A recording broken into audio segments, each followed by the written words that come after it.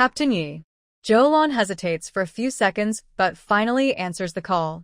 She's still annoyed by the farewell kiss from the base, but she's more concerned about whether there's an emergency. Her tone after answering is very polite. She doesn't call him little brother or angel, just respectfully says Captain Yi. Unexpectedly, he's even more polite than her. We say softly. Xiaolan doesn't understand. Zhou Jie, Yi Qi repeats. This time, Xiaolan hears him clearly. He really calls her Jie's sister. She falls silent for 2 seconds, trying to process this title. But she can't. It feels like eating a big piece of sticky rice cake that's not chewed well, stuck in her throat, making her want to. Captain Yi, is there something urgent? Xiaolan keeps her tone formal and distant. If you have trouble, just say so. I've always said, I'll help whenever I can. There's a pause from Yi Qi's side. Then he cautiously asks Zhou Jie, are you still angry? Captain Yi, do you have something serious to discuss? I'm busy here. Busy with what? Just finished killing someone, and I'm wrapping things up. Is it dangerous? Are you hurt? Who was it? Will there be other problems later? Yi Qi's tone became softer, but showed clear signs of nervousness and concern. Xiaolan remained polite. No problem at all. No need to worry. Captain Yi, if there's nothing urgent, I'll hang up now. Wait. Are you really okay over there? Do you need me to come help? It's really not necessary. Captain Yi, if. Don't hang up. So? Actually, I wanted to ask, TT hasn't had much appetite these past 2 days. Usually it could eat 5 bowls of food, but lately only 1 or 2. Should I give it some medicine to help its stomach? Xiaolan looked at the clock. Captain Yi, you called at 3 in the morning just about the dog's appetite? Yi Qi looked serious. TT's poor appetite affects its health, which could influence its abilities and even its fighting strength. As the alert dog of the base, it should be getting stronger, not weaker, because of appetite issues. This is a big matter and urgent. Sorry to bother you now, but please help think of a solution, okay? I don't believe you. You're pretending to be serious and even making excuses now. Xiaolan rolled her eyes and said, Dear, if you can't solve your dog's appetite problem, I suggest you just get rid of the dog. Then she cut off the communication. He quickened his pace and headed back. Inside the Blood Dawn base, Yi Qi held the communicator in silence. All this nonsense in the past half-day was pointless. Should I call again? It seemed Xiaolan was still upset about the farewell that day. No matter how much he called her sister, she wouldn't be easily mollified. He glanced at the small dog by his side. The dog immediately curled up, trembling, with eyes full of tears. Whimper. Woof woof. Yi Qi said, Don't worry, I won't solve you. TT immediately pounced into his arms, licking him fiercely in gratitude. Life as a dog is so hard. The owners had a fight over the phone, almost ending my life. But, do you know how to cheer up a girl? Think of a way for me.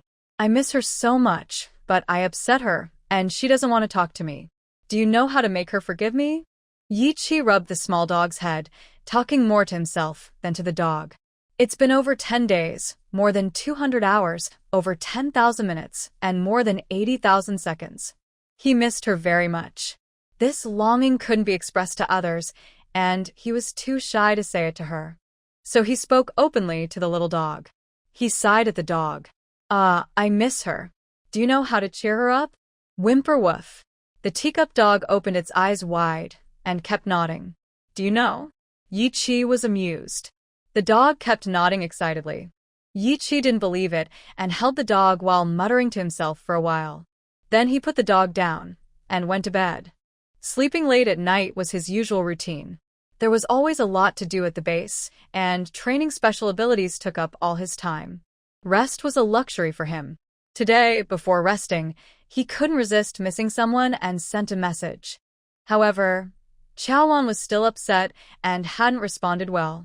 Yi Qi tossed and turned, thinking maybe tomorrow he could find a good way to cheer her up, or the day after tomorrow. He drifted into a hazy sleep, unaware that dawn was approaching. Someone knocked on the door. Yi Qi immediately woke up, seeing the clock on the wall pointing to 6 o'clock. It was the routine time for the night shift guard leader to report the night's situation. He dressed quickly, opened the door, and outside, he saw not only the guard leader, but also a woman behind him. She was wearing torn clothes, her hair messy, face covered in dirt, and she emitted a strong smell typical of homeless survivors, an odor from living in dirty environments and not bathing for a long time. Most city survivors had this smell. A few days ago, the base had found an underground storage of bottled water, and they had dug out many well-preserved bottles. Yichi took some out for everyone to wash, as maintaining hygiene could help prevent illness. 5 people used half a basin of water to wash their whole bodies. It was very frugal, but everyone was happy and cleaned thoroughly. The entire base had a big cleaning. Now, there were no more extremely smelly people in the base. So, the woman in front of him, smelling so bad, was she outside the base? What's going on? Yichi asked the squad leader, looking at the woman whose face and age were hard to tell. The night shift leader saluted and reported. Report. Captain Yi, this survivor arrived at the base early this morning, saying, "Brother, It's really you. before the squad leader finished, the woman behind him excitedly shouted and threw her arms around Yichi. Yichi instinctively took a step back, but froze when he heard her voice. You? Brother. It's me. Brother. Xiaoqing? Aren't you in the capital? Brother. Boo-hoo. Seeing the woman hugging Yichi and crying, the night shift guard leader's first thought was, oh no, Captain Yi is dirty now. It looked like his clean, big bun of a person was covered in mud, which made him feel sad. But he said aloud, so, she really is Captain Ye's family member. I'll report later. He saluted and left. Yichi pushed away the person who was holding him. Reunion after a disaster is certainly a surprise, but it was also very smelly. Xiaoqing, go inside first, drink some water, eat something, and rest a bit. You look like you've suffered a lot. Brother, I can see you again, so I don't feel any pain at all. The visitor followed Yichi into the house. Seeing the clean and tidy room, she tearfully exclaimed, Brother, your base living conditions are really good. Not just my base, it's everyone's. Yichi handed her a small wet wipe to wipe her face, head, and hands. Then he gave her a small bread and a glass of clear water. Eat up. Woo-woo. Woof-woof. Cha-Cha ran over, grabbed the bread bag, and ran away. The delicious food left by the hostess. Even a cheap dog wouldn't share it with others. Cha-Cha. Yichi chased to the corner and took the bread back from the dog's mouth. Woo-woo. XX. The puppy looked tearful, watching the bread return to the stranger's hands, and drooped its little head in sadness. Such a cute dog. The girl thought the teacup dog's expression looked almost human, which she found amazing. She drank the water from the bottom of her cup. The sweet, clear water made her cracked lips a little moist.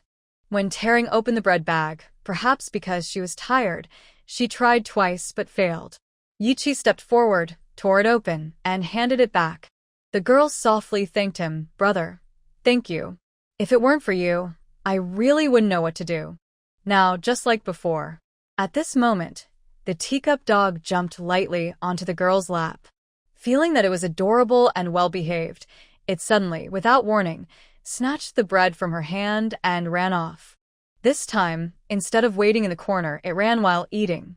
By the time Yichi caught it and cornered it, the dog had already finished the bread. The small bread, about the size of a child's fist, wasn't much, just enough to fill the girl's stomach, but now there was nothing left. The teacup dog, holding the empty bag, squatted in the corner and whined at the girl, as if protesting. Brother? The girl felt like the little dog didn't like her. Yichi, helpless, grabbed the dog's ears and gave it a look. Since it had already eaten, he couldn't let it, and even if it did, no one could eat it again. Wait until breakfast, he told the girl. Breakfast is at 7. Are you still willing to stay? The girl nodded. Brother, as long as I find you, I'm happier than anything. It doesn't matter if I eat or not. Now tell me, how did you find me? After the storm, transportation was paralyzed, so you should have been in Sea City before the disaster. Why? Weren't you studying in Beijing? Yi Qi became serious. The girl lowered her head. Brother, Did you skip school? Brother, the world is ending. Whether I skip school or not, what does it matter now? If I weren't here in this city looking for you, and I was still in Beijing, would we ever see each other again in this life? The girl started crying. Yi Qi's brows remained tight, and he asked her about how she came to the base. Through her tears, she explained that she came to the city before the disaster to find him. After the windstorm, she was trying to survive in various parts of the city. She couldn't go back to Beijing or find anyone there. In her despair, she heard about a base. The leader of the base seemed to be named Yi Qi. Out of curiosity, she came all this way to find her family. Yi Qi scolded her sternly. You know it's very dangerous, right? If something happened to you, I wouldn't even know where you are. From now on, stay at the base and don't go anywhere without permission. Do you hear me? Zhanqing. The girl nodded, sniffling. Rest here for a while. Yi Qi settled her on his bed to sleep, then left to do some work. After a few steps outside, he suddenly felt something was wrong. He remembered the dog was still inside, so he hurried back. He pushed the door open and saw Zhanqing lying on the bed with her eyes closed. The teacup dog was sitting on the bedside table, baring its sharp teeth. Cha-cha. Woof! The little dog looked back at its owner. Its fierce expression turned into a cute, smiling face, as if it was grinning. Come here. Yi Qi called the dog away. Brother. Zhanqing opened her eyes at the sound. It's okay, keep sleeping. Someone will bring food at 7. Yi Qi took the dog and left. On the way, he whispered a warning. Did you try to bite her just now? I warn you, be honest. She's my sister, and you're not allowed to hurt her. Cha-cha lay in Yi Qi's palm, whimpering softly. Later, while Yi Qi was busy, the little dog suddenly ran off without a trace. It slipped into the sewer, running around chaotically, until it finally found a mutated rat with glowing red eyes. The rat was much bigger than the dog, but as soon as they saw each other, the rat was quickly subdued by the dog's 2 paws. Woof woof. Holding the rat's head, Cha-cha barked and tried to communicate. There was a language barrier between dogs and rats, but animals with some intelligence after mutation could understand each other to some extent. The rat Cha-cha chose seemed to be quite smart. Its red eyes flickered, and it seemed to understand what Cha-cha meant. The little dog's barking means, go to the west side of the city, find my owner, and tell her quickly that the male owner misses her. Also, tell her that a woman has come close to him, eating his food, sleeping in his bed, and possibly trying to take him away. Tell my owner to think of a way fast. Woof woof. Do you understand? Squeak squeak. It seems to understand. Woof woof. Then go, and do it quickly. The teacup dog spat out a piece of cloth, which she had bitten from Xiaolan's clothes before, still carrying her scent. She handed the cloth to the mouse to hold, so it could track the scent and find the person. The red-eyed mouse squeaked and ran away. Why does the mouse listen to the dog? Because this dog is dangerous. When the dog scratched the mouse's paws in anger, it wanted to cure the poison, but it had to finish its task first. Only then would it help. It's quite a dog. Cha-cha watched the mouse go far away, then returned to the base. The west side of the city is so big, who knows how long it will take the mouse to find Xiaolan, or, if something happens along the way, they might need another mouse to do the job. It's a clumsy plan, but it's the best one this small, gentle dog can think of right now. It originally wanted to help the male owner send his feelings, saying it had a way to comfort the female owner. The male owner didn't believe it. Now it's going to tell on him, exposing that he secretly keeps a woman. South of the city, a well-preserved townhouse.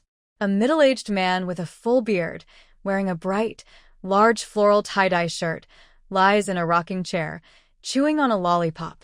He squints lazily, listening to his subordinate report. After a while, he lazily says, "Oh, I see. Another small team that was offering sacrifices is gone. Don't bother me with such small matters in the future. Boss, this team is different. Their leader is awakened, and there are 2 awakened deputies, so 3 awakened people and a group of fighters. But they were all wiped out overnight. The attacker's strength is definitely not to be underestimated. If it's aimed at us. Yeah, I get it. Someone's targeting us, huh? Send some tough brothers to deal with it, and it'll be over. The middle-aged man waves his hand impatiently. Boss. Maybe it's not really aimed at us. No need to act right now. Maybe we should check first. Suddenly, the man opens his eyes, his deep brown pupils flashing with a sharp light. His subordinate trembles. Boss. Do as I say. Find out who did this, then take action. Got it? Yes. The subordinate leaves. The man gets up from the rocking chair, still chewing his lollipop, stepping into flip-flops, and walks to the balcony, leaning on a railing. The city in early winter is quiet and rundown, with a cold breeze in the air. The man's shirt, however, is bright and lively, as if he's wearing springtime. Downstairs in the yard, there's noise and chaos. A group of raiders returning from looting are handing over their spoils.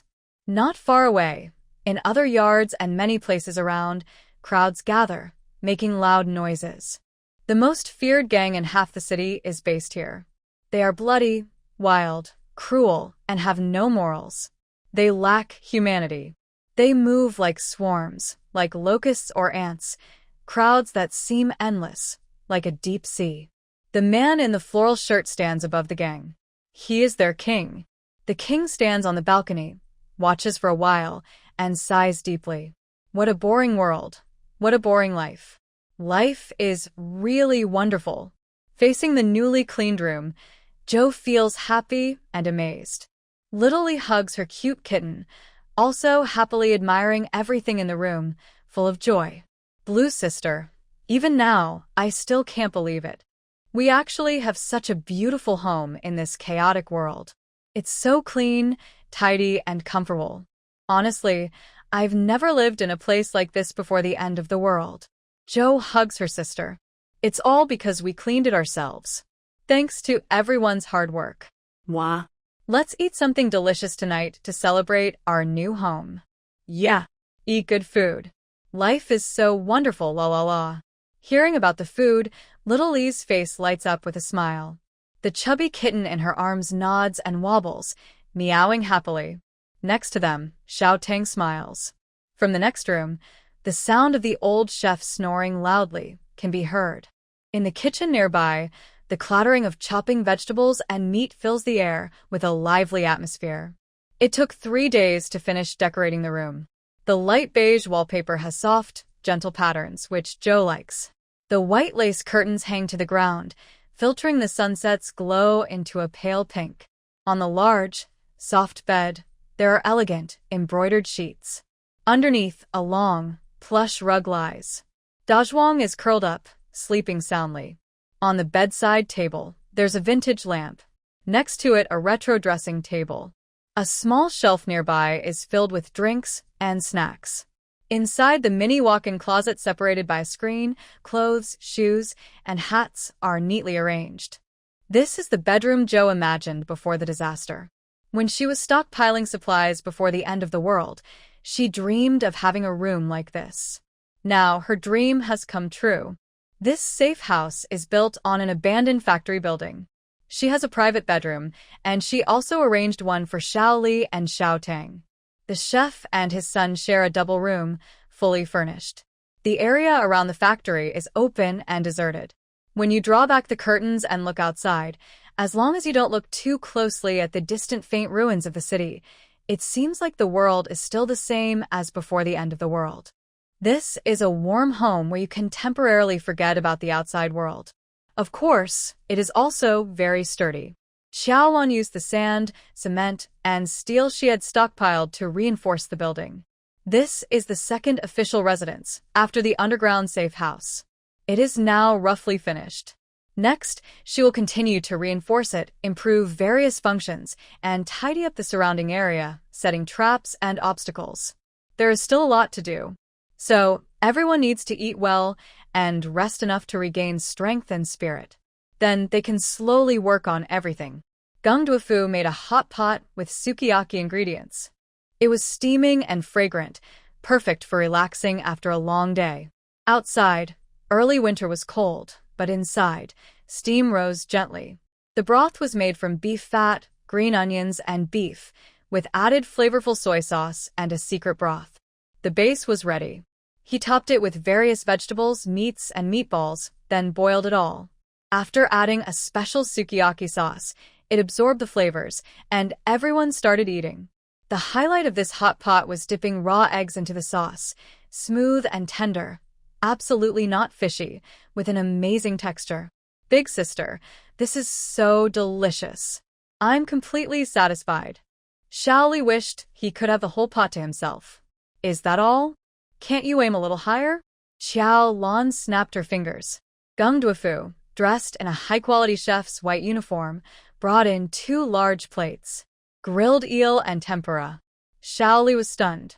The sukiyaki paired with classic Japanese dishes was indeed nice. What surprised everyone was that the grilled eel wasn't cut into pieces, but served as whole fish. 5 large fish on a big plate. The rich sauce and golden color looked like a high-end dish from an expensive restaurant. The other plate had tempura, battered and fried shrimp, but these weren't ordinary white shrimp. They were lobsters. Each was huge, filling a large plate. Even Xiao Tang's face changed in shock. Sis, this is way too luxurious, he said. It's nothing special. Just celebrating the new house, Xiaolan said, inviting Gung Duofu to sit down. The old chef was very pleased. He patted his son's shoulder and said, "You've truly learned from me.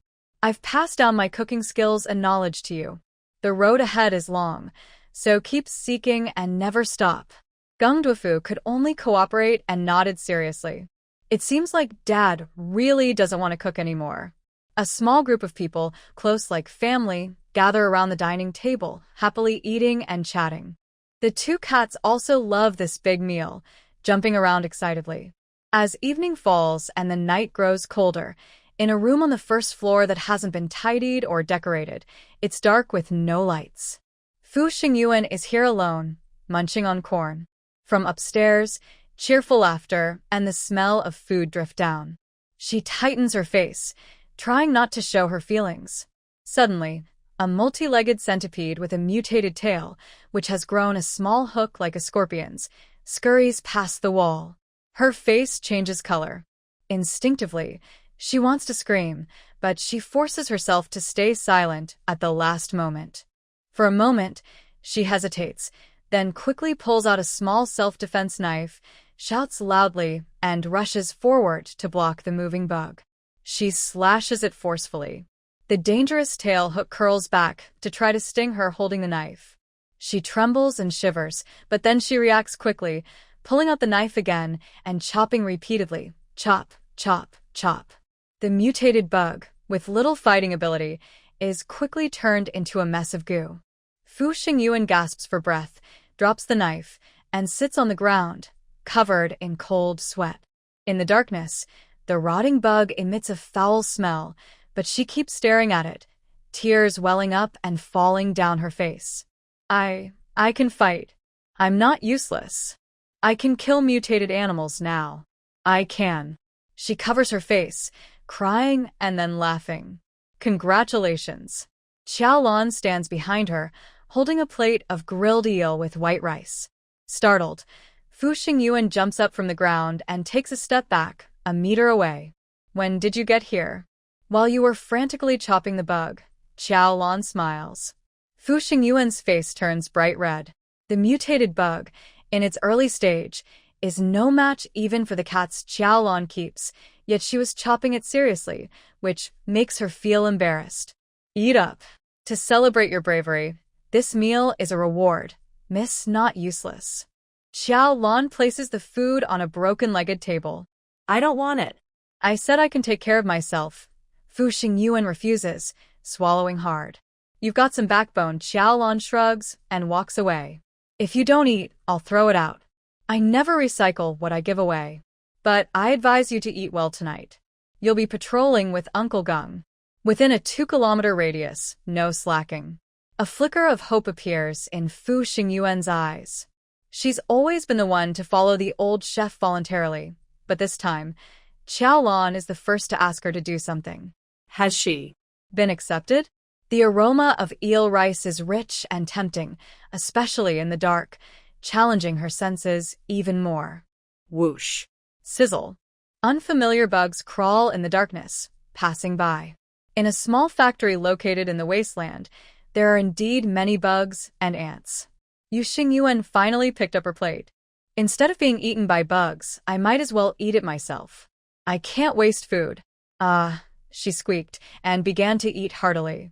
As she ate, she started crying. It's been a long, long time since I had such delicious food.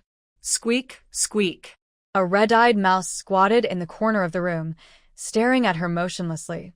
Meow. On the second floor, the well-fed cat, Little Silly, was curled up on Xiaolan's pillow, sleeping. Suddenly, it stood up, widened its shiny black eyes, and growled fiercely. Its brother, Dezhuang, was lying on the mat, just lifting his eyelids at the sound, giving her a "it's okay" look. Is it really okay? Little Silly tilted its head, scratching at the pillow with its little paw, looking a bit uneasy. Blue sister. The cat says there's a mutated beast downstairs, Little Lee, the translator, dutifully reported. Xiaolan had just come upstairs. She was rubbing her belly on the lazy sofa at the foot of the bed and waved her hand, saying, "Just a small animal or two, no threat." Is that girl okay? She seems to be most afraid of mutated beasts. Little Lee was a bit worried. I heard she doesn't dare move when she sees a mutated beast. Don't get bitten. Xiaolan smai. That was in the past. Since fighting and barely defeating a girl who looked like a snake, Xiaolan observed that Xingyuan's courage had indeed grown a bit.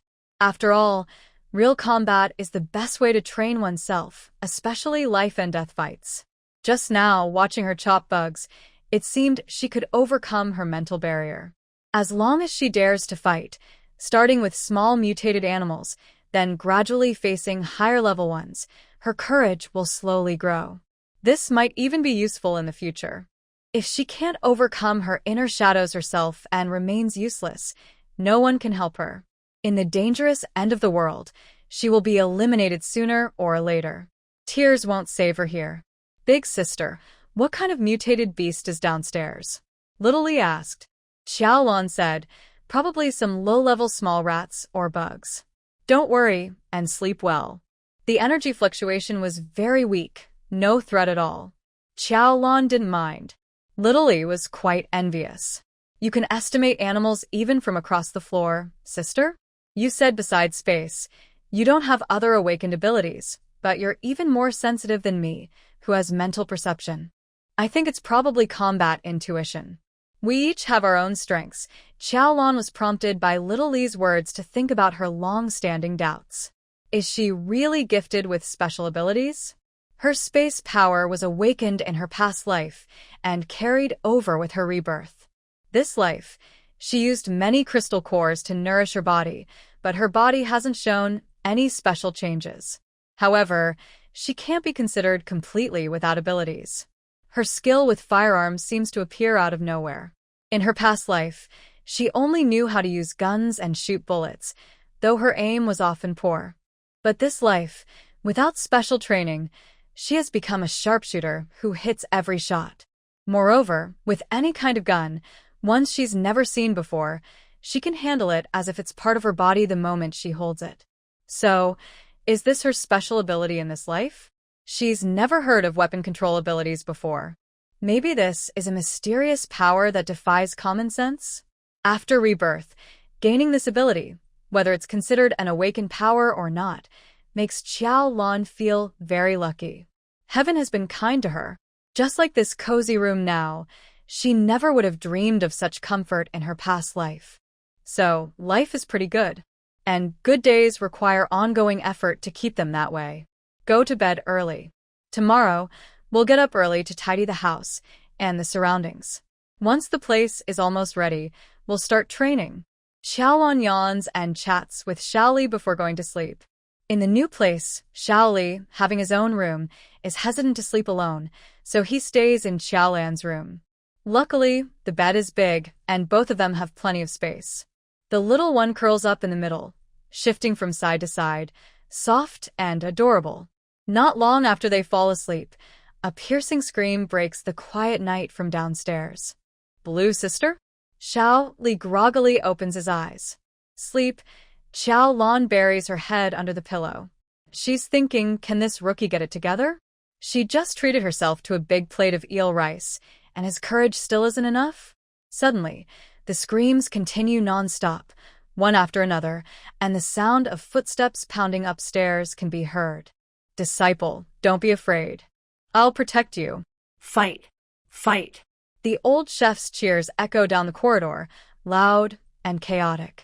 There's no way she can sleep now. Xiaolan crawls out from under the pillow, feeling helpless. The door is knocked loudly, and Xiaoli jumps out of bed to open it. Fu Xingyuan rushes in like a whirlwind, holding a dark bundle in his hand. He screams, "Mouse! Mouse. Mouse. As the ceiling nearly collapses from the noise. Fight. Just fight. Don't just shout. The old chef shouts loudly, eager to join the fight. He was willing to train the novice and held back his impulse to punish the wicked creature.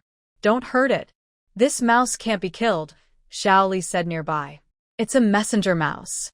Fu Xingyuan nodded vigorously, tears in her eyes, and looked at Xiaoli with gratitude. Xiaoli said, "Put it down. It won't run away." Fu Xingyuan felt relieved and quickly threw the mouse onto the bed. She stomped her feet and ran outside, hiding behind the old chef, keeping her distance from the mouse. Xiaolan was confused. "You're so scared, but you're still carrying it upstairs?" Fu Xingyuan hurriedly wiped her tears, embarrassed and angry. "I'm not afraid. I was going to kill it, but it came looking for someone, so I brought it here." "How do you know it was looking for someone?" Xiaoli asked in surprise. You guessed? Fu Xingyuan was too shy to admit that she suddenly noticed the mouse staring at her during dinner. She was so scared she froze and dared not move, just staring at the mouse for a long time. Then, from the mouse's quiet gaze, she suddenly understood its purpose. Staring into the mouse's eyes until they understood each other, what a shameful thing to say. She casually said she guessed, and Xiaoli didn't ask further. Because at that moment, the mouse's squeaks were translated. Dog boss is sending a message to the lady of the house, saying the master misses her, so he found a woman to eat with and sleep in the same bed. The lady should think of a way quickly. Everyone inside and outside the house. De Zhuang stood up, looking sternly at the little mouse. The poor mouse, after being thrown onto the bed, didn't dare to move. Under the threat of the cat, it trembled and curled up, but still squeaked again, repeating the dog's message. Xiaoli tried hard to use his mental power to confirm. "That's right. I don't think I misunderstood. So, what's going on with Yi Qi sleeping in the same bed with a woman?" The old chef held his waist with a kitchen knife. "The world is going downhill. My lord, let me go seek justice for you." He had clearly kissed the master of our house and dared to entangle with another woman. Not following the proper way of a husband. The kitchen knife should serve. Xiaolan helplessly waved his hand. "Old hero, you should go handle bigger matters. Don't bother with these petty things. Keep watch." The old chef's eyes widened, hesitated for a moment, then shouted, "All right." Following the master's orders. He picked up Fu Xingyuan and went out to patrol. Xiaolan looked at the little mouse and found it quite strange. A teacup dog could catch mice and deliver messages. Should I praise the dog or the mouse? Anyway, this is a sustainable path forward. Xiaolan patted De Zhuang. "How about it? Do you want to lead the mouse messenger team?" De Zhuang rolled his eyes sincerely, showing disdain. He really didn't like mice and had no interest in leading a messenger team. Xiao Li's eyes lit up. "Sister Lan, I understand you. Maybe I can do it?" Her ability to read animal minds was just what they needed. The two girls looked at each other, both thinking of more possibilities. If they could train a group of mice, pigeons, or other mutated animals as messengers, it would be very useful in this post-apocalyptic world, where communication was often broken. Xiaolan was happy and fed the little mouse some cheese and meat. Thanks to this small creature, she got a new idea. The little mouse found no danger here and enjoyed the tasty food. It chirped happily, ate quickly, and then eagerly wanted to go back and deliver the message. It was also poisoned, so it needed to go back to detoxify. Xiaolan thought for a moment, wrote a note, encrypted it with mousse, and the message was "Be careful of the toxic rain." She tied it to the mouse and let it go. After winter, there would be rain and snow, but they couldn't drink the water because it was poisoned. There was still some time before the toxic rain fell, so it wasn't an urgent message. Xiaolan decided not to notify the Yiqi base immediately, but to test the messenger method with the mice to see if it was reliable and efficient. Yiqi didn't have anyone who could interpret animal signals, so she chose to write a coded message. She also gave the mouse a piece of biscuit to eat on the way. As for any messages about women or other things the mouse might carry, Xiaolan ignored them. She thought they were nonsense and a waste of her energy. The two girls lay back on the bed. The sleepiness was gone, and they started talking about their plans to develop the messenger team. There were many mice in the city, so there were plenty of materials to train from, but they didn't know if it would be easy to train them.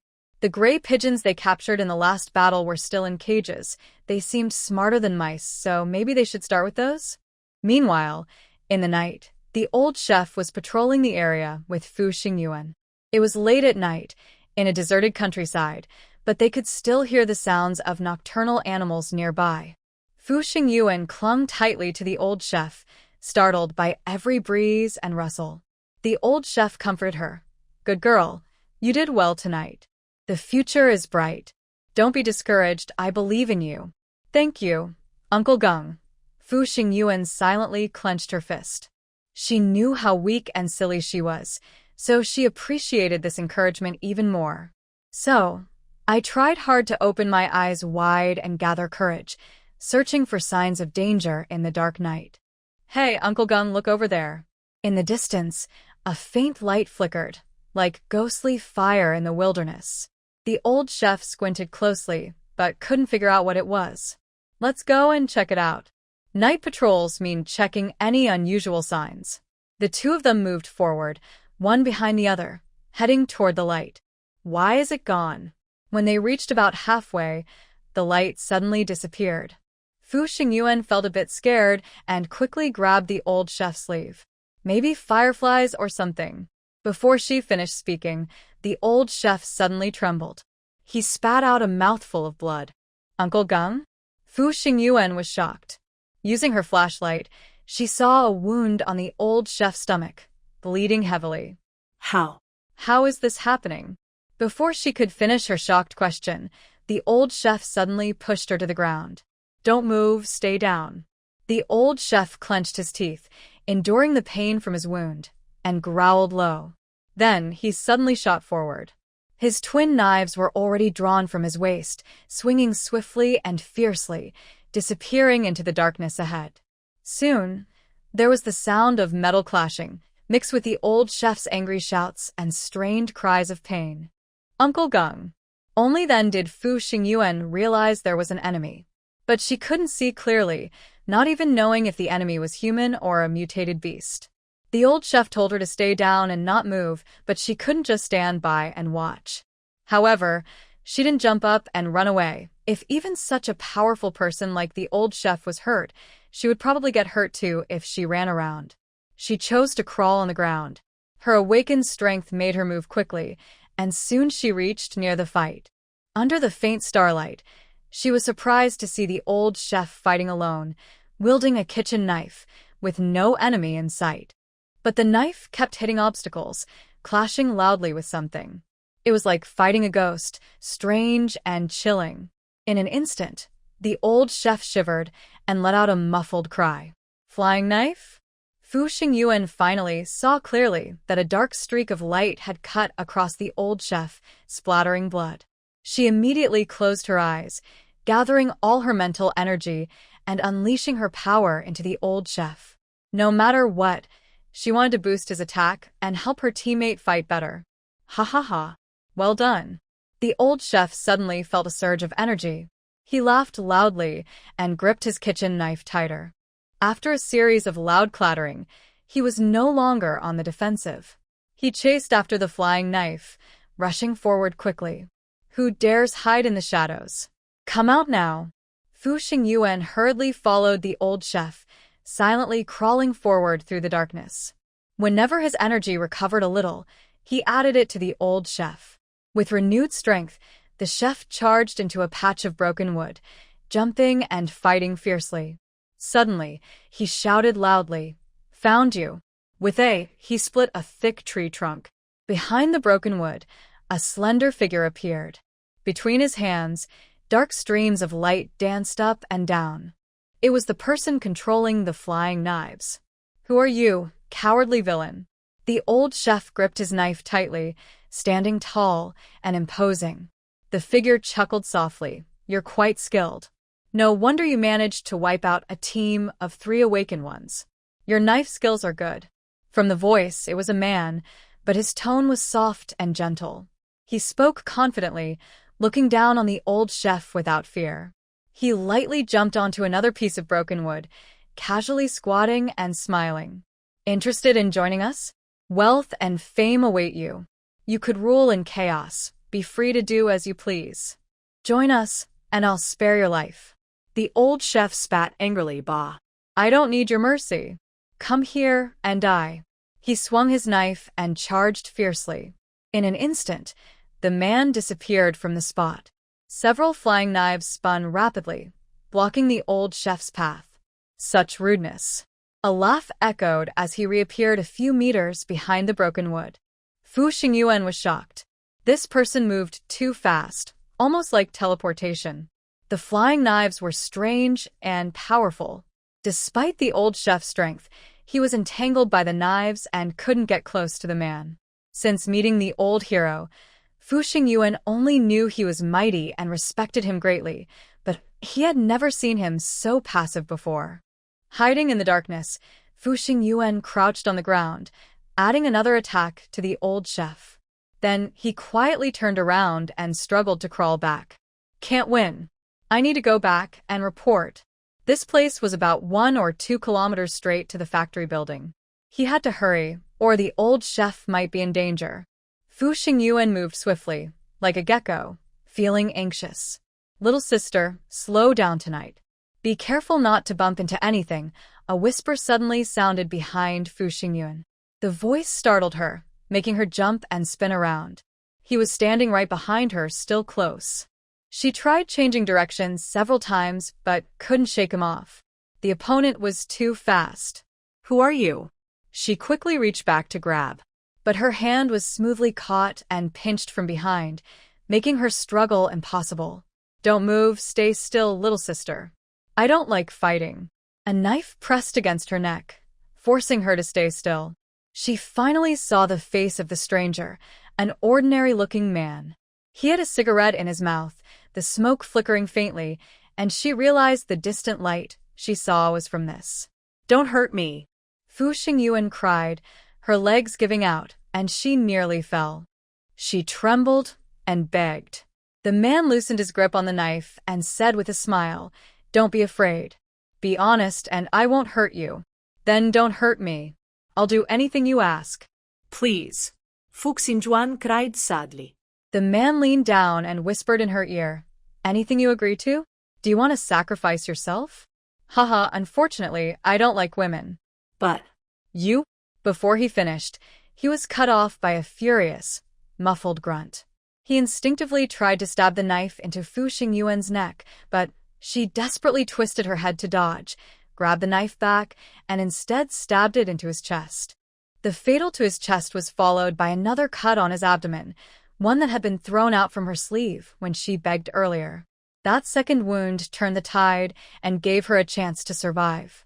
Knowing she wasn't skilled in fighting, she kept hidden spring-loaded knives in her sleeve and belt for critical moments. Fortunately, they finally came into use. She pulled out the spring knife and, worried, stabbed the man's chest 2 or 3 more times.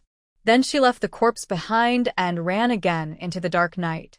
Her heart pounded like a drum in her chest, and behind her, she could hear the old chef's furious shouts and grunts from fighting. "Hurry up! Faster! Faster!" She didn't know how many minutes it took her to run back to the small building, nor how Joe Blue, who had rushed out to help, fought. When she finally reached the broken woods, exhausted, The enemy, who threw flying knives, was already badly wounded and fleeing. Joe Blue didn't chase but stayed to tend to the old chef's wounds. The flying knives were deadly, leaving over 20 cuts of varying depth on the old chef's body, some deep enough to see bone. 2 long cuts on his abdomen exposed his intestines, yet the old chef stubbornly shouted that he wanted to go after the enemy.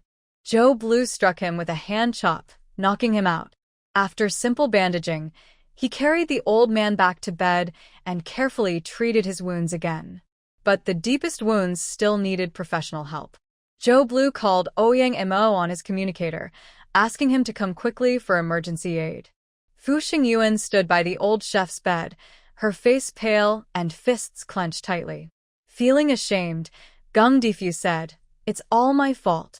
Xiaolan interrupted her. "You did well this time. The enemy was just too strong."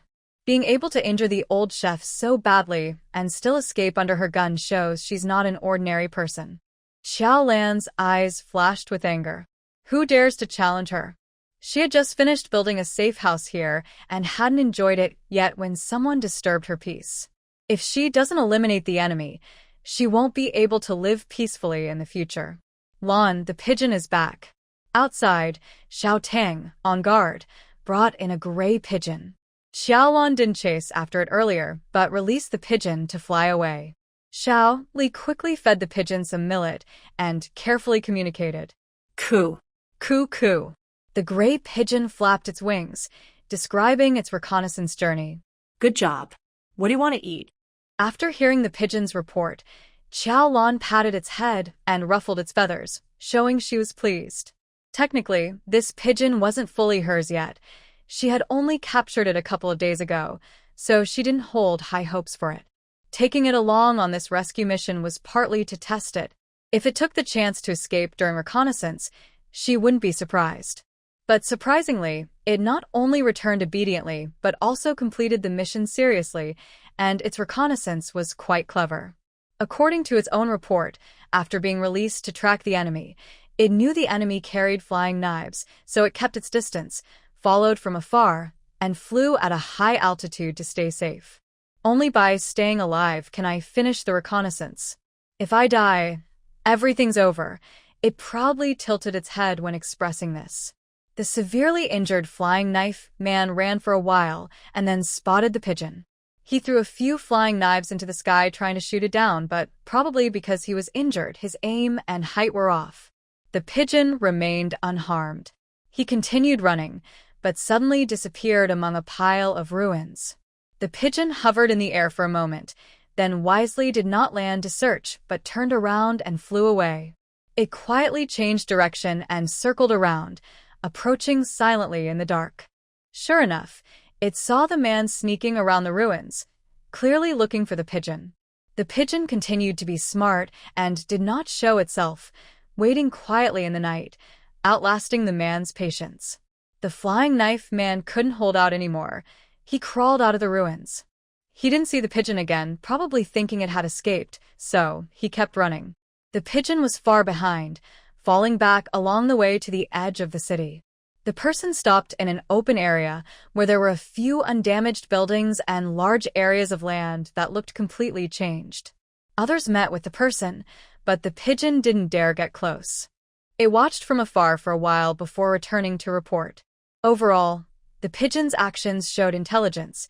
At least it wasn't a foolish bird, knowing when to act wisely. Xiaolan let the pigeon choose any food it wanted and rewarded it with a big meal. Coo coo coo. Pleased with the praise, the pigeon puffed up its chest and lifted its head, really choosing its meal. Xiaoli looked confused. It wants to eat braised pork. The pigeon isn't a vegetarian. It eats rice, beans, and peanuts, but I've never heard of it eating meat. After confirming several times, the pigeon insisted it wanted meat, the same kind everyone ate yesterday. That's braised pork over rice. These days, busy tidying up the house, I haven't cooked proper meals. I just heat up the rice bowls from the space. I didn't expect the pigeon to notice the braised pork.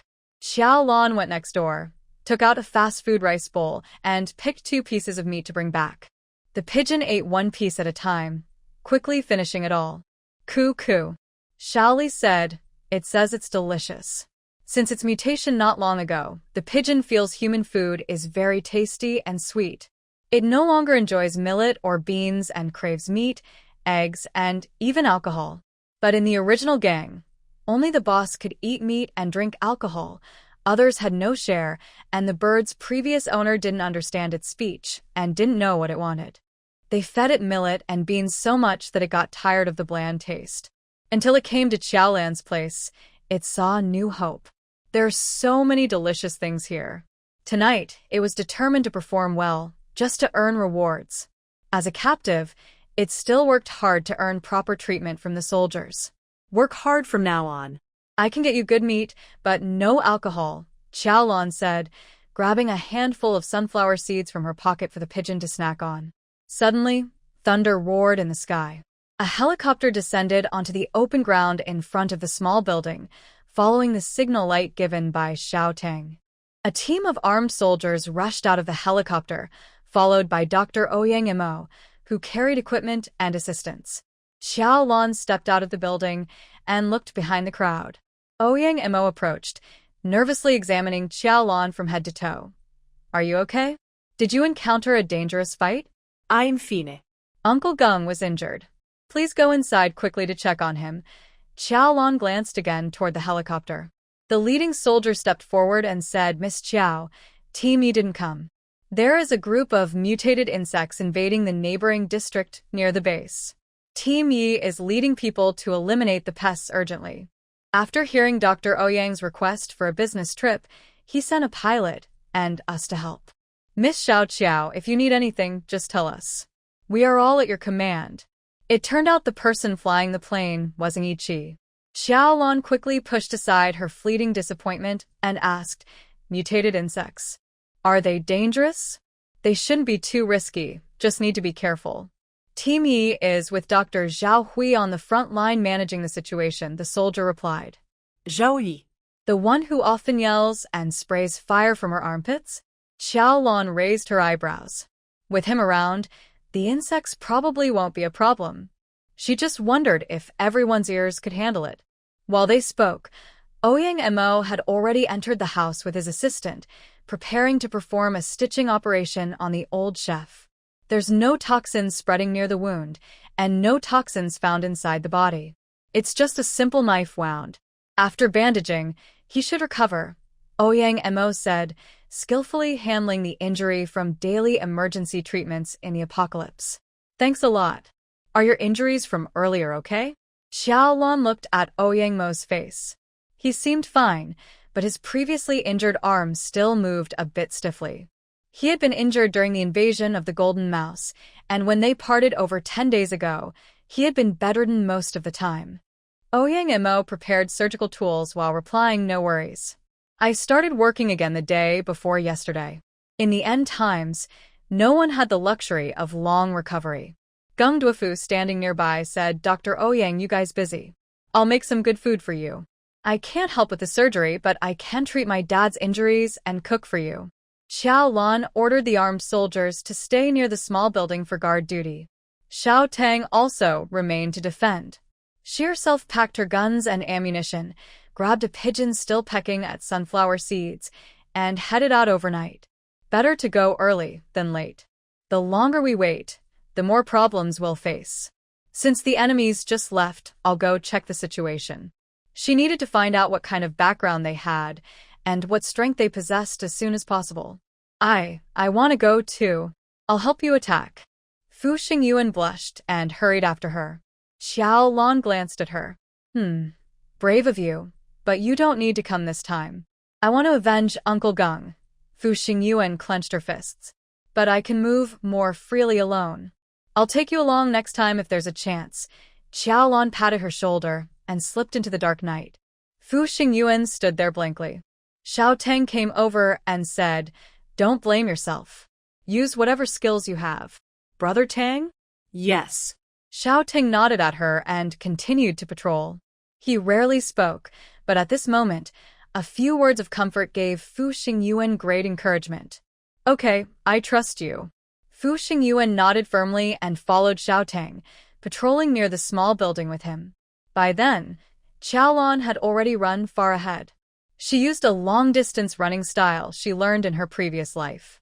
Her speed wasn't very fast, but she maintained a steady pace, keeping her heart rate around 80% of her maximum.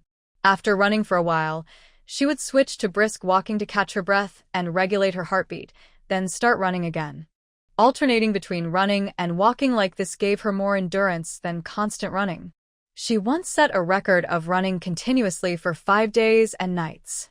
A mutated lone wolf chasing her tired her out, so she turned around and killed the wolf to eat. A pigeon led the way ahead. She alternated between running and walking, covering several miles in no time. Soon, she reached the area the pigeon had mentioned.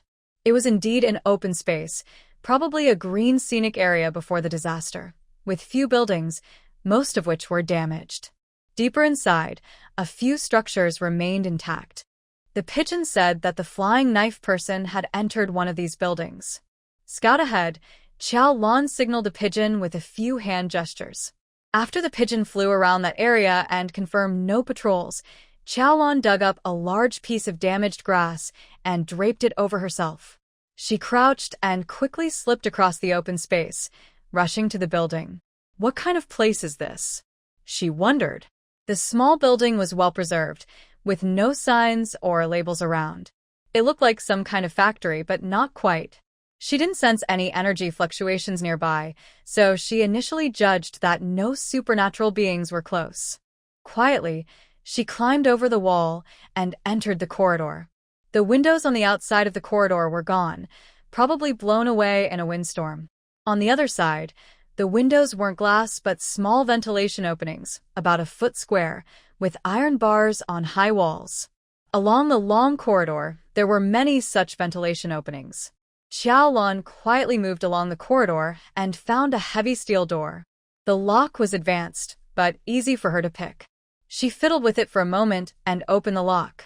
As she opened the door, it made a creaking sound. She quickly closed it behind her. Inside was completely dark, but there were faint green emergency lights on the walls. There was a corridor and a door on one side. So, what kind of place was this? Xiaolan thought the layout was very strange. She opened the door again carefully. Then she was shocked to find that it was not a series of individual rooms, but a large open space. The entire floor was connected as one big area. In this tall, wide space, there were piles of bags stacked very high. Xiaolan's heart skipped a beat. This smell. She couldn't believe it and quickly rushed forward, slicing open one of the bags with a knife. Clatter. White small grains spilled out, shining softly under the emergency light. Rice. This oddly designed building was actually a grain warehouse. Xiaolan was very excited. What good luck. She came to chase the enemies and ended up finding a big grain storage. She ran around the entire space quickly, checking all the bags to make sure they were filled with grain. When she confirmed, she confidently placed her hand on a rice bag and thought to herself, I think these all belong to me. Xiaolan's space ability was truly powerful. All the rice bags on the entire floor, countless and stacked high, disappeared in the blink of an eye. Where did they go? Of course, they were all neatly stored inside Xiaolan's space. Her space was several hundred acres large, enough to hold multiple layers of rice bags without any problem. After running around for a while, Xiaolan found a management computer and some handwritten records. She connected a backup battery, turned on the computer, and combined the electronic and handwritten records to understand what was going on with the grain. This was one of the city's reserve grain depots. C-City had recently built a large, new reserve grain warehouse, just completed before the storm. It used the most advanced grain storage technology. According to the records, they replaced the oxygen inside with nitrogen to create an environment where pests and mold couldn't grow, effectively killing them.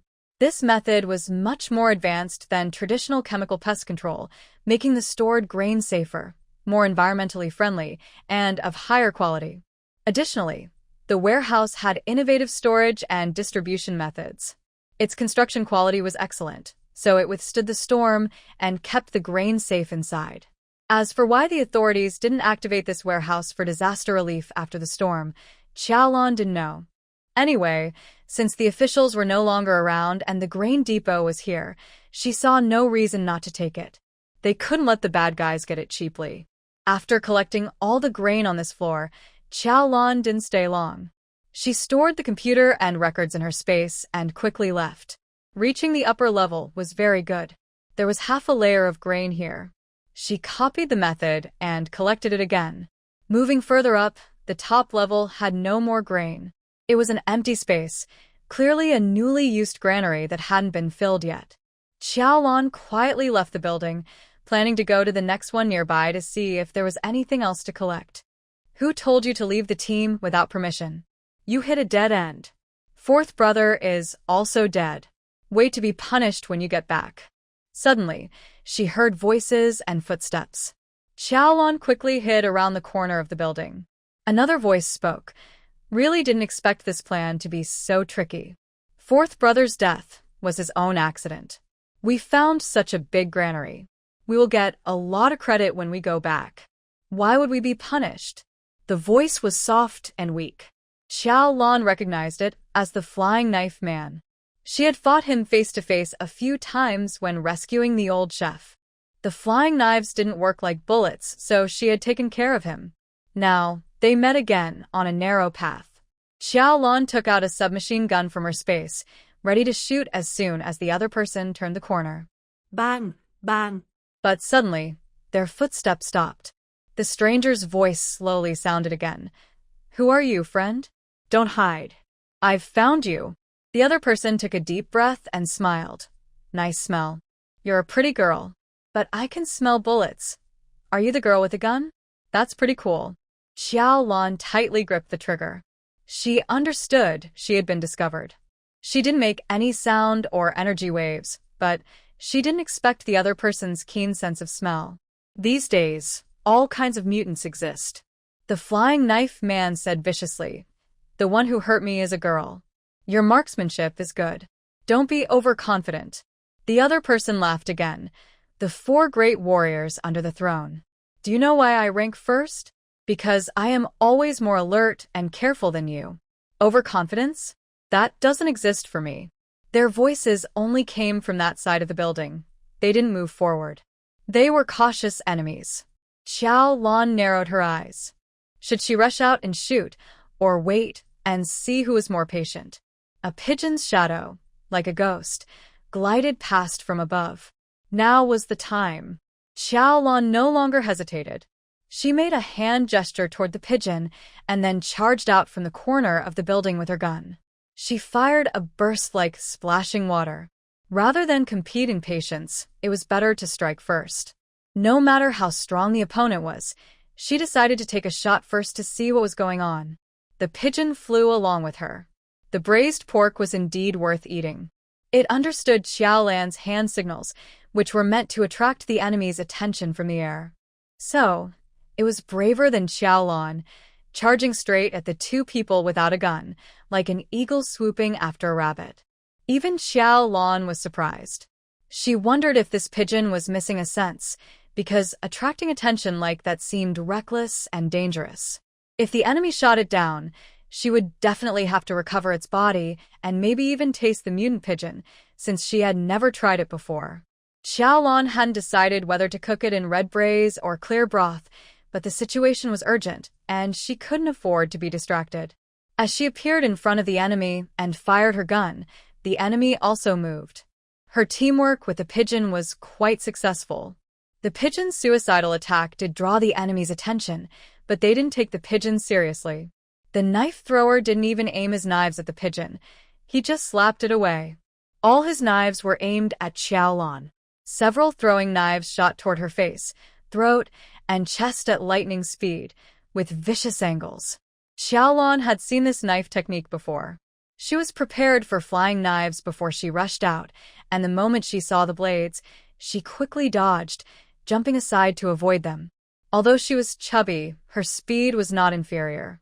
It's her who hurt me. The knife thrower was angry and surprised when he saw Xiaolan, clearly not expecting her to dare to face him directly. But Xiaolan was even more surprised. All her bullets had been blocked.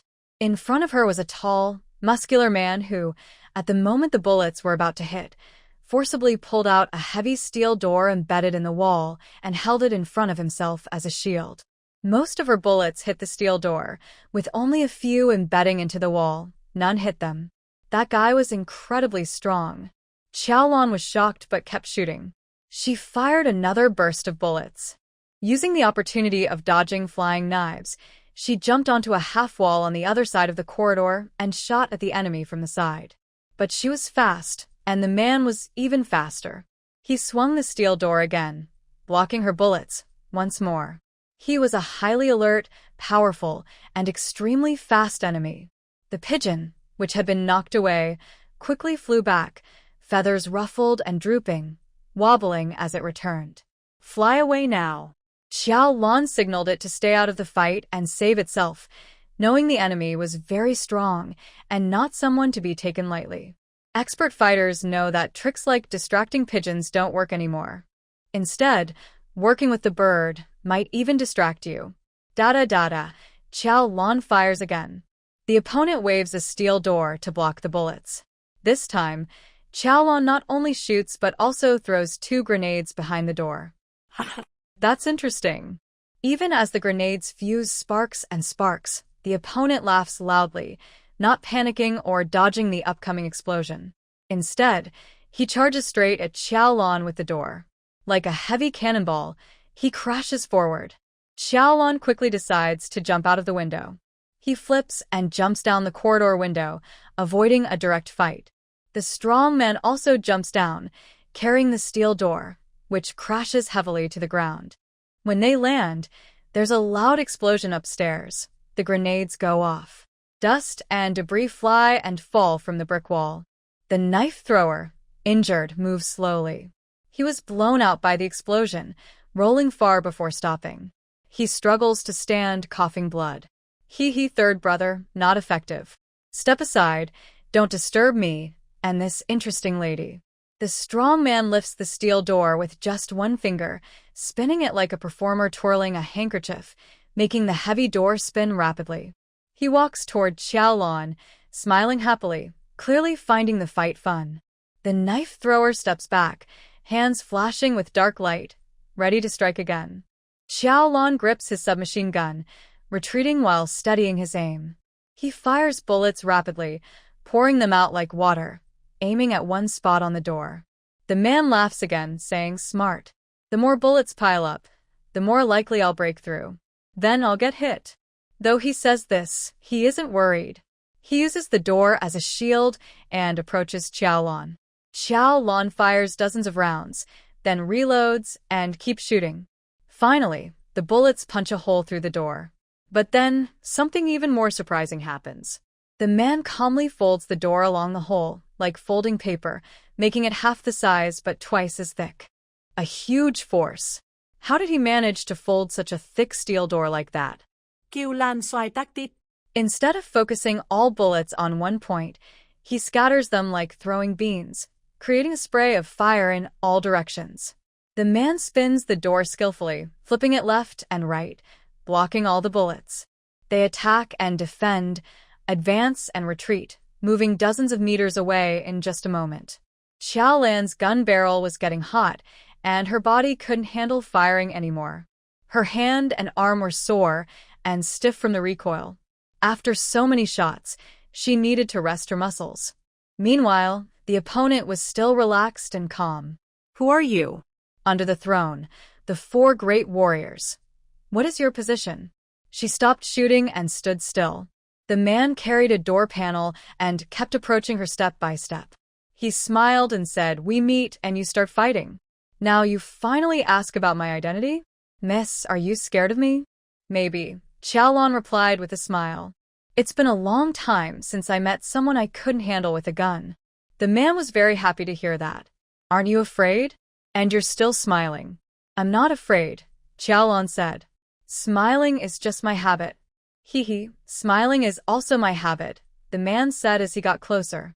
As the saying goes, girls who love to laugh are usually very cheerful. She finished for him.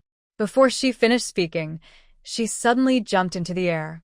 At the same time, she fired a burst of bullets at him, and unexpectedly, a bunch of large stones appeared out of nowhere in the space, smashing the flying knife man who was attacking her. Then she turned around and ran as fast as she could. Enemies are hard to deal with, so it's better to run first. Avoid unnecessary trouble. Running isn't pointless, otherwise it would be embarrassing. She'd just pick a soft target to handle later. The soft target, the flying knife man, was left speechless. In the middle of the night, with the bright moon, stones falling from nowhere. What kind of fantasy world is this? Help! Help me. Come out. If the large stones made him dizzy, he didn't care. What made him despair was his companion chasing after Xiaolan. Couldn't they just dig me out first before chasing her? Something even more hopeless happened to the flying knife man. During the fight, a pigeon that had flown far away didn't follow Xiaolan but instead flew over. It flapped its wings and swooped down, pecking fiercely at the flying knife man's face and head. The flying knife man was pinned under large stones, unable to control his blades. Only his face was exposed in the cracks, making him a target for the pigeon's relentless pecking. Although he was an awakened person and survived being hit by stones, the pigeon was also a mutated bird with a tough beak. Its harsh pecks and bites made things very uncomfortable for him. Getting angry from the pain, he tried to lift his neck and bite back at the pigeon. Stinky bird. I will bite you to death. But in the end, his lips and tongue were swollen from the pigeon's pecks. The calm and confident attitude when attacking the old chef is now gone. The flying knife expert is now just a frustrated and helpless person. Suddenly, a pigeon pecked him a point at the back of his head, causing him to faint immediately. But the pigeon didn't stop. Remembering how he had just slapped and plucked many feathers from it, it attacked his head again with beak and claws, causing him to bleed and become bloody. Is he dead? Or still alive? The pigeon stood on his head, tilted its head left and right, sensing whether the enemy was alive or dead. It didn't feel any energy waves from the other mutant, so it was hard to tell if he was dead or alive. Better to chase after the master first. That's my ticket to a good meal, the pigeon thought. It flapped its wings and flew after Xiaolan. Xiaolan was still running at full speed. The enemy was chasing closely behind, running for over a mile, without slowing down. Xiaolan was a bit annoyed. This guy had good stamina. Running back to her place wasn't an option. That would be like inviting trouble. Should she run toward Wen Jiao Jiao? No, that was risky. The big sister was strong and could fight, but she was also leading a group of people. She couldn't let innocent people get hurt. Xiaolan ran in circles toward the city. The city was full of obstacles and messy streets. Maybe she could lose the enemy by ducking into any alley. What's going on with the throne? And the 4 great guardians? You haven't told me yet, Xiaolan said while running, chatting with the enemy. They weren't far apart, so she figured chatting wouldn't slow her down. The man chuckled. We have a king. The throne is ranked by ability. I'm number 1. The 3rd is the guy you saw earlier, and the 4th was killed by your people. And the 2nd? I think you'd prefer not to know that guy. Is the king stronger than you? Not really. You don't seem to respect your king much. But it's only been a short time since the disaster. Now there's a king here. Will there be an emperor next? Xiaolan's sarcasm made the other laugh again. There's no official king anymore. It's all about personal strength now. Are you interested in joining us? No. Thanks, Xiaolan refused. The other man laughed. Better not join us. I enjoy fighting you. Let's just be enemies. Suddenly, Xiaolan felt a gust of wind behind her. Instinctively, she crouched and rolled on the ground to dodge. The heavy steel door narrowly missed hitting her and crashed to the ground. If she had dodged a little slower, she might have been crushed. In response, she quickly stood up and fired a burst of bullets backward. The man moved quickly, leaving behind streaks of shadow. Not only did he dodge the bullets, but he also gained ground on Xiaolan. Xiaolan was surprised. This guy was really tough. She jumped up and kept running. The man picked up a fallen steel plate and continued chasing. They had entered the city's streets, running through the ruins and broken walls. Xiaolan tried to keep a safe distance while talking to him, but after a while, he stopped responding. She sped up, focusing on escaping. Seeing the distance between them closing quickly, Xiaolan realized she couldn't keep chatting or shake him off. It was better to hide. While running fast, she looked for a narrow alley. She found a good one and slipped inside immediately. Then, she threw a bunch of building debris, like stone wall panels, into the alley entrance, blocking it completely. The obstacle was several meters high and thick, connecting the remaining walls on both sides to form a strong barrier. When the man climbed over the barrier and jumped into the alley, half a minute had already passed. That precious half-minute allowed Xiaolan to slip into the complex ruins and disappear. Bang, bang, bang. The man was angry. He smashed through a few walls, pushing forward in different directions but couldn't find Xiaolan. "Where are you? Come out." He shouted loudly from the street, but there was no reply. Above, pigeons flew up quickly and disappeared into the sky. The man frowned, thought for a moment, then turned and headed south into the city. He knew he couldn't catch her if he kept chasing blindly. According to what Old Three said, this group seemed to live in the suburbs. He decided to report back about finding the granary first, then find time to fight with Xiaolan. But when he returned to the main camp to report and brought a large group of people to the granary to gather supplies, he found that all the grain stored in the building was gone. It was already bright outside. The sunlight revealed the man's face, pale and grim. Meanwhile, in the south of the city, at the bandit's base, the place was noisy and busy as usual. Suddenly, loud explosions drowned out the noise. The bandits stared in shock as the villa where King lived was blown to pieces by several rockets. Then more shells rained down around the area. The stunned bandits screamed and ran in all directions, hiding like headless flies, unsure where to go. Because shells came from every direction, it seemed there was no way out. 2 planes roared in, circling in the sky and dropping more ammunition. A firestorm erupted. The violent force that intimidated the entire southern part of the city and caused most survivors to feel extreme fear was quickly destroyed. The planes dropped a stack of papers, fluttering like snowflakes. Luckily, some of the militants survived and picked up the papers, which had warnings like no more crowds for robbery and violence. Disperse quickly. Repeat offenders will be dealt with. They fled in panic. King is dead. Run. Someone is coming to kill us. We can't stay with them anymore. The henchmen scattered like frightened birds.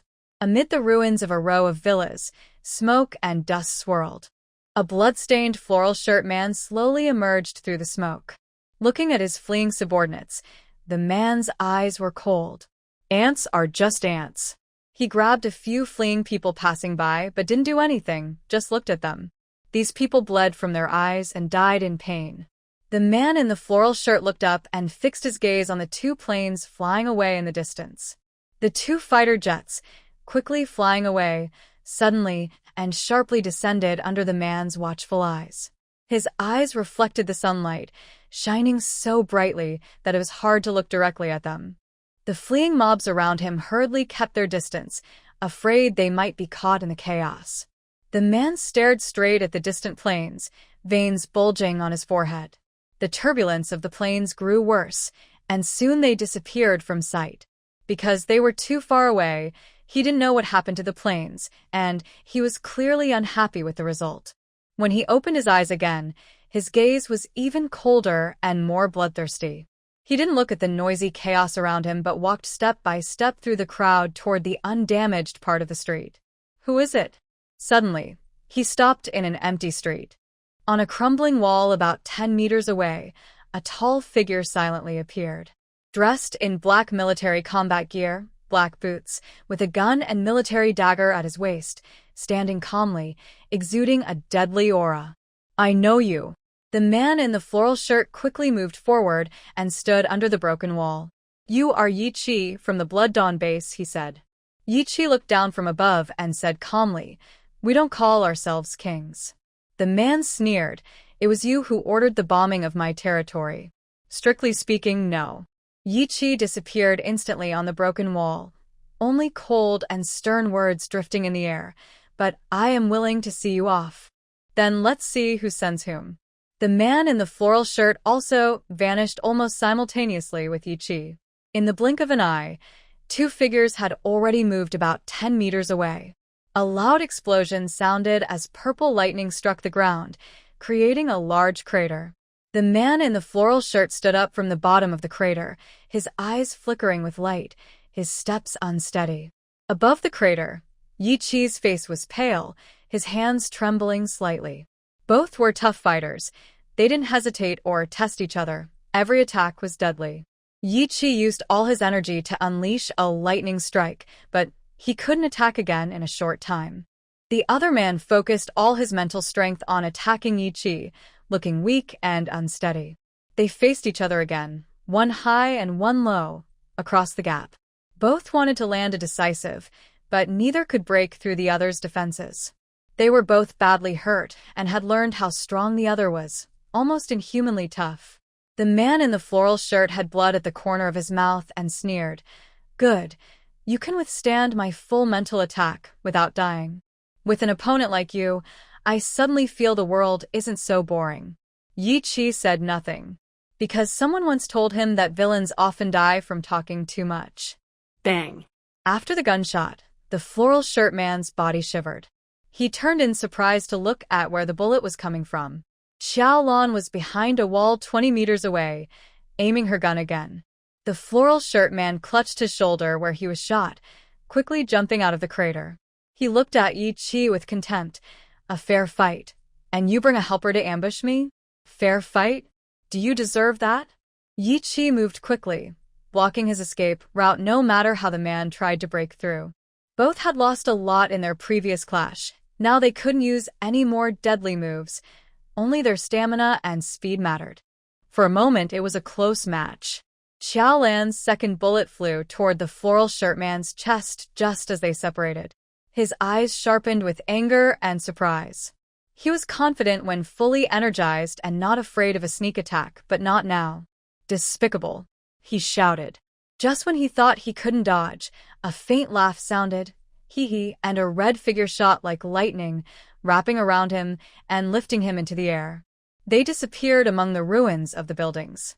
Xiaolan fired again in pursuit, but missed every shot. The red figure moved so fast and unpredictably that even Xiaolan couldn't aim properly.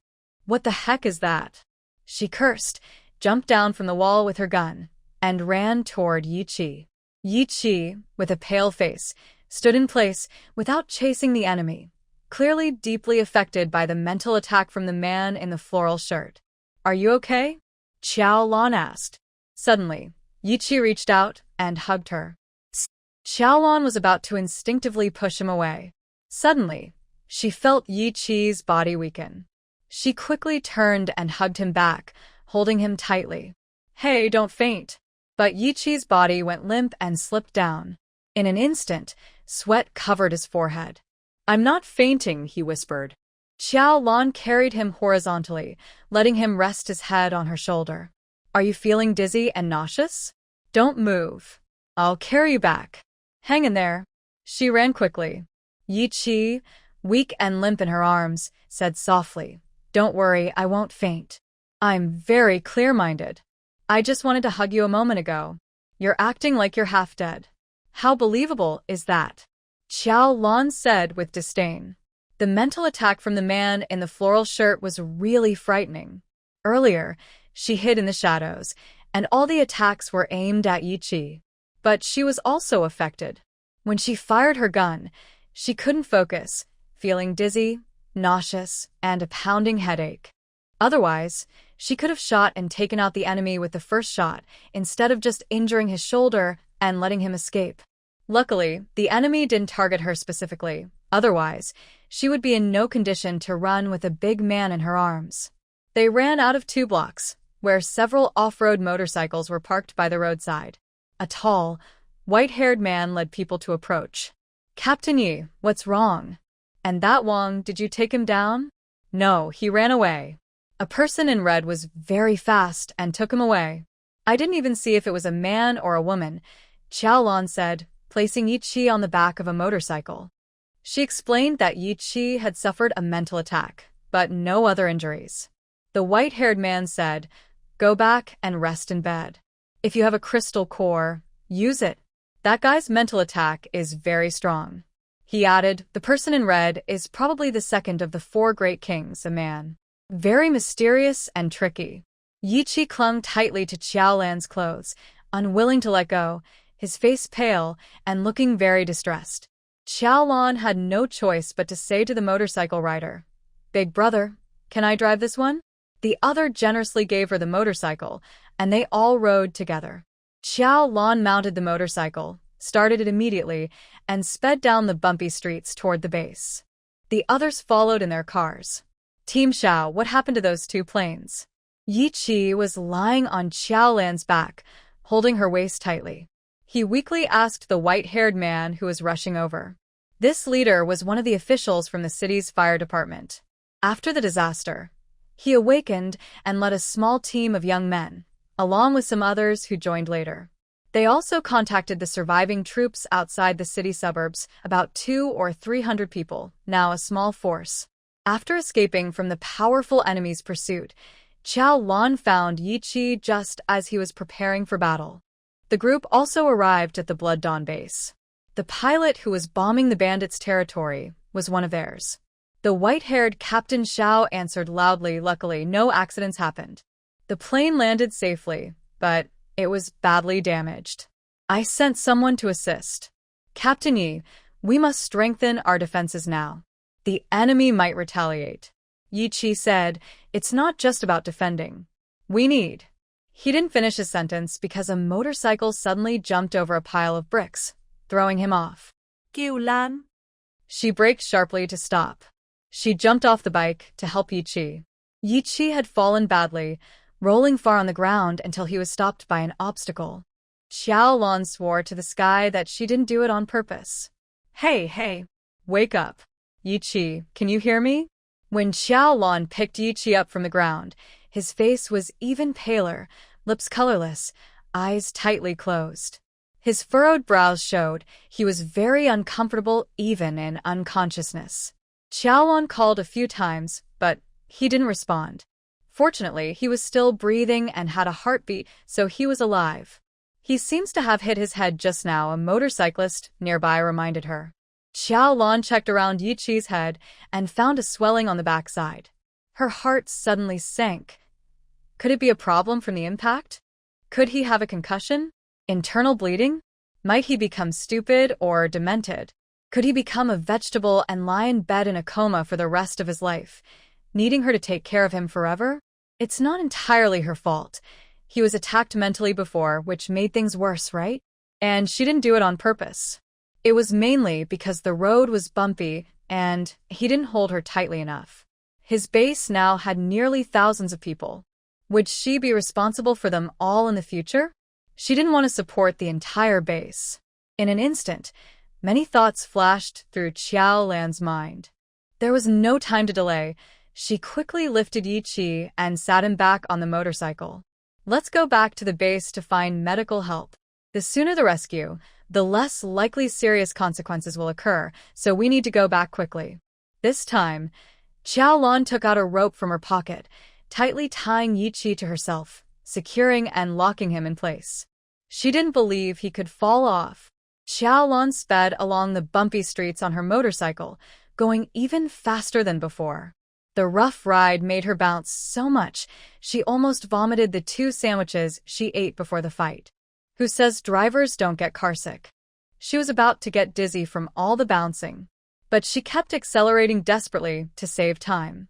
"Be careful, slow down," Xiao team and the others had already fallen behind. Everyone watched nervously as Xiaolan handled the motorcycle, worried she might accidentally crash or fall. "It's okay. You guys hurry up too," Xiaolan shouted back to the group. "Hey, don't look back. Watch the road. Watch the road." Everyone was frightened by her shouting. Bang, bang, bang. Before their screams could fade, they saw Xiaolan's motorcycle suddenly fly into the air with a loud explosion. It then crashed down heavily, smashing into pieces with a clatter. Xiaolan and Yi Qi were thrown off and flew through the air, landing far away in an instant. The whole process was quick, just a moment. When Xiaolan landed face down on the ground, her mind was blank, unable to believe what had just happened. Luckily, Yiqi didn't fall off her because they were tied so tightly, they fell together. Thank goodness I have a round belly. Her chubby belly helped bounce her back a little when she hit the ground, cushioning the fall. If she had fallen flat on her face, she might have been badly hurt. Still trembling, Xiaolan got up and reached behind her to touch Yiqi's head resting on her shoulder. Are you okay? Your awakened body shouldn't be hurt. I think. Suddenly, a wave of energy surged toward them. Xiaolan's heart tightened. She leapt diagonally more than 10 meters away. Bang! Right where she had been standing, a huge concrete slab crashed down. If she had been a little slower, both she and Yiqi would have been crushed. Is that you? You got here fast. Xiaolan held her submachine gun, ready and alert, as she looked at a tall figure standing on a broken wall nearby. Not too fast, the figure said with a smile. You have a motorcycle, I do too. It was the so-called leader of the 4 great kings, a strong man. You broke my motorcycle. Xiaolan realized that the accident happened when her motorcycle was suddenly hit by a small black ball flying through the air. She had thought it was some small mutated beast passing by, but it turned out to be something thrown by this man.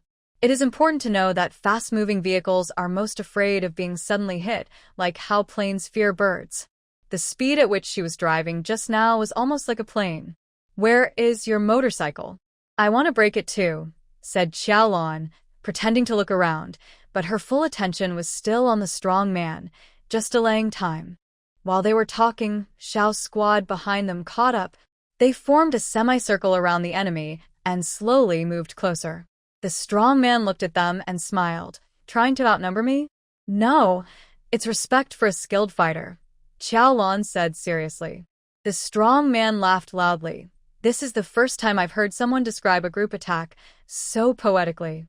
Xiaolan and Xiao's squad exchanged a quick look. Both stopped talking and started fighting.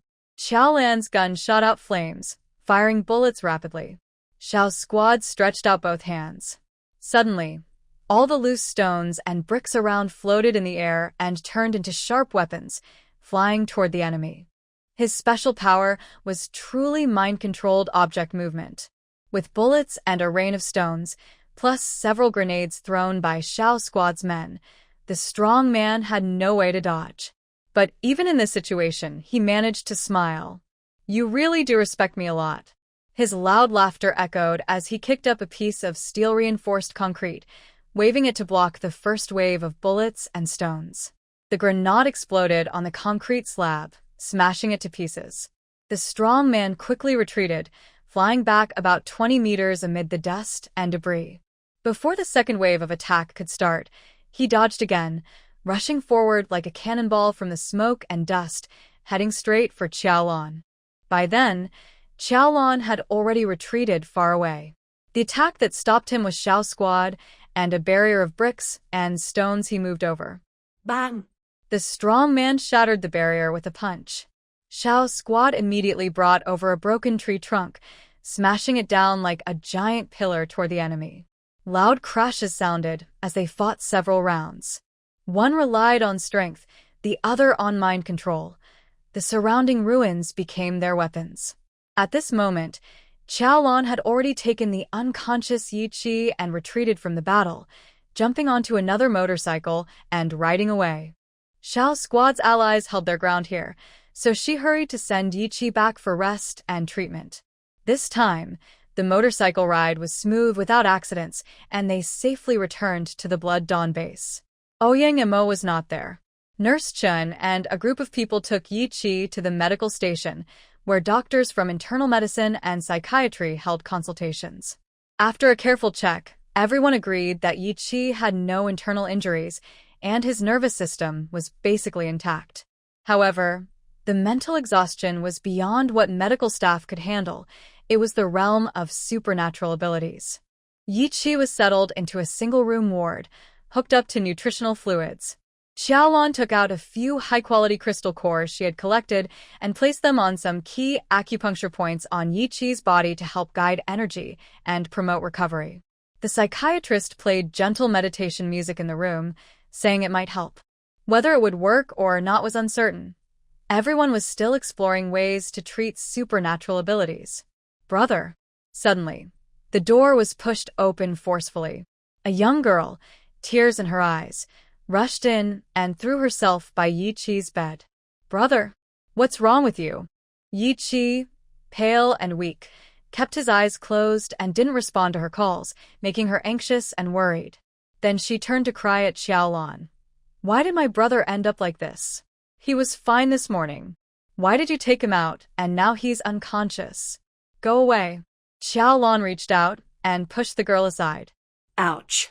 The girl lost her balance suddenly, stepped back 2 steps, and fell flat on her bottom. When she looked up at Xiaolan again, tears spilled from her eyes. Why did you hit me?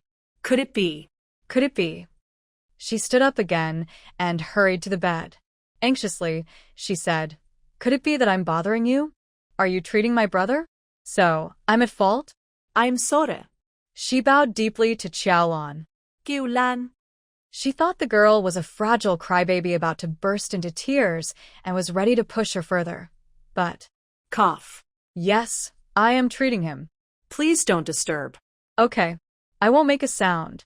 The girl obediently stepped aside, wiped her tears, kept her mouth shut, and stood like a statue. Xiaolan sat on the edge of the bed, carefully sensing Yi Qi's energy fluctuations and adjusting the position of the crystal cores. This treatment lasted nearly an hour until one of the crystal cores dimmed in glow. Xiaolan put away the core, covered Yi Qi with the blanket, and tucked him in. Then she jumped off the bed, stretched her stiff legs and arms. How is my brother? Is he in danger? The girl hurried forward and grabbed Xiaolan's hand, asking anxiously. It's hard to say if he's dangerous or not. I think he's okay, but maybe not. Let's wish him luck and have the medical team check him again later.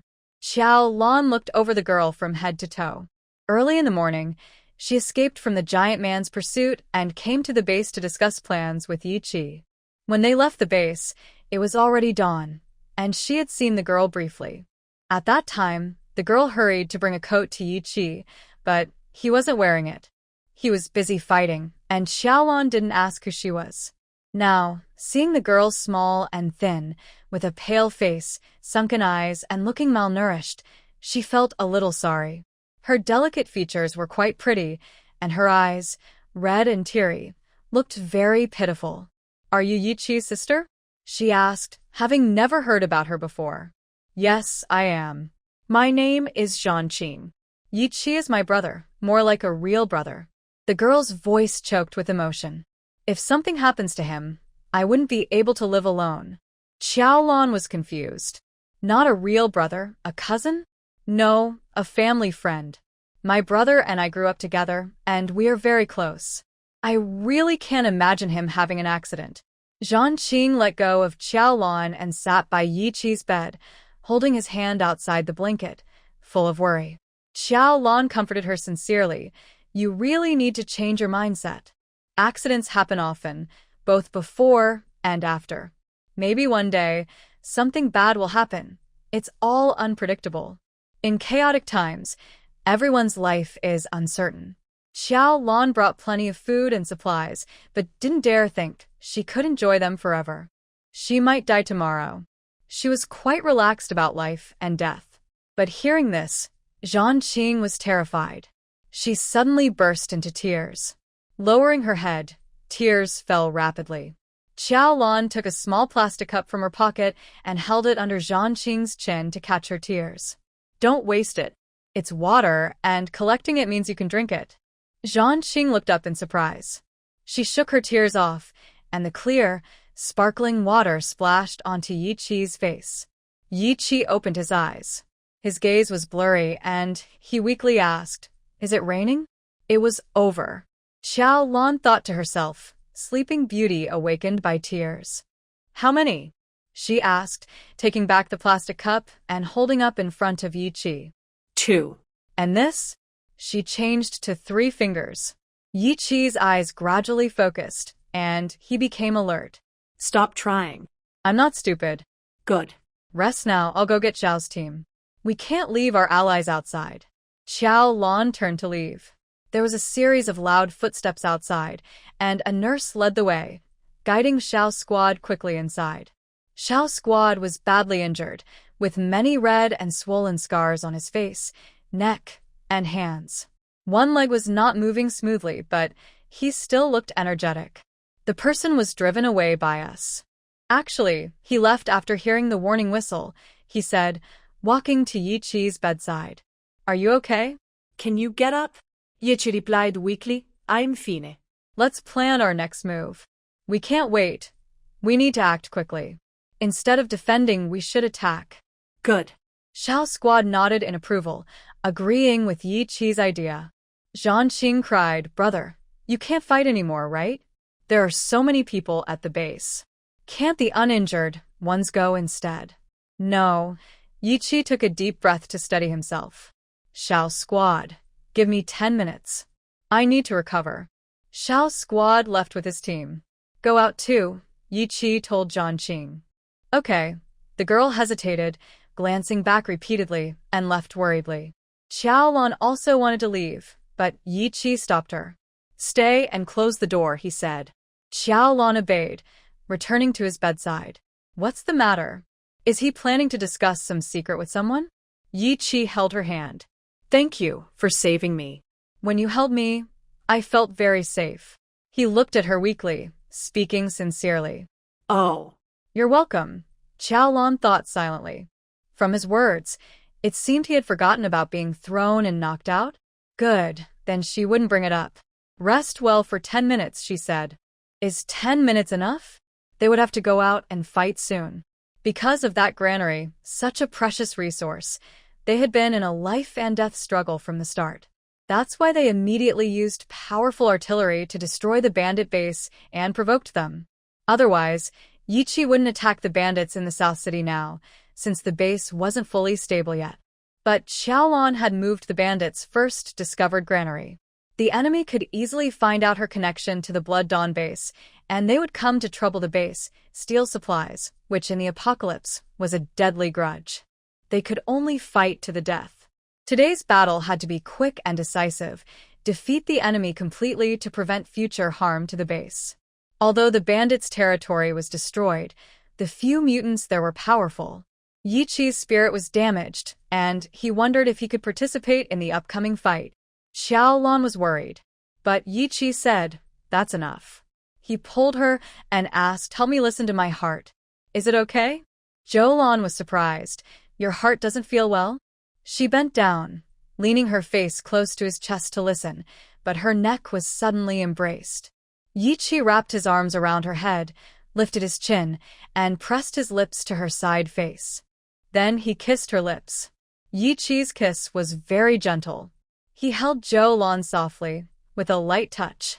It was a tender gesture, careful and delicate, like a dragonfly skimming water, his lips brushing her skin like feathers.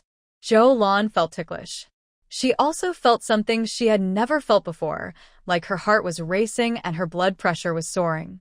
Her face turned bright red instantly, and her head buzzed. She froze for a moment. Yi Qi didn't continue. Both of them stayed still for a few seconds. Then Xiaolan reacted quickly, straightening up and pulling away from his embrace. She looked at Yi Qi with wide eyes. Are you crazy? She felt her face burning with heat, making it hard to breathe. I'm not crazy, Yi Qi said, his eyes bright and shiny, darker and more luminous than tea. His pupils reflected her image clearly and deeply. If you're not crazy, why did you kiss me? Xiaolan covered her red face, feeling embarrassed. It wasn't just because she was kissed that she felt embarrassed, but because she noticed Yi Qi wasn't blushing at all, while she was flushed and her heart was pounding. She seemed to be much lower than him in this. She hated this feeling. It was like she was a complete rookie. Because I like you, so I kissed you, Yi Qi explained seriously after hearing her question. Xiaolan took a deep breath to calm herself, but it didn't work. She found her heartbeat was even faster, pounding loudly, almost jumping out of her chest. Are you confessing to me? Is this a confession? She asked, trying to sound fierce, glaring at Yi Qi. Yi Qi still looked serious. He thought for a moment and said, I don't know what counts as a confession. I'm just expressing my feelings. If you think it's a confession, then it is. Because of emotional distress, his voice was weak and slow, like a whisper, but every word felt like a thunderclap exploding in Xiaolan's heart. No, it wasn't thunder. It felt like bursts of fireworks exploding inside her mind.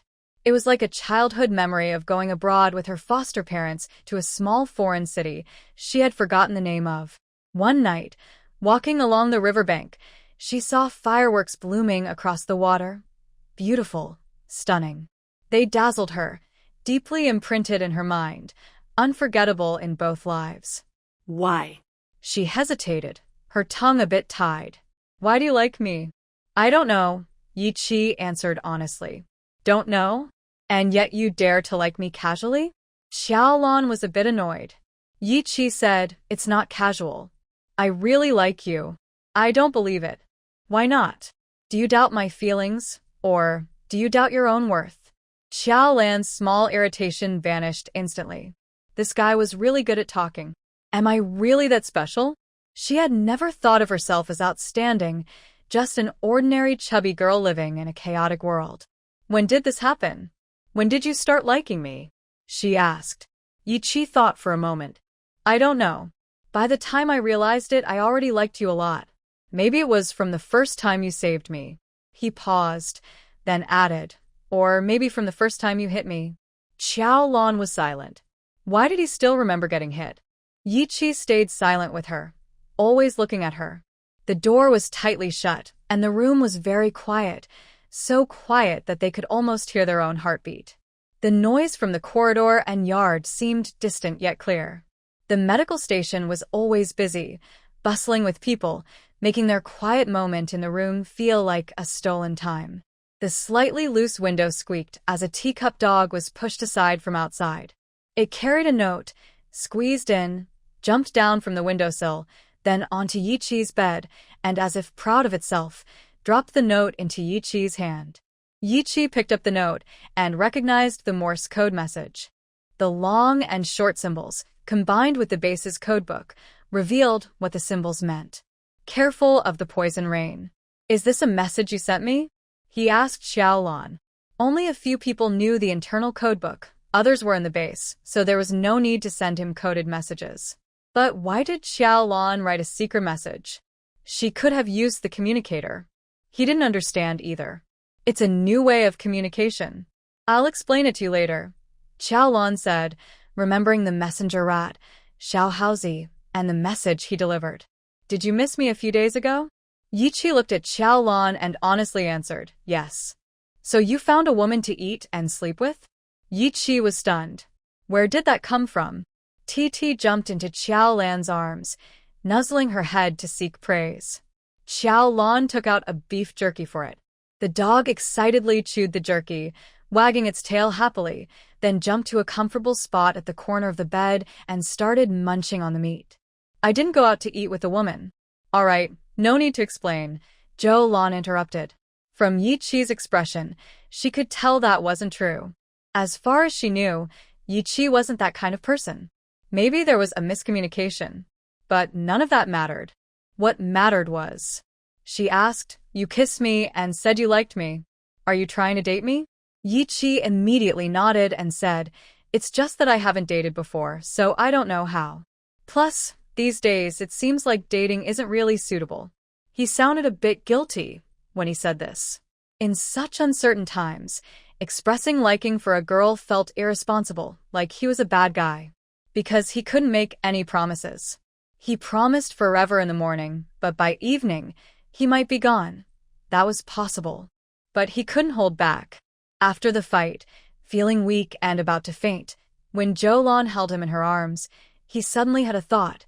If things could stay like this, that would be so good. The moment he woke up earlier and saw her in front of him, he felt the same. Unable to resist, he wanted to be closer to her. But he also felt guilty. If I offended you, I apologize. Sorry. Please forget my reckless behavior just now. Think of it as being bitten by a dog, he said sincerely. In TV shows, When a girl is offended by someone she doesn't like, she often says, just like being bitten by a dog. TT, holding beef jerky, looked up and asked, woof woof? Eat yours, don't get involved. Xiaolan scolded it. TT lowered its head and continued eating. Xiaolan touched her face and lips where he had kissed her. I don't think I was bitten by a dog. If I was bitten by a dog, I wouldn't blush or feel my heart race. If you forget about the end of the world situation, you actually want to date me, right? Yi Chi said yes. Xiaolan said, then let's try dating. I might just maybe like you a little. Yi Chi's eyes suddenly shone like stars at dusk, bright, sharp, and gentle. But just a little. Right now, I only like you a little, maybe not love or really like, Xiaolan added. After all, I haven't dated anyone else. Who knows what could happen? If one day I stop caring about you, I'll tell you honestly. Just be prepared. Dating is dating. Don't expect me to be responsible for forever. After saying this, she realized, was that a reckless thing to say? But she truly couldn't promise anything lasting now. If she said they would be together forever, that would be irresponsible. To comfort him, she added, similarly, I won't make you responsible for me for the rest of your life. If you don't like it anymore, you can say so anytime.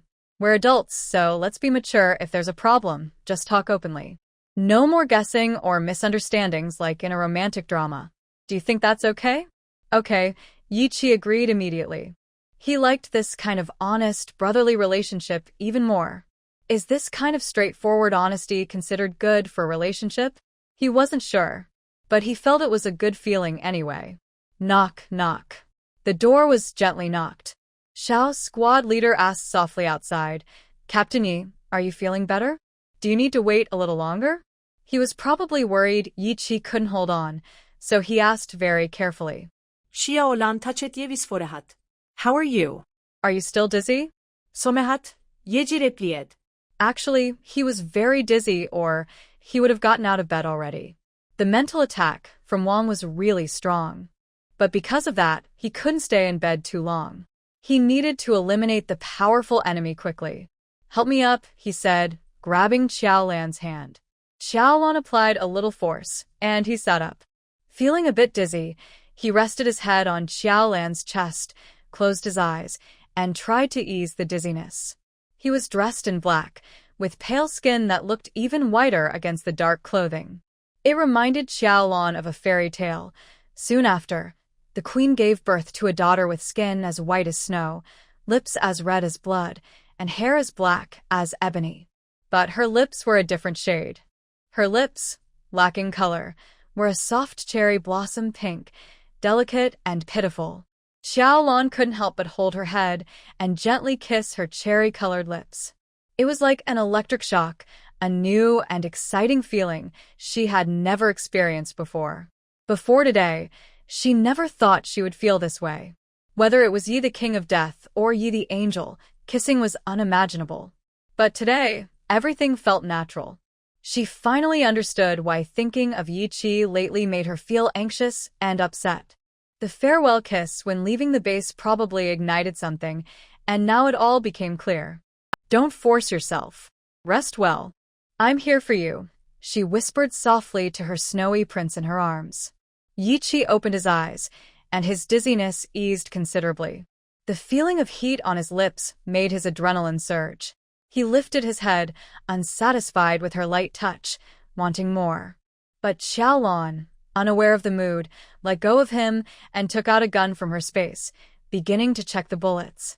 Click, click, she fiddled with the weapon, making crisp sounds, ready for battle. Knock, knock. The knocking on the door grew louder. Captain Xiao outside said, Captain Yi, do you want to rest for 10 more minutes? I'll come back later. He probably thought that since there was no response inside, Yi Chi's situation was worse. Yi Chi replied, no need, just 1 more minute. He held Xiaolan's hand, took the gun, and placed it on the bed, then hugged her. They shared a long kiss that lasted a full minute. Xiaolan's eyes widened in surprise. But gradually, she was drawn into the rhythm by Yi Chi. The kind of kiss she had only seen in movies, she was now experiencing for real. The clock on the wall ticked loudly. each second passing quickly. When they separated, Xiaolan was breathless, her lips a little swollen. She looked at Yi Qi in disbelief and asked, "Are you experienced?" Yi Qi slightly smiled. "I thought you were praising my skills. Practice makes perfect?" Self-taught. They looked at each other for a few seconds. Xiaolan's eyes sparkled with determination. Self-taught? She wouldn't let him outdo her in this. There was no time now. Fighting outside was more important. Next time, she would show him how surprised she could make him. She picked up the gun from the bed. "Let's go." Yi Qi stood up, removed the four, tidied his clothes, and looked like a tall, handsome leader again. His pale face was quickly recovering color. "I see you're no longer dizzy," Xiaolan said with a side glance. Yi Qi's lips curled into a slight smile. "Thanks for the healing." He didn't expect that a deep kiss could have such an effect. Maybe some mechanism inside him had been activated.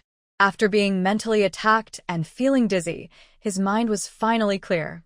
He wasn't injured physically, only mentally affected. Now that he's healed, he can go out and fight with full energy. Woof woof.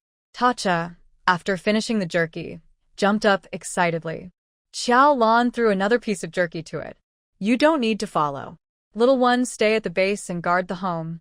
Woof woof. Tacha stood at attention, promising to complete the task. "King, the granary definitely exists, but it's gone. They must have taken it. Somewhere in the city, in a rough alley filled with jagged stones." Hua in a floral shirt sat on the ground, leaning against the wall, eyes half closed, with only a plastic stick left from the lollipop in his mouth. Next to him, Jin Gang, the three with multiple fractures all over his body and his head wrapped like a zongzi, sticky rice dumpling, lay injured. Under his swollen eyelids, his eyes shone with a sinister light. He was reporting that the grain had disappeared. "We have no enemies or grudges with those people. However, they killed our team, stole our food, attacked our territory, destroyed everything we had, and seriously injured us. This hatred is unforgivable. Wang, we must kill them, destroy everything they have, and swear to avenge this. We will not rest until we succeed." A strong man with broad shoulders stood with his arms crossed a few meters away. He chuckled and said, "You should say fewer words. Maybe your injuries will heal faster. Not killing each other is impossible. Even if they don't attack us, it's still destined," said a red figure standing in a high window. He wore red clothes, red pants, red boots, and a red scarf covering his face, so his appearance was unclear. A little pale skin showed through the scarf, and his eyes were dark red. He smiled happily. Old Four's death was too unexpected. This person is always careless. I knew he'd fall eventually. Look at us, we're left, too badly hurt. Can just me and Big Brother Lee fight a group of psychic fighters? That's a joke. Even if we could win, I wouldn't want to." Suddenly, he hung upside down from the window, balancing on his toes, hanging his body on the broken window frame. It looked like a red scarf hanging down. "Wang, let's split up. Chasing power and dominance isn't fun at all. I want to go explore. Other cities must be interesting." He grinned at the flower-patterned shirt. The person in the flower shirt, with dark brown eyes, looked at him calmly. There was no energy fluctuation, just a plain stare. "Do you think you're qualified to go elsewhere?" Wang sneered. "They gave us psychic abilities, not for us to wander around." The strong man remained calm and said, "But right now, only two of us still have fighting ability." Wang spat out a plastic stick and slowly stood up. "Let's go, treat the injuries and strengthen our bodies." The other three exchanged glances. Even the most reckless red-clad man showed a faint look of fear in his eyes. Strengthen our bodies? They definitely didn't want to go there again. Xiaolan gave 2/3 of the food in the granary to Yi Qi's base. That was her decision when she was collecting supplies. In her past life, if she had encountered such good luck, she would have hidden the food carefully in her space, making sure no one knew. She would quietly eat in the corner. But now, things were different. Her mindset was different, and her situation was different. She had suffered too much hardship before, seen too much betrayal and coldness. If she helped others now, she would definitely slap them hard. Although this life is full of dangers, she has managed to hold on thanks to her friends, companions, and acquaintances. They have changed many people's fates and are warming and transforming everyone around them. The food in her space was originally for one person, and even Xiao Tang and Xiao Li couldn't finish it all. Having another storage would be wasteful. Meanwhile, Yiqi's large base is short on food, so why not share? The only difference is that she initially planned to share half, but after confirming their relationship, she decided to share a bit more. Yiqi is now her boyfriend, so their relationship has changed. He manages the base hard, and she can't just watch him work so hard without helping. Of course, she wants to do her best to support him. When you're poor, you focus on yourself. When you're successful, you help others.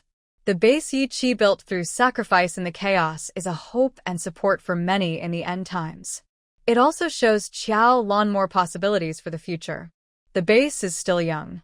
She waters it with nutrients, hoping it will grow into a tall tree. However, because space in the base is limited and the storage environment isn't good, prone to mold and insect damage, Xiaolan verbally promised to keep 2/3 of the grain. Currently, the amount of grain left in the base is enough for everyone for half a month.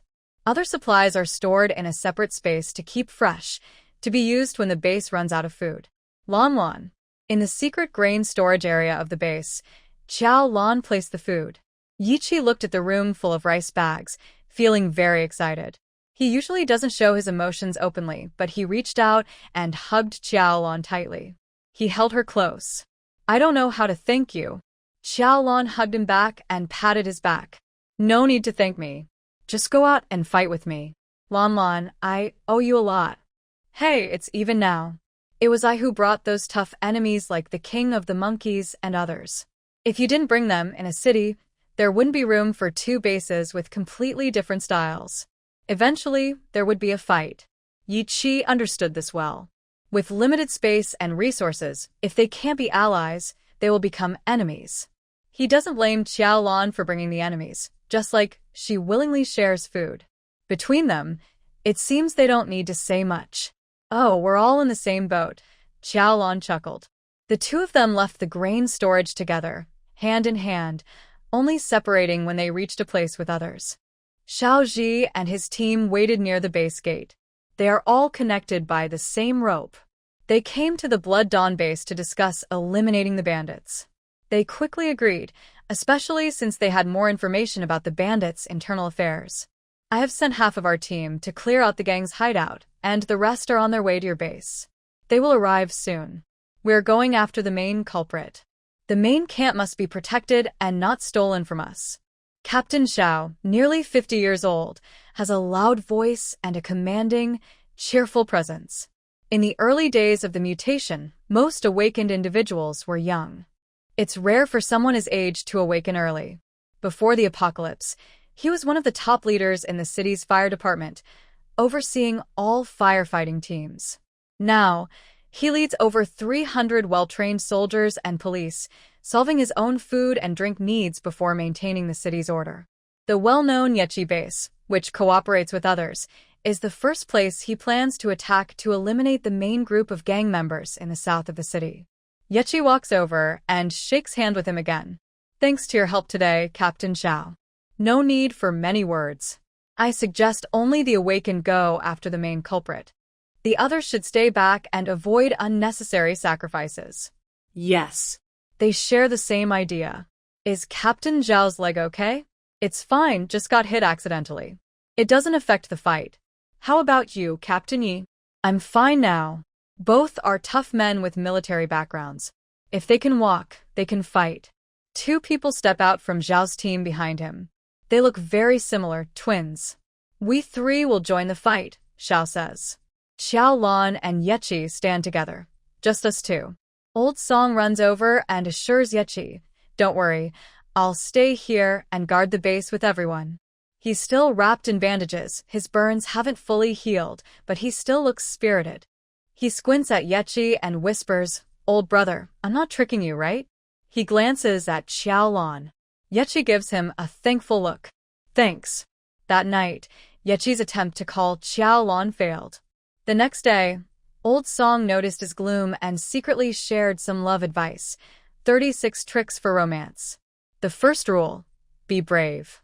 If you're shy about missing someone or need an excuse to kiss, that's not good. If you can't do romance, just be direct, go straight for it, face to face, be bold. Say I love you. Kiss bravely. Don't fear a slap. Do you hear me? Old Song's advice sounded like magic, planting bad seeds in Yechi's mind. Rationally, he scoffs at it, but emotionally, well, during a moment alone earlier, he couldn't hold back. And He actually fell in love. Old Song is quite amazing, in a strange way. All right, go now. Be careful. Yiqi didn't think it was appropriate to ask Lao Song for advice at this moment. Important matters were at hand. Lao Song nodded seriously and said, "You all need to be more careful." Watching Yiqi and his team leave the base, the senior investigator waved from behind and shouted, "Come back victorious. Captain, when you return, I will teach you the second plan." Xiaolan asked Yiqi, "What is the second plan?" Yiqi pretended not to hear clearly and said, "Did he mean that when I come back, he will give me the second injection? Does he get 2 injections every day? It seems to be medicine for inflammation." oh, A gray pigeon flew ahead, guiding the way. The 5 of them quickly moved through streets and alleys to chase the enemy, knowing it would be very difficult. The awakened person's speed and strength were strong, so by the time they reached the east side of the city, only about half an hour had passed. The pigeon stopped in front of a street. It had been tracking the enemy from afar, but once close to this area, the enemy disappeared. Now Yiqi, Xiaolan, and the others had to find the enemy themselves. Maybe the enemy was nearby, or maybe they had fled farther away. Split up and look, Xiao suggested, proposing that the 5 split into 5 directions. However, Xiaolan's nose caught a familiar yet unpleasant smell from her past life. Wait a moment. She followed the scent, running across 2 streets to a large pit. Before the disaster, this was a city square with shops, fountains, and leisure facilities, but now it was destroyed, a mess of ruins. What was more shocking than the ruins was the strange, grotesque bodies hidden among the debris. The foul, pungent smell grew even stronger. Xiaolan stood at the edge of the pit, trembling slightly. Her fear from her past life was rooted deep in her memory, and even after rebirth, it caused her physical nausea and cold sweat. What is this? Yiqi and Zhao's team quickly arrived. Everyone was stunned by the dense, broken bodies in the square. It wasn't just the bodies of disaster victims among the wreckage, but something more gruesome and horrifying. The wide square was filled with broken bricks and stones, and hundreds of mutilated bodies and limbs. This is a dumping pit. Xiaolan's face turned pale. Fear turned into anger, and her blood surged. She tightly gripped her rifle and looked around. The St. Yes laboratory must be nearby. Probably that way. Xiaolan pointed toward the direction with the strongest strange smell. This smell is the foul odor caused by human bodies being injected with St. Yes special chemicals, resulting in negative mutations. It mixes with the medicinal scent, creating a nauseating aroma. Xiaolan cannot forget this smell. Her mind swirls with memories from her past life, flashing before her eyes. That painful memory took place in a small town hundreds of miles from City C, where St. Yest had a laboratory mainly focused on human modification. It was a terrifying place filled with the blood and tears of countless survivors of the apocalypse. Outside the town, there was a dried-up pond used as a dumping ground for failed experiments. The bodies discarded there were sprayed with special preservative powder, preventing normal decay. Instead, they dried quickly in the sun, avoiding the spread of disease. St. Yest handled bodies this way. Innocent test subjects suffered abuse while alive and were discarded without respect after death. Xiaolan vividly remembers the horrors she saw in her past life. Now, in this life, she never expected that soon after the apocalypse began, St. Yest would dare to set up a laboratory inside the city and openly abandon bodies. It was too reckless. Disgusting. How dare they use innocent people for experiments? Captain Xiao was furious after hearing Xiaolan describe St. Yest Corporation. The two twin awakeners beside him were also shocked and angry. They couldn't believe that besides violent raiders, there were organizations even more evil. Should we continue chasing the main raider, or deal with this laboratory? Xiao asked Yi Qi for his opinion. Xiaolan said, the main raider disappeared nearby, which might not be a coincidence. They could be connected to the laboratory. Without enough support, ordinary people can't quickly build a large base. For example, Yi Qi's base was established with help from military supplies and Xiaolan's resources. Could the raiders in the southern part of the city be backed by Saint Yest? Yi Qi agreed with Xiaolan. He believed that a wicked company that treats lives as worthless might support a similarly evil raider base. He suggested, let's follow the scent to find the laboratory and gather clues about the main raider at the same time. Good. The group was deeply disgusted with the laboratory and wished to destroy it immediately. They sped up, running along the edge of the large pit, relying on Xiaolan's sense of smell to locate the laboratory. 37, 38, 39. After running about 100 meters, they noticed a small, thin man squatting at the edge of the pit, muttering to himself.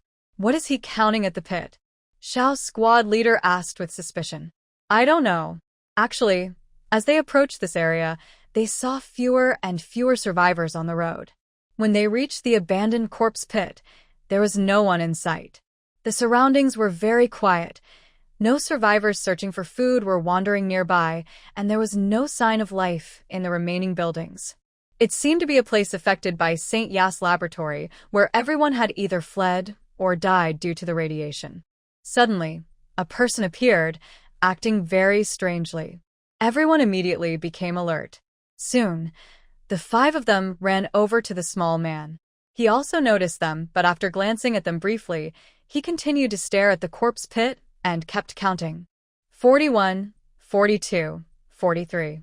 The five exchanged glances and moved closer to him in a semicircle. What are you counting? Who are you, and why are you here? Xiao's squad leader asked as he approached.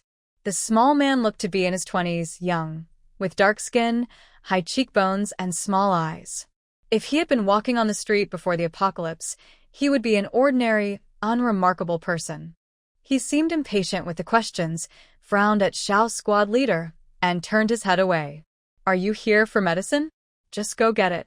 Don't interfere. Some things are not for you to ask. He gave them a warning look and continued to face the pit, crouching down to keep counting. From his tone, he's from the laboratory, Xiaolan said coldly. Xiao's squad leader reached out to grab the man's collar, trying to pull him up for questioning. But in the blink of an eye, the man disappeared from where he was standing. When he reappeared, he was crouched on a stone near the pit, about 10 meters away. It was like teleportation. But there were no energy fluctuations around him. The five of them were slightly surprised. He seemed like an ordinary person, but his abilities were strong. Are you not here for medicine? The small man was also surprised. He studied Xiaolan and the others carefully. Where did the awakened come from? I advise you not to cause trouble here. Are you threatening us? Xiao's squad leader jumped onto a nearby stone. The man immediately moved cautiously farther away, impatiently saying, Hurry up and leave. Don't bother me, or you won't be able to leave later. Why can't we leave? Xiao's squad leader pressed. The man furrowed his brows deeply. Are you tired of living? Don't think that just because you've awakened some ability, you can do whatever you want. This world. He suddenly stopped speaking, looking in surprise at a point not far away. It really can change. He jumped back a few steps to the edge of the pit, then left the big hole and sneered at Xiao's squad leader still inside, still not coming up. Xiao's squad, who is not known for having a good temper, did not get angry at this moment. Because something unbelievable happened in the pit. The bodies that had been discarded suddenly started to move. As if they had just awakened from a deep sleep, they slowly and steadily moved, using their hands and feet.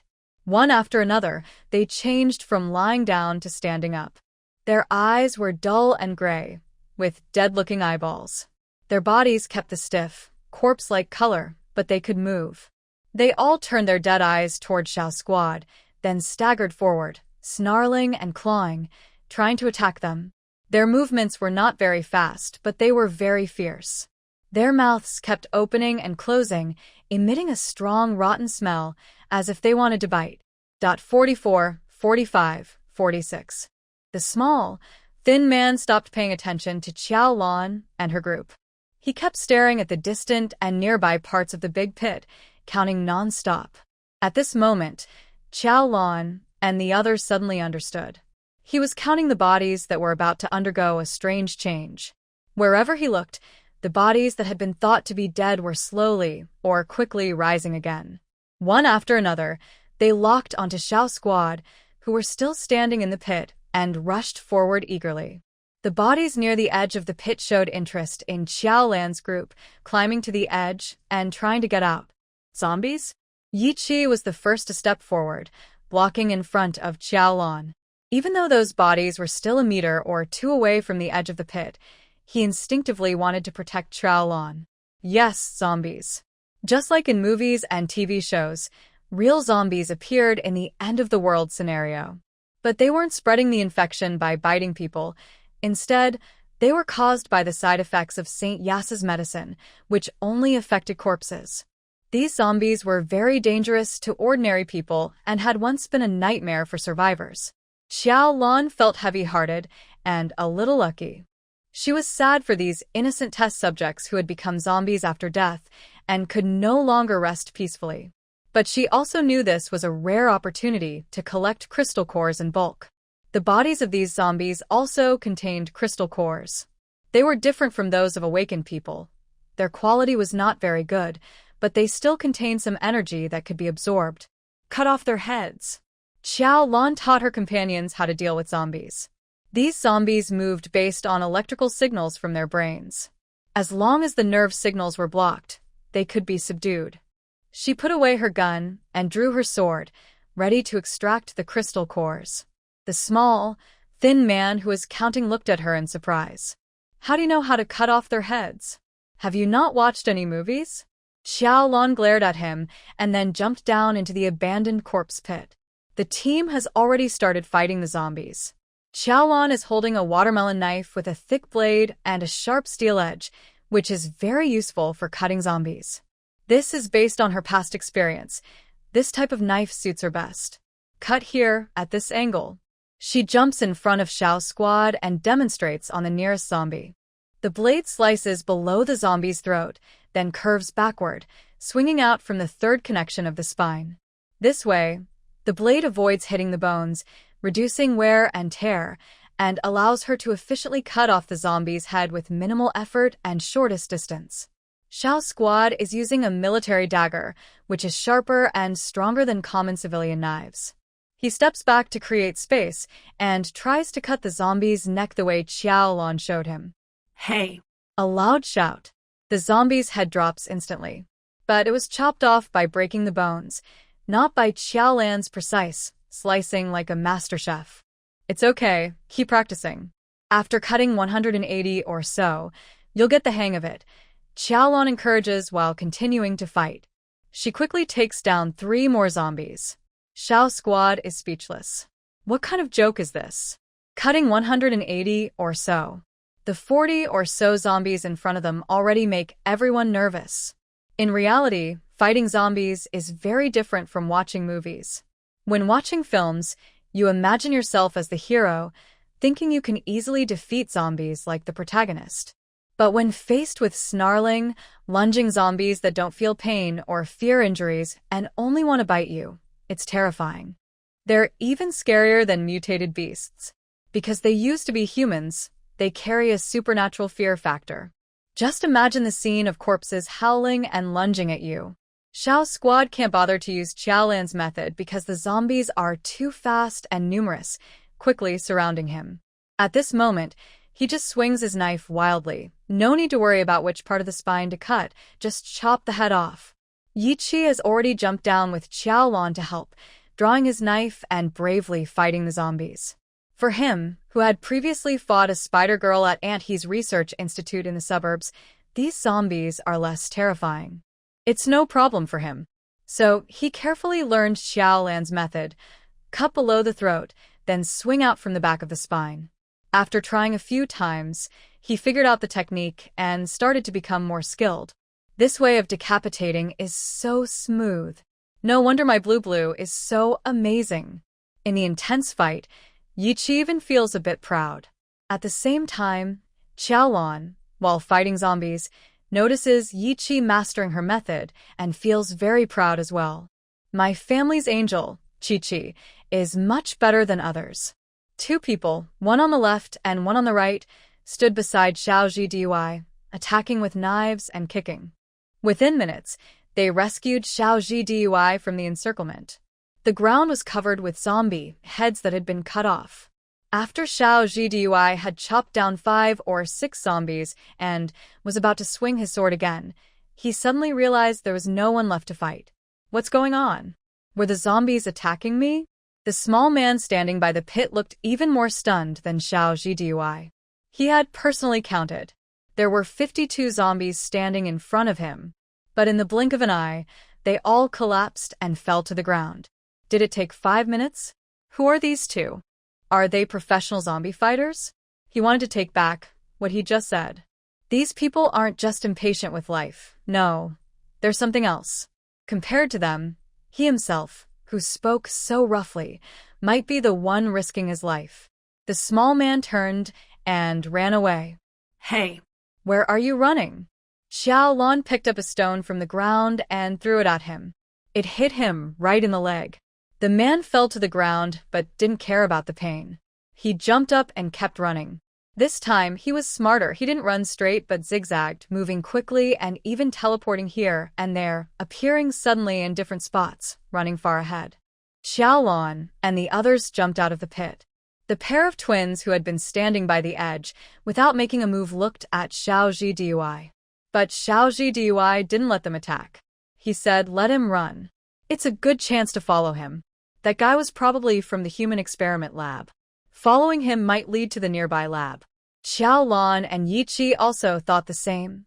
Otherwise, if that man ran just now, neither Yiqi's lightning nor Xiaolan's bullets would have been enough to stop him. They only threw a stone to scare him, making him run faster and lead them to his hideout sooner. They kept a distance behind the small man, deliberately slowing down so it looked like they couldn't keep up with his teleporting.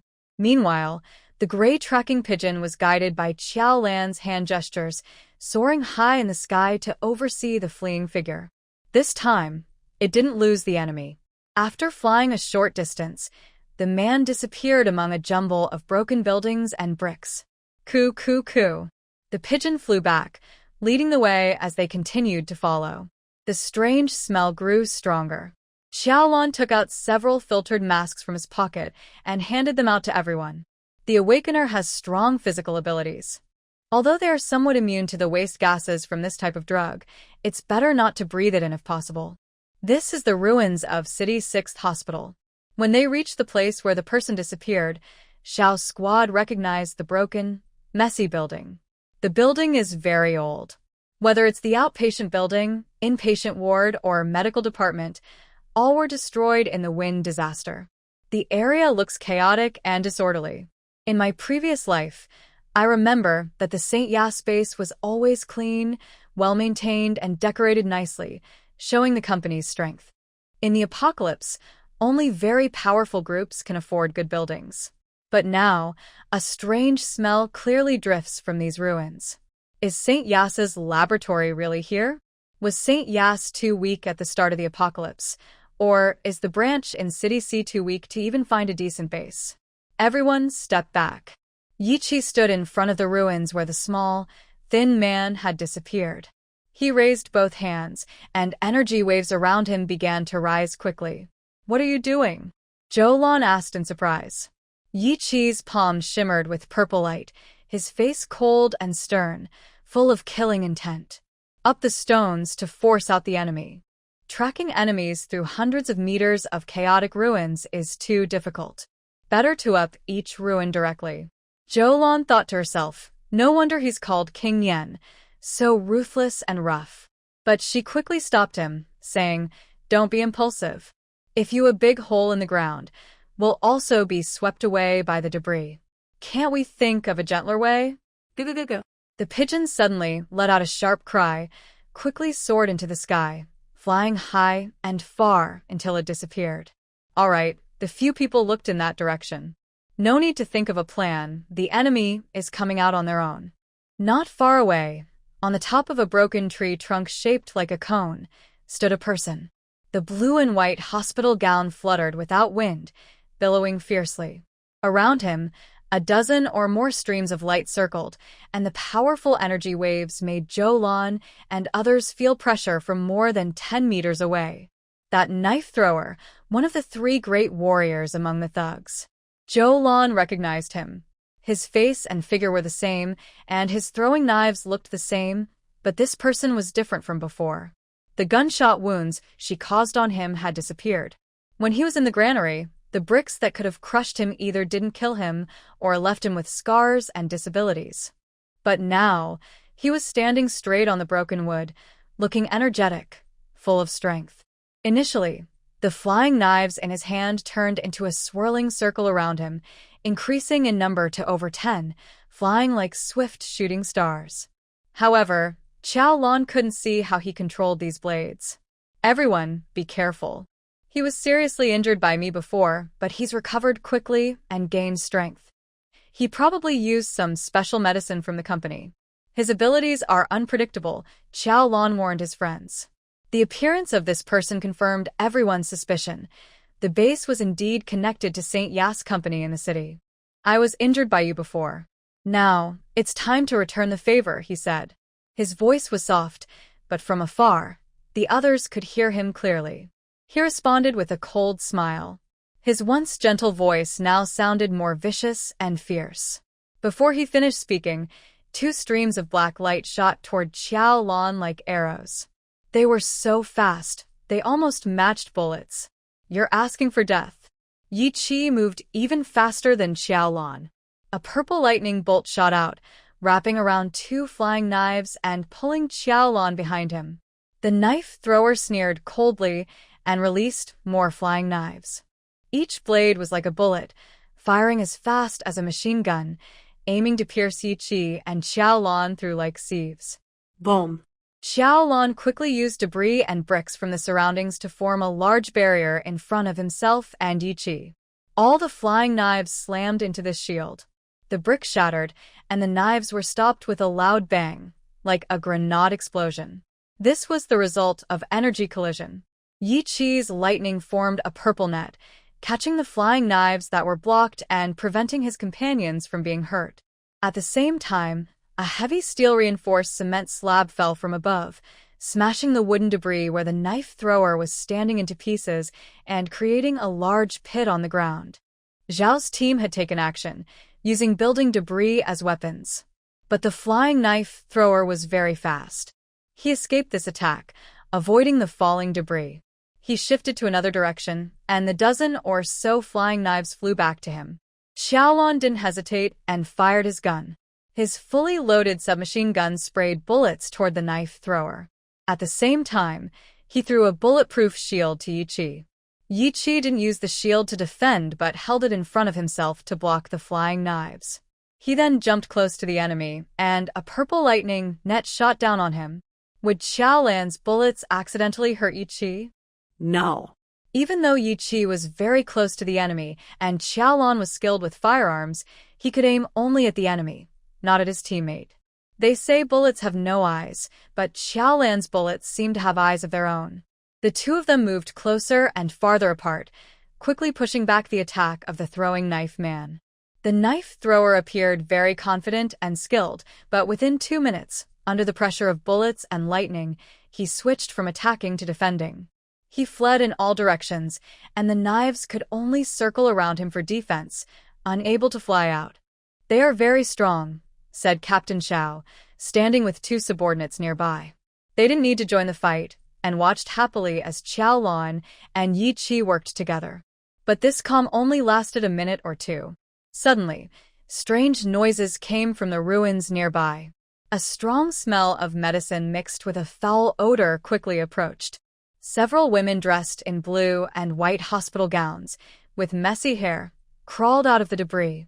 They had sharp teeth, for limbs on the ground, and large bellies like water buckets, dragging on the ground and making rustling sounds. Captain Xiao immediately used his mind to move objects, throwing bricks and stones at these half-human, half-beast monsters. Whoosh, whoosh, whoosh. A few monsters bent their limbs and jumped away with amazing agility. While dodging, they charged at the three of them very quickly, their sharp teeth clicking and saliva dripping. Captain Xiao used his mind again to throw more objects. The monsters bounced and screeched. After several attacks were blocked, one of them suddenly spat out thick, sticky liquid from its huge belly, splattering everywhere. It's the spider monster from Aunt He's Research Institute, stronger than the ones you encountered before. While shooting, Xiaolan also noticed the fight on the other side. Before the base was built, when their team raided Aunt He's Research Institute, Yiqi was attacked by a large group of spider women. Now, these monsters were faster, fiercer, and could spray liquid with toxic properties. That liquid was definitely poisonous, no need to think twice.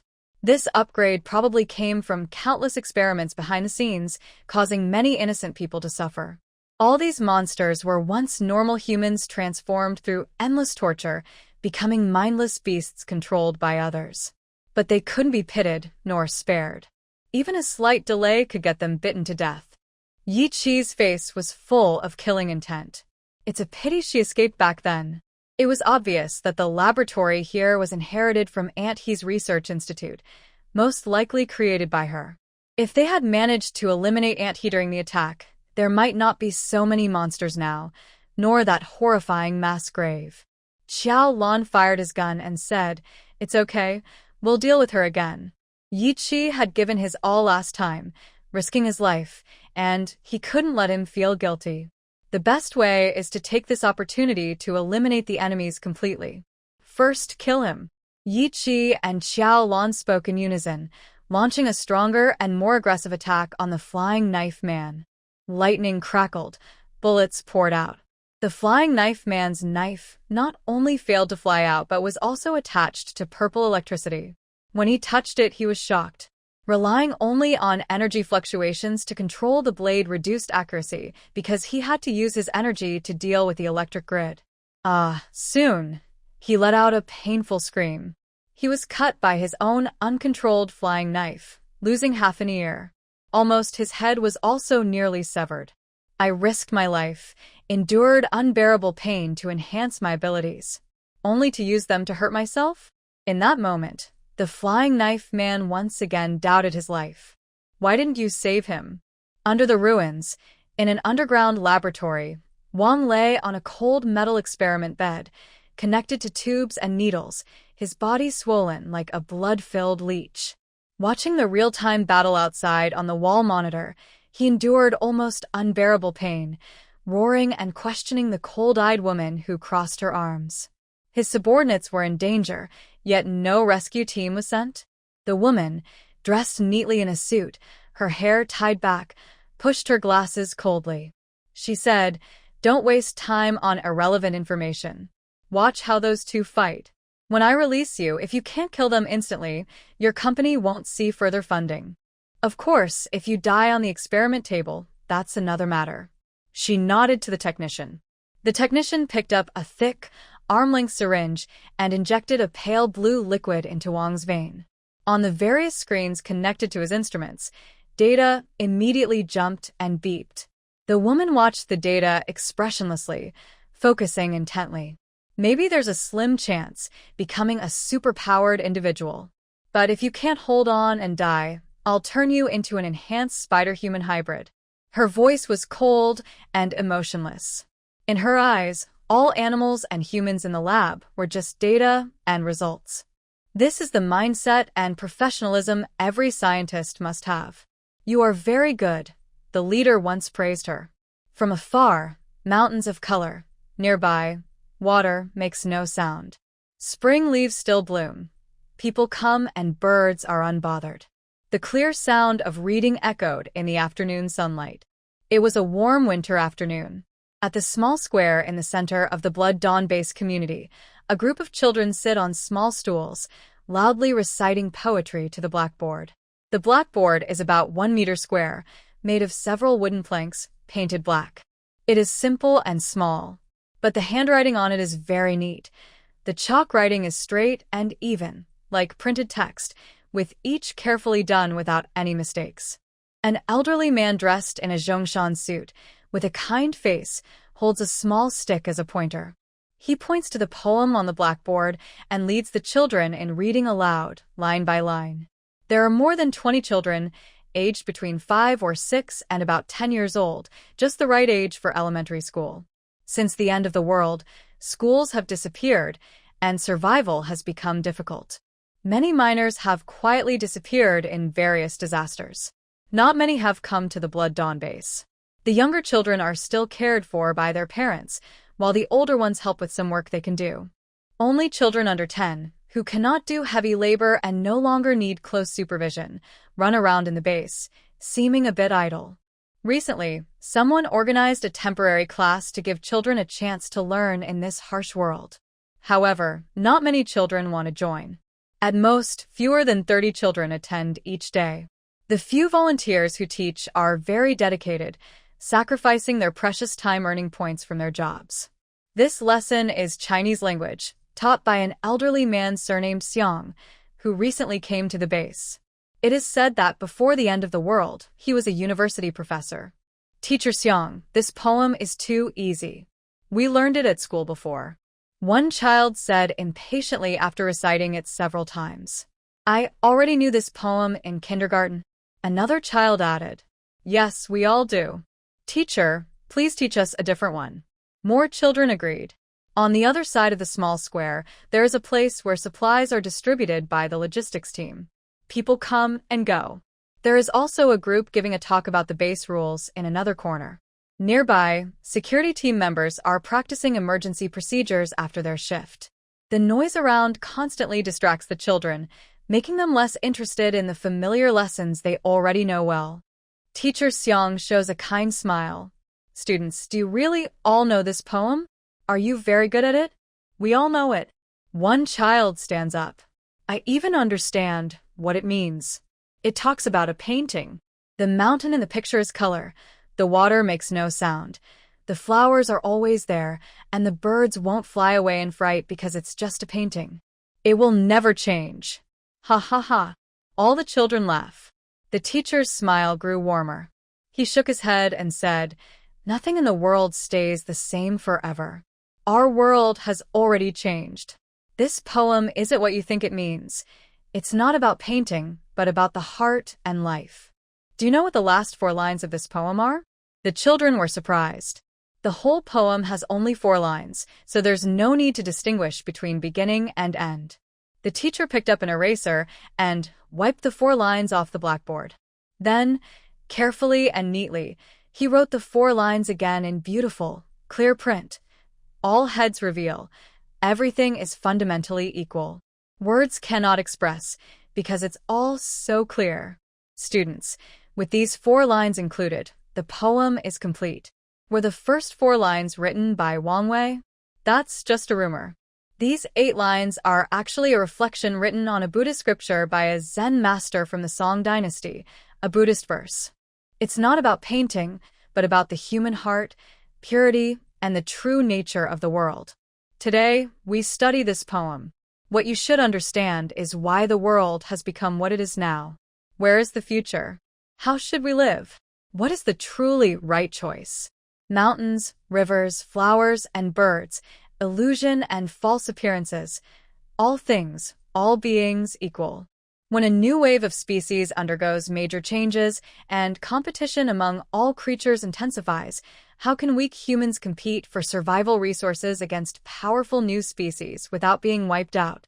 The elderly professor, with white hair, tapped the blackboard with a teaching stick, emphasizing the final words, Students, true peace comes from a pure heart. Let go of desires and emotions, and follow the natural laws and science of the world. That is our future. We must be willing to bleed, exchanging our fragile bodies for a small chance to survive. Don't cry. Emotions are unnecessary for us. Forget all feelings and face this grand, lively new world with absolute reason. Only those without attachment have a future. The classroom fell silent. The children, not yet 10 years old, couldn't fully understand these words. The harsh realities they had seen and heard made them vaguely feel that the teacher's words contained deep truth. But what that truth was, they didn't know. Whether it was right or wrong, they couldn't judge. They were too young.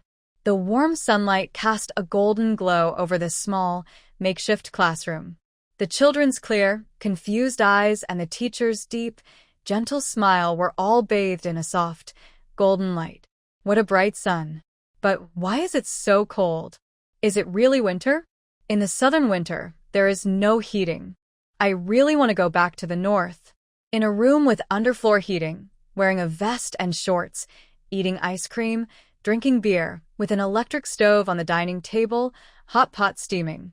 It's a Inyong hot pot, one side filled with red chili peppers, the other with milky white bone broth. The flying knife person lies on the ground, staring blankly at the dazzling setting sun, as if returning to the distant hometown in the north. Home is warm. My parents are in the kitchen washing hot pot ingredients. I sit on the sofa eating snacks and watching TV. Life is comfortable but boring. It feels like it will never end. That long, boring time is really relaxing. A turbulent world, harsh battles, powerful abilities that boost confidence, exciting fights. I once longed to experience these. But after experiencing them, I just want to go back to the beginning. Boring days are the most precious, but I didn't understand that back then. Blood. Bright red blood. Blood with the stench of transformation medicine. It flows out of my body, forming small puddles underneath. 1, 2, 3, and then merging into larger puddles. Life quickly slips away. I want to go home. Where is home? Where are my loved ones? After the storm, I lost contact. My friends and family, unknown whether they are alive or dead, I will never see you again. Just because I went on a short trip with friends to City C, I never returned. I became a powerful ability user. And then I died. Ding. The last flying knife lands, bounces, spins on the ground like a top, then finally stops. The flying knife person takes his last breath. Xiaolan and Yiqi stop, take a brief breath, and glance at him. Another enemy, whose name I don't know. In this world, people seem to always survive through hardships, yet also die so easily. Like feathers drifting across the sky, leaving no trace. You killed my subordinates. In the laboratory, King lies on a metal table. Seeing the flying knife person shot dead on the monitor, his murderous eyes immediately fix on the woman in the suit. But without showing any special powers, he can't kill her. Because the medicine is intensely working, destroying and reassembling every cell in his body, breaking and reconnecting muscles and bones, veins swelling and bursting again and again. It's a pain beyond words, a feeling worse than death. In fact, he can still speak instead of being unconscious and dying, which is a miracle among thousands of test subjects. The woman ignored his angry stare and focused only on the data jumping on various instruments. She directed her assistants to adjust the potion mixtures constantly, responding to the different reactions of the test subject. Very good, you're making progress. You have hope to surpass yourself and gain greater power. A faint smile appeared at the corner of her mouth. You should know, not long ago, when you arrived, you were badly injured by lightning. Now you're fully healed, and your genes and cells have been successfully reorganized once again. Congratulations, my dear reborn one. Her affectionate words couldn't ease the king's pain or calm his anger. Amidst overwhelming pain, he let out a beast-like roar. Uncontrolled energy fluctuations within his body, combined with his voice, sent sound waves that caused several researchers around the experiment table to bleed from their noses and mouths, causing them to collapse to the ground. Good, this new ability will help you improve further. After vision, now you have auditory attacks. You have double powers. The woman used a walkie-talkie to call her subordinates, dragging the injured researchers away, then summoned more to continue the experiment. Report. The Eastern Headquarters has sent a message again, asking us to provide higher-level animal test subjects. It is said that research institutes in neighboring provinces and cities have already completed their tasks. Our superiors are very dissatisfied with our progress. An assistant entered and reported via wireless communication. The woman frowned impatiently. Animal test subjects are trivial. Human modification is the key. She looked coldly at the assistant and ordered, "Return the call to the Eastern headquarters and tell those fools that I will personally submit the experiment progress directly to the company elders." The assistant cautiously reminded this. Reporting directly to higher-ups is against the rules. If we have major breakthroughs, any violation is a small matter. The woman looked confidently at the king struggling painfully on the experiment table. "Captain Xiao, how's the injury?" After Xiaolan and Yi Qi defeated the throwing knife man, they helped their teammate in battle. Strangely, Captain Xiao and the upgraded Spider-Woman monster fought very hard. Their group attacks and venom sprays were very tricky, causing Xiao to sustain a few new injuries. However, his twin younger brothers stood still nearby, not helping in the fight.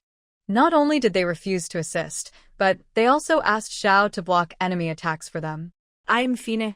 Captain Xiao had originally taken down 2 monsters, and after receiving help, his pressure eased. Soon, he and Zhou and Yi worked together to eliminate the remaining monsters. The upgraded spider monster is hard to fight, but a few people with strong skills can work together to almost wipe it out. Captain Xiao takes out disinfectant and hemostatic spray to treat the wounds caused by the monster. Then, he stops worrying. He suggests continuing to search for traces of the human experiment lab. Should we call in the fighter jets to this place up, creating big holes underground? I don't believe the lab can still exist after that, he says. In the ruins, the most likely place for the lab to be is underground. That's not a bad idea, Yi Qi agrees. Whether using lightning or explosives, just it up. The setting sun begins to dip west. It's best to finish the fight quickly before sunset, so it's easier to fight or chase at night. Find what you can first. I'll ask if the fighter jets we used earlier still work. Hopefully, they aren't too damaged. Xiao takes out his communicator. Yi Qi says if they're not working, Lan and I will go back to the base and fly the planes. Xiao looks at Lan surprised. You can fly too? There aren't many female pilots, especially not overweight ones. Yes, Lan says confidently. She's no longer a beginner. She can at least keep the plane steady if nothing goes wrong. Xiao nods in admiration. He walks to the side to contact his team. Yi Qi stays nearby to help, using her space ability to clear the ruins in front of them. She collects steel bars, cement, bricks, and tiles into her space, and then releases them far away. Soon, they clear a large gap in the rubble where the spider monster emerged. But they haven't found an entrance to the lab yet. Could it be in this building? Lan points to another ruined building nearby. Suddenly, there's a loud spinning sensation, and she is lifted into the air. While flying, she realizes that not only she but also Yi Qi and Xiao are floating. Debris and dust fly everywhere, blurring her view. A powerful, gentle energy wave surrounds the area, brushing past her. Lan quickly falls in the zero gravity, and countless bricks and stones fall with her, nearly burying her. Stop, stop, stop. She hurriedly collects everything around her into her space to save her life.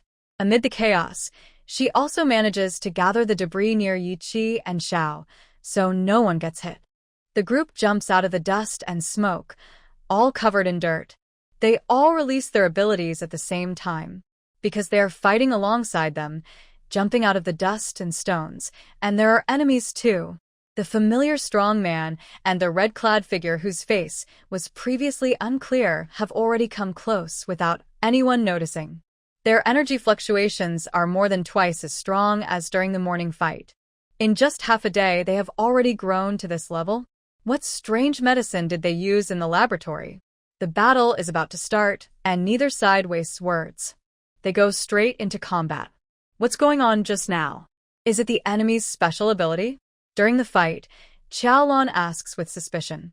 Suddenly being thrown into the air, surrounded by flying sand and stones, with concrete slabs flying and smashing, this is too dangerous. If the enemy causes such chaos, We must be very careful in the fight. As Xiao Team swiftly moves past her, he whispers softly. It's my subordinate's special ability. They saved me from a sneak attack by the enemy. Those two little brats took advantage of my phone call to attack me. Xiaolan is surprised. The ability to throw everything around into the air? No, it's spatial reversal. Xiao Team leaps away quickly. Xiaolan immediately understands that it was the sneak attack everyone missed earlier. Xiao Team almost fell into danger, but at the last moment, the twin siblings reverse space, flipping everyone and everything on the ground into the air. This nearly caused them to be thrown and hit, but it also made the enemies lose their balance, causing the sneak attack to fail. Such a wonderful ability. No wonder they hadn't made a move before. This skill really isn't suitable for frequent use. Xiaolan couldn't help but glance in amazement at the twins standing motionless in the distance. A spatial ability user. She shares the same type. Xiaolan is very interested in the twins' spatial ability, but now is not the time to discuss that. The two enemies are too powerful. After only a few rounds, her team of 3, plus 2 support fighters, was completely overwhelmed by the opponents, who directly controlled the situation. They might have also undergone body modification. Xiaolan reminds her teammates. That's not it, the strong man coldly responds. He and the red-clad person suddenly stop fighting and fly to stand about 10 meters away. Xiaolan and the others do not pursue and stand there, gasping for breath. The brief fight, less than a minute, exhausted everyone. Fighting isn't about how long it lasts. Long fights aren't necessarily tiring, and short ones aren't necessarily easy. That's not how it works. They used all their energy in each attack, giving their best every time. Every dodge was risky, and the fight was so intense that just a few seconds felt like being drained completely, as if they couldn't use their special powers again or escape the next attack. Right now, Xiaolan and the others felt this way. They were sweating all over and breathing hard. Meanwhile, the enemy seemed to handle everything easily. The strong man, who had been smiling during their previous fight, no longer looked relaxed. His face was cold, and he was serious now. He said, "This time, we didn't use any body enhancement drugs, just some special energy stimulants. Otherwise, you would already be dead. But you're stronger than this morning." Xiao Team carefully observed him, his left arm trembling slightly, blood dripping from his fingers. During their quick fight earlier, the enemy had cut his arm, possibly injuring his nerves, so now half of his arm felt numb. "Thanks for the compliment, but I don't need it. To me, you are already like dead people. What's there to be happy about when a dead person praises you?" The strong man stepped forward, each step leaving deep marks on the cement ground. He looked at Xiaolan and the others with a cold, dead-eyed gaze. He said coldly, "You've already done your best just now, right? I understand your level now. With this skill, today you can only die." He kept walking slowly. The pressure he exerted was overwhelming. Xiaolan instinctively took 2 steps back, wanting to run. But she suddenly realized she was being cowardly and stopped herself. Even though she had survived many crises in the apocalypse, she truly felt death approaching now. This man was too strong. What kind of stimulant drug could make him improve so terrifyingly in such a short time? Xiao Team shouted loudly and took 2 steps forward toward the enemy, energy fluctuating wildly. His steps and Xiaolan's retreating steps moved in opposite directions, but were similar in nature. They were instinctive reactions to feeling life-threatening.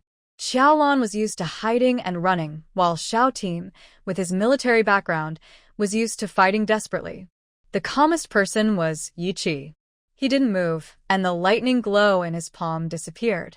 No energy waves radiated from him, and he even closed his eyes.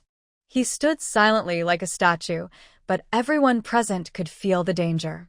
They knew he could explode at any moment and fight with all his might. They just didn't know if his outburst could withstand the enemy's strength. Xiaolan was unsure. But the current situation didn't matter to the enemy. Whether she had confidence or fear, they acted immediately. The strong man charged like a cannonball. The man in red disappeared instantly. "Let's fight." She clenched her teeth and made a bold decision, opening fire with both guns. She used her space ability to release heavy objects to attack. Bang, bang, bang. The noise was deafening, and the smoke and flying debris covered both sides' figures. With the help of Zhao's telekinesis, various objects were thrown around, creating chaos. The scene was a mess of flying debris, gunfire, and flashing purple lightning. A faint red shadow flickered and twisted strangely. The twin soldiers couldn't use their space powers because they couldn't see the battle clearly and couldn't find the right moment to reverse space. Captain Xiao. Suddenly, a figure burst out of the chaos and fell heavily to the ground. The twin soldiers hurried over, shocked to see their leader covered in blood, coughing up blood, unable to get up. He was badly hurt. They didn't know how to help him immediately. Then, the chaotic debris suddenly exploded, and flying stones and debris flew around, revealing Xiaolan and Yi Qi. They were thrown in different directions and landed with injuries. The debris rained down loudly, creating a wider cloud of dust. The twin soldiers quickly used their powers to make the heavy objects about to fall on them float and reverse. In that moment of space reversal, they saved Xiaolan and Yi Qi and placed them beside Xiao. When the debris fell again, everyone dodged. The enemies were blocked for about 10 seconds by the space reversal, but once space returned to normal, they quickly closed in again. Both enemies had injuries. The strong man had 2 bullet holes in his arm, but it didn't affect their movement. As for Xiaolan's side, everyone was too injured to fight. The gap in strength was huge. Reversing the space above and below in a certain distance, making those on the ground fly up and those in the air fall down, the strong man said coldly, gathering energy in his fist, "Interesting ability, but useless." He threw a punch. Swish. The twin soldiers reversed space again. The enemies must struggle to stay steady in the dizzy, weightless environment, stumbling and tumbling. However, the twin warriors controlling this small space move freely, grabbing their teammates and escaping quickly. One twin carries Xiaolan, the other carries Yi Qi and Xiao team. They run hard. The distorted space behind them reverts to normal after 10 seconds. The distance of dozens of meters between them is quickly closed by the enemies. Turn again. The twin warriors use their special powers once more, then run another few dozen meters. But they are caught up again. Both are panting heavily. Using their powers consumes a lot of energy. How many more times can you turn? This time, you only held it for 5 seconds. The enemies threaten as they get closer. Xiaolan and the others lose their fighting ability and can only rely on the twins to reverse the space again. This time, the reversal only lasts 2 seconds. The enemies catch up, and the twins try to use their powers again but fail. Their energy and stamina are nearly gone. A strong man lifts a large, several-meter-thick concrete wall nearby. It's over. He slams it down the group. At this moment, neither Xiaolan nor Xiao team has enough strength to use their minds to move the heavy object. Yi Qi tries to gather lightning in his palm, but only a faint purple glow flashes and then disappears. As the concrete wall falls, the group can only wait for death. Death is approaching. It's said that before a person dies, their last thoughts or obsessions flash through their mind. One of the twin warriors at this moment is not thinking about obsession but feeling deep guilt and regret for not being able to save his teammate. Why? Why can't I have a little more energy to use space reversal a few more times? He thinks as the concrete wall crashes toward his head. His brother thinks, this morning, the bread at Captain Ye's base was really delicious. Well, sometimes, the connection between siblings isn't that strong. Xiao team thinks, we're doomed. Xiaolan thinks, all my supplies are gone. I stored so much. If I die, can I be reborn and bring my supplies again? Yi Qi thinks, old song. What's the second plan? As for Wei, as the base leader, he's not thinking about the future of the base, but about his uncertain romantic relationship that he just confirmed. Maybe he doesn't even understand himself. Is it just a small act of selfishness amid his dedication to everyone's happiness? Although Yi Qi has a second power for resurrection, he doesn't think he will survive this time. The enemies are right in front of him. If he reassembles himself, he might just get shattered again. In the moment when death seemed inevitable and they felt powerless to fight back, several people thought of different things, each more colorful than the last. Whoa. A huge concrete slab crashed down with a strong wind. The cold face of the strong man and the sharp, reckless laughter of the red-clad figure were the last images in Xiaolan and others' senses. Bang. The slab hit someone. So heavy, darkness covered everything. It didn't seem that heavy after all. Soon, the darkness disappeared, and the sunset's glow returned to their eyes, along with a loud crashing sound. In their view, there was shattered concrete flying everywhere and a graceful, standing figure. Long hair fluttered in the strong wind. Her slim, straight legs were wrapped in tight jeans, flowing smoothly and full of energy. Her shoes had very high, thin heels like cones, as if they could punch holes in people. Big sister. At that moment, Xiaolan felt like she was dreaming. Then she saw that elegant figure leap into the air, instantly colliding with the enemy. A dazzling fight. Xiaolan couldn't see clearly. All she heard were continuous explosions of energy clashes, with powerful energy waves around them making everyone on the ground gasp for breath. Everything ended in less than half a minute. That heroic figure, like a savior, jumped back to Xiaolan and the others, separating from the enemies. Both enemies were thrown to the ground, landing very hard.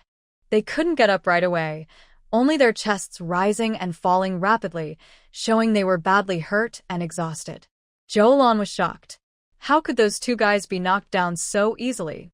They were very strong, weren't they? That means, big sister, you're so powerful. Xiaolan weakly sighed. Could it be that her big sister's strength, during their time together, was never fully used? I just upgraded today. When Jiao Jiao turned back with a smile, pouted, and blew a kiss at Xiaolan. Her eyes sparkled, and her smile was like a flower. Upgrade?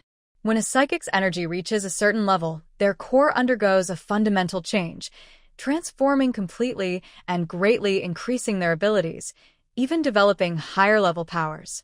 That's an upgrade. But Xiaolan remembered that when Jiao Jiao was only an early-stage awakener before. Her upgrade was just one level, right? Yet her strength suddenly skyrocketed? No wonder she's the boss. They couldn't handle the enemies together, but when Jiao Jiao easily defeated them all. What's the gap? An enormous difference like heaven and earth? People are so different, it's enough to drive you crazy. Let's talk again later. First, eliminate the root problem. After catching his breath, when Jiao Jiao immediately gathered her energy and charged at the still-alive enemies. The two enemies were badly injured, holes from high heels, broken bones, deformed limbs, and had used up most of their energy in the fight. They barely managed to resist a few attacks before being knocked down again. It's over. When Jiao Jiao declared the final, just like when she defeated Gao Li and others. She held their throats tightly, trying to twist and break their necks. Their eyes showed anger and despair, showing they couldn't turn the situation around. You can't kill us. Suddenly, a sharp, long sound like a siren rang out. When Jiao Jiao froze, her body trembling. Xiaolan and the others felt a dizzying headache, their heads spinning, feeling faint and wanting to. One of the twin warriors vomited blood, showing internal injuries. What is that? When Jiao Jiao, also dizzy and nauseous, tried to gather her suddenly lost strength, but her heartbeat sped up, and she broke out in cold sweat. She couldn't keep her grip and loosened her hold on the enemies. Bang! Unsteady, when Jiao Jiao was suddenly knocked away by a figure rushing in. She fell far to the ground and couldn't get up. The situation suddenly changed. The figure dressed in blue and white hospital clothes, bald and barefoot, was now the only one still able to move and still very strong. That Wang. The person in hospital clothes looked very different from before, no longer casual in a floral shirt and sandals. There was no killing intent or coldness. Her face was expressionless, showing no sadness or happiness, just dead silence. Wang. The strong man struggled to stand, pulling up his blood-stained, wet companion. We're only 3 left. Before yesterday, there were 5. Wang looked at the badly injured pair. They were friends who had traveled together, and in the end-of-the-world chaos, they all became supernatural fighters with the help of a lab experiment. One was Wang, and the other four were his loyal followers. They had just started building their power, but now everything was gone. "So, we can't keep going like this," Wang said. "At least, we have to stay alive." The strong man weakly asked, "So, we should kill them all, right?" The 5 enemies on the other side, including the woman in high heels who arrived later, couldn't get up now. Wang looked up at the sunset, which was getting lower and turning bright red. "Yes, that's right. We have to kill them." He leapt into the air, but instead of rushing toward Xiaolan and the others, he turned back and headed toward the ruins of the 6th hospital in the city. Standing on the ruins of a broken building, I aimed at an exposed pipe, took a deep breath, and let out a deep, strange humming sound. Screams echoed one after another, not on the ground but underground. That was a water pipe connected to every floor. The water supply had been cut off, but metal pipes conduct sound very well. As a result, strange buzzing sounds filled many corners and rooms of the underground laboratory. Ordinary people couldn't withstand the sonic attack. One researcher and guard after another collapsed, and even some awakened individuals didn't escape unscathed. Animals and humans involved in experiments suffered various degrees of impact. Some died, some lost control, and some burst apart while struggling. King. The 2 powerful figures were shocked. Did Wang know what he was doing? Was he opposing the laboratory? After releasing a burst of sound waves, Wang paused and spoke to the pipe. "Thank you for making me feel alive and dead, and for pushing me further. This is my thanks." A surveillance camera hidden in the ruins captured Aunt He's voice. "You're looking for trouble. You know how strong the company is." Her voice was unsteady and weak, clearly affected by the sonic waves. Before she finished speaking, Wang shattered the camera, cutting off the audio. He directed another wave at the pipe. The sound waves dispersing in the air made Xiaolan and others feel very uncomfortable, even affecting the 2 powerful figures. The expanded sound waves from the water pipe wreaked havoc in the underground basement, which was easy to imagine. "Can we move?" Yi Qi was the first to struggle to stand up from the ground, asking his companions with difficulty. They had to leave quickly while the enemy wasn't paying attention. Hard. Xiaolan Zeponde weakly. She was very unable to move now. The feeling of being drained was very painful. She felt almost dead but not quite, and even breathing was difficult. Not far away, Xiao's squad had already fainted shortly after the sonic waves began. He was badly injured during the fight, and his supernatural power was mental-based, which consumed a lot of mental energy. In his severely wounded state, facing the sonic waves that targeted mental strength, he suffered the most. His 2 subordinates were also in a state of unconsciousness or semi-consciousness. Yi Qi barely helped Xiaolan to stand, and the 2 staggered, too exhausted to carry their companions. "Big sister." "Lord 1. Xiaolan struggled to call out to Wen Jiao Jiao, who was lying far away. Wen Jiao Jiao smirked and showed a nonchalant smile, then mustered her strength to get up. But after taking a few steps toward them, she suddenly collapsed again with a clatter. Seeing the situation, Yi Qi pushed away Xiaolan and turned toward the enemy. "Go ahead and leave. If you can. Cough cough. If you can escape, do it." He was willing to risk his life to buy time for Xiaolan to escape. "Let's go together." Xiaolan was pushed by Yi Qi and stumbled, grabbing a large rock to catch her breath. Yi Qi stubbornly kept facing the enemy. Xiaolan cursed him silently for being foolish. She sat on the ground sliding along the rocks, too exhausted to stand again. Even if he sacrificed himself to hold the enemy back, she couldn't escape now. Wouldn't it be more romantic for both of them to hold hands and face death together? Of course, she knew that wasn't possible. Even if she, Xiaolan, was the one able to move and Yi Qi couldn't, she wouldn't just wait for death. Even without hope, she would fight to find a way out. That's who they are, people who never give up fighting, even to the end. So, I won't waste your kindness and sacrifice. I will try to find a way to escape. Xiaolan couldn't stand up, so she crawled on her hands and knees, painfully inching forward in the opposite direction of Yi Qi. Even if it was futile, she wouldn't give up. Even if the enemy charged at any moment, she wanted to die while trying to escape, not passively waiting for death. "Big sister, let's crawl together." She called out to Wen Jiao Jiao over there. If one could walk, that was good. If two could, even better. Everyone shouldn't waste Yi Qi's sacrifice. It's not about abandoning him, but dying together is pointless. Saving their lives now and seeking revenge later is the real plan. When Jiao Jiao heard the call, smiled again, then truly started crawling outside the battle zone. This is rationality, without hesitation. Meanwhile, Yi Qi had already reached a point about 10 meters from the king, walking with a shaky step that could fall at any moment. This distance was enough for the enemy's visual or sonic attacks to deal a deadly. Earlier, when the enemy's strength wasn't fully enhanced, the two fought evenly and both suffered. Now, the enemy had an additional attack ability and was in full strength. Victory was certain. Moreover, Yi Qi was almost out of options to fight back. He was essentially walking to his death. But he wanted to prolong the process as much as possible. Even a few more seconds could give Xiaolan a better chance to escape. Still. "I don't know Your name," he said, trying to delay time through conversation. The king, who was attacking with sonic waves on the water pipe, glanced at Yi Qi upon hearing this. He also looked over at Xiaolan and Wen Jiao Jiao, who were desperately crawling away. So it was easy to see Yi Qi's intentions. But he didn't care at all. Because with his current strength, even if he talked with Yi Qi for a few minutes and let Xiaolan and the others get further away, what did it matter? As long as he wanted to kill, he could easily kill them all. After completing another wave of sonic attacks, he responded to Yi Qi's question. He said, "My name is Wang Guan. I like you more, so I can tell you." Yi Qi continued walking slowly toward him, panting but refusing to stop. He asked that character Guan, the one for observation, is it? The close character, or? Cough cough. Wang Guan, Wang replied.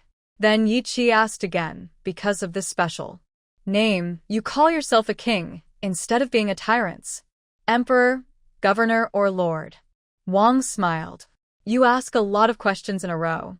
Your ability to waste time with nonsense is quite good. But he still answered. He said, it's not because of the name, but because I have the strength to call myself a king. You really do, Yi Qi said, already within 5 meters. The other person was standing on a pile of ruins 2 or 3 meters high, so he used his hands and feet to climb onto the ruins. He once fell halfway and couldn't get up, seeming to be dead, but after a few seconds, he still managed to stand up and keep climbing. The rough bricks tore his clothes, and his skin was full of various wounds. He looked scruffy and ragged, moving slowly and stiffly, like a broken puppet discarded in trash. But he kept climbing upward. His eyes, tired and weak, shone with a stubborn light. Wang stood on the ruins, looking down from above, quietly watching him. His gaze was like a god capable of deciding the fate of many lives, coldly watching the futile struggle of human ants. But after a moment, when Yi Qi was less than 2 meters away, and he could easily kick Yi Qi away with a casual step, he spoke. I pay you a little respect, brave warrior who refuses to submit. Just a little, because you haven't yet endured the cruelest torment beyond injury. If Yi Qi could also be as unyielding as him, suffering on the experimental table and fighting for life, he would truly admire him. Have you ever endured torment more cruel than injury? Yi Qi asked intermittently while climbing, still trying to delay. But Wang ignored this question. He had recovered his energy and was ready for another sonic attack, so he turned and targeted the water pipe to launch his attack. The buzzing sound caused heavy losses among the people in the basement. It also made Yi Qi bleed from his orifices and unable to move, stopping less than a meter from Wang. Wang ignored him. After the sound wave attack, he simply said, if we all survive, we will meet again someday. Then, the blue and white hospital gown fluttered in the wind. Wang leapt down from the ruins, quickly grabbed 2 severely injured subordinates from the distance, and disappeared swiftly. Yi Qi, who could have easily been killed with a single gesture, did not jump to kill Xiaolan and the others. He just left. The sunset finally dipped below the distant horizon. The sky was gray and gloomy. A shaky fighter plane flew from the distant sky, one previously contacted by Captain Xiao. The damaged plane flew unsteadily, but eventually landed on a narrow, relatively flat street nearby. Wang, why didn't you kill them? After a few days, one of the two surviving subordinates, a strong man, asked this question while resting in a cellar of an abandoned house in a small village far from City C. Wang had just returned from hunting, bringing food and a bunch of crystal cores from mutated beasts for his two subordinates. Among them was a crystal core from a human ability user, with many impurities, but gentle energy. He tossed the core to the man in red. A slightly fast-acting awakened one, suitable for your agility. Then he divided the other beast cores and food evenly between them. The man in red didn't hesitate and immediately began absorbing the human crystal core. The gentle energy from a fellow human helped his injuries heal twice as fast. Wang sat down, unwrapping a smoked ham he had taken from a group of human survivors. Of course, they wouldn't give it willingly, so he eliminated them. After eating 8 thick vacuum-packed smoked hams in a row, his hunger eased. After going through the experiment table, his body consumed more energy and needed more food. He answered the strong man's question. Because they are enemies of the laboratory. An enemy's enemy isn't necessarily a friend, but they can be used. The strong man understood Wang's intention. Even if the people from the Crimson Dawn base killed their comrades, under the shadow of the laboratory, it was better to keep those who could cause trouble for the lab. Wang, do we have no choice but to oppose the laboratory? Rationality told him it was too late, but fear still held onto a glimmer of hope. After all, the laboratory was a very dangerous and powerful presence. Wang Dandan glanced at his two followers. He asked back, what else? You could go back and surrender to Aunt He, participate in body modification, and help her hunt me down. That way, you wouldn't be chased by the laboratory. We definitely won't betray, said the strong man. Not only is the laboratory less trustworthy than Wang, but participating in body modification is extremely dangerous and painful. Otherwise, they wouldn't have chosen to use only a stimulant injection and refuse the modification that day. Wang's successful transformation was just a rare exception. Even if they were lucky enough to survive like Wang, they might not be as powerful. Different people have different talents. After the transformation, the knife thrower was still killed, which was a lesson. The laboratory will definitely come after us. My sonic attack can't clear everyone underground at that time, especially Aunt He. She will surely survive and rise again. Wang emphasized their current situation. Let's stay as far away from her as possible, buy enough time and space to improve ourselves and become stronger, so we can face future encounters. Understood. Our injuries are already half healed, so we can move faster now, replied the strong man. Hee, if you are enemies with Aunt He, then we are friends and comrades. Or rather, follow me, and not only can you avenge yourself smoothly, but you can also thrive and enjoy freedom in this chaotic world. Suddenly, a sinister yet somewhat aristocratic Western voice echoed from the cellar entrance. Clop clop, it sounded like horse hooves. Someone entered through the cellar passage, quickly turning a corner and appearing before them. The daylight outside made the cellar's interior clear. They saw that the visitor was not alone.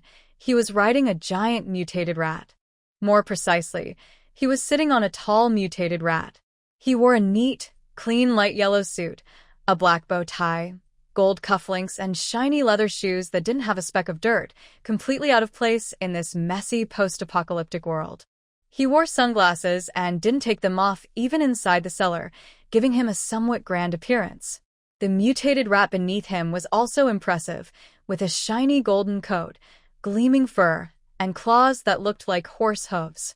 Its head was covered with a strange leather and metal mask, holding its head in place, so its face was not visible, only sharp fangs showing outside. Its hindquarters were also restrained with a collar, protecting its back legs and rear half, looking odd. Who are you? The strong man asked. Ordinary people or typical mutants would be scared by such a giant rat, but the three inside the cellar were highly skilled, so no one paid much attention to the unexpected guest. The man in sunglasses and a suit slightly smiled. I can take you to eliminate the people in Aunt He's laboratory. If I can crush you with just one finger, why are you stronger than me and able to attack the lab? The strong man stood up. A golden rat growled warning. The strong man slapped the rat down. The person riding the rat also fell. He struggled to get up, but it was awkward, and they realized he had a broken leg. I know who is behind that woman named He and how the company operates. Be nice to me, or you'll never defeat the company without me, he shouted, clearly not expecting the three of them to be much stronger than he thought. He hadn't predicted this situation before entering the basement. Name, background, true purpose for approaching us. The strong man slapped away another large rat trying to attack, then grabbed the man's neck and lifted him. Answer in 1 minute. If you lie even a little, you die. Under the real threat of death, Marshall gave up his noble attitude and tremblingly revealed that he was Aunt He's colleague. He also explained how he met Wang, was impressed by his quick combat skills, and tracked him here to try to win him over. Wang told the strong man to let go of Marshall, smiling faintly. In the lab, I overheard Aunt He and her assistant talking about a fool called Iron Bull, who disappeared after a failed mission. Turns out, that's you. Interesting. Do you want to kill her? Do you know your own strength? She's too lazy to bother removing you herself, completely dismissing you. Marshall was angered. That dead woman. She must not know what kind of core power I still hold. I just need more useful subordinates. You all should join me. Wang looked at him coldly. I don't like talking to fools. It makes the world seem more boring. If I weren't in a good mood today, you'd already be dead. His eyes showed clear killing intent, but he didn't use his special powers. He changed the subject. We can't be your subordinates, fools. But I am curious, what is that so-called core power you're talking about? The strong man once again grabbed Marshall's neck. With little wisdom left, Marshall, under the shadow of death, could only tell the truth to save himself. I know the secret research plans of the company's elders and some of their results about immortality, eternal life, and creating ultimate powerful forces. This is a secret project worldwide, more advanced than Aunt He's group. Wang Jingjing listened and slowly squinted her eyes. More than 10 days have passed. Xiaolan and others, after encountering the group led by Wang, suffered serious injuries. Most of their external wounds have healed well. This is thanks to their physical strength being sharper than ordinary mutants, the professional and careful care at the base's medical station, and, of course, the continuous 24-hour nurturing of mutated crystal cores provided by Xiaolan. She has plenty of crystal cores in stock. That day, she easily collected dozens from the zombie pile. Later, when her injuries slightly improved, she returned to the human experimental lab to gather more, and her harvest was abundant. And he used the underground space of City 6th Hospital to set up a human experiment lab, but most of the living creatures there were destroyed by Wang. The survivors were quickly moved away. Xiaolan and others were all seriously injured and rescued by plane. Later, Xiao Team and Yi Qi's subordinates formed a search team. They bombed the ruins with guns and searched deep underground for the lab, only finding many bodies of victims and animals, as well as horrifying experimental materials discarded by the enemies when they left. They did not find any trace of the main culprit, Aunt He. Follow-up investigations also yielded no clues. It seems Aunt He and her group disappeared into thin air. We must find them and eliminate them completely. Xiao Team, after waking up, was furious. The evil deeds in the lab touched his bottom line. Yi Qi said, we really need to pursue and eliminate them. Otherwise, with their ability to create powerful beings like Crown, more dangerous enemies could be produced in the future, bringing disaster to the base and the entire city. On the other hand, he emphasized, we must also strengthen ourselves. If such incidents happen again, with Wang controlling life and death, who knows if everyone will be lucky enough to survive again. Not becoming stronger might mean death next time. So, Yi Qi's base and Xiao Team combined their forces. Xiao team has over 300 well-trained soldiers, along with leftover guns, ammunition, vehicles, some clothing, and even a few fighter jets from the military camp. Yi Qi's base has 2,000 to 3,000 people, with complete medical, logistics, and infrastructure support. Several small teams go out daily, bringing back water and various supplies. Although the amounts are not large, they are enough to keep the base running. Now, the base has cleared an area spanning an entire block. The growing construction team has demolished the damaged and dangerous buildings, and those suitable for living have been renovated and reinforced. Rooms have been separated and distributed to members for residence. Currently, the living conditions at the Blood Dawn base are quite good in this post-apocalyptic world. Everyone has a room, a bed, and a blanket.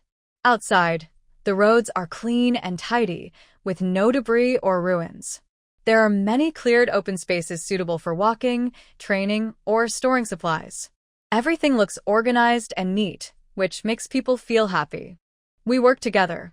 You focus on supporting daily life, and I handle basic security training. For advanced awakening combat training, since you have experience, you lead, and I assist. Xiao team decided after discussion. This plan makes sense. Yi Qi agreed naturally.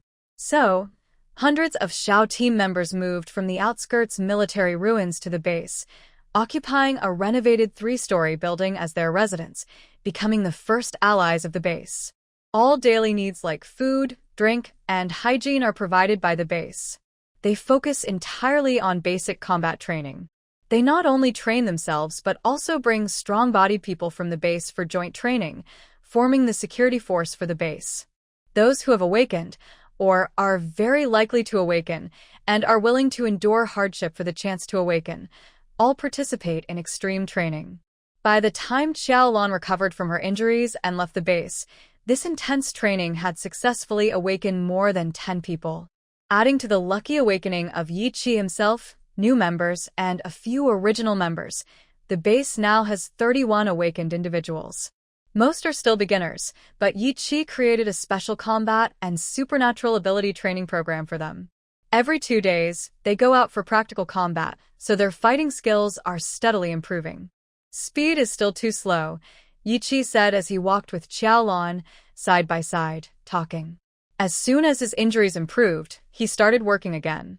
He rarely stayed off his feet, and although they are nominally a couple, they haven't spent more than 2 hours together in recent days, and others are always around. So, this farewell was the first time they were alone after a big battle. But they didn't indulge in romantic talk. They discussed work instead. Yi Qi was unhappy with the speed of the awakening process. The base has grown to over 3,000 people, but only about 30 have awakened, roughly 1%. Beyond the clean, well-built base walls, the scene is different. Still a chaotic ruin of a city, with a landscape full of scars and destruction. Xiaolan pointed at the distant ruins and said, "Be content. Having so many awakened people in the base is already good. Although the ratio isn't high, most of them are not useless powers. Your 30 or so people are all useful. During the initial outbreak of mutations, many people were affected. In some places, 1 in every 30 or even 10 people was awakened. The ratio seemed good, but there were too many useless abilities. For example, abilities like mucus solidification, sudden sleep-inducing powers, or eating 100 bowls of rice in a day. These boring, absurd abilities only caused awakened people to die faster, with no other benefit. There are also non-awakened abilities, where mutations involve growing extra organs or limbs on the body, not necessarily human organs. These mutants are useless. They can't reproduce, and most are killed as monsters. These are the discarded, useless mutations that will eventually be eliminated. However, the awakened people at the Blood Dawn base are quite normal. Their abilities can be used for fighting or support, so the effective awakening rate is actually quite high. Yi Qi said, "The training process will continue to improve. We will fix the problems we encountered early on and try to increase the awakening rate and speed." But he sighed and looked at the gloomy sky, saying, "I just don't know if our speed can keep up with the enemy laboratory." Xiaolan patted his shoulder to comfort him. "You can rest assured, you definitely can't catch up. They produce mutants and beasts very quickly. Their powerful drugs are even more effective than natural stimulation. Plus, they don't worry about casualties, so they create as many as they want. How many die doesn't matter. So, you can forget about catching Saint Yas. Yi Qi's already gloomy mood grew even darker. He stood still, helplessly looked at Xiaolan for a few seconds, then reached out and pulled her into his arms. You're thinner. The moment Yi Qi held Xiaolan, he immediately noticed her weight loss. She had lost a little since they confirmed their relationship 10 days ago. She still looked full and strong in his arms, but she was definitely not as bulky as before. I'm sorry the base's food isn't good, and it affected you, Yi Qi said with concern. Seeing her thinner made him feel just as worried, as if she were injured. His worries about the future of the base and the speed of awakening faded from his mind at this moment. However, Xiaolan felt a small, secret happiness inside. Really thinner? She asked seriously, looking up. Yes. That's great. I've been dieting to lose weight. Wow, you're amazing. Look at how quickly you've achieved results. Xiaolan almost cheered and jumped with joy. Recently, she was recovering at the base medical station, staying in a single room. The expanded medical station had many more rooms, so she didn't have to share with anyone. She could do whatever she wanted inside without anyone seeing, like eating extra snacks. But she didn't indulge much. Her 3 meals a day plus a nutrition meal for patients were standard at the base. She only added some vitamins, protein powder, and supplements to help her heal, resisting her cravings for delicious food. Why? Because she's a girl. Beauty is natural, and after falling in love, she paid more attention to her appearance. In the apocalypse, being chubby is proud and glorious, showing a good quality of life. But she still preferred to trade her pride for beauty. With her fair, soft skin, once she loses weight, even if her looks aren't perfect, she can hide her flaws with her fair skin, right? Besides, her features are quite nice, removing the fat. She's probably an average beauty. Yi Qiqi is tall, handsome, and has cool supernatural powers. Standing next to him, her short, chubby figure makes her seem like his assistant, not his girlfriend. She still has a little vanity. So, while injured, she prioritized healing her wounds over storing fat, starting a big weight loss plan. In her past life, she easily lost weight by starving herself.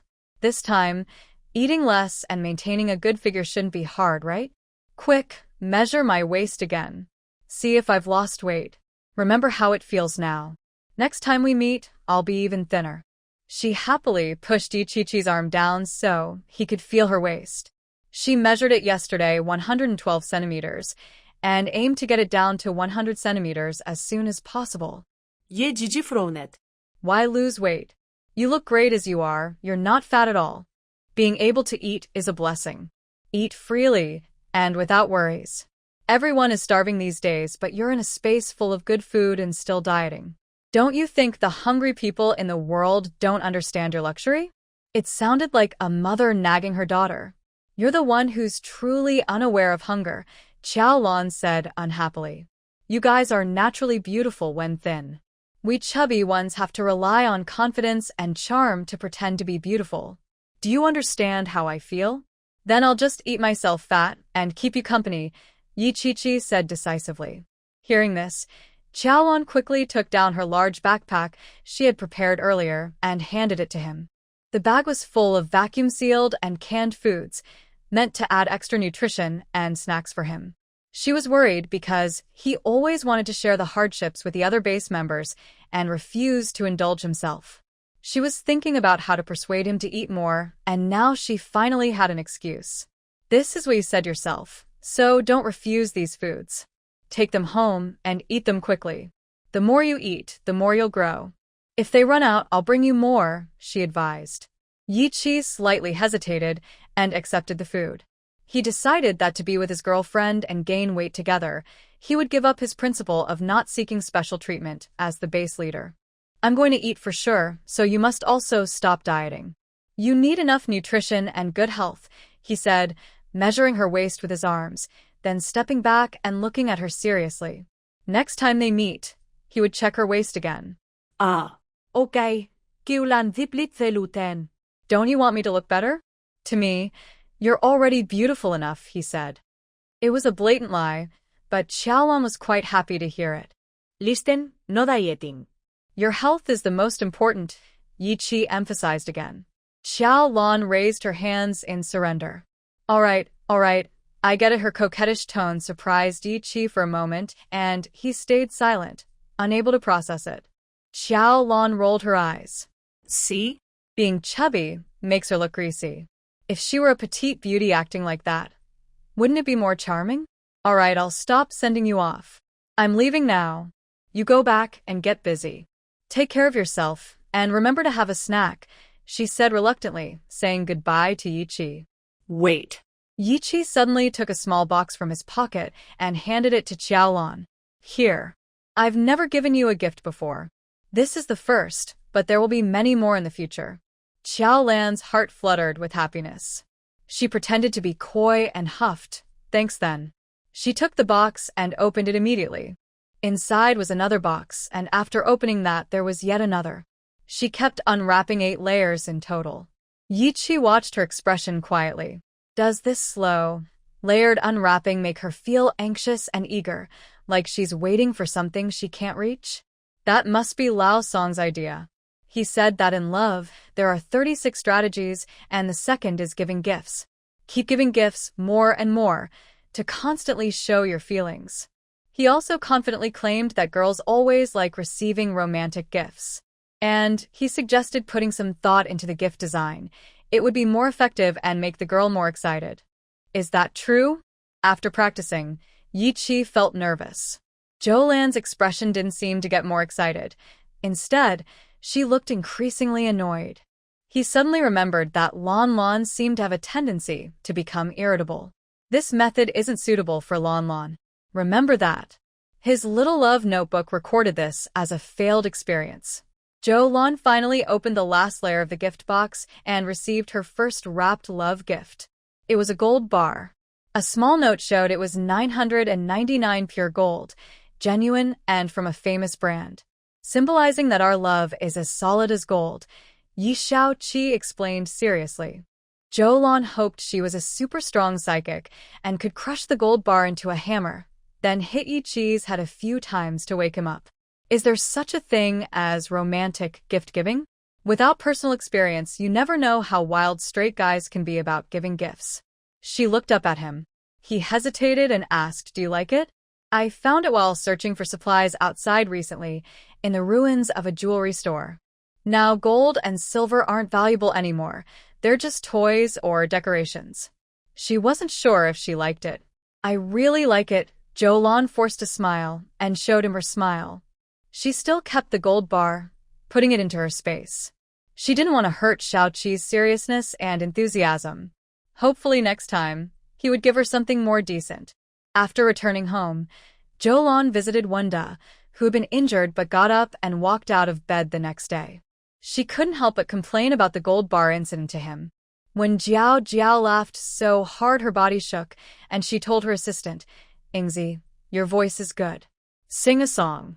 Ingzi girl used her clear, gentle voice to sing passionately. "You ask me how deep my love is. My feelings are real. My love is real. The gold bar represents my heart." As her beautiful singing filled the air, the gloomy sky finally started to rain. The first winter rain arrived. The toxic raindrops fell densely across every corner of the city. The city's water supply had long been paralyzed. When survivors couldn't find bottled water, they once tried to draw water from the river outside the city. But they soon discovered that the water was undrinkable and unusable, causing diarrhea, skin ulcers, and even death. The water shortage grew worse and worse. Now it finally started to rain. In the corners of the city, many survivors cheerfully jump out of hiding places to welcome the blessings from the sky. They tilt their heads back, catching rain with their mouths or using broken cups and cans to soothe their thirst. After a night of rain, the weather clears in the morning. The cold morning light reveals the bodies of many people who died from poisoning, lying on the ground. They can no longer stand. Why don't they listen to advice? Outside the Blood Dawn base, small teams searching for supplies and training find many people who have died from toxic rain scattered throughout the city. However, The base had already issued warnings to nearby survivors, alerting them to the dangerous rain and snow and urging caution. During the rain, all base members stay carefully inside their rooms, and the night shift guards hide in temporary posts to avoid the rain. Everyone knows to listen and be careful, so no one gets hurt. The casualties in the city are truly heartbreaking. A few days after the first toxic rain, thick fog covered the city, lasting over half a month before gradually clearing. The fog was also toxic, though less harmful than the rain, causing some injuries and deaths. Meanwhile, the post-disaster epidemic spreading through City C expanded to cover the entire city during this time. Many people, including some awakened ones, were affected. Some died suddenly overnight as their bodies quickly failed, while others who survived became somewhat weakened. Some, fortunate enough, experienced body mutations triggered by the virus and became awakened. Natural mutations of effective awakened individuals also increased rapidly. Some awakened formed groups, recruiting others, gradually creating stable teams of various sizes across the city and outside, competing with more and more mutated animals for resources.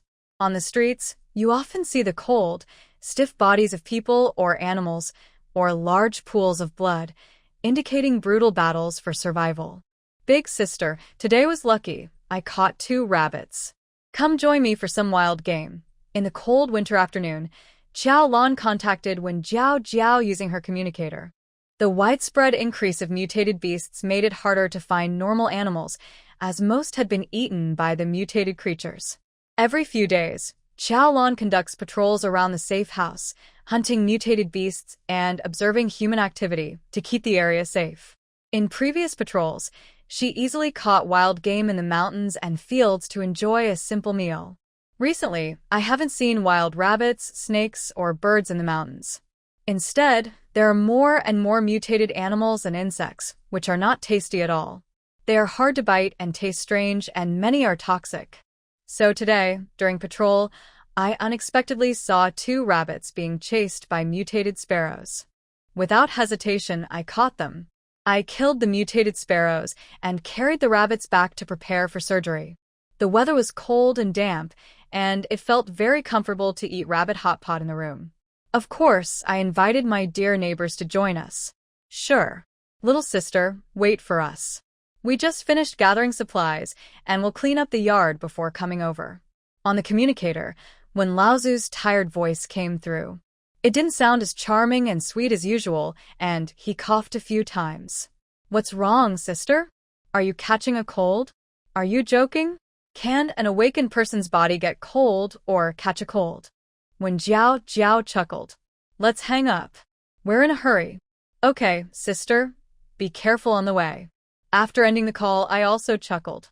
I was too worried about my big sister's health and forgot that awakened ones rarely get sick. She was probably tired from searching for supplies. I should make the hot pot ingredients more abundant so she can recover her strength. In my room, I prepared some ingredients and packed them to take to the kitchen. Chef, these are for tonight's meal. When I entered, I found 2 rabbits still alive. After patrol, I handed the rabbits to Gung Duofu. With his skill, he should have already prepared the rabbit meat into pieces. Why are they still jumping around in the cage? Gung Duofu looked helpless. De Zhuang, what are you doing? Are you causing trouble for our chef? I took out the cat hiding behind the cage. It was clear that it was blocking the rabbits. Baby, rabbit hot pot is delicious. Don't delay our big meal, I said. De Zhuang, now washed clean and snow white again, meowed at me and wagged its rainbow-colored tail. It looked less aloof than usual and seemed to be softly begging. What do you mean? I scratched my head, feeling helpless. I carried the cat to bother Xiaoli. Xiaoli was sitting on the carpet in her room, with rows of mutated mice of different sizes in front of her. Their red eyes stared at her intently, listening carefully. She was giving a lesson to the mice. Xiaoli was very busy now, searching for useful mutated animals all day long, bringing them back to train and teach, working hard to develop a messenger team. She becomes busy and ignores everyone, only spending time with mutated animals. She works like a fanatic. Usually, Xiaolan doesn't dare to bother her. Little Li looked at Da Zhuang.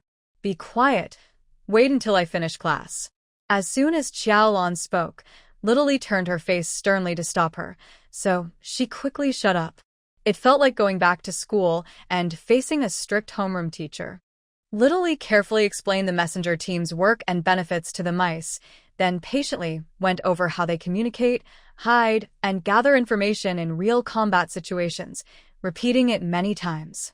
In the beginning, the intelligence of the mutated mice improved, but they still had trouble understanding human needs, so she kept teaching repeatedly. After more than half an hour, when the class was over, Little Lee let the mice disperse to rest and eat. What's the matter, Sister Lan? What's wrong with Dazhuang? The little girl finally had time to pay attention to Xiaolan. She also reminded her, later, after they finish eating, they need to train for battle. Tonight, I arranged a realistic combat simulation in the nearby wasteland, so time is a bit tight. Sister, let's quickly handle the problem, okay? Xiaolan felt like she was not doing her proper job at all. Seeing others so busy, she still brought up the issue of not letting the cat catch the rabbit, as if disturbing their work. But after waiting so long, she finally told her story. Little Lee immediately communicated with the cat without saying a word. Then she translated. Dazhuang wants to monopolize a rabbit to give to Hui Hui. He says Hui Hui is working hard.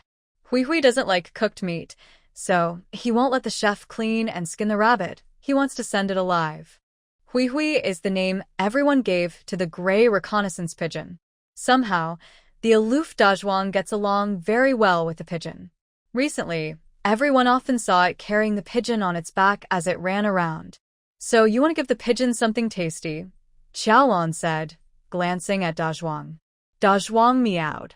Little Lee translated. He said that today he was lucky because he added a lucky buff when you left, so the rabbit rightfully belongs to him. Xiaolan clicked her tongue. All right, my lucky little treasure, I'll give you a live rabbit. She's always very fond of cats with special lucky powers. Dazhuang happily meowed and dashed back toward the kitchen.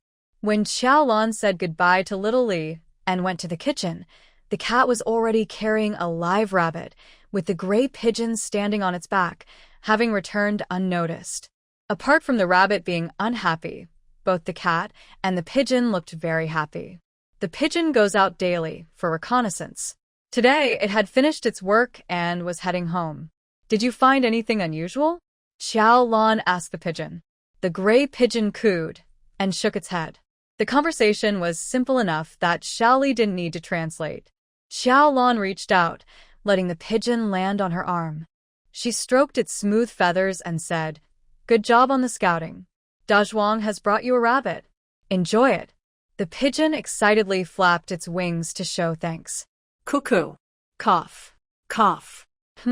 Xiaolan looked closely. Why was the pigeon coughing too?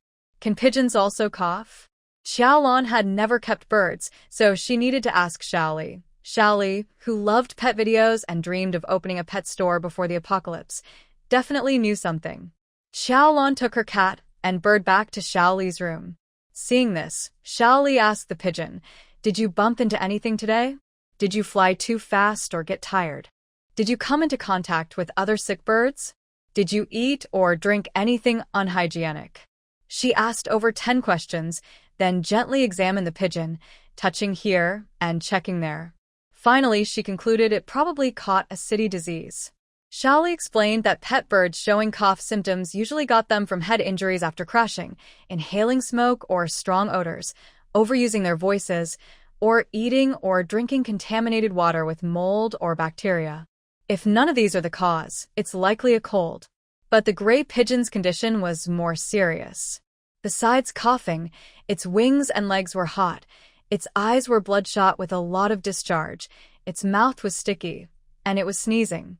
When it flew around the room twice, it stopped to pant heavily.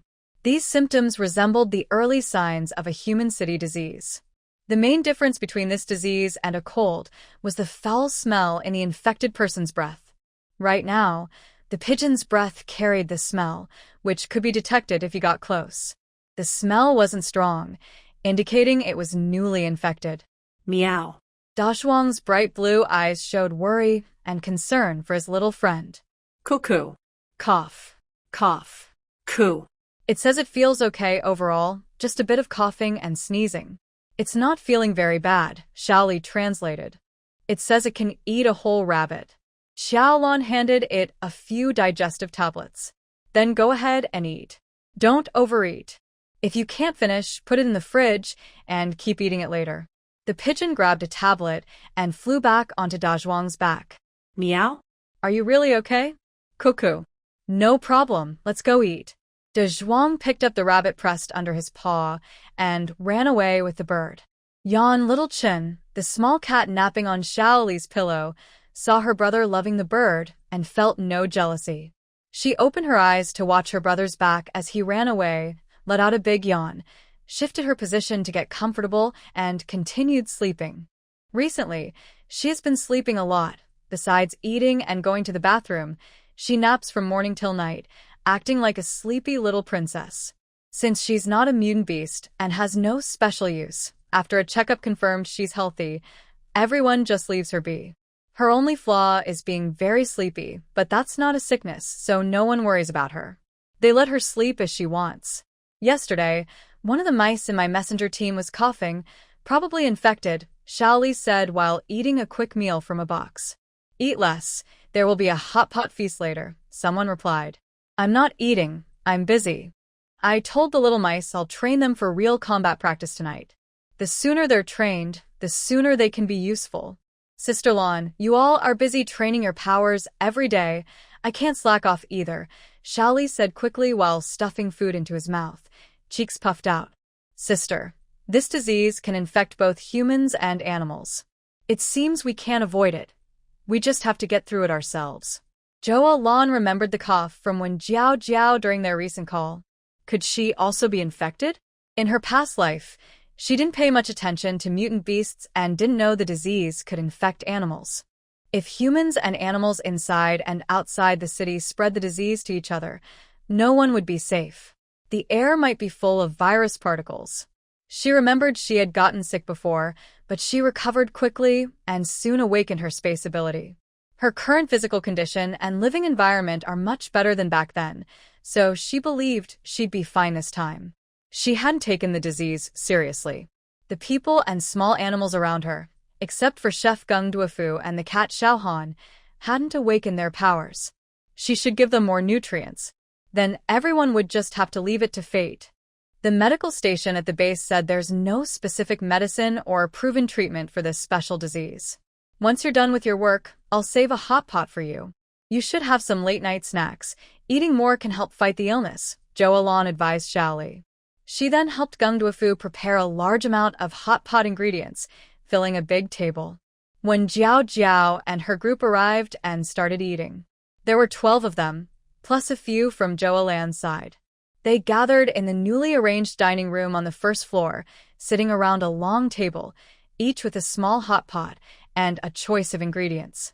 The main dish included 2 pieces of rabbit meat for each person. There were also slices of lamb, beef, bacon, luncheon meat, beef tripe, yellow throat, duck intestines, chicken wings, quail eggs, large shrimp, crab meat, fish balls, and squid. It's not just filling space, there really are so many kinds of meat. There are also many mushrooms, dried vegetables, dried fruits, and various other foods. Plus different bean products, seaweed, dried tofu, konjac strips, sweet potato starch, and more. Xiaolan explained that a few days ago, they found a small rural supermarket's underground storage, so today they had plenty of ingredients. When Jiao and her group ate happily and kept praising the food. After the meal, when Jiao asked someone to bring in 2 large boxes they had brought, and they opened them in front of everyone. Inside, there was a box full of rice bags and another with noodles. Today's find, half for you, she said. When Jiao also took out 2 shiny crystal cores from her pocket. These are a thank you gift for the hot pot today. They were cores from 2nd-level mutated beasts with a good texture, indicating these creatures had been very strong in life and hard to defeat. Big sister, are you okay? Xiaolan took the items but didn't hesitate to ask about her health, showing concern for her senior. If it were her and her big sister, they wouldn't need thanks for eating or drinking. Everything was her sister's. But since it was 2 teams interacting, Everyone was polite and considerate of each other's feelings. When Jiao Jiao waved her hand, "No problem. The injury I got from that strange, loud turtle a while ago has almost healed. Hunting 2 mutated beasts is no problem now." She called the strange, loud turtle the weird, loud turtle, and had been planning to take it down next time they met. Recently, she had been hunting mutated beasts more actively and training herself hard. Xiaolan asked, your Cough. When Jiao Jiao smiled, "Yes, I got sick. I had a fever last night, but I was fine by morning. I didn't die, so don't worry." Many people had died, crying out in extreme pain and high fever. Xiaolan felt relieved after hearing this. Even her past self was fine, so with her big sister's strong body, she was safe. After eating, when Jiao Jiao left with her group to rest early. Tomorrow, they would wake up early for training and gathering supplies. In the end of the world, no one could afford to relax. Even Xiaolan, who had a space filled with supplies and a small house to enjoy life, had to train every day to increase her chances of survival against powerful enemies and mutated beasts. She saw Wen Jiao Jiao and her group off and was about to go back to her room to absorb the 2 crystal cores her big sister had given her. Suddenly, Dazhuang, a cat-like creature, hurried over and bit her pant leg, tugging urgently. Xiaolan suddenly realized that the problem was with the pigeon. She quickly followed Dazhuang to its room and saw the gray pigeon lying on the ground, rolling its eyes and twitching constantly, with foam coming from its mouth. What's wrong? Did it overeat on rabbits? Or is it something else? Xiaolan stepped forward, picked up the pigeon, and immediately smelled a strong foul odor. She quickly put on a gas mask to cover her face. The stench from the pigeon's nose and mouth was much worse than before, even more disgusting than a sewer. It's a disease outbreak. Xiaolan Frauen. She couldn't treat humans this way, let alone birds. Suddenly, Yu Xingyuan's anxious shout came from the corridor. "Old Xiao, where are you? Come quickly." Xiaolan carried the pigeon out of the room and asked, "Here I am. What's wrong?" "Gung Duofu. He's fainted." Yu Xingyuan pointed to the room on the other side of the corridor, where the chef's father and son were. After examination, there was no doubt that Gung Duofu, like the gray pigeon, was also suffering from the disease outbreak. Xiaolan hurried to find medicine in her space. Although there were no specific medicines or treatments for this wave of the disease, Ouyang Mo and others at the medical station had summarized some rough experience during their efforts to control the illness at the base. A few anti-inflammatory and antibacterial medicines could slow down the worsening of the condition, and 1 or 2 medicines to help the body recover had proven to be effective. Xiaolan had stocked up on medicines, and these types were among them. She had even shared some with the medical station a few days ago. Now she took them out and used the dosage Ouyang Mo had advised, giving them to the chef, Gung Duofu. Gung Duofu was unconscious and couldn't take the medicine himself, so his father forcibly opened his mouth and poured it in. The action was bold enough to make Xiaolan worry, but luckily, he didn't choke. Thank goodness. "Uncle Gung, use this crystal core on him. Be careful to guide the energy. Be very careful. He's an ordinary person, and too much energy could be too much for him." Xiaolan handed one of the 2 crystal cores that Wen Jiao Jiao had just given her to the old chef, asking him to help nourish his son's body. Ordinary people can't absorb crystal cores, but they are very good for restoring health and promoting recovery. The old chef looked at the quality of the crystal core. "Master, this is too precious. An ordinary crystal core will do." It was not only a 2nd-level beast crystal core, but also one of the best in the 2nd level. The crystal was clear and high quality, with a purity even better than ordinary 3rd-level crystal cores. Awakening users would treasure such a crystal core and hide it away. Giving it to an ordinary person? Usually that would be a waste. But Xiaolan's situation was unusual.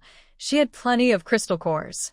Even though her core was weak, she still took good care of her close friends and shared all the best things with them. "Just use this. Quickly help him recover, so he can prepare a big meal for me. My quality of life depends on him." Without hesitation, Xiaolan handed the core to the old chef, asking him to watch over his son while she went to tend the pigeons. The old chef shed a few tears. My lord's kindness means my son, and I will do our best to serve loyally. Then he sat cross-legged by the bed, placing the core in his son's palm. Carefully, he guided energy out, wrapping it around his son's body and nourishing him from within. Despite his bold nature, the old father was very cautious now, worried about accidentally hurting his child, as mutated energy was too powerful for ordinary people. Guiding energy required mental and physical effort, as well as consuming his own energy. After being injured by flying knives last time, he had recovered but was still not fully rested. Doing such delicate work was a bit difficult for him now. Fuxinjuan silently stayed nearby.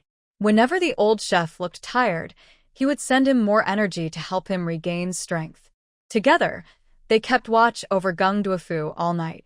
At dawn, the old chef stopped, ending the energy guidance session. He tucked his son's quilt, then stood up to stretch and loosen his muscles. Seeing Fu Xingyuan's red eyes and pale face, he sighed. Good child. Thank you. Uncle Gung, don't thank me. I owe everything to you, Fu Xingyuan replied. Just then, Xiaolan knocked on the door. Hearing Fu Xingyuan's words, she looked at him with new respect. This girl was completely different from before. Fu Xingyuan blushed and stiffened when he saw Xiaolan's gaze. Did I'll go heat up breakfast? He hurriedly left, stumbling out of the small building. Disciple, you have a fever. Let me check you. The old chef called out. Xiaolan chuckled. It's not a fever, just blushing. You old man, save your breath. What's blushing about? The old hero was confused. Maybe because she thinks her past arrogance was pretty foolish? The door wasn't closed tightly, and Fu Xingyuan, who was still nearby, overheard Xiaolan's teasing words. His face turned even redder. He quickly ran out to the open ground, ran a few laps in the morning air to ease his embarrassment, then returned to prepare breakfast for everyone. After breakfast, dawn broke fully. Gung Duofu was still asleep. Although his condition hadn't worsened, there was no sign of waking, which made everyone worried. Last night, Xiaoli stayed up caring for the pigeons, only going to sleep when dawn was near. Now he looked anxious as he came over to deliver news. This morning, I found that the sick mouse in her small messenger team had already died. 2 others suddenly fell ill, went crazy, and started biting and squeaking wildly. The lead mouse led the others to attack and kill them. Additionally, 4 more mice had just become sick and were quickly losing strength. I worked hard to pick and handle hundreds of mice. It was only with great effort that I selected this small team. We just started training, and now several members are gone overnight, Xiaoli said with a worried brow. This disease is so scary. Sister Lan, what should we do? There's nothing we can do but try to endure. If we can't, then it's over. Let's give them medicine quickly. She took out some medicine, adjusted the dosage based on the mice's weight, and handed it to Xiaoli. Xiaoli hurriedly took the medicine to care for the little mice. As for whether the medicine humans take is effective for mice, no one knows for sure. We can only do our best and leave it to fate. Last night, the same medicine was given to the pigeons. Gao Gao the pigeon shivered most of the night, sometimes stiffening and dying, then suddenly waking up and shivering again, repeatedly. Do we really have to try eating mutant pigeon meat? Can we still eat the ones that died from the disease? Xiaolan was deeply worried, feeling she might not be able to save it. But miraculously, it survived until dawn. Its feathers fell out overnight, and it looked much thinner, like a small sparrow with all its feathers plucked, no longer the proud messenger pigeon. It was sleeping and unconscious, its life uncertain. Xiaolan thought for a moment and gave Xiaoli a few impurity crystal cores, asking her to try feeding them to the mice. This was an experiment. If the mice, weakened by illness, could eat the crystal cores without their bodies exploding with energy and instead recover, then they would try giving it to the pigeons. Because animals' meridians are different from humans, guiding energy to heal isn't an option. They can only eat the crystals and see what happens. Luck will decide life or death. Xiaolan was exhausted from staying up all night, but dared not sleep. worried about Gungduafu or the pigeons having problems. Even with plenty of medicine and crystal cores, nothing can guarantee absolute safety. This plague is truly troubling. Little one, you'd better not get sick. When she found the sleepy little princess cat Xiaolan, she was still sleeping peacefully, so silly and happy. The only unawakened members in the team were it and the chef. The chef was already lying down. Xiaolan just hoped the little cat would stay safe. Dazhuang happened to be carrying a tray to bring food to his sister. Xiaolan said, "Try to give Xiaohan some luck. Let her avoid getting sick, or if she does, she can recover quickly. Is that okay?" The big white cat nodded and meowed in agreement, indicating it had already added some luck. So why did Gao Gao get sick? You're so good to it. Why not give it some luck too? Xiaolan was confused. De Zhuang looked worried and shivered. He forgot. And he hadn't expected the disease to be so strong before. Adding luck to Xiaohan was only a last-minute fix after they found Gray infected yesterday. Otherwise, they would have had to give everyone and all animals here treatment in advance, no matter how tiring. Meow the meow was full of regret. Xiaolan held it in her arms, stroked its fur to comfort it. "It's okay. You can't be blamed entirely. You're just a small animal. How many can you save? Besides us, one Jie's group over there, and the base, there's no way to save everyone. I heard the situation at the base isn't very good lately." Just then, the small light on the communicator flickered, and Yi Qi contacted them. "How are things at the base? Is it better?" Xiaolan immediately asked. Before Yi Qi could reply, coughing sounds came through. "You also got sick." Xiaolan's heart sank. She wished she could teleport instantly to be with him. "Don't worry. I just wanted to tell you that I'm using the medicine sent from headquarters. If it works well, I'll send some to you," Yi Qi said. Xiaolan was surprised. There was medicine? Her headquarters should be very powerful. Before the end of the world, they were responsible for national security.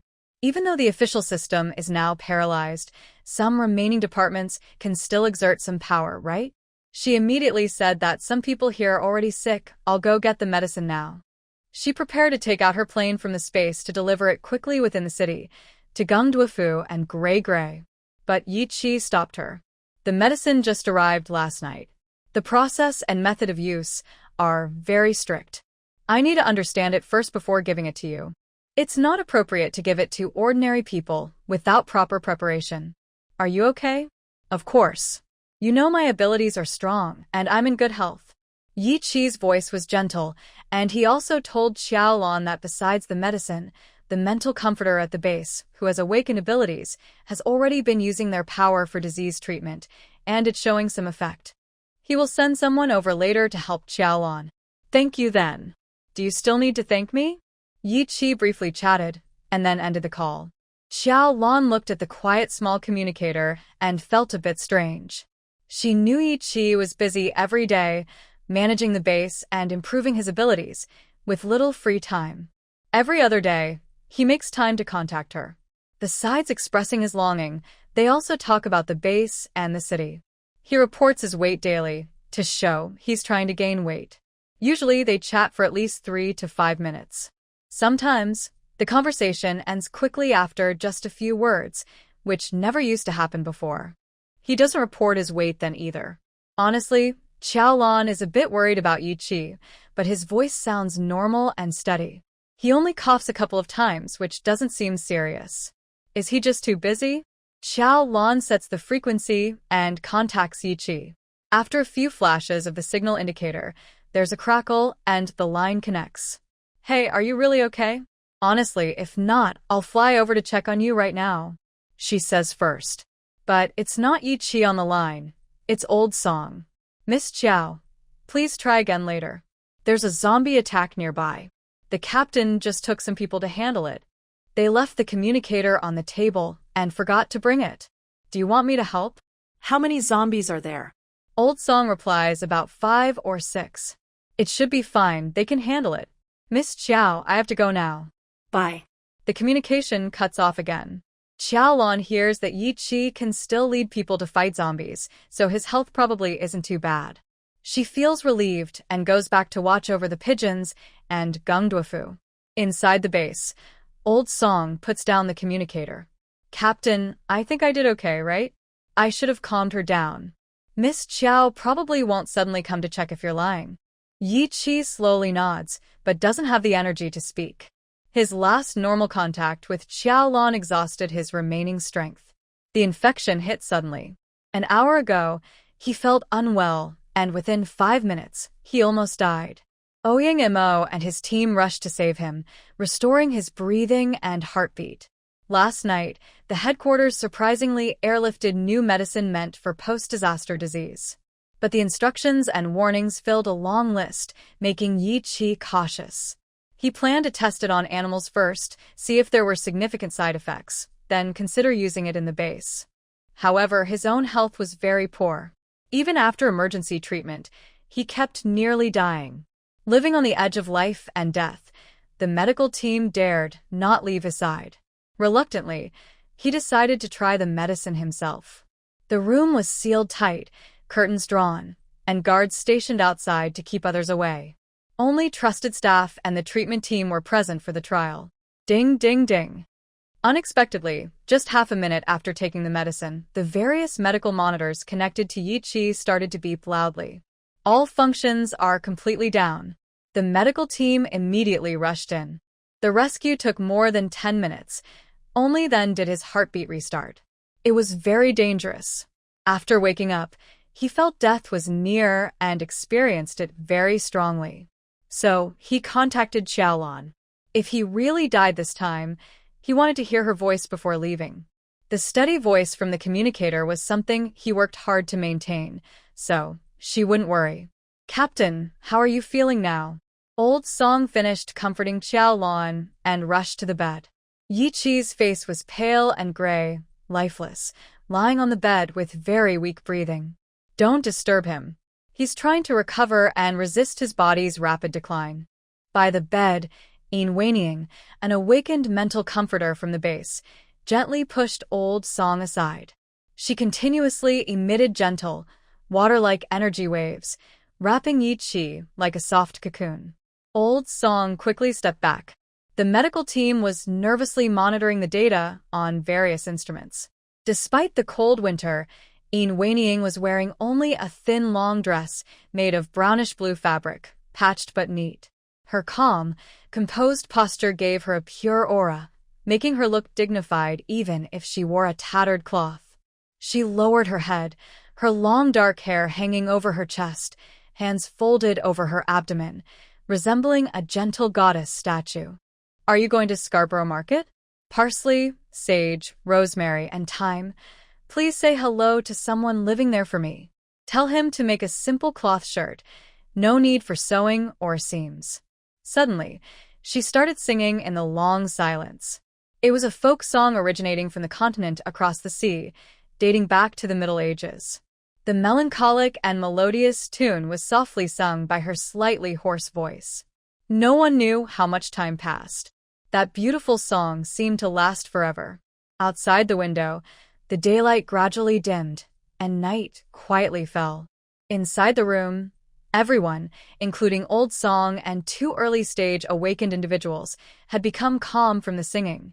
They no longer felt tense or anxious, no longer worried, their gazes peaceful almost to the point of obsession. The room was so gentle and quiet. Only Yin singing floated softly. Everyone was in a daze. But Yi Chi suddenly opened his eyes. His unfocused pupils almost instantly focused. He looked at Yin. You are very strong, at least level 2.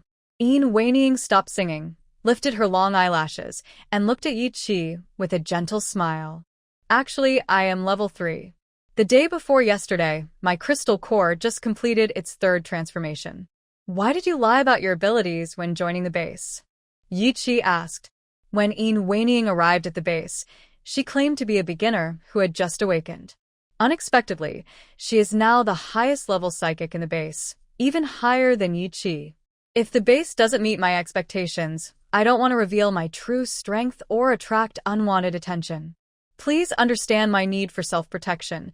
She slightly bowed. So, do you now accept the base? Yes, otherwise I wouldn't participate in the treatment. Wenying said politely as she stood up. Congratulations, Mr. Yi. Not only have you survived the epidemic, but you're also close to advancing. Your strength is a blessing for everyone. Yi Qi stood up. He was still sweating, but he had truly survived a life-threatening crisis. Others only saw him lying calmly, but no one knew the tough struggles he endured inside. The fight against the epidemic was a near-death experience. The powerful medication from the headquarters was intense, causing him extreme pain, like enduring a trial by fire. Wenying's mental comfort truly helped him a lot. Thank you, Yi Qi nodded to her. You're welcome, Mr. Yi. I wonder if, with my abilities, I could become a core member of the base and get more supplies? Currently, I just want a single room and a hot shower, Wenying said politely with a smile. Yi Qi hesitated for 2 seconds. Then you might need to ask my girlfriend. Miss welcome. Please come inside. At midnight, Xiaolan met the mental health therapist sent by the base. Wenying jumped down from the helicopter, her dress fluttering in the wind caused by the rotor blades, outlining her gentle figure. She smiled and nodded politely at Xiaolan before following her into the small building. From the outside, it looked like an abandoned, half-damaged building, dirty and gray like other remaining structures in the city. But inside, it was clearly reinforced with invisible strengthening, making it very sturdy. It was renovated with white walls, a smooth floor, decorated with paintings and ornaments in the hall and corridor. Several main rooms had soft-colored wooden floors. All furniture was in place, appliances were working, and there were carpets, curtains, and tablecloths. What a beautiful place, Wenying sighed eagerly. Her calm and elegant face showed clear envy, longing, and admiration. Her gaze at Xiaolan shifted from gentle to passionate. It's as if Xiaolan has spent generations searching for this precious treasure. May I ask how Miss Xiao managed to create such a warm and beautiful home in this broken world? You must have put in a lot of effort. Not too bad, not too bad. It was all helped by my friends. It's a team effort, Xiaolan replied politely, leading the person into the chef's room. To make treatment easier, the pigeon was also brought inside. One person and one pigeon had been sleeping for a whole day and night, with no sign of waking up. With so many clean and beautiful pieces of furniture and decorations, it must have been hard to find them all, Wenying said, glancing lightly at the patient and the pigeon, focusing her attention on the room's decor. It's not too hard. Cough. Miss let's focus on treating the illness first and talk about the house later? Xiaolan asked the old chef and others to step back, then carefully brought in a large round chair with embroidered cushions, placing it beside Gung Doufu's bed for Wenying to sit. Wenying reluctantly looked away from a Nordic-style deer antler decoration on the wall and sat down as instructed. She immediately let out a soft ah of relief. It's been so long since I sat on such a soft chair. Since the wind disaster, only a few months have passed, but it feels like half a lifetime. She leaned back comfortably on the cushion, her face showing clear happiness. Xiaolan quietly wondered, what kind of person is she? Is her treatment trustworthy? She couldn't help but recall the message sent by the parrot before the helicopter arrived. Master. Dear. I miss you so much. There's a strange woman near the master again. She's definitely not good. Either a white lotus or a green tea, with sneaky eyes and strange words and actions. She stayed by the master's bed for a long time, asked for promotions and supplies, and even wanted to take a hot bath with him. The master has been fooled by her and allowed her close to you. Be careful, find a chance to get rid of her. This was the message from the teacup dog. Last time, it sent a mouse.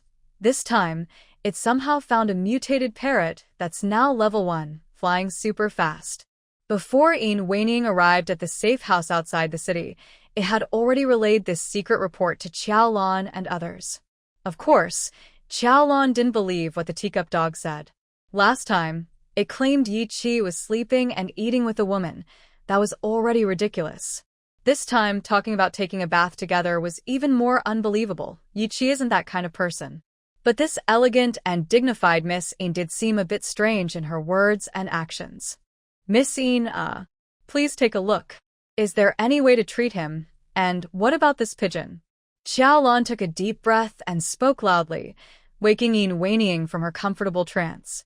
Since she couldn't treat them directly, she decided to try the method recommended by Yi Qi.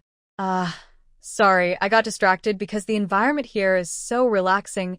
Yin Weining apologized and bowed slightly. Now, let's begin the treatment. Before Xiaolan could react, she suddenly released a burst of energy that enveloped Gung Duofu completely. Glancing casually at the pigeon on the bedside table, she also wrapped it in her energy. After a few seconds of focus, she said, "No problem. These two patients are not as critically ill as Captain Yi was, so I can help them recover. However, their bodies and minds are weaker than Captain Ye's, so their awakening will be a bit slower." She maintained a calm and gentle energy cocoon. She explained softly, "Strictly speaking, I am not directly healing them. My special power doesn't cure illnesses. It only soothes their emotions, stabilizes their mental state, and activates their subconscious to guide their bodies to heal themselves. I am awakening their body's instincts so they can heal on their own." Human willpower is very strong, more than we often realize. Even in pain and unconsciousness, people can feel tension, despair, fear, hopelessness, and the desire to give up or escape. Some may feel weak and believe they can't make it, or want to die to end their suffering. My calming method can help them shed all unnecessary negative emotions, and even positive ones like excitement, desperation, or joy, bringing everything to peace. Only the instinct to repair remains active, allowing the patient to heal themselves and fight the illness. This is what I call treatment. In fact, it's really the patient healing themselves. So, with my calming, strong-willed people tend to recover faster. Ordinary people might take longer or even die if they can't be cured. It's not that I cause their death, they just can't endure it. Xiaolan added, Miss Yin, are you okay with treating while talking? Is that safe? She must stay focused on maintaining the energy. Please don't get distracted. She was genuinely worried that Miss Yin might accidentally release too much energy, overwhelming Gung Duofu or the pigeon and harm them. Yi Qi had already mentioned that this sister is a level 3 expert. Don't worry. I can handle the risks that Captain Yi mentioned. Their condition is too simple. Yin Weining smiled gently and comforted Xiaolan, saying, "If I could prove the Landau-Siegel zero conjecture, then solving a simple kindergarten math problem like 1 + 2 would be a piece of cake." What's zero conjecture? What is that? Xiaolan looked confused and didn't understand. She just thought the treatment was very simple. Silent behind the old chef, Fu Xingyuan spoke softly to explain. "Big Sister Qiao, the Landau-Siegel zero conjecture is a weaker form of the Riemann hypothesis. It asks whether a certain thing called the Landau-Siegel zero exists. This is a big math problem that started in the 19th century when mathematicians studied prime numbers and introduced the Riemann hypothesis." Stop. Xiaolan looked serious at Fu Xingyuan. "What are you doing? Are you trying to show off your knowledge while I'm here getting treatment? Is this the time for that, little Fu?" All right, the treatment is over." Yin Weining suddenly stood up, looked at Xiaolan gently, with a mysterious expression as if to say, "See? It's very simple. Just wait for them to wake up slowly." "Miss Qiao, can you take me to see where I can take a hot bath?" she asked eagerly. "Gung Shu, you all keep an eye on her. Call me if anything happens." Xiaolan personally took Yin Weining to the bath. Actually, she preferred to stay and watch Gung Duofu and the pigeons, because she was worried. But she didn't trust Fu Xingyuan or Xiaoli to take Yin Weining for a bath. This woman is strange. She's a level 3 expert. If she causes trouble, Xiaolan worries others might not handle it well.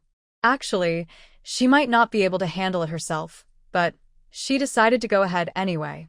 They prepared hot water, filling the foot bath completely, and let Yin Weining bathe behind the screen while Xiaolan stayed nearby. The basin is clean, and no one has soaked their feet in it before. Feel free to use it. Soap and towels are next to it, and there are clothes to change into. The hairdryer is available too. Thank you so much. Your place is much better than the base. Yin Weining's gratitude and happiness were obvious. She used a towel dipped in water to wash herself behind the screen, repeatedly expressing thanks. "Oh, this is the treatment you earned through your work. No need to thank me," Xiaolan said to stop her. Usually, she and her companions used a bath basin for a full-body soak. When hosting Wen Jiao for a bath, they even prepared a massage bathtub as promised, making Wen Jiao feel extremely comfortable. This time, I only gave Yin Weiniing a small foot bath bucket of hot water, which seemed a bit stingy in comparison. But Xiaolan doesn't easily show her resources to strangers, especially valuable water resources. No matter how much someone has contributed, she remains cautious. This small bucket of water is really nothing special. Yin Weiniing said, "I heard that in the base, 5 people share a basin of water for bathing, but I just arrived and haven't even had a bath once a month. Suddenly having a full bucket of hot water just for me is a big surprise." "Miss Jiao, I have an immature idea. Can we wait until I'm more mature to talk about that?" Xiaolan thought silently. She politely replied, "Please, Miss Yin, go ahead." Yin Weiniing said, "Miss Jiao, I want to join your team and leave the base." This. Her idea isn't very mature after all. Xiaolan quickly smiled warmly. "Thank you for your kindness. Well, the base really needs strong people like you. I can't keep you all to myself and ruin the big picture of the base, right?" Yin Weiniing sighed. Miss Jiao politely declined me. "It seems I haven't gained your full trust yet." "You're really thoughtful," Xiaolan thought to herself. "So, if I want to enjoy a luxurious life here, I need to flatter you even more, Miss Jiao. How about I become your spy at the base, watching over Mr. D, your boyfriend? You know, many women secretly admire him, and he has a close, unrelated sister. Thanks for the offer, but I already have a spy. Better than a dog. Besides, just one dog is enough to annoy me. I'm not interested in love surveillance, so I don't need another spy." "Oh, then I'll think of another way," Yin Weiniing said, a bit frustrated. After washing for a while, she suddenly said, "I just remembered. I can help you upgrade, Miss Jiao. My calming ability can stabilize mental strength and speed up crystal core absorption." "That's too much effort, Miss Yin." Xiaolan casually replied, "Okay, maybe next time we can try it." "Not this time? This time, I need the patient to stabilize first, and then please return to the base to help treat others with the plague." "Such a pity. Actually, I really want Miss Jiao to like my ability sooner. Next time. In the following hours, Yin Weiniing took a shower, changed into a clean dress, ate a hearty meal, and stayed by the patient's side, waiting until they woke up. For over 10 hours. She always chatted with Xiaolan, maintaining friendly communication and trying to promote herself. When Geng Duofu and the pigeons finally woke up and sent her off on the plane, Xiaolan contacted Yi Qi. "You're always trying to cozy up to me, aren't you? Are you tempted by the wealth and luxury here?" Yi Qi was silent for a moment. "She does act strangely. You don't trust her, do you? Can you trust her? Then why are you still letting her treat you? You also used her." Both fell silent. They had no other options. They couldn't just wait to die. If Yin Weiniing could gain trust, that would be strange. Anyway, just keep observing. Why didn't you tell me she was critically ill? Xiaolan changed the subject, criticizing. "You're always saving me, and I keep getting hurt. This time I got sick too. I'm too weak, afraid you'll dislike me." Xiaolan felt her heart tighten with worry and anger. "No one would dislike you. Yi Xiaoqi, listen to me. No matter what happens in the future, you are not allowed to hide anything from me." "Okay, Sister Xiaolan." "Sister, if there's nothing else, I'll go busy myself. Don't work too hard. Take care of your health." Got it. They ended the call. Yi Qi nodded in approval at Lao's song. As expected of someone who calls themselves a love expert. According to his advice, she explained to Xiaolan and successfully got through this deception crisis. After Xiaolan put away the communicator, she felt a bit dazed, as if she had forgotten to say something important. Passing by Xiao Li's room, she saw her giving a lesson to a group of mice again. This time, there was also a parrot sent by TT. Xiaolan suddenly remembered. Oh, that's what it was. While Yin Weiniing was chatting idly, trying to get close, She mentioned that when she took the plane here, she saw some lights in a distant part of the city.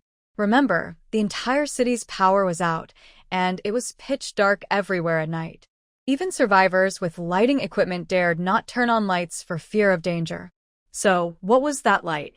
Using the telescope on the plane, she looked and saw a cleared area with people lighting candles. Many candles formed thick lines, outlining a neat pattern. A perfect circle with a star inside. It was visible even from the plane, so it must be quite large. She could vaguely see figures gathering outside the light circle, but from afar, it was hard to tell how many people there were.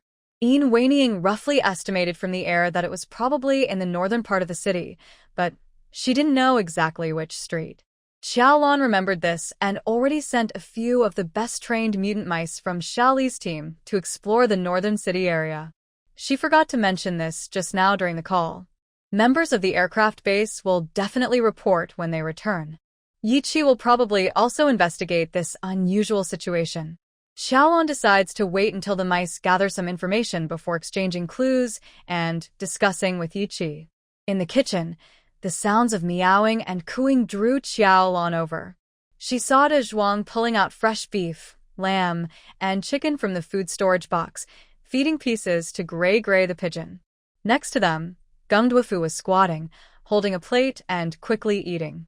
He finished a plate of braised pork rice, and then heated up a beef and potato stew for himself. The one person and one pigeon, both eating eagerly, looked surprisingly lively. Great.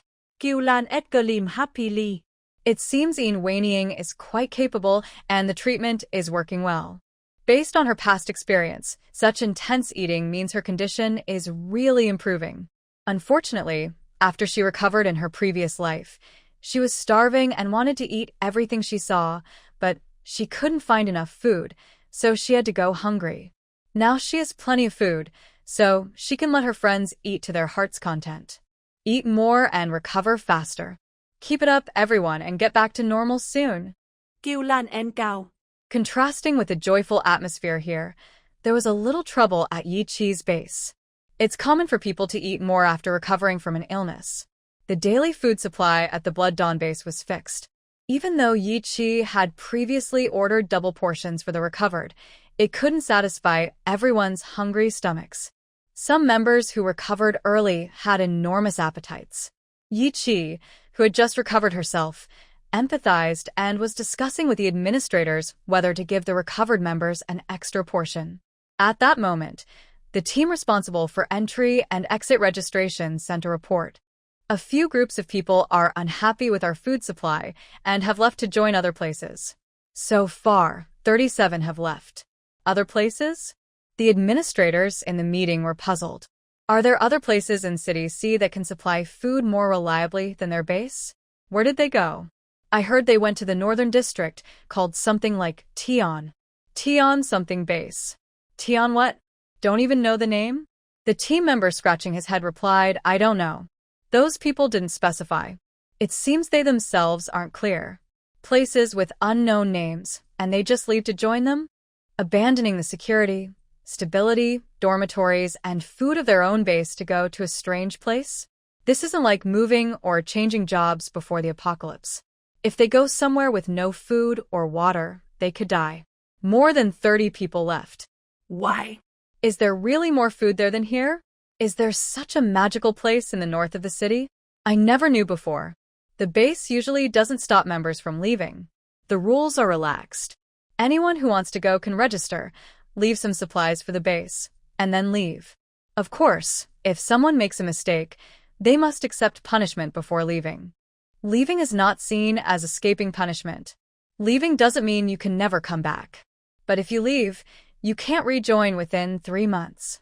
This helps prevent spies from coming and going to send messages. Overall, the base has no strict rules for entering. Many people come out of curiosity, but some can't handle the hard work and strict rules, so they leave. So, this time, more than 30 people want to go, and the base won't stop them. Losing 30 people, all ordinary folks, isn't a big deal for a base of over 3,000. But this event, with dozens of people fleeing to one place just because they think there's enough food, caught the attention of the leaders. Everyone agreed to send a few people to check that place out. They wanted to see if there really was a nearby base with enough food and open to new members. If it's a good place, they could form an alliance to rebuild the city and fight mutant beasts together. But if something seems wrong, they need to warn and prepare early. This won't affect the base's normal operation. The leaders even gave the recovered patients extra food to take care of everyone's health. Most members are grateful, but every day, some people leave the base, mostly heading north. Suddenly, a cold wave hits. It starts snowing. Before the apocalypse, City C didn't always have snow in winter. When it did, it was light. But this time, after a night of heavy snow, the next morning, the snow was half a meter deep and still falling. The southern city didn't have a city-wide heating system. After the disaster, there was no electricity, so air conditioners and heaters couldn't be used. The temperature dropped sharply, and many survivors froze to death that night. Those who didn't freeze often shivered and struggled to walk toward the Blood Dawn base. Inside a small building behind the base wall, steam was rising from the roof, visible from afar. In such harsh snow, this warmth was very tempting. It proved the base was warm. Too hot, too warm. This is great. Our base is so good. When the snow stops, I'll work twice as hard. In this world, living in a place like our base is truly a blessing. You could say the base is really warm. Why? Because Xiaolan was reborn and knew it would be a very cold winter. Long ago, he told Yi Qi to prepare for the cold. Otherwise, many members might freeze to death, and the base couldn't operate properly. Yi Qi's way of keeping warm was simple and direct. He's from the north, and how do northerners stay warm in winter? With heating. So, he decided to install a heating system in the base dormitories. However, Sea City doesn't usually have such systems. The boilers, underground pipes, and room piping needed for heating aren't available locally. There are no factories nearby that produce these special devices, and trying to salvage parts from abandoned factories was not an option. He was very determined to get it done, so he announced across the entire base, asking for people who understood plumbing, offering points as rewards. And surprisingly, he found someone. Little Zhang from the security team, a former firefighter who was saved by Xiaolan, was originally from one of the two main heating production areas in the north, Hung City in Jizhou province. His family had run a radiator manufacturing factory for over 20 years. He grew up around heating systems and knew a lot about them. Yi Qi organized everyone to find steel. He called in several strong and metal elemental mutants, fire elemental mutants, and even his own lightning elemental powers. Under Little Zhang's technical guidance, they worked day and night, overtime after overtime, to build a complete set of heating pipes. They didn't make perfect, flawless parts, there were many flaws, and it didn't look very nice, just a bunch of steel pipes. But that was okay. Whenever there was a problem, Yi Qi would send a jolt of electricity to fix it. Fire elemental mutants helped with assisting, deforming the pipes as needed. Strength-type mutants pinched and hammered, metal elemental mutants patched leaks. They didn't care about how pretty it looked, as long as the pipes were strong, thick enough, and the connections didn't leak. That was enough for safety. Later, they brought in earth elemental mutants along with several large excavators, loaders, and road rollers. They dug up the frozen ground, buried the large pipes, and then installed smaller pipes inside the dormitories, connecting everything together. In this way, they managed to lay out the entire heating system in a short time. Wow, we did it. After the first test run, everyone involved cheered loudly, so excited. No one expected that powers could be so useful not just for fighting monsters, but also for building things. The boilers and coal used for heating and water were found in abandoned factories outside the city. Many factories like metallurgy, chemical, glass, and cement needed coal, and they stored a lot of it with boilers. Xiaolan took a quiet trip to pick up the well-preserved boilers and large amounts of coal, transporting them secretly to the base. Little Zhang then guided the mutants to modify the boilers into ones specifically for heating. On the day it snowed, the base's heating system officially started working. Hot water, heated by the boiler, flowed through underground pipes into each dormitory. The small pipes in the dorms filled with warm water, and soon the rooms became cozy. Of course, These small pipes weren't radiators. Just a few simple steel pipes could conduct heat and keep warm.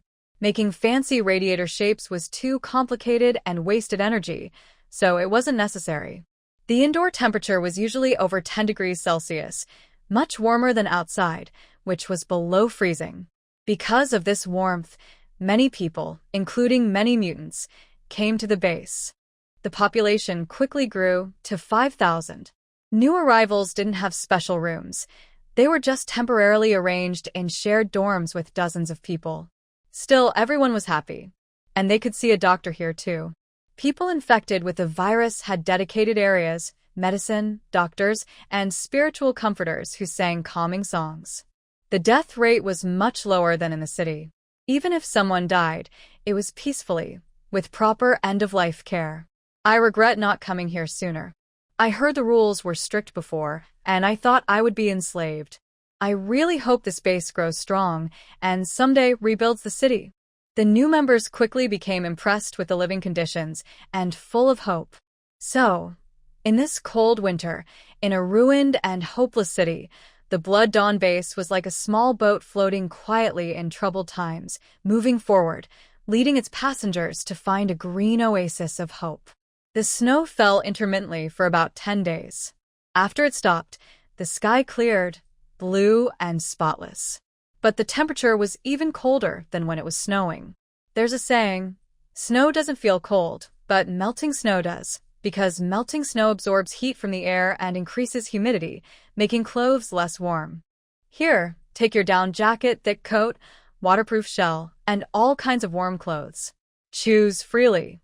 That day, Xiaolan prepared to go on patrol. She took out many men's winter clothes from her space and let the old chef and his son pick what they wanted. As for Fu Xingyuan, who followed the old chef like a tail, Xiaolan gave her a set of lightweight women's fleece clothes made of waterproof and windproof fabric. The girl blushed and went back to her room to change. "Thank you, Boss Xiao." After changing, she mumbled her thanks like a mosquito. "Looks good, especially on you thin folks."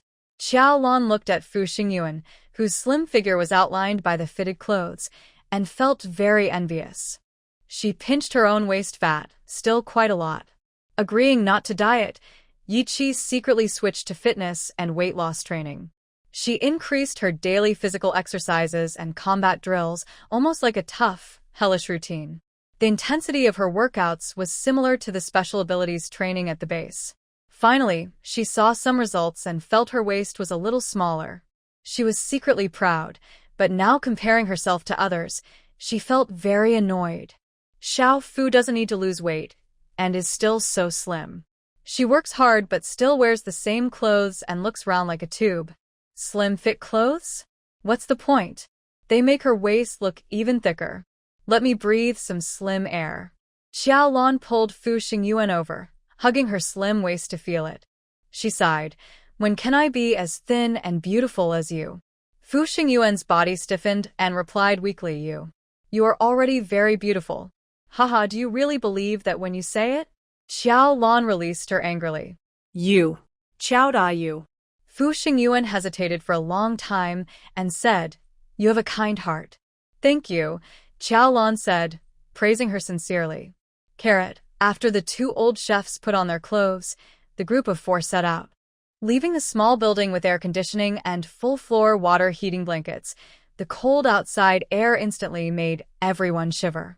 "Old man, I'm over 50, and I never thought it could get so cold here." The old chef unzipped his soft-shell jacket. "Son, if you can't stand it, come into my arms for warmth. Dad will hold you and walk."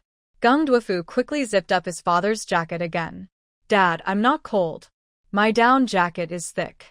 The three old chefs, Xiaolan, Fu Xingyuan, and the old chef, had awakened abilities and stronger physiques.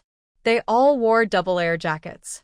Gung Duofu, an ordinary person, had average cold resistance and wore a long, thick down coat that looked like a cape. He looked like a penguin walking with a hat, scarf, gloves, and snow boots, fully equipped, so he wasn't cold. Why bring him out on patrol? Why not let him stay home and cook? He needed to train too.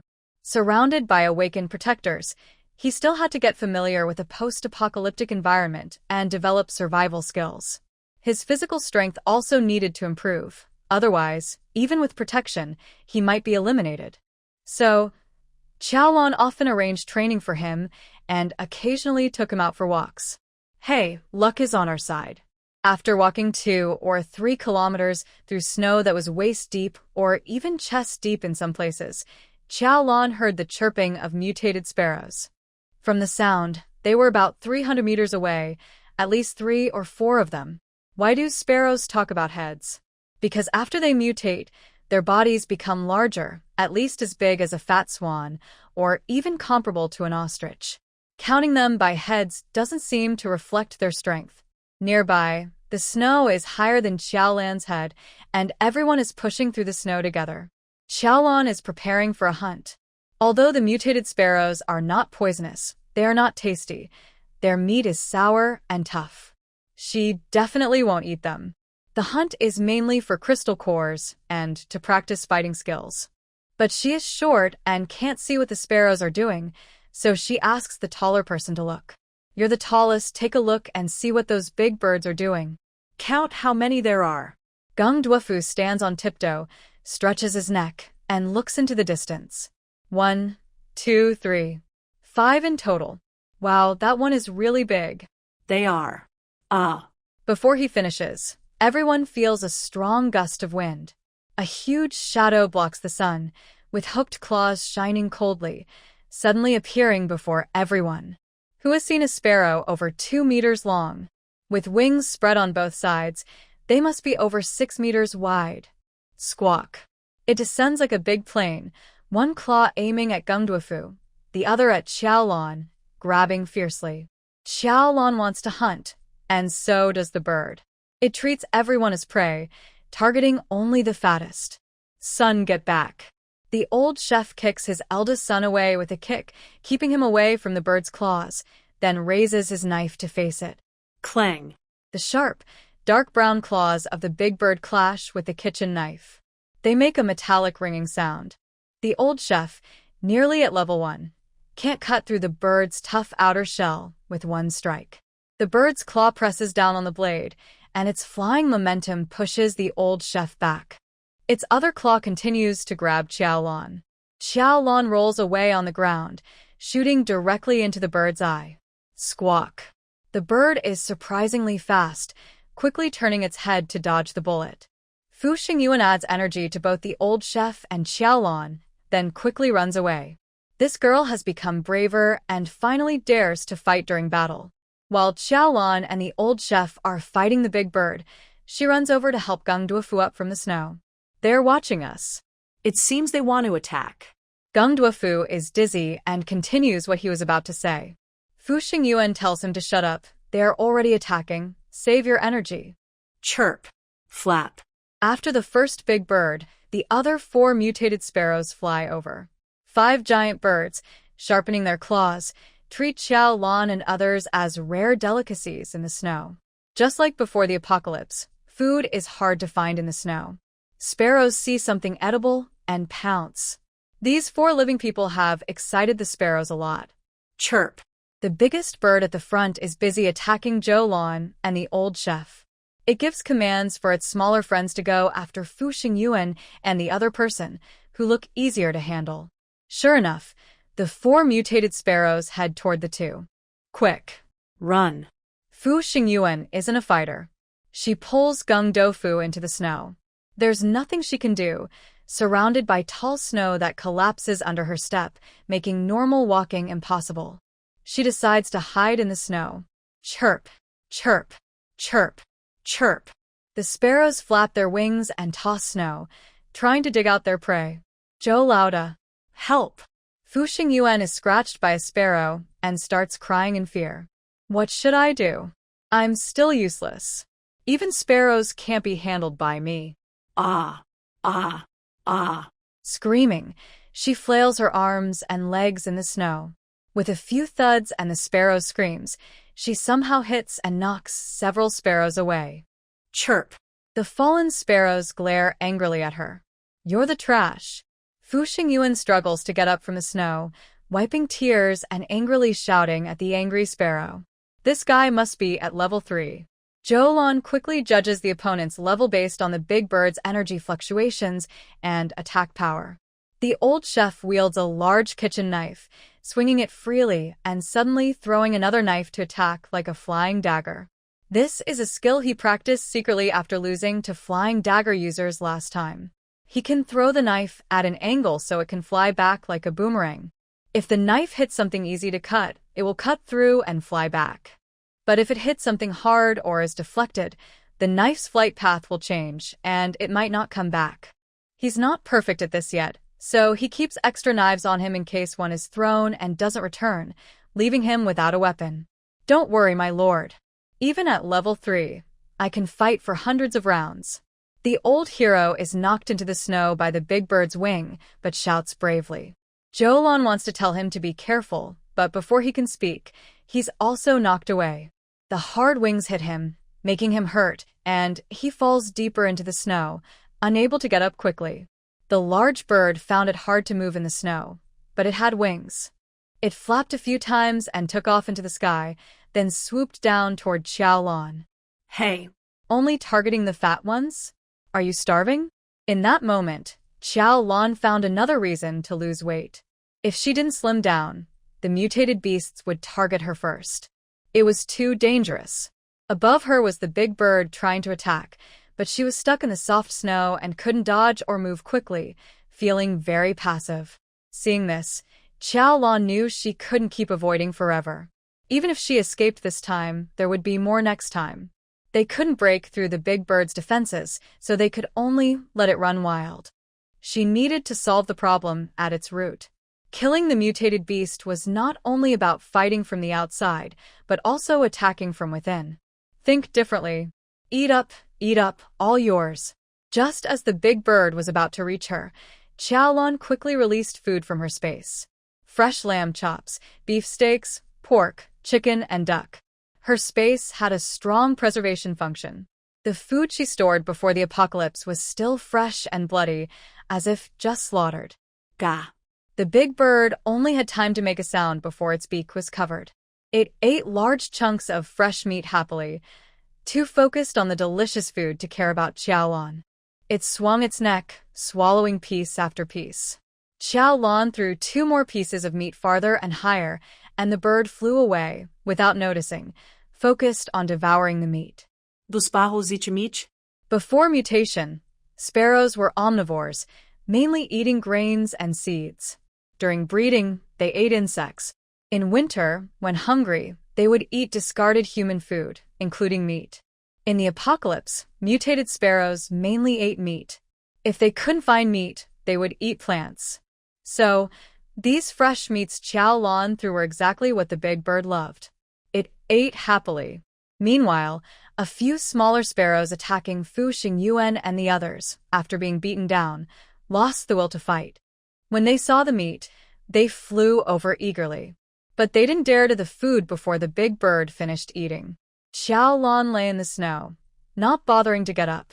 She just kept tossing meat out, farther and higher, to lure the sparrows away and keep her companions safe. Why aren't they falling for it? After tossing for a while, she felt a bit distressed. These were her precious supplies. Puff, puff, puff. She secretly took out a few doses of tranquilizer and injected them into the lamb chop she was about to throw. Suddenly, the big bird made a few sounds, wobbled, and fell from the sky. It flapped on the snow, rolled a few times, then stopped moving. Yes! It got caught. Xiaolan cheered and struggled to climb out of the snow. The meat she previously lost was treated with anesthesia, and the dosage was quite strong. The sparrows ate it and finally, it caused an outbreak. Counting up, she lost over 20 pieces of meat, roughly 70 to 80 pounds. She felt very sad about it. There was also a lamb chop in her hand that had been soaked in anesthesia, which was wasted and lost. Uncle Gung, you handle those few birds. I'll go dig out the crystal cores. Rest assured, master. Leave it to me. The old chef climbed out of the snow, swinging his kitchen knife. The throwing knives sparkled as he rushed toward the remaining sparrow minions. These few were easier to deal with. One old chef could handle for easily. Xiaolan pushed the snow aside to stand next to the unconscious big sparrow. First, she shot it in the eye and brain to kill it. Then, she used her knife to cut along the bullet hole and the skull's cracks, carefully opening the head like a butcher, finally extracting the crystal core. Next, she reached into the sparrow's mouth to pull out the intestines and stomach, cut them open, and found various types of meat it had swallowed. Before digestion was complete, Xiaolan stored them in her space. Because of the sparrow's stomach fluid and some residual anesthesia, these meats were not safe to eat. However, inspired by this, Xiaolan decided to use them as bait for hunting in the future. After finishing, she also stored the body of the big sparrow in her space. Mutant beasts that can withstand the old chef's kitchen knives can be broken down into various useful materials, which she planned to keep and process later.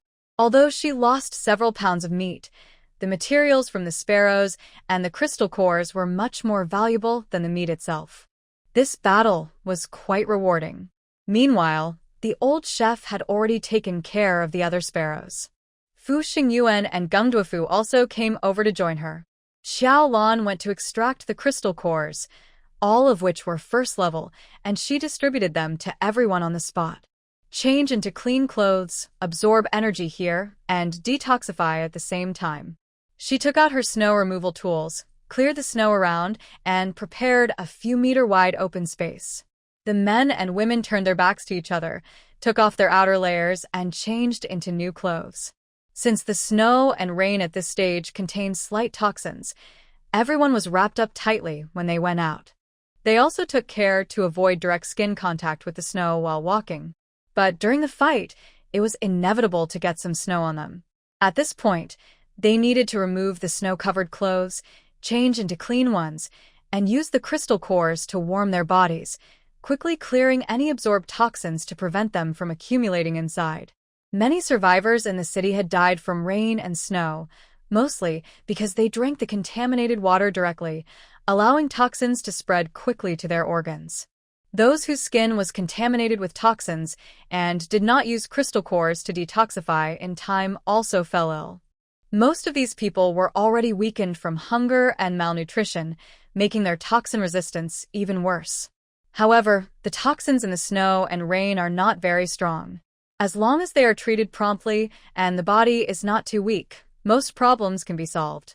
Xiaolan's supplies are nutritious, with crystal cores and first aid medicines, so she can confidently go out to patrol the snowfield. After the fight, as long as they handle things quickly, there is no problem. A few people sit or stand nearby, holding fresh crystal cores, silently absorbing their energy. Oh, Mother of Tears! Under the blue sky and white snow, in the quiet wilderness, the sound of footsteps and snow clearing approaches. A strange voice sighs in surprise and pity. The snow is messy. It looks like a fierce battle took place, says another voice. There are scattered feathers on the ground, probably from those sparrows blessed by the heavens, another adds. What are they fighting? I see no blood or broken limbs, and they seem to have disappeared. Maybe they caught their prey and flew away with it? Perhaps they were eaten by other blessed animals, which then left no trace. There are men and women, several people discussing and guessing. Their voices and tones sound strange, overly formal, like they are reciting poetry. Imagine them speaking in poetic style. Have you eaten? Not yet, and you? Just normal daily chat. But it feels very odd. The initial sighing voice speaks again, this time more solemnly. Oh, Mother of Tears! No matter what kind of battle, or which side suffers, it is a tragedy of life. Dear companions, let us face this tragic snowfield and mourn the fallen for 1 minute. Then, all the voices fall silent, lasting exactly 1 minute. Xiaolan quietly listens in the snow-covered clearing, thinking, this is really a proper moment of mourning? Quite routine, really. After a minute, the sighing voice speaks again. Now, let us carefully examine this battlefield, comrades. Whether it's a crystal core or something else, if you find anything, remember, it's a gift from the Mother of Tears. Everyone responds in unison. Thank you, Mother. The sound of footsteps and snow-clearing resumes, noisy and scattered. The people are walking around nearby, getting closer. Xiaolan, Yuan, and the old chef have finished nurturing the crystal cores. The toxins are completely gone, and their physical strength and energy, depleted by the fight, have been fully replenished. They are waiting for Gung Doufu, whose nurturing process is not yet finished. If they wait some time before clearing the poison again, the effectiveness will decrease. So, when they heard these people approaching, no one left or interrupted Gung Doufu. Just like that, when one of the strangers came closer, they finally noticed them. Oh, My compassionate goddess. Friends, there's someone here. The person looked down from the snow, saw Xiaolan and others, and exclaimed happily, greeting their companions. Xiaolan and the others pushed aside the floating snow and sat in a low area below the snow level to absorb energy, like being in a small pit. Because of this, the others hadn't noticed them earlier. Now that they saw them, they gathered around. oh, There really are people. For in total, 2 men and 2 women. They're all dressed very tightly. Only their eyes are visible. Their faces are hard to see clearly, so I don't know who they are. Friends, could it be that they are fighting those sparrows from the Sky Blessing Group? Are they also people blessed by the sky? Ba-ba-ba-ba. Xiaolan and the others were surrounded by poetic recitations. Hi, everyone. The weather is nice today. Xiaolan waved and greeted them kindly. Honestly, after hearing their way of speaking, she was curious about what they looked like. Now that she saw them, she felt a bit disappointed. They didn't look strange or unusual, just normal faces. Compared to their odd way of speaking, they looked quite ordinary. These people were standing on wide wooden planks, like wearing huge flippers. They held long-handled snow shovels and rakes, so walking on the snow wasn't too difficult. They stood above the pit, marveling and curious about the people below. Finally, the woman with the most serious voice came over and stood at the edge of the pit. Blessed by the goddess, she said, crossing her hands over her chest with a look full of compassionate joy. Thank you for saving these lost wanderers. Who are the lost wanderers? Xiaolan Wen. We didn't lose our lives, and we're not blessed by any goddess. We're just strong ourselves. Why are you thanking us blindly? By now, she was sure of their identity. They came from that strange base in the north of the city. The little mouse scout sent out by Xiao Li returned on the 3rd day of snow, and another came back the day before yesterday. The others haven't returned yet, probably blocked by the heavy snow. According to these 2 reports, many people live near the circle of candles in the north of the city, occupying many surviving buildings. They gather every morning and evening, in groups, either inside rooms or outside, kneeling and mumbling things that mice cannot understand, and they do this for a long time. There is also a very large room with a big circle and star pattern painted on the wall. Inside, people in robes light candles and perform strange activities that mice cannot understand or describe clearly. Additionally, Xiaolan used a communicator to talk with Yi Qi's side about some scattered details. Yi Qi's base sent scouts to the northern part of the city, who also brought back the same news. There is indeed a large gathering point for humans, with many people constantly coming to join. It is an organized and orderly place, unlike the chaos of the bandit territory in the past. Everyone there worships a god called Mother of God. The exact nature of this god and its religious background before the apocalypse are unclear. The scouts couldn't find out. The people there are unwilling to share much with outsiders who don't believe in the god, unless they join in worshipping the Mother of God, which might then reveal more details. They do have food, and they organize daily meals. Only believers can eat there, divided into groups, and assigned to specific buildings. Outsiders don't know what's inside, or how much is eaten. Those who have eaten seem satisfied afterward. Maybe the food is good. They also train members physically, select those with special abilities, and do infrastructure work. It looks quite orderly, and they are polite when welcoming outsiders. That's roughly the situation. Because heavy snow blocked the roads, Yi Qi hasn't sent more people to investigate in detail. After exchanging information, Xiaolan and he both felt that this base was a bit strange, like it suddenly appeared and grew quickly. And where did they get their food? They decided to wait until the snow eased before continuing the investigation to find out the truth. Unexpectedly, before they could get results, Xiaolan went out on patrol and encountered them. They are active near the northern part of the city, but Xiaolan's area is in the western suburbs. In this heavy snow, it's hard for awakened ones to move in the snow. Why would they come all this way? When the woman expressed gratitude, Xiaolan was thinking about how to start a conversation and gather information. The woman finished her thanks, lowered her hands, and smiled kindly at Xiaolan. She said gently, "Lost wanderer, Mother of God's blessing has brought us together in this vast wilderness." Today. Where? The old chef suddenly interrupted her loudly. "Where? I've seen you before. Your smile looks so familiar. Are you about to sing now?" Hearing the old chef's words, Xiaolan's mind started playing a tune. "Ah, in my dream, I saw you in my dream." But the old chef's eyes widened, his brows furrowed, and he stared intently at the woman, looking very serious. He was carefully thinking and trying to remember. It was clear he wasn't just talking nonsense. Maybe he really had seen her somewhere before. The woman looked to be around 30, with an ordinary face and no distinctive features. If her gentle smile on her face wasn't so striking, Xiaolan might forget her next time they met. After being interrupted by the old chef, she paused for a moment, looked at him, and also showed a brief look of thought. But in just a moment, she continued to smile. She said, "Lost wanderer, if you have seen me before in your life, it must have been under the mercy of the goddess, a fleeting chance encounter. That is your luck and also mine. We will eventually find our way back together." Where have I seen you?" The old chef didn't really listen to her words. He was just trying to recall, tapping his head repeatedly. "Uncle Gung?" Fu Xingyuan worriedly tugged at the old chef's sleeve. "If you can't remember, just forget about it. Don't strain your mind too much, or it might cause mental issues." His mental state was already a bit unstable. Compared to her worry, the others around them looked surprised and envious when they heard that the old chef and the woman might have met before. The woman reached out to the old chef with a smile and said, "Lucky old acquaintance, my dear friend, I am now a devoted follower under the goddess's guidance. You should join us too, and bask in the goddess's mercy. Old friend, let me introduce you." The group sighed involuntarily.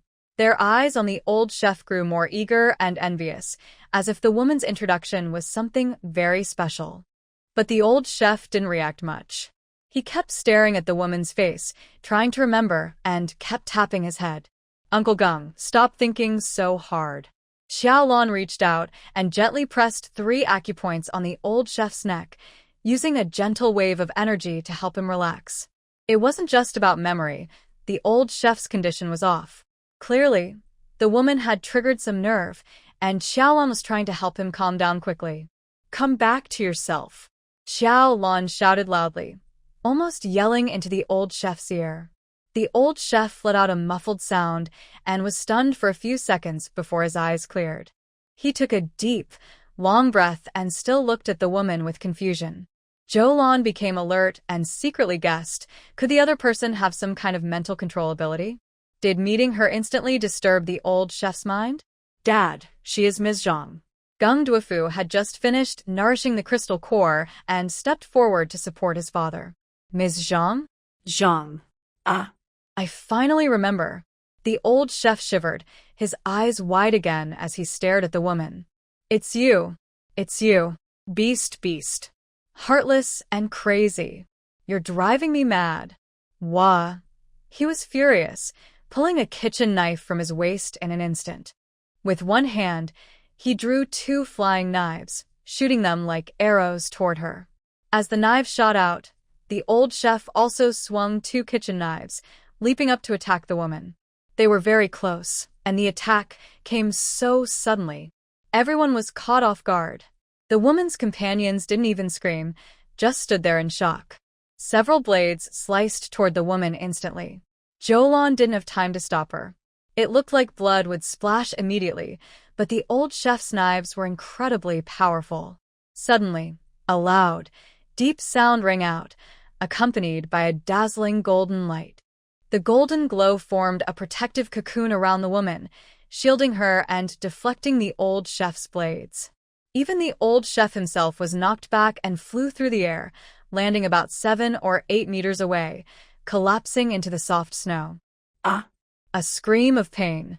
2 flying knives, one landed in the snow, and the other, by chance, cut through a companion's arm as it slanted past the woman, slicing it clean off.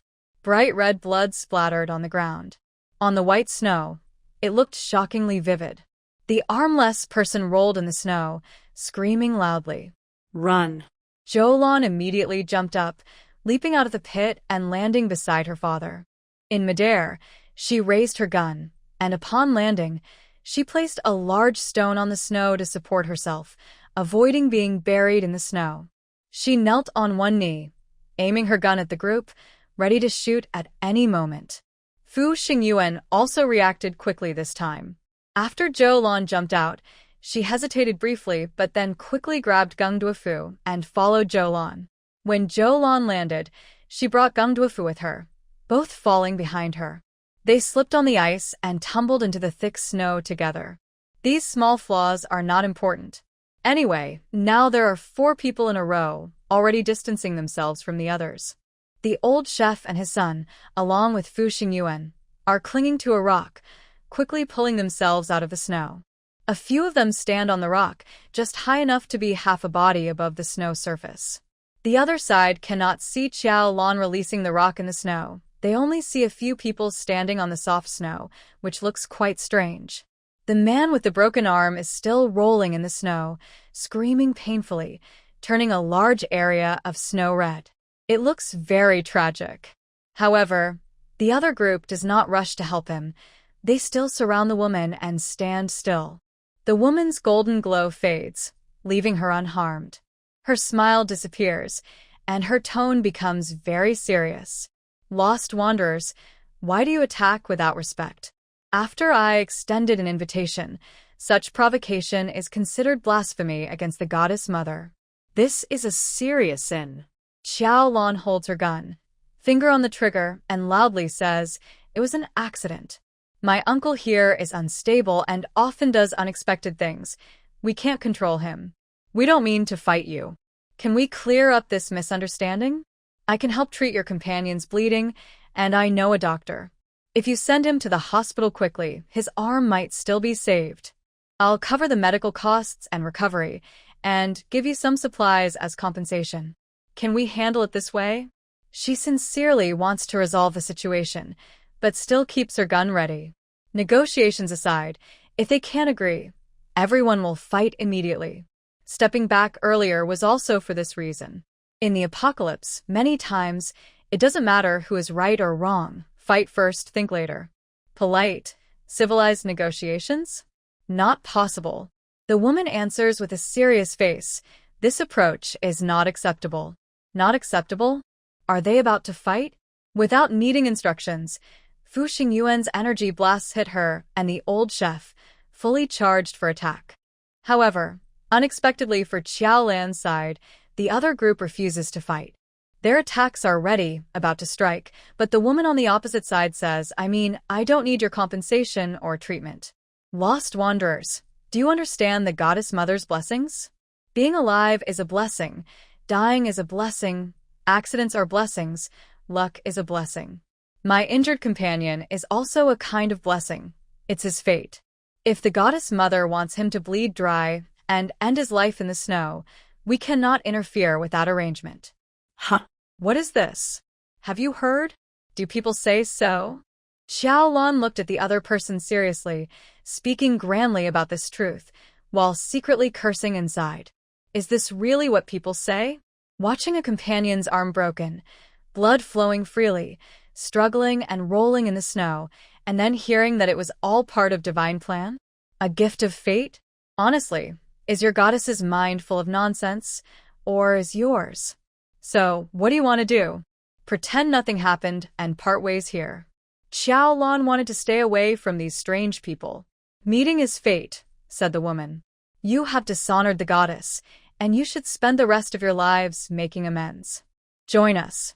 I am still willing to introduce you and support you until your sins are forgiven. What if we refuse to join? Xiaolan asked. The people beside the woman looked angry. Do you know how much honor this is? Messenger Zhang rarely makes introductions. Don't you know the benefits of joining us? We have over 10,000 people, enough food, clean houses, and better order than before. We are creating a new, unprecedented era. Join us, and you won't have to roll in the snow, fight dangerous animals for food, or suffer from hunger anymore. Join quickly. Promise us. Amid their persuasion and urging, Xiaolan firmly shook his head. No. Orphan of the goddess. Blind wanderers. The crowd shook their heads. Someone looked at the leader, the woman. Messenger, should we eliminate them? The woman looked serious and coldly stared at Xiaolan and the others. Zhendo Fu held tightly to his father, stopping him from rushing forward impulsively. Dad, if we fight, we need to follow the plan of the leader. One more time, do you want to join? The woman asked. No. Xiaolan refused again. Suddenly, the woman smiled. All right, you have forsaken divine grace. Comrades, let's go. Messenger, they are sinners, according to the rules. Do you know the rules better than I do? The woman turned her head, smiling as she interrupted someone who doubted her. That person looked scared and quickly apologized. Ah. The man with the broken arm was still screaming. But after this delay, his cries grew weaker, and he could no longer move. He lay in a snow pit soaked with blood, crying out in pain. The woman looked at him and sighed. It must be that his past sins are too heavy, causing him such suffering. The goddess is merciful. Comrades, let us accompany him through his last moments. Thank you, goddess. Everyone spoke together. Then, led by the woman, they moved over and gathered around the man with the broken arm. The woman crossed her arms over her chest, lowered her head, and muttered a few words. A group of people then expressed their gratitude aloud again. In front of Xiaolan and a few others, one of the group suddenly drew a small knife and stabbed it into the chest of the man with the broken arm. The attack was so quick, and the expression on the attacker's face was so sincere. Beast. You make me so angry. The old chef shook off his son's arms and tried to jump up. Xiaolan quickly held him back, pinching 2 pressure points on his legs to stop him from attacking. Whoa, the old chef couldn't move and kept shouting. Xiaolan took out a chicken leg and stuffed it into his open mouth. Uncle, cherish your food and don't waste it, Dodo. Ah. The old chef, now chewing the chicken, knew how precious food was and had to work hard to swallow the meat. After swallowing this bite, Xiaolan fed him another big mouthful, so he couldn't shout anymore. Meanwhile, the group had killed their companion, confirmed he was dead, and then, led by the woman, they continued on their way. Before leaving, the woman turned her head and looked deeply at this side. Xiaolan met her gaze. Finally, the woman politely nodded and left with her people. The large wooden plank tied to their feet made walking on the snow easier. Soon, they moved far away and disappeared into the distant wilderness ruins. Why did you let the beast go, Lord? The old chef shouted angrily. He had pushed through the thick snow to the dead man's side, confirmed he was truly dead, and returned even more furious. Although the unlucky man was initially accidentally wounded by the old chef's flying knife, later, there was a chance to save him or even send him to the hospital for his arm, but his companions delayed, and they also killed him. The so-called walking him through his last moments turned out to mean killing him instead? Killing innocent people is something the old hero cannot tolerate. I didn't want to let them go, Xiaolan said. Then why? Do you know what it means to be able to deflect your golden light, uncle? Probably not. Xiaolan shook his head and warned, this organization can quickly gather many people and grow into a huge base. They must have strange things we don't understand, like that golden light. Also, we don't know their purpose here, whether there are allies nearby, or if other strong fighters will come to help. So, we need to be very careful, uncle. It is necessary to fight, but not in broad daylight, especially in snow where it's easy to leave traces. Xiaolan raises her gun as a response. If the other side wants to fight, she will definitely respond, but right now it's better not to fight. Finding the right time and place later to strike secretly is smarter. Why confront directly? She doesn't want to attract the attention or pursuit of big organizations. So, when the other side suddenly leaves strangely, it works in her favor. But she knows this isn't the end. The woman looked at her before leaving, both of them confirming they want to eliminate each other. Xiao Fu, go back and bring the pigeons out, Xiaolan says. And also, at Xiaoli's place, see if there are any useful animals she can use. Okay. Fu Xingyuan immediately heads back along the same path. They had pushed through the snow to create a path. It was hard coming in, but going back is easier. Watching Fu Xingyuan rush into the tunnel and run away, Xiaolan thinks that the safe house is only 2 or 3 kilometers away. The distance is too close, so anything happening here could easily be traced back to the safe house. It's better to first scout and track, then find the right moment to strike. Tell me about Ms. Zhang. Xiaolan looks at the chef father and son. Do you remember? The first time we met at Suihua Grand Hotel, I was caught and punished by the hotel manager, Mr. Zhao. It was you who saved me, took us to the basement safe house. Geng Duofu's words suddenly remind Xiaolan of something. Oh, so this is Zhang. Was she the person you helped back then? The one with the surname Zhang? Yes, that's her, Geng Duofu nods. At that time, a storm caused chaos, and Suihua Grand Hotel was under strict control by Mr. Zhao. Water was sold at sky-high prices, many people were trapped inside by the wind, unable to buy food, starving and in danger. The father and son, working in the kitchen, were approached by a very poor guest. Feeling pity, they secretly gave her a small piece of bread. That guest was Ms. Zhang. It said she was asking for bread for her grandmother. When the trouble broke out, Mr. Zhao accused Ms. Zhang of theft and beat her nearly to death. The chef father and son couldn't stand it and secretly helped her escape. During a lull in the storm, the old chef took Ms. Zhang and her grandmother out of the hotel and found safety outside. Geng Duofu was caught by Mr. Zhao's men and beaten with sticks. If Xiaolan hadn't rescued him, he might have been killed. Dad, you didn't clearly tell me. Where did Ms. Zhang take her grandmother? Geng Duofu asked his father.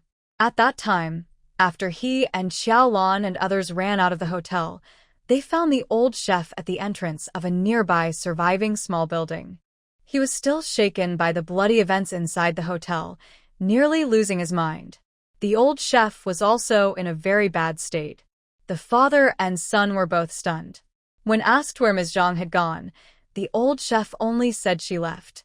Does she left mean she departed or that she died? The dazed old chef did not clarify. Later, many things happened, and everyone stopped asking about Ms. Zhang. Who would have thought that in this dangerous end of the world, old acquaintances could meet again? The poor guest, Ms. Zhang, had become part of a strange group, seemingly holding a fairly high position. People are curious about how she, originally a victim who escaped from being beaten, became today's Zhang messenger. Dad, what's wrong with you? The old chef suddenly became dazed, his angry eyes widening, breathing heavily as if he was about to go crazy, which startled Geng Duofu. Uncle Geng. Xiaolan pressed on a few acupoints to calm the old chef's emotions and called him back to his senses. This method was quite effective, and the old chef gradually stabilized. Yeah. He shouted loudly, his hair standing on end. So. What did you just ask? Ha. I didn't ask anything. Spit. Lying. You clearly asked about your father, where that woman with the surname Zhang and her grandmother went. Did you hear that? And you still ask me what I asked? I'm emphasizing it again. Oh. At this moment, Geng Duofu realized that Ms. Zhang's story had a big impact on his father, and he was afraid to ask more.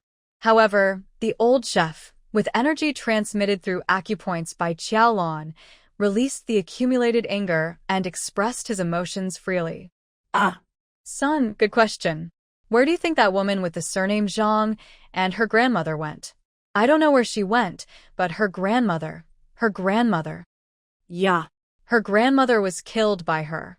Killed with her own hands. I saw it with my own eyes. She pushed that poor old lady out of the fourth-floor window. Ugh. The old chef shouted loudly, like an actor on stage, venting his emotions dramatically. Xiaolan and Gung Duofu exchanged glances, both shocked by what they heard. Dad. Was it at that building? The ruined small building where you took them? The young chef's voice trembled as he asked. Exactly. Son, that woman with the surname Zhang is truly a beast.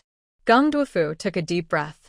At that time, the father and son planned for the older chef to lead someone out of the hotel first, hide in a nearby small building, then wait for Gung Duofu to pack his things and go to the meeting. Everyone would then decide what to do next. The father and son knew that after helping Ms. Zhang and her grandson, they couldn't stay in the hotel anymore and had to find a way out. Suddenly, Gung Duofu was captured, and chaos broke out inside the hotel. When he saw his old father again, only the frightened old man was sitting silently in front of the building, and Ms. Zhang was nowhere to be seen. Did she kill her grandmother and leave? Why did she do that? Did she not get along with her grandmother? No, she was asking for food for her grandmother, so their relationship should be okay. Gung Duofu couldn't understand. The old chef could only curse loudly. There was no way to find out what really happened. Uncle Gung, evil will be punished. Calm down first, Xiaolan said, holding back the increasingly agitated old chef, and shook her head at Gung Duofu, signaling him not to be curious anymore. In a world after a disaster, anything inhumane can happen. The old chef probably couldn't even understand why someone would harm their own family. Whether he was stunned at the time or angry now, it was clear that the old chef was deeply shocked by this event, his mind affected strongly. Come, eat something first. Xiaolan took out compressed biscuits, dried meat, and other snacks from her pocket. Everyone shared the food. They were very hungry from the fight, so they needed to fill their stomachs first. Eating was the most important thing in the world, even in a big crisis. No matter what happens, they couldn't delay eating. While eating, Xiaolan thought about those people. She wondered what they were eating in the wild to survive. Soon, Fu Xingyuan returned, bringing Gray the pigeon. Xiaoli also sent out 2 level 1 rats, a small snake that no longer hibernated after mutation, and a beetle. Are there more species now? Xiaolan admit. The snake was trained before the snow fell, and now it could go on missions. The progress was very fast. And when did the extra beetle appear? Xiaoli, this girl, was really dedicated to teaching about mutated animals, and her progress was getting better and better.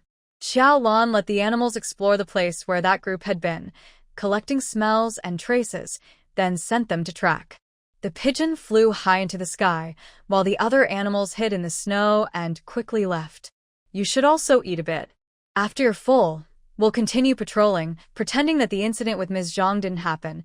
Xiaolan handed Fu Xingyuan a big bag of dried meat and 2 bags of preserved plums.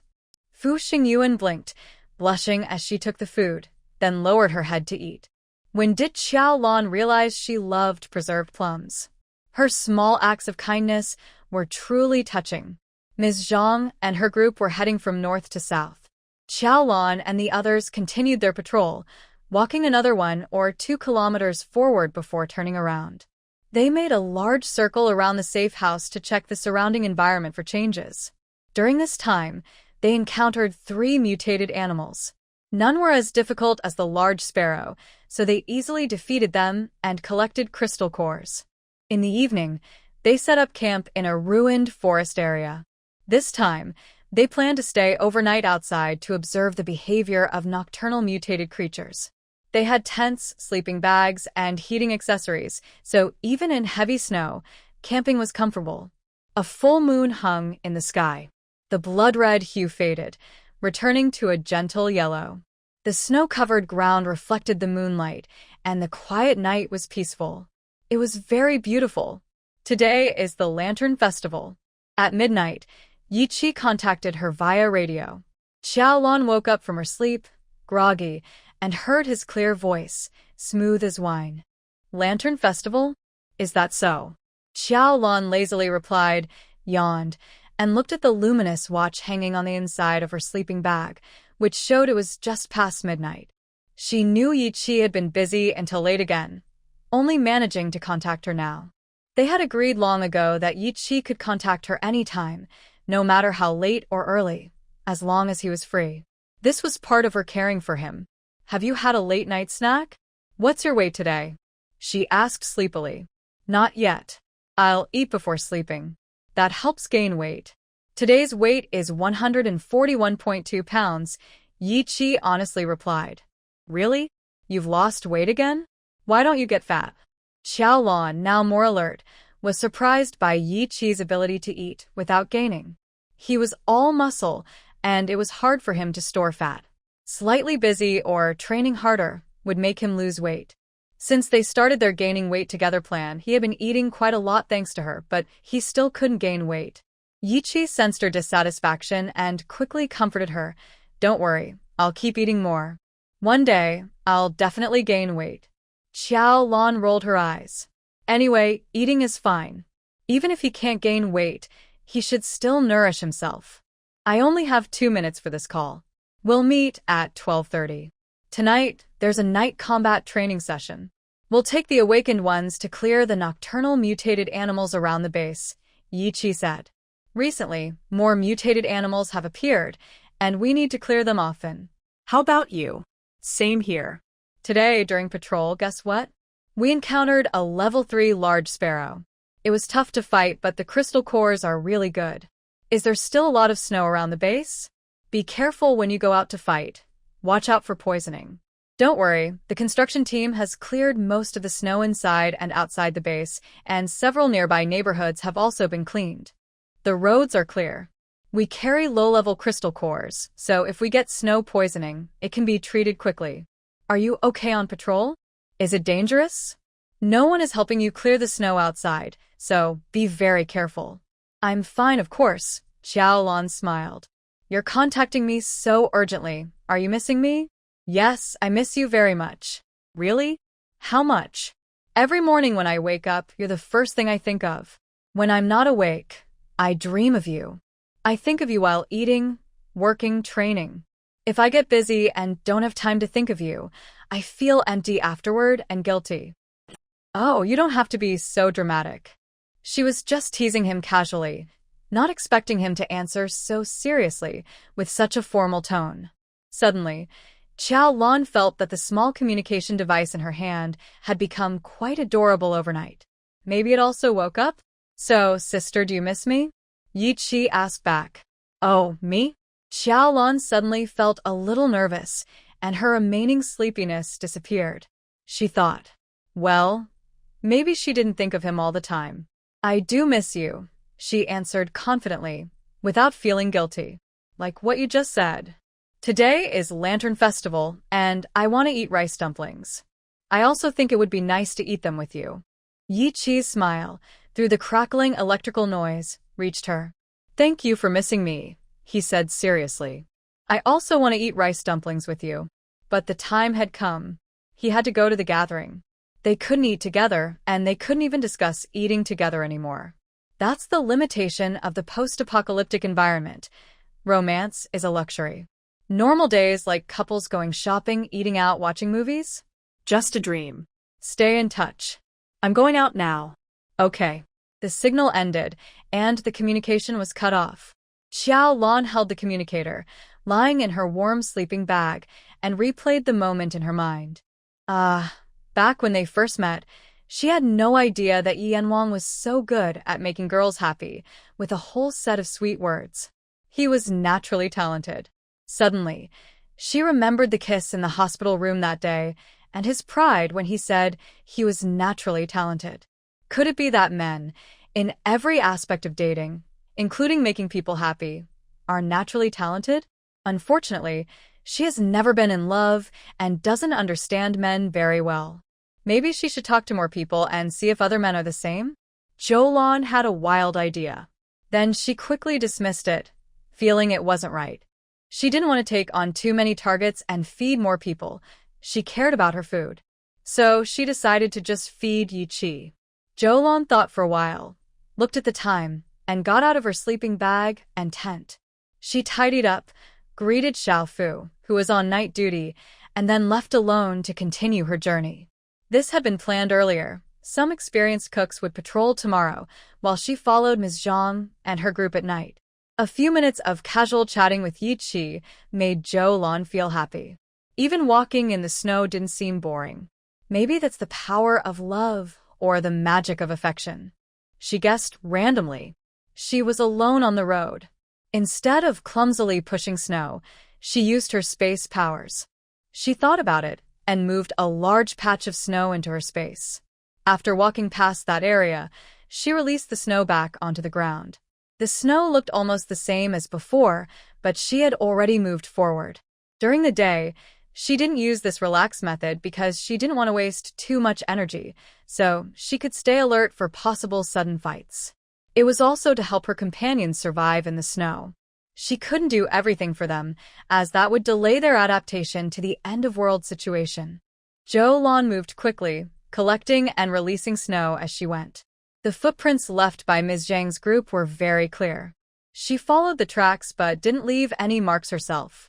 After about a few kilometers, the moon was slowly setting in the sky. The footprints on the snow disappeared. There was no sign of where they went, just vanished into thin air. It was as if the group arrived here and then suddenly disappeared. This was no longer wilderness, but the outskirts of a small town. Squeak, squeak. A tiny mouse's squeak sounded softly beneath the snow. Xiaolan looked down and saw a small black head poking out from the soft snow. Its bright red eyes, sharp teeth, and claws belonged to one of the two mice sent to track them. Xiaolan reached out, and the mouse jumped onto her arm. It gestured with its tiny paws. This was sign language taught by Xiaolan. It turned out that these mutated animals had followed the enemy here and found that they had suddenly vanished. Using their keen senses, like smell, they continued to track. The mouse was waiting here, in place, just for Xiaolan to arrive and guide her. It had to be said, Xiaolan was very skilled at training reconnaissance animals. Xiaolan carried a mouse, following its direction as she turned left and right, then moved forward another 2 or 3 kilometers to the other side of the town. Ah! Ah! Faint, broken screams, weak and chilling. In the silent night, they became clearer. A faint smell of blood guided Xiaolan. Even without a mutated beast leading her, she knew where to go. Have you made your decision? Maybe this is your last chance. A gentle female voice sounded in the dark part of the room. The candle flickered. The fire crackled. The lit area was warm, but also bloody. A lot of blood spread across the floor tiles, forming irregular patches and lines, like a scary abstract painting. At the edge of this scene, neatly placed against one wall, were 3 bodies. All the blood came from these 3 bodies. They were covered with knife marks, deep and shallow. Blood flowed from these cuts, spreading on the floor and intertwining like a painting. Next to the fire, a person lay on the ground, with messy, grayish hair and a face full of wrinkles. He was weak, lying there limply, tilting his head to look at the bodies at the wall's base. His eyes showed a mix of sadness and despair. His sadness was faint, and his despair was also subtle, because he clearly had little strength left to express emotions. He just lay there softly, breathing weakly. Perhaps his ability to breathe was his greatest difference from the bodies. Your life is quickly fading, and you have little time left. You probably know this better than I do. The female voice continued in the dark, gently discussing, and my patience is almost gone.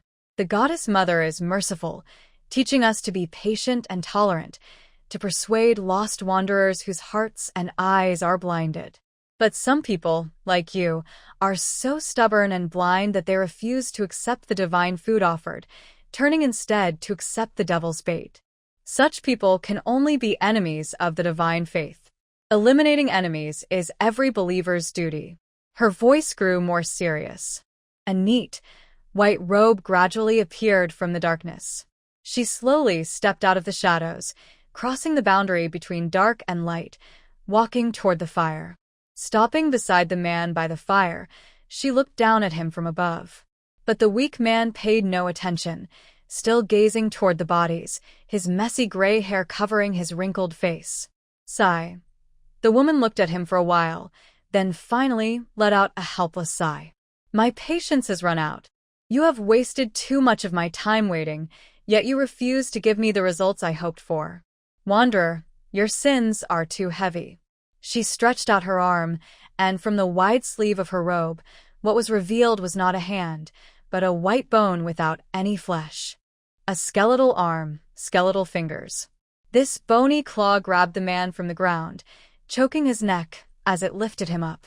One last time, I ask, are you willing to clear all your sins and embrace the loving arms of the goddess? Please understand, if your answer is no, you will immediately lose your life and become a corpse like your companions. So, answer carefully. Her tone was stern, but a slight smile played on her lips, as if she was forcing a smile despite her impatience. Her sharp, bony fingers cut into the man's skin. Blood dripped from the wound, seeping into the bone.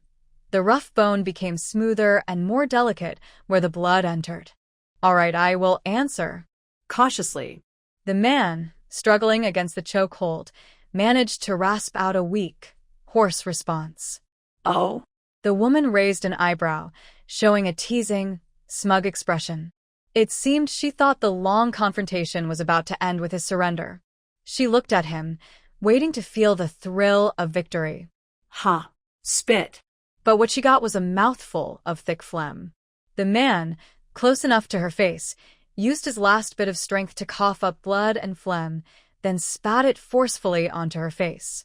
The sticky mixture of spit and bloody dripped down her prominent nose. If you want to kill, then do it. Who wants to join you? Get lost. After shouting, the man, without waiting for her to act, let his head droop and his body go limp, like a dead fish. His last strength was enough only for a couple of words. You're asking for death. The woman was stunned by the sudden turn of events. It wasn't until the blood and phlegm reached her lips that she realized what had happened. She quickly pushed the man away, wiping her face with her sleeve to scrub off the disgusting, slimy liquid, nearly furious. He was flung against the wall, crashing hard and coughing up a mouthful of blood, then falling beside several corpses, lying still. Sins. Blasphemous wanderer. He willingly fell to the devil's side. He deserves punishment. Suddenly, a group of people emerged from the shadows of the room, angrily pointing at the man and shouting curses. They all wore white robes, but the robes were much shorter than those of women, just reaching the thighs, like oversized jackets. The woman who was about to lose her temper immediately calmed down and loudly said, "Be quiet. Wrongdoers will face their own punishment. We must not lose our virtue. You shouldn't interrupt the evening prayer. Please continue."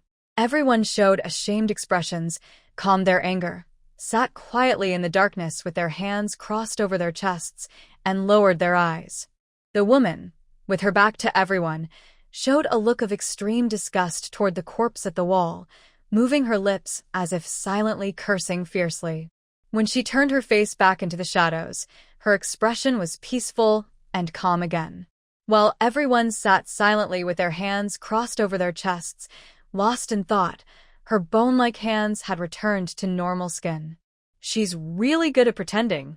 Outside the house, Xiaolan, peeking through the window, silently cursed in her mind. This woman's kindness and tolerance were all fake. She was actually a ruthless and cruel person. And this small group, constantly talking about gratitude, was also a twisted gang. That day, Xiaolan personally saw them kill 5 people. The 4 dead here were unknown to her. They were killed during the day, but they were actually her own companions. Because they lost an arm, they were shamelessly abandoned. Inside, the group was the same small team of goddess followers they encountered during the day, led by a woman named Zhang. The man who was killed earlier clearly refused to join them, so he was killed. Did this twisted group eliminate those who refused to join? And what about her? During the day, she and her friends had also been invited to join by the twisted group. When a fight almost broke out, Zhang suddenly led her team away. Why didn't she fight? Xiaolan wondered if she was like herself, hesitant to act until she understood her opponent's strength. Maybe she would cause trouble later. Xiaolan silently lurked outside, observing and watching, hoping to gather more clues. This was mainly an investigation. Until she understood the enemy's strength and purpose, she wouldn't act rashly. The enemy was too strange, and she didn't think she could win easily. Time slowly passed. The group inside was silent for a long time, making Xiaolan a bit impatient.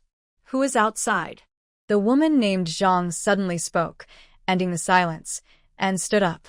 Xiaolan felt a little confused. She thought to herself, my stealth skills are pretty good, breathing is almost silent, with no other sounds or energy fluctuations. How did they find me? In her past life, she relied on her excellent hiding skills to avoid many dangers. Following the principle that if the enemy doesn't move, I won't move, she stayed quietly in her spot, waiting patiently. What if the enemy is just pretending? What if they are just making noise? If she suddenly shows herself, she might fall into a trap. Are you not coming out? I already found you. Inside the house, the woman stepped out of the shadows, took off her white robe, and revealed her ordinary clothes, pants and a shirt, like when they first met.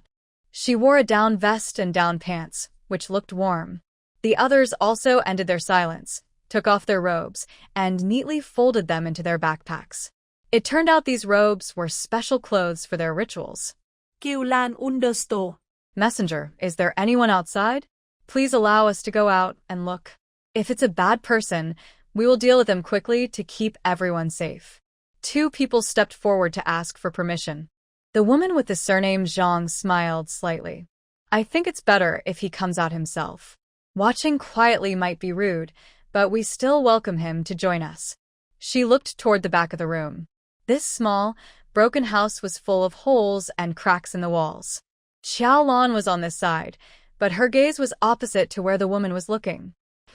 Xiaolan was confused. She wondered what was happening over there. Was there anyone? She didn't feel any energy fluctuations. It seems he doesn't want to show himself, the woman ordered. Then go and invite him in. Showing himself passively is a sin and requires punishment. Yes. The 2 people each picked up their weapons, opened the door, and went around to the back of the house.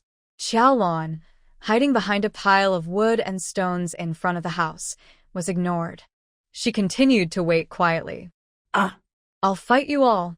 Suddenly, a roar came from behind the house. So, there really was someone else spying? Xiaolan was glad she hadn't impulsively revealed herself.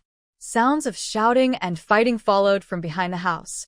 There were continuous groans and screams of pain. Within 2 minutes, the outcome was decided. The 2 people came back, limping on their injured legs, both covered in blood and looking pale. One was dragging another behind him. The injured person had a worse wound, a large cut in his abdomen, blood staining his coat. His arm was broken, and his face was also covered in blood. You bunch of animals, perverts, maggots, garbage raised on, disgusting bugs that make all humans sick, trash. He cursed loudly, no longer able to fight, just using his words. The 2 dragged him into the house. The woman's solemn and gentle voice intertwined with his hoarse and frantic curses. Xiaolan listened for a while and understood that this person was not an awakened one. No wonder she didn't detect any energy fluctuations. From their conversation, Xiaolan realized that this person was a companion of the bodies in the house. This house was originally their shelter. When the woman's group arrived, they took over the house and invited them to join. When they were refused, they started killing. This person, before the Mother Goddess gang came, was behind the house relieving himself. When he noticed something was wrong, he hid until now. Once discovered, he was forced to reveal himself and fight desperately. Do you want to be embraced by the Mother Goddess's mercy? If so, just nod. During the conversation, the woman grew impatient and ordered her followers to hold the man down, covering his mouth to stop his curses. He glared at her and shook his head forcefully. Then there's no choice. You attacked us and insulted the divine. Such sins can only be paid for with death. As soon as she finished speaking, her followers aimed their knives at his chest. Ugh. His face changed drastically, and he struggled fiercely, nodding desperately out of fear. His mouth was released, and he immediately shouted, I join. I join you. Don't kill me. Please, messenger. You are the most beautiful woman in the world, the most devout follower, the favorite of the Mother Goddess. Let me follow your footsteps. I am willing to lick your shoes. The woman's previously impatient expression softened, and she nodded at her followers. It seems he has repented. He was released and immediately struggled to fall at her feet. Messenger, please accept my respect. Using his unbroken arm, he carefully touched her shoes, as if handling a treasure, trying to please her. In the firelight, a faint smile appeared on the woman's face. Xiaolan watched outside, stunned. This person had a large wound on his stomach, yet he moved very quickly to her feet. Just now, he was cursing loudly. Now, he was extremely flattering. Did the threat of death cause such a big change? But if he was afraid of death, then… While thinking, the man was already lying on the ground, stretching his neck to lick the ground near her shoes. While licking, he said, Messenger, you're Zhang the messenger, right? Let me join the cult. Don't kill me, I was wrong. His extreme flattery made the woman with the surname Zhang smile more and more, feeling a sense of conquest. Lost wanderer, you finally see clearly and feel the Mother Goddess. To with you. In the midst of sparks and smoke, the person on the ground suddenly leapt up, shouting angrily as he embraced the woman, interrupting her proud declaration. He had broken one arm but still held the woman tightly with his remaining arm. His legs wrapped around her like an octopus, holding her firmly. Ah! The woman instinctively cried out. Clearly caught off guard, she paused, and a protective golden glow appeared around her, shielding her. At that moment, there was a loud explosion. The sparks and smoke were actually from the explosives hidden inside the man's clothing. Seizing the chance to beg for mercy, he approached the woman, lit the fuse, and aimed for a final, desperate act. Outside, Xiaolan saw the sparks and quickly ran far away, avoiding the blast. Looking back, she saw the old house shake from the explosion, one wall collapsing with bricks flying everywhere. That's a lot of explosives, she exclaimed in surprise. The man. He was determined to die. In that instant, Xiaolan felt a strange mix of emotions, but didn't think too much. After the explosion, she turned back and ran into the ruined house.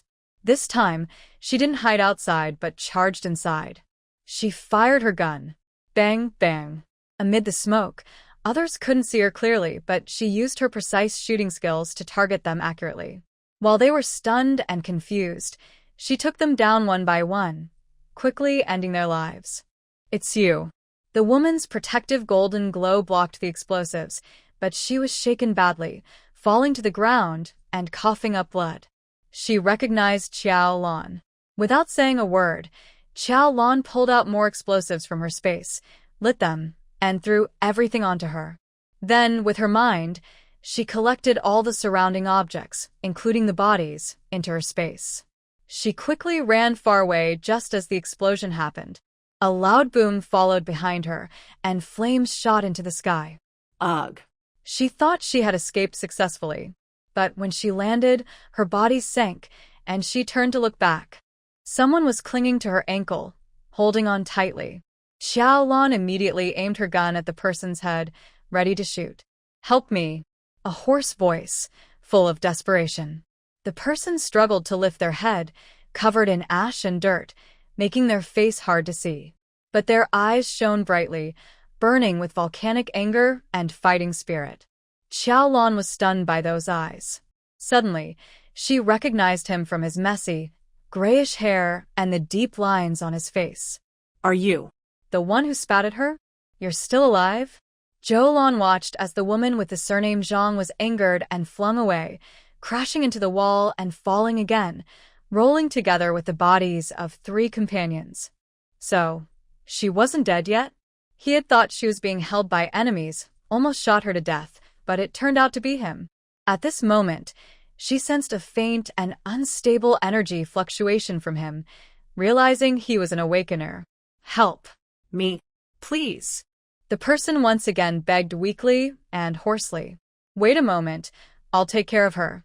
Xiaolan quickly took out a low-level impurity crystal core from his pocket and handed it to the person. Recover your strength. The person released Xiaolan's pant leg, took the crystal core, and looked a bit stunned. This is a crystal core, he recognized it. Many people work together to fight mutated beasts, risking their lives to obtain such cores.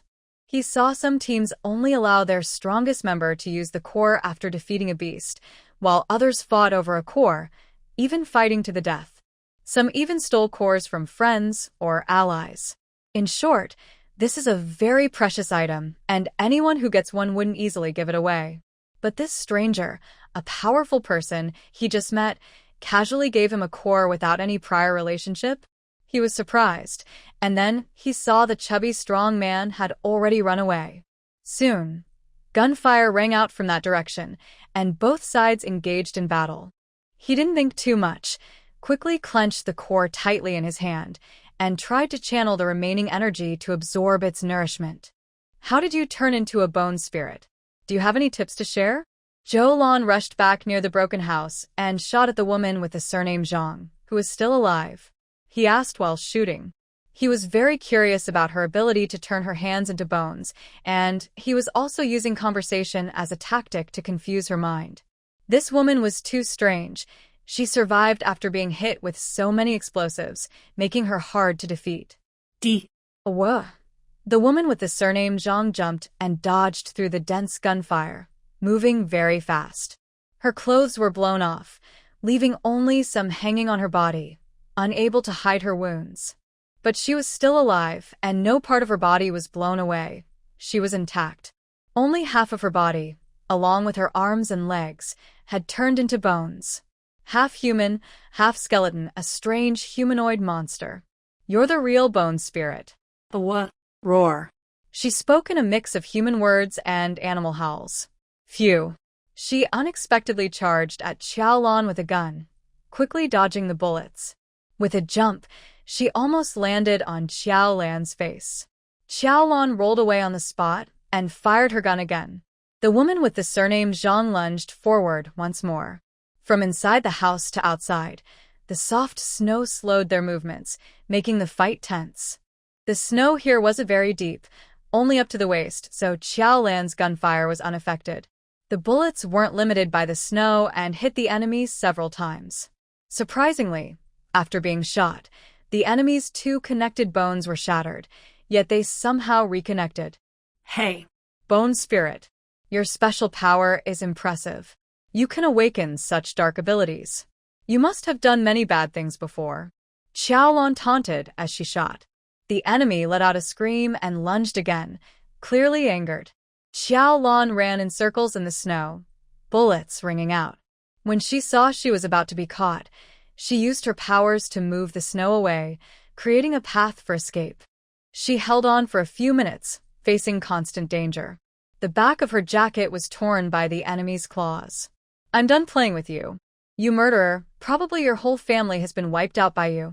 Xiaolan finished her magazine, didn't reload, and threw away her gun, then turned and ran. The woman with the surname Zhang shouted and lunged again. Boom. A fierce explosion surrounded the woman. Xiaolan was only 2 seconds faster, dodging and rolling away from the blast zone. But she was still hit, knocked far back, her head buried in the snow, with only her feet sticking out. Using her space powers, she moved the snow aside and jumped out. Turning to look, she saw the explosion had shattered the woman. Bones scattered everywhere, but the half of her body that remained intact was surprisingly sturdy. Xiaolan was amazed. She had set the trap with the explosion after running several laps, narrowly avoiding injury many times, risking her life to lure the woman into the trap. But she didn't die from the explosion. Look at those bones, bouncing and clattering, yet they seemed to be trying to come together again, as if each bone had a mind of its own. Xiaolan hurried over, quickly picked up a bone, and tried to move it with her mind. It couldn't be moved into her space. That meant it was alive. Since she couldn't absorb it, Xiaolan couldn't let the bones reassemble. She rushed to pick up another bone. While she kept collecting bones, the enemy was trying to reassemble her body. Both sides were racing against time. After collecting 7 or 8 bones, she saw that the enemy's half-formed body was almost complete. She quickly threw a few grenades. Bang! The explosions shattered the incomplete, unstable half-body, scattering it again. The woman with the surname Zhang shouted, "Ah!" Xiaolan quickly continued picking up bones while she was angry. "It's okay if I can't kill you, but I won't let you rebuild." Buzz, huff, huff, a roar and flapping wings approached quickly from the distant sky. Xiaolan looked up and saw a large bird flying over. Ah! "Come quickly." The woman with the surname Zhang suddenly cheered excitedly. "Oh no, it must be an enemy's bird." Xiaolan hurriedly sped up collecting bones and shot at the woman's head. The woman, half her body on the ground, still managed to dodge the bullets quickly. Impressive. The big bird flew closer, and Xiaolan saw clearly it wasn't a mutated beast, but a mechanical device. A bird-shaped robot? The bird didn't fight but grabbed the woman's half-body and soared into the sky. The scattered bones floated up and stuck to the woman as they rose. Xiaolan instinctively raised her gun and shot at the bird, but it was quick and dodged the shots, flying away with the woman. Xiaolan was stunned. She had survived the apocalypse for many years. Had she never seen anything strange? But this.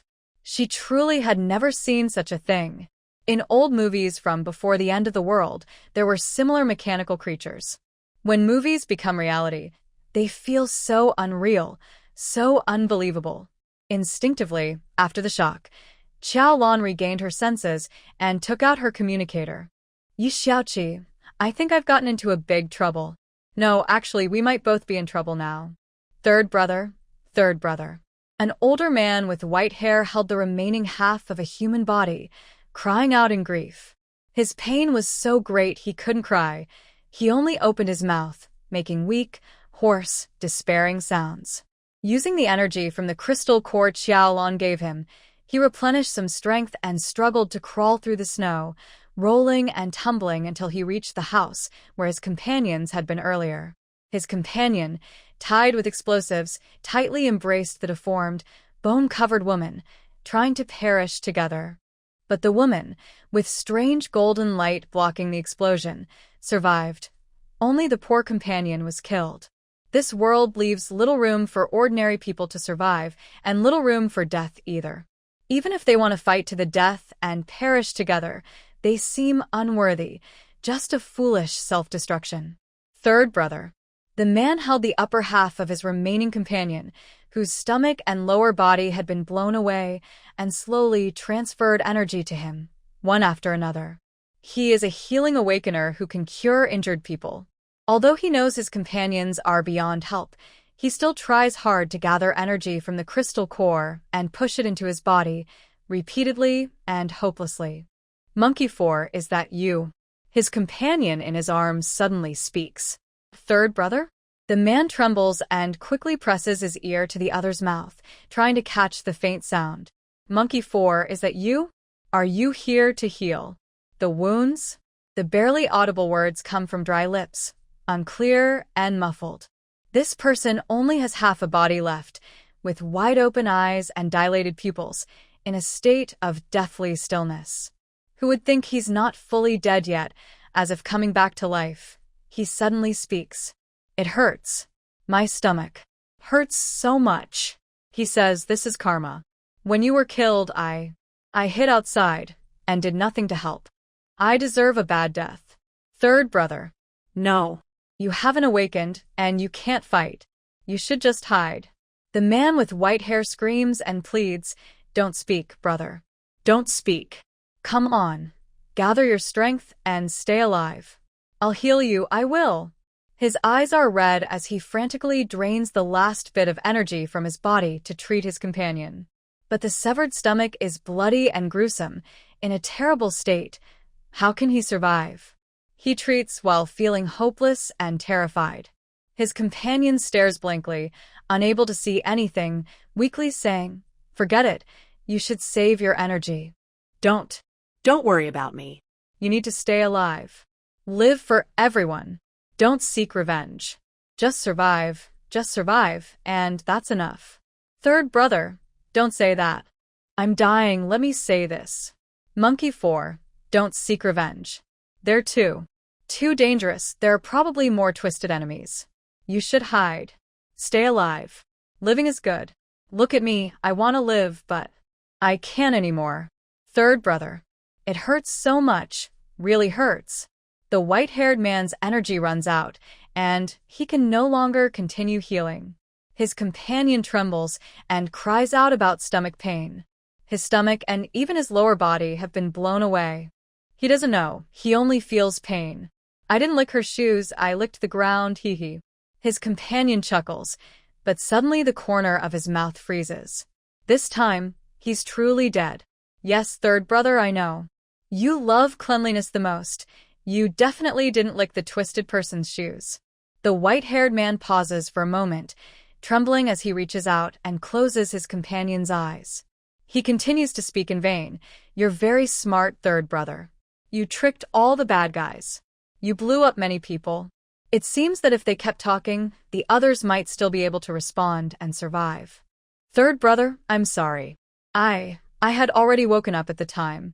I saw you being taken away by them, but I wanted to recover a bit longer, to find a chance to secretly attack them. Sorry. I should have acted sooner.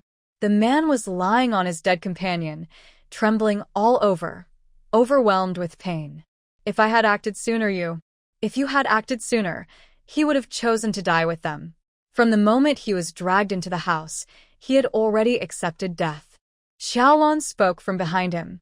She had just finished a brief message with Yi Qi and then came overhearing the dying words of the two men. If only I had acted sooner. She questioned herself about this possibility. She tried to comfort this stranger, but she couldn't comfort herself. She was a bit stronger in fighting. She had been hiding, watching, and standing by.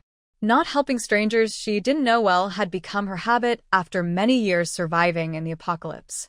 Compassion, guilt, and self-blame had long been worn down by cold, harsh experiences. She could watch others die in front of her without feeling guilty or responsible. But this time, she felt uncomfortable inside. Seeing that ordinary man flattering and licking the ground just to get a chance to die together with others. Seeing the gray-haired man willing to be killed and spitting blood at the enemies before dying. And watching him futilely and obsessively try to heal third brother with his powers. Although they were strangers and no one knew each other, she felt uneasy. What if she had acted sooner? Before the woman with the surname Zhang discovered that third brother. Or before the woman attacked the gray-haired man. Even earlier, when they met during the day. Would those strangers still be alive? She had been sneaking around, avoiding trouble, and making enemies with a twisted gang. After that white-boned woman escaped, she would definitely come back for revenge. So, why was she still risking herself? Come with me. After a moment of silence, Xiaolan pulled the gray-haired man up from the ground. The man looked at her in surprise. I said I'd save you, so come with me. What's your name? I'm Monkey 4. No, I'm Ho Tian. The man repeated his name 3 times before he believed that Xiaolan genuinely wanted to take him in, a seriously injured person. Injured meant a burden consuming medicine and food. Thank you. He sincerely thanked Xiaolan. He wanted to live. Severely injured in the snow, he could only wait to die. Xiaolan could take him away, which was like giving him a new life. He asked Xiaolan to wait for 2 minutes. Finally, he hugged his brother's body and found the bodies of several other companions at the explosion site. Some were intact, others destroyed. He said a sincere goodbye to them. This is the last farewell. Next time we meet, it will be because I have died and come to find you. He looked back at his companions one last time with longing, then returned to Xiaolan. Xiaolan, feeling a bit guilty, told him, maybe this isn't the last farewell, just the second to last. The man didn't understand. Suddenly, everything in front of him disappeared. His companions' bodies, the enemies' bodies from the 2 explosions, the ruined house, the surrounding debris, and some patches of snow, all vanished, revealing the cold, damp ground beneath the snow. Xiaolan collected all these items, clearing the battle traces so that if the enemies came back to investigate, they wouldn't find any clues. Then she led the white-haired man through the snow using her space powers. For safety, they didn't return the same way, but took a detour. They found a messy, ordinary ruin and released the bodies of the man's companions, hiding them inside the debris to settle them again. Goodbye. This is the last time. Oh. Okay. The man, shocked by Xiaolan's psychic ability, said goodbye to his companions again but still couldn't fully grasp what was happening. Yulain lot her masculinum. Are you Ho Tian? I'm Xiaolan. I have a few other companions. I'll introduce you later when we meet again. She also gave him a low-level impurity crystal core, so he could use it to clear the snow poison. The man looked at her face, frowned for a moment, and hesitated. Did I think I know you? I don't think I know you, Xiaolan said. The moon was setting, but the snow still shone brightly. Using the snow's light, she carefully examined his face, which was full of wrinkles, and his grayish-white hair. She felt she had never seen this person before. On the first day of the strong wind, did you go to C University's campus? I'm a student there. If I'm not mistaken, I think I've met you there. The white-haired man spoke weakly, still injured from a serious wound. Even standing was difficult for him, but his eyes on Xiaolan were full of surprise and respect. You are from C University? Xiaolan didn't expect to meet a fellow student. Yes, I'm in the sports department, a third-year student. Xiaolan was confused. She thought he was an old classmate from C University, but it turned out he was a peer now. She was also a third-year student, just in a different college. Huh. No, that doesn't seem right. People of her age do attend college, but it's unlikely he's from the sports department.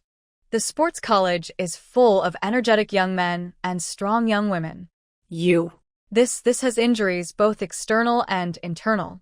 Are you feeling okay mentally? She suspected that the group had knocked the old man out. Sigh. The white-haired man smiled bitterly. Let's talk as we walk. The two continued on their way. Xiaolan still used her space powers to make walking in the snow easier. Seeing that the old man was weak and badly hurt, she took out an electric bike, fully charged, and let him sit on the back while she rode. They cleared the snow to make a path, rode through, then covered their tracks with more snow. They kept moving like this. Wow, this is a new electric bike, just like the one you gave us before, the white-haired man said weakly with a smile. Xiaolan was surprised again and again. She couldn't help but stop several times along the way, turning back to look carefully at the old man on the back of the bike. His features seemed to look a bit familiar. According to him, he was part of C University's rescue team during the storm. When the great windstorm first started, Xiaolan was staying at Suehua Hotel. When the wind briefly stopped at noon, she left the hotel with Xiaoli and Xiaotang to build a safe shelter in the underground garage of the kindergarten on Jixiang West Road. On the way, they passed by C University and saw a group of surviving students forming a rescue team, searching through the ruins of the teaching and dormitory buildings for survivors. At that time, Xiaolan casually said that her third uncle was at the Weather Bureau and predicted the storm would continue, urging them to hide quickly. She secretly released a few bikes and loudspeakers to help them quickly warn other surviving students to take cover. That was a brief encounter. She thought they would never meet again. In the apocalypse, life is uncertain. Who knows if they would still be alive tomorrow? But fate is strange. They met again. The old man with white hair said he was one of the students who received the bikes and loudspeakers back then. I broke my arm at the time. I don't know if you remember. A little, Xiaolan replied. She vaguely remembered they met in front of Xiao Li's classmates' dormitory. The building was completely collapsed. Xiao Li, who was looking for classmates, was standing anxiously in front of the ruins, lost in thought. At that time, some boys from the rescue team came over and said they had searched the building several times and found no survivors. The person who started the conversation is the one with the broken arm, wrapped carelessly with a dirty cloth found somewhere. He is pale and weak, but still helping to search for survivors.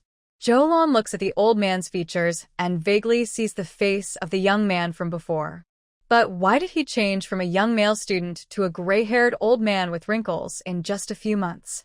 If he is the grandfather of that young man, it makes some sense. Superpower. He sighs, my power is healing. I can treat injuries, but it also consumes my life. Every time I heal someone, I age a little. The more serious the injury, the faster I age.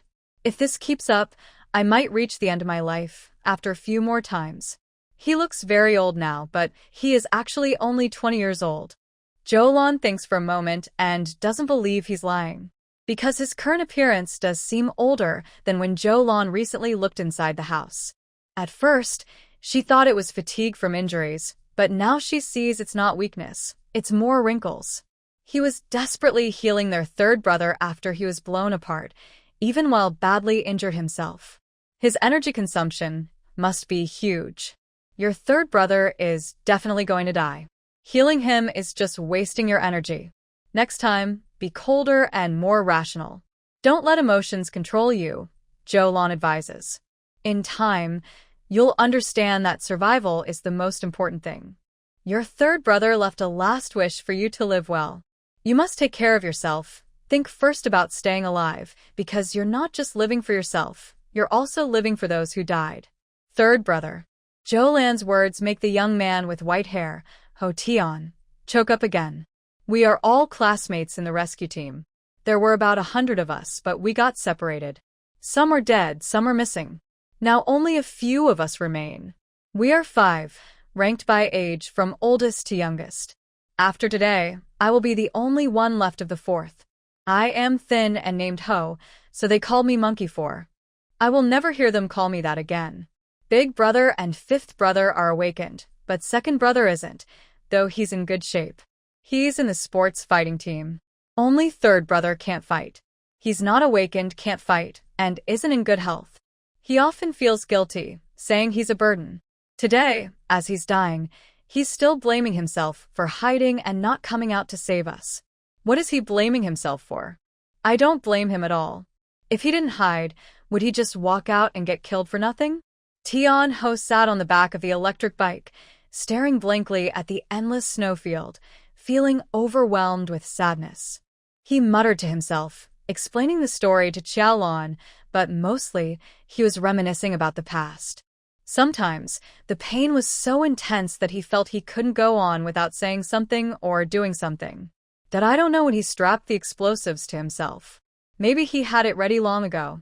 He's very proud, used to be the top student in their civil engineering class, a real academic star. His dorm was just below my building. When I went out with my roommates, to dine or to meet girls, I always saw him studying at his desk. Back then I thought, this guy and I are just not from the same world. Who would have thought one day he would become my brother? Setting himself up with explosives. How could he think of that? You don't know, he's really timid. The first time he saw a mutant rat, he was so scared he wet his pants, haha. How could he dare himself up? What was he thinking? Tian Ho trembled all over, wanting to cry but unable to, only shaking, his teeth chattering uncontrollably. Idiot, still a top student. How could he be so stupid? Blowing himself to bits. He said it hurt a lot. It must have hurt, definitely. Stop talking. Xiaolan interrupted sharply. She wanted to make Tian Ho shut up, but her voice was weak. How much pain must the person who was blown apart have felt? She didn't know, and didn't want to imagine. But what could they do? The person who died was gone. The living had to keep living. Stop talking, save your strength, gather your energy. We're almost there. When we get back, I can take you to the base's medical station for your external injuries. The internal injuries will take time to heal, so you need to recover on your own. Dwelling in grief isn't good for healing, Xiaolan said firmly, as she sped up. Tian Ho's rambling made her feel worse, so she quickly suppressed her rising emotions and faced reality. Okay, I understand. Thank you for reminding me, Tian Ho said after a moment of silence, then took a deep breath and spoke with determination. His quick change in mood surprised Xiaolan. She thought she'd have to remind him a few more times, but he seemed to have sorted himself out. Hey, are you okay? I'm fine. I'll listen to you. I won't say anything more. The person behind suddenly fell silent, and the world became quiet. His rambling was uncomfortable, and this silence felt just as unsettling. Xiaolan accelerated the bike. After circling around to check for pursuers or spies, they returned to the outdoor campsite. On the way, Ho Tian didn't speak again. After getting off the car, he finally spoke once more. "I want to heal my wounds quickly and take revenge," he said. Xiaolan drove the car. "Your third brother doesn't want you to do that. He told you to hide and stay alive." Ho Tian replied, "He just doesn't want me to sacrifice my life for nothing. But if it were him in my place, he wouldn't just survive by luck. We're not that kind of people. I know I need to live for them, but I also know how to live. Just surviving isn't the way we brothers believe in." He spoke slowly, seriously, and with firm resolve. Xiaolan looked at him. She understood. They both had strong, unyielding spirits. People who refuse to give up are not the type to just survive. Otherwise, they wouldn't have died. If they had accepted that woman's invitation and joined the church, they would all still be alive now. But none of them chose that path. Ho Tian looked at Xiaolan seriously and said, "Thank you for saving me and taking me in. Without your help, I wouldn't be alive today, and I wouldn't have a chance for revenge. Also, thank you for letting me say goodbye to my brothers, and earlier, thank you for helping me jump out of the house during the explosion. Don't mention it. You grabbed my pants and jumped out yourself. Thank your strong survival instinct and hold on tight. No, I held on to you because I wanted to survive. And I also thank you for not abandoning me and not shooting me dead." Ho Tian's face was full of sincerity. "And thank you for giving us the bicycles and loudspeakers back then. Those things really helped a lot. But later, they all broke or were lost, so he couldn't return them to Xiaolan. He had seen Xiaolan's space powers and understood that those things weren't found by her in the ruins, but originally belonged to her. Forget it. Just rest and save your strength. Why do you keep talking nonstop?" Xiaolan waved her hand repeatedly, not wanting to accept his thanks. She didn't like him being so serious. As they spoke, they arrived at the resting place. "Master, you're back." The old chef on night duty stood up to greet Xiaolan. "Gung uncle, good morning." "Master, you've been busy all night. It must have been exhausting." "Not at all, not at all. It looks like you fought. Were you hurt? Are you okay?" I'm fine. Faced with the innocent and enthusiastic gaze of the old hero, Xiaolan smiled and joked, but she felt secretly guilty. "I'm used to living a cowardly, survival-only life. What right do I have to earn your respect and thanks?" Whether it was Gung uncle or Ho Tian, they were both brave men with strong spirits. She didn't dare compare herself. When facing enemies, they dared to fight head-on, not afraid of death or injury. But her? She is afraid of everything. She is a coward and sees herself clearly. It is dawn. Today was supposed to be a patrol, but because of the conflict with Zhang Whitebone's spirit last night, Xiaolan and her friends ate something early and returned to the safe house ahead of schedule. Zhang Whitebone's spirit actually has a mechanical giant bird as backup. That thing is beyond Xiaolan's understanding. Besides the mechanical bird, the enemy might have other strange tricks, and she is not sure. So, she doubts whether the safe house is still safe. "Be prepared to fight at any time and retreat if needed," she announced to her friends after returning. Okay. Everyone understood the situation. The North City Strange Base has become an enemy stronghold, and a big battle might happen. Chef Sun and Xiaoli, Xiaotang, Fu Xingyuan, and the new recruit Ho Tian all support Xiaolan's decision. "But we can't just wait to be attacked passively," Xiaolan said. "Before the enemy strikes, we should take the initiative." The safe house, which took a lot of effort to decorate and maintain, is a warm and comfortable home. Although they could abandon it at any moment to save their lives, it's better not to give up if they can avoid it. If they keep running from the enemy, abandoning one house today, another tomorrow, what will be left? Can they still live peacefully? The best defense is offense. The enemy is very strong. It's better not to fight them, but since they have already started, this is the situation they face. What else can they do? Let's do it. Yes, let's do it quickly. When Jiao Jiao pounded her fist on the table, her eyes shining. It was the second night in the Blood Dawn base meeting room.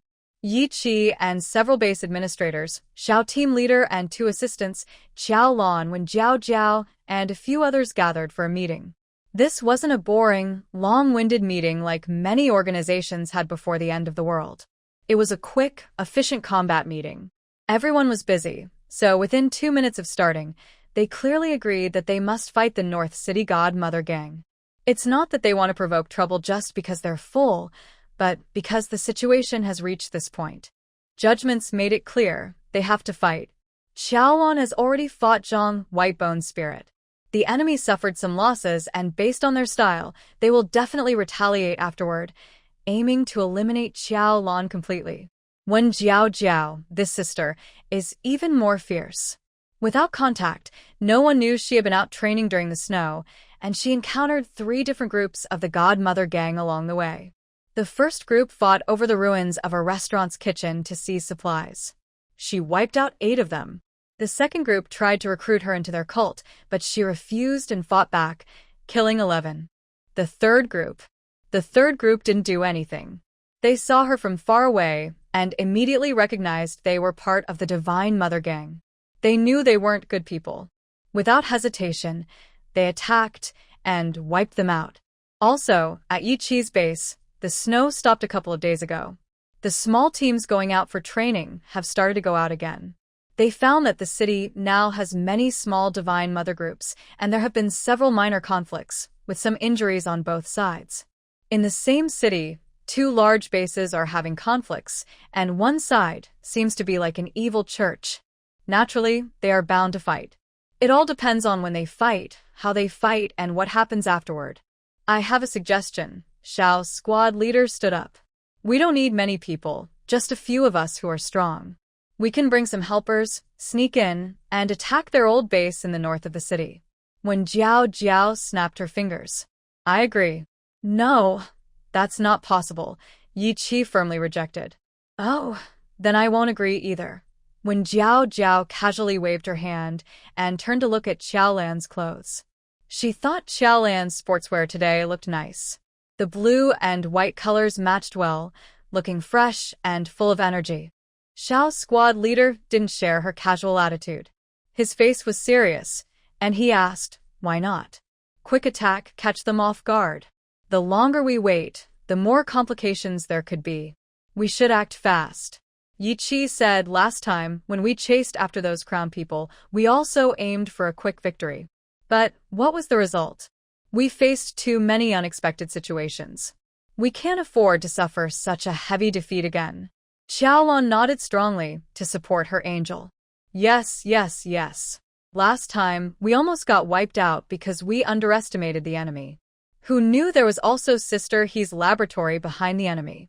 But this Divine Mother Gang might not be connected to Sister He, Xiao's squad leader argued. Yi Qi said it might be related or not. We can't gamble on that. What if they have very strong opponents or experimental subjects?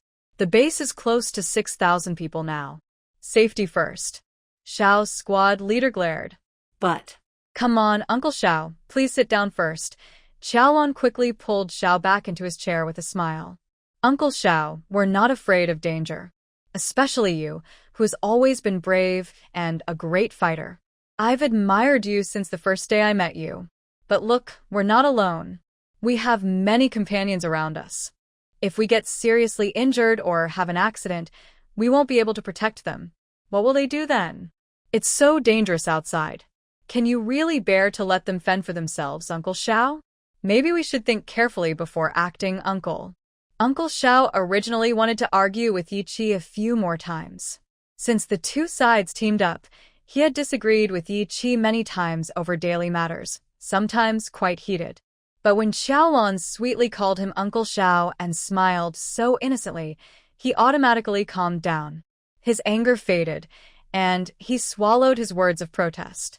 After calming down and thinking, he realized she made a good point. Yes, we need to plan carefully and consider the big picture. We can't just think about one thing, Uncle Xiao said, giving Yi Qi a side glance. Yi Ji. Am I not thinking about the big picture? This time, Uncle Xiao finally didn't argue with him. He secretly breathed a sigh of relief and didn't bother to argue over small details. He quickly took the opportunity to organize everyone's discussion on how to plan. During the meeting, he almost argued with Uncle Xiao a few more times but was always interrupted by Xiaolan's cheerful jokes. After everyone left the meeting room, Yi Qi deliberately slowed down and walked shoulder to shoulder with the last person out, Xiaolan. He quietly hooked her finger, gave her a small smile. "What are you doing?" Smiling so slyly. Xiaolan whispered. She used her finger to pull him closer, holding his hand behind her back and playing with his fingers one by one. "Your calluses have grown another layer, TSK," she said softly, showing her teeth and grimacing. "Does it hurt when the old calluses are shaved off? Be careful with your training." After being defeated by Wang last time, Yi Qi trained even harder, focusing on controlling his powers and improving his fighting skills. He was injured every day, and the calluses on his palms wore down, revealing tender skin, only to grow new thin calluses again. Just thinking about that process hurt. But Yi Qi said it doesn't hurt. He leaned close to Xiaolan's ear and whispered, "Thanks for helping me earlier. Who else would I help if not you? We're on the same team." Xiaolan raised an eyebrow, teasing him. "It's all your fault for being so straightforward." That's why Uncle Xiao was so annoyed. At his age and with his temper, as long as you coax him a little, he'll be fine. He won't argue with you. Yeah, Yi Qi understood now. Just now, Xiaolan kept praising Uncle Xiao. After the meeting, the old team leader looked at Xiaolan like he was looking at his own daughter, so kind and gentle. But he couldn't do that. He didn't know how to coax people. "Stay here a few more days? Come help me at every meeting," he said. Xiaolan rolled her eyes and said, "Did you keep me just to have a smooth meeting?" "No, of course not. Mainly for your safety. If enemies come looking for you and attack, it's dangerous. The base has many people, so help is nearby," Yi Qi explained seriously. "Really?" Yes. Ha. Xiaolan rolled her eyes again. At this moment, when Jiao Jiao, who was walking ahead, turned around and called out, "Xiaolan, come over here, sister." Xiaolan immediately let go of Yi Qi's hand and happily ran over. "Lan, where did you get this outfit? It looks nice. I bought it before. Do you like it, sister? I'll give it to you." "Huh. With this XL size, do you think I can wear it?"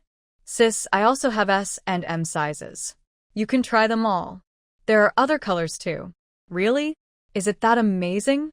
The two women chattered happily and ran off to Wen Jiao Jiao's room to try on clothes.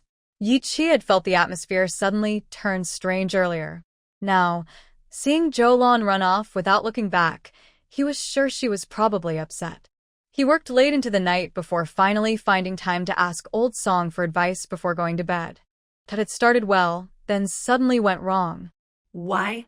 Old Song, after listening to his recount of the conversation, patted his thigh and said, "You're so silly, Captain." She asked why you kept her for a few more days, and of course you should say, "Because I miss you, I miss you, I miss you. Especially miss you." 예지수단을 realized. Although it's really for safety reasons, she and Miss Wen moved back to the base, also to make it easier for everyone to work together against the enemies. But when switching to a romantic conversation, you forget all that and just say miss you? Yes, exactly, Captain. Love needs skill. Yes, Captain. Thanks, you really are a love expert. You're flattering me, Captain.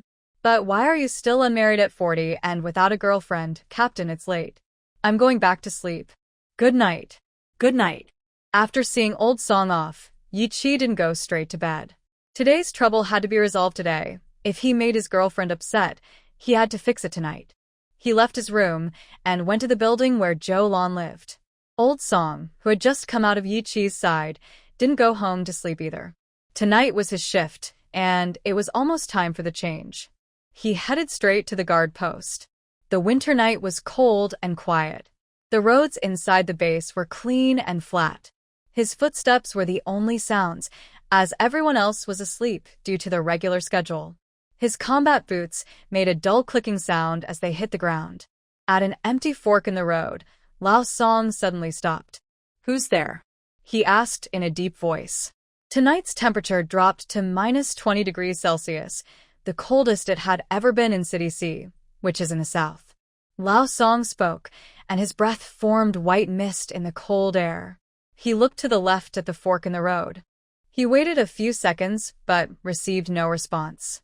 There was noise coming from the right side, crunching sounds of shoes rubbing against the ground, along with snoring from someone sleeping. Lao Song grabbed his pistol from his waist, turned his head, and was surprised.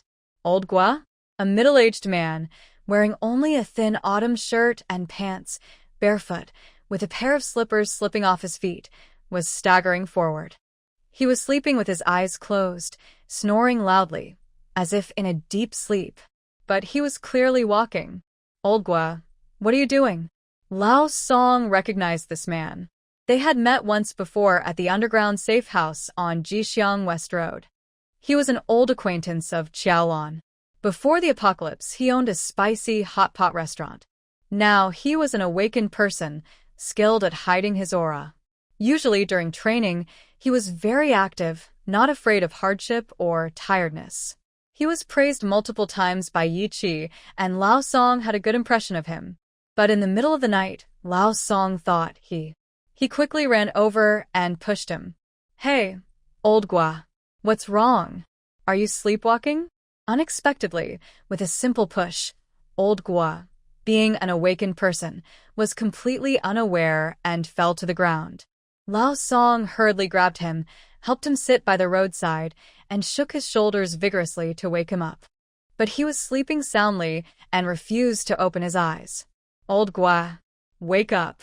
You're dressed so lightly, you'll catch a cold. Even awakened people can't handle this kind of cold. Lao Song shouted loudly. Old Gua's snoring was deafening. If you keep calling him like that, he won't wake up. If you shout too loudly, you might scare him and make him go into shock, a gentle voice said softly. A graceful figure in a long dress appeared suddenly from the right fork in the road, coming from the direction Lao Gua had come from. Miss Yin, it's so late. You're still outside? Aren't you on the night patrol team tonight? Lao Song became cautious. He didn't fully trust her, just like Yi Qi, because she was a newly joined level 3 awakened person. Yes, I am not part of the night patrol team tonight, Yin Weining replied calmly, walking closer. She squatted down, level with the sleeping Old Gua. Her skirt, reaching her ankles, brushed the ground. She stood straight, looking elegant. Staring at Old Gua, she looked carefully for a few seconds before softly speaking. Based on my judgment, he's not sleepwalking, he's being controlled by some kind of mental ability. If the person controlling him doesn't lift the control, he won't wake up on his own. Forcibly waking him could harm his mind, mildly causing coma or illness, severely leading to dementia, or even turning him into a vegetable. That's also possible. Old Song frowned. Mental ability. Yin Weining smiled. Please don't misunderstand. Although I am a mental ability awakener, I didn't do this. My main skill is calming the mind, not controlling others' consciousness. But you can do it. Yes, I can. So I can also help him break free from control. I think the person controlling him isn't as strong as I am. She volunteered, but Old Song was suspicious. He took out a walkie-talkie, quickly reported the situation to Yi Qi, then carried Old Gua on his back and rushed toward the medical station. She doesn't believe me. Yin Weining sighed with a smile. She stood up from the ground, didn't chase after Old Song, but continued forward along the path until she reached a fork on the right. After walking about 20 meters, she stopped. Come out, she said. A few seconds passed with no response. Her smiling face darkened, and she turned her head to look at a neat pile of bricks nearby on the roadside. Those were building materials collected by the base, and after winter, they would be used to build houses. And suddenly, behind the brick pile, a muffled cry of pain came as Yin Weining's gaze fixed on it. Soon, a person crawled out, trembling and using hands and feet. Several attempts to stand failed, and they fell back each time. They could only keep crawling, reaching about a meter from Yin Weining's feet, stopping and not daring to go further. This person knelt and bowed their head to Yin Weining. Acting without my permission, alerting the base, which might cause more trouble and disrupt our plans. Can you bear the consequences? Weiniying coldly stared at the trembling, suffering person and asked sternly, "Spare me. Please, I didn't act on my own." The person begged trembling, but before finishing, their bodies suddenly tilted, and they collapsed with a thud. A faint smell of medicine wafted from their stiff, open mouth. Weiniying took a few steps back, frowning with disgust. "So it's a time toxin. You knew that acting without permission could only lead to death, so you took the medicine in advance to end it? But who gave you the guts to act on your own? Or perhaps..." She tilted her head in thought, then angrily glared at the already dead man. "Really useless. Is it so hard to tell the truth before dying?" She turned and walked toward the medical station. Her soft embroidered cotton shoes made no sound on the smooth ground, moving gracefully. Uncle Gua. When Xiaolan arrived at the medical station, she saw old Gua, whose face was already turning blue from the cold, still loudly snoring. She felt very worried. Who caused Uncle Gua to be like this? When I find him, I will teach him a lesson. That unkind person. If only Old Song had kept Uncle Gua in warm clothes instead of letting him go out in just a shirt and pants, he would have frozen to death if Old Song hadn't seen him. A few mental ability awakened people from the base hurried over on orders. Each checked on Old Gua, then shook their heads, saying they couldn't help. They weren't strong enough and weren't specialized in mental control powers, so they couldn't do much. "Have you caught Weiniying?" Xiaolan used her walkie-talkie to contact Yiqi. When Old Song reported the incident, Yiqi had just knocked on her door. They hadn't even spoken when they heard about the trouble.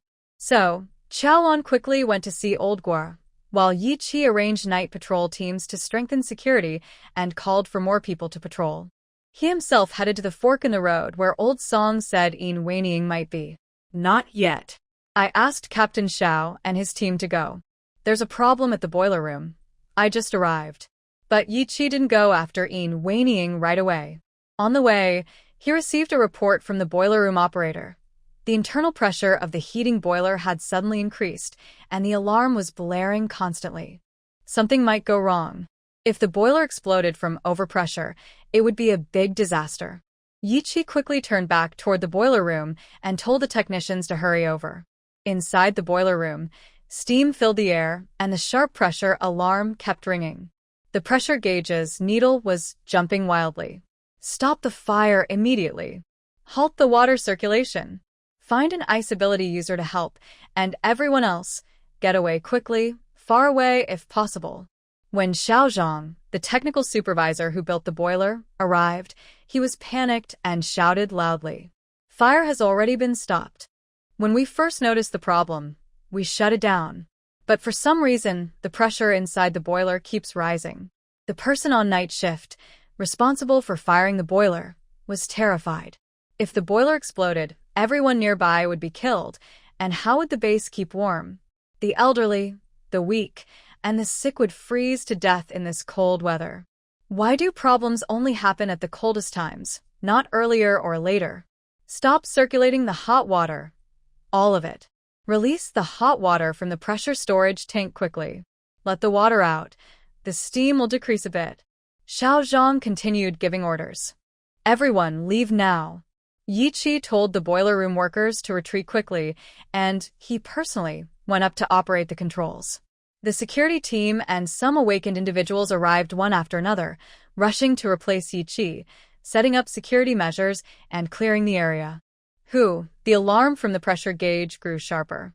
Xiaozhang tried several methods, but they only slightly eased the pressure temporarily, which then quickly rose again. "Let's get out of here quickly." After some effort, Xiaozhang said there was nothing more they could do. He knew the boiler best, but normal pressure relief methods didn't work. There must be a problem inside the boiler. The furnace was burning so hot that they couldn't lower the temperature or open it to check inside. So, before the boiler explodes, everyone should stay away. "Should we leave? What about the boiler?" someone asked. "No choice. It's definitely going to up. Then everything here is finished." Everyone felt sad. They had worked hard to build a heating system, and now they wanted to give up? Quick, go. Xiao Zhang urged everyone. They couldn't all die here, in an explosion. Stop right there. On the way to the medical station, Yin Yuanying was walking steadily when someone called her. She turned her head at the sound and saw a group of people rushing toward her. Is that Captain Xiao? She carefully identified them and smiled apologetically. Sorry, I've only seen you from afar a few times. I don't know you well. I hope I haven't mistaken anyone. You're not mistaken, Captain Xiao said with a serious face. When they reached her, his subordinates quickly formed a circle around Yin Yuanying, trapping her inside. The awakened energy surged, and ordinary soldiers aimed their guns at her, ready to fight. Are you surrendering, or do you want to fight me? Captain Xiao asked coldly. Yin Yuanying chuckled softly. I'm going to save someone, so I can't surrender. There's been some misunderstanding. I'll explain to Captain Yi later. It's better if we don't fight. I was sent by Captain Yi to find you. To prevent this misunderstanding from deepening, I suggest you behave, Captain Xiao said, pulling out a pair of handcuffs. Yin Yuanying still smiled. I've heard you're quick-tempered and prefer to fight rather than talk. But now, you're hesitating and not making a move. Are you afraid of me? Actually, you don't need to be afraid of me. As long as you step aside, I won't make a move. What if I don't let you? Captain Xiao frowned and asked sharply. He was unsure of how to handle a powerful mental energy user and was cautious. I told you I need to save someone, and I might not have time to chat with you. Yin Yuanying looked impatient. Her smile faded, and she slowly narrowed her eyes. Bang! Behind her, a soldier saw Captain Zhao's gaze and fired a shot. The bullet sped toward her back. Yin Yuanying gently moved to the side. In an instant, she dodged the bullet. The bullet then shot straight toward Captain Xiao standing opposite her. Captain Xiao used his mind to move an object. The bullet changed direction just before hitting his chest and hit the wall nearby. Captain Xiao, I don't like fighting. Yin Yuanying's face darkened. A surge of energy, like a bursting flood, swept across the scene instantly. The awakened fighters under Captain Xiao groaned and clutched their heads, suffering terrible headaches. Ordinary soldiers trembled all over, their eyes wide, dropping their guns one after another. Even Captain Xiao looked pale, his body trembling slightly. He forced himself to charge toward Yin Yuanying. With powerful force and quick speed, he was like a human-shaped cannonball. He also used his mind to lift the guns the soldiers dropped and prepared to attack Yin Yuanying from behind with hidden weapons. In just a moment, Yin Yuanying was caught between attacks from front and back. But she simply leaped lightly into the air, then gently stepped down. While avoiding the attack, she tapped her toes on Captain Zhao's shoulder, used his momentum to leap, flipped a few meters away, and escaped the circle of enemies. Her long skirt fluttered as she landed, like leaves falling in the wind or a butterfly dancing. You're no match for me. Don't move anymore. If you attack again, you'll die. She softly warned him. Then she turned around and continued walking down the road. Captain Xiao gasped heavily, his eyes wide with anger. He stared at Yin Yuanying's retreating figure, clenched his fists so tightly they almost shattered. He held back his urge to chase her. Just now, she easily dodged his strongest attack, clearly much stronger than him.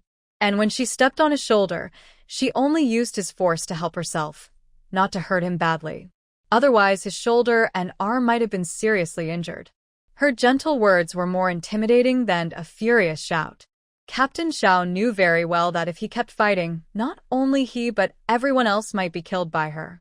This woman truly showed her deadly intent. This smiling woman.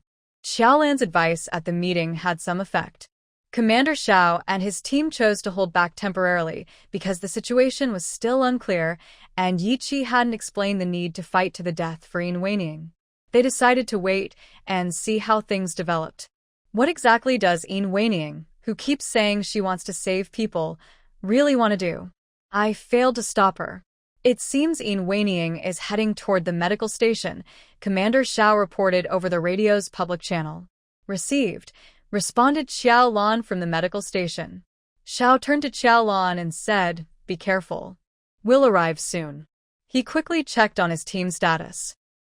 The ambulance is coming, I'm coming. In the boiler room, the ice elemental ability user finally arrived. Don't give up yet. The boiler is very important. I'll try something. This was one of the earliest awakeners in the base. He had already passed the unstable early stage and reached level 1. As soon as he entered, he released his ice powers and started throwing ice at the boiler. Thick ice blocks touched the boiler and quickly melted, steaming into white water vapor. He kept releasing ice, using the cold to fight the high temperature of the boiler. Every time the temperature dropped a little, the internal pressure decreased. Get snow. Help him. Yichi saw that the ice powers were working and immediately ordered people to fetch snow outside and pour it onto the boiler. The snow on the road was already cleared and piled into mountains. Everyone hurriedly grabbed buckets and basins filled with snow and carried it to the boiler room. Previously, staff had been ordered to evacuate, but now, seeing the chance to save the boiler, they rushed to get snow. They carried buckets of snow back and forth over a few dozen meters from the nearest snow piles to the boiler room, sweating despite the cold winter. Food shortages meant most people were semi-starved daily. Running and rushing in this cold was a challenge for everyone's health. But no one complained or slowed down. Everyone ran as fast as they could because the boiler was so important. If they couldn't save it, the whole base would freeze. People could freeze to death. Everyone was willing to work hard to maintain the hard-earned warmth. Ordinary people ran desperately to fetch snow, while awakeners helped pour snow onto the boiler. Everyone worked together. Soon more people arrived to help, and with more hands, they became stronger. Once the ice elemental awakeners stabilized the temperature and reduced the risk of explosion, everyone moved closer to pour snow. Now, not only around the boiler, but the entire boiler room was quickly filled with snow. The temperature of the boiler and the circulating water tank is dropping rapidly. A body enhancement awakened person bravely rushed forward and opened the boiler door. Oh my, what's inside here? This person picked up a long-handled steel shovel and pulled out something from the boiler. Hiss! The object rolled into the snow and kept releasing bursts of air. Little Zhang, the boiler technician, rushed over, examined it carefully, and shouted, "This is a small self-circulating pressure pump." He cautiously turned off the pump, and the object finally stopped releasing air. This is a commonly used industrial gas booster pump. It works by using low-pressure gas at the large piston end to drive a small piston end to produce high-pressure fluid, which then powers the equipment. In simple terms, it's a more precise and sturdy type of air pump. The small pump found has an automatic heat-sensing cycle that sends gas continuously, so it can produce and deliver high-pressure gas on its own without anyone controlling it. Basically, as soon as it's placed in the boiler, when the temperature rises to a certain level, it activates itself. It keeps generating a large amount of high-pressure gas, creating strong pressure inside the sealed boiler. When the boiler walls can't hold the pressure, an explosion will happen. Who did this? Who's so reckless? Do they want the whole base to freeze to death? Investigate. Find out who did it, and we must punish them. After hearing Xiao Zhang's explanation, everyone didn't understand all the technical terms, but they understood the situation. Someone intentionally wanted the heating boiler to explode and destroy the base's heating system. So everyone couldn't help but curse loudly. Check the surveillance footage. Yi Qi ordered the logistics manager calmly, instructing them to investigate with the security team. The boiler room is one of the important places in the base. When it was built, wires and cables were laid around the building, and surveillance equipment was installed. A small generator ensured the cameras worked continuously. So, before tonight's incident, anyone who visited the boiler room and what they did can be traced. The staff on duty in the boiler room were also questioned one by the security team. How's it going on your side? While the equipment was being repaired, Yi Qi contacted Xiaolan to check the situation. Not great. Uncle Gua is still sleeping. Xiaolan held the walkie-talkie, looking helplessly at Uncle Gua sleeping soundly on the hospital bed. No matter how much they called, he wouldn't wake up. His wife and daughter had rushed over, both crying anxiously. They were so worried but couldn't do anything. All the mental awakeners in the base have tried repeatedly, but no one has been able to succeed. Yin Weining, who just entered the room, stands quietly and gently at the door, unaware of the wary looks from everyone, maintaining a faint smile. Miss Qiao, I really can wake him up. Please give me a chance to show myself, she suggests again after hearing Xiaolan and Yi Qi talking through the intercom. This is her third time proposing since she entered. The previous attempts were all rejected. In fact, Old Song is now pointing a gun at her, and several other mental awakeners are on high alert, ready to act at any moment. Let her try. Yi Qi's voice comes through the walkie-talkie. Xiaolan, huh? Yi Qi, you can let Miss Yin try. If anything happens, I take responsibility. Oh, thank you very much, Captain Yi. Yin Weining replies happily before Xiaolan. Yi Qi says, I don't trust you. I just think it's worth a gamble based on my judgment. Can you tell me how confident you are about winning the gamble, Captain Yi? Yin Weining asks with interest, her gentle and elegant face showing a restrained curiosity. 50%, Yi Qi replies. Yin Weining considers and then says, you could have a bit more confidence. 70%, how about that? Xiaolan interrupts, looking at her carefully. Only 70%? Don't you have confidence in yourself? Miss Qiao, you guessed right.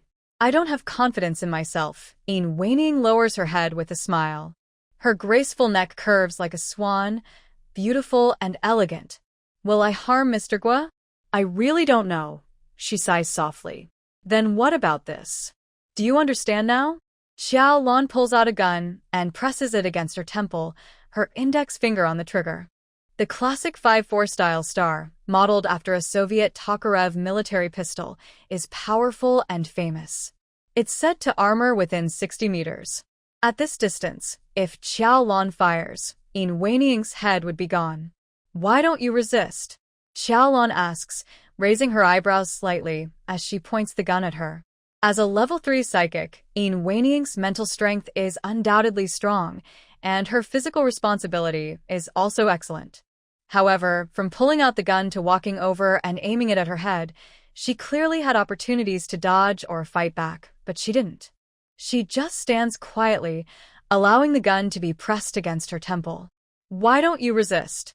She repeats Xiaolan's question, her soft pink lips curling into a gentle smile. Dark twin pupils looked out the window, as if their gaze could pierce through the thick curtains to the star-filled night sky. Maybe I can't resist, or perhaps I just don't want to.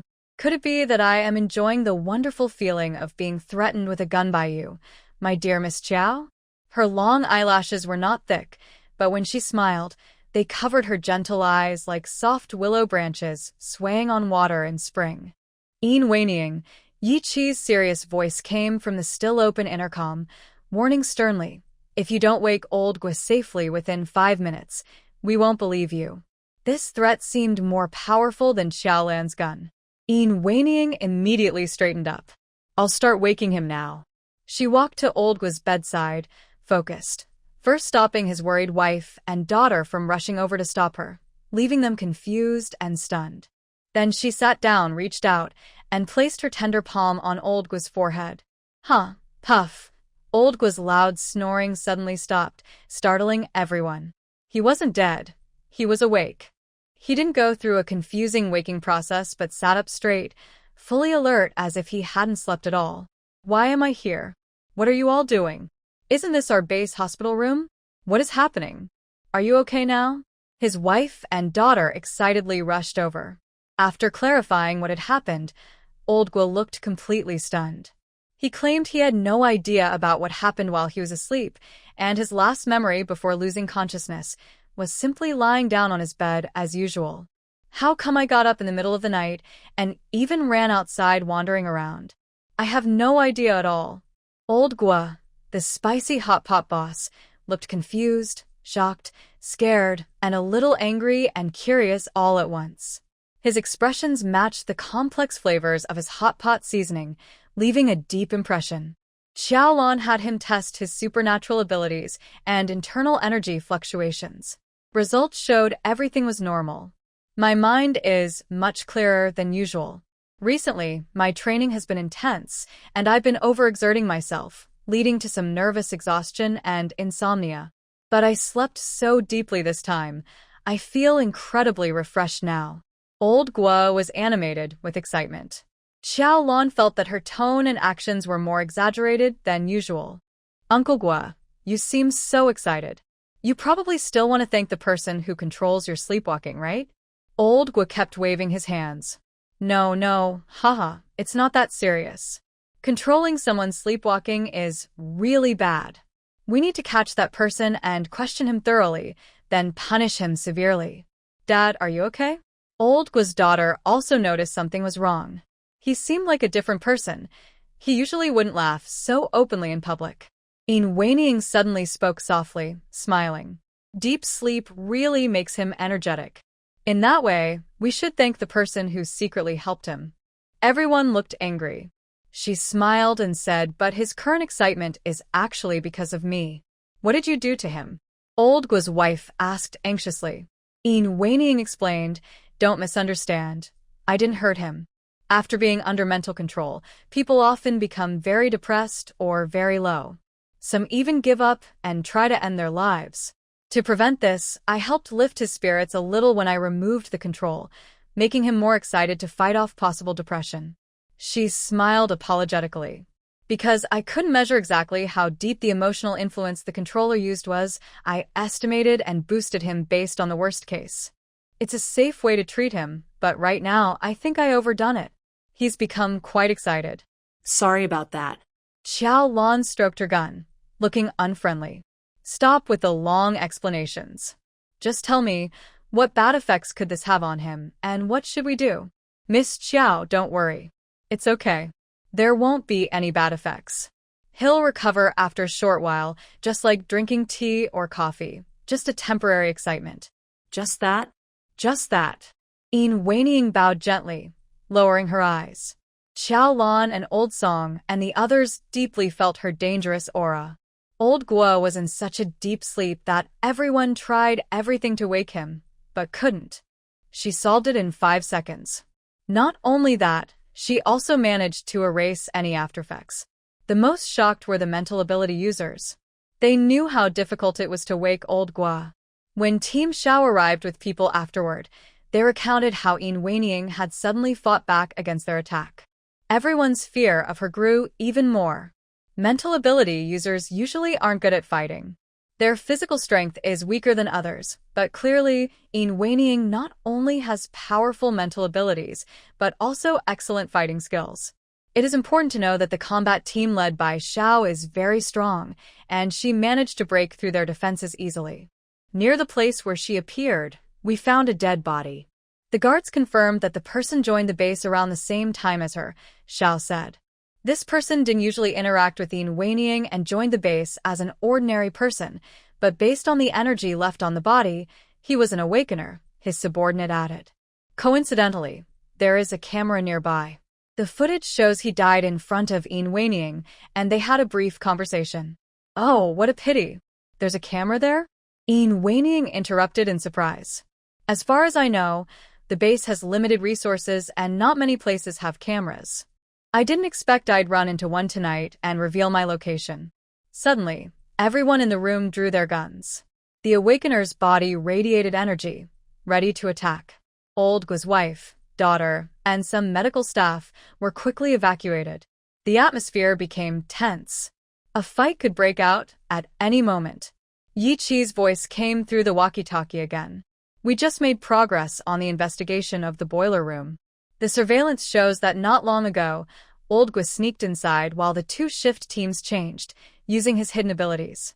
He stole a pressure pump from the furnace. 2 workers are awakers.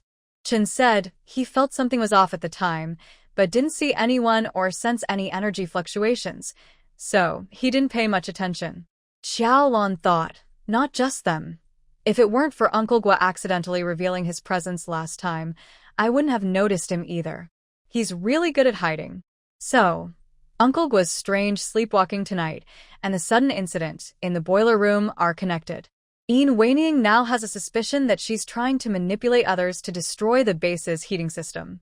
Everyone in the room formed 2 circles, surrounding Yin. But she was calm. "So, you're planning to destroy the boiler room?"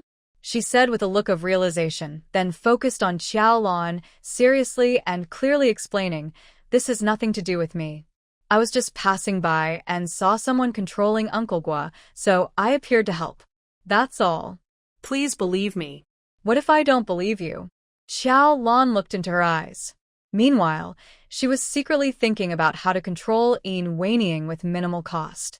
She was a level 3 mental awakener, not easy to deal with. This wasn't something that could be solved with a simple attack. "Sorry, if you don't believe me, we can fight." Yin didn't hold back. While everyone else was still figuring out their tactics, she made the first move. With a gentle spin like falling leaves in the wind, she knocked down the two closest fighters. Bang, bang, bang, several gunshots rang out. The soldier's gun accidentally fired, and all the bullets hit the ceiling. "Stop her. Don't let her escape." Commander Xiao shouted loudly and rushed forward. Everyone stopped following tactics and started fighting with their hands. Yin moved gracefully like a startled swan, dodging attacks and knocking down several people. Then suddenly, she started singing loudly. Her beautiful, sad song echoed throughout the medical station.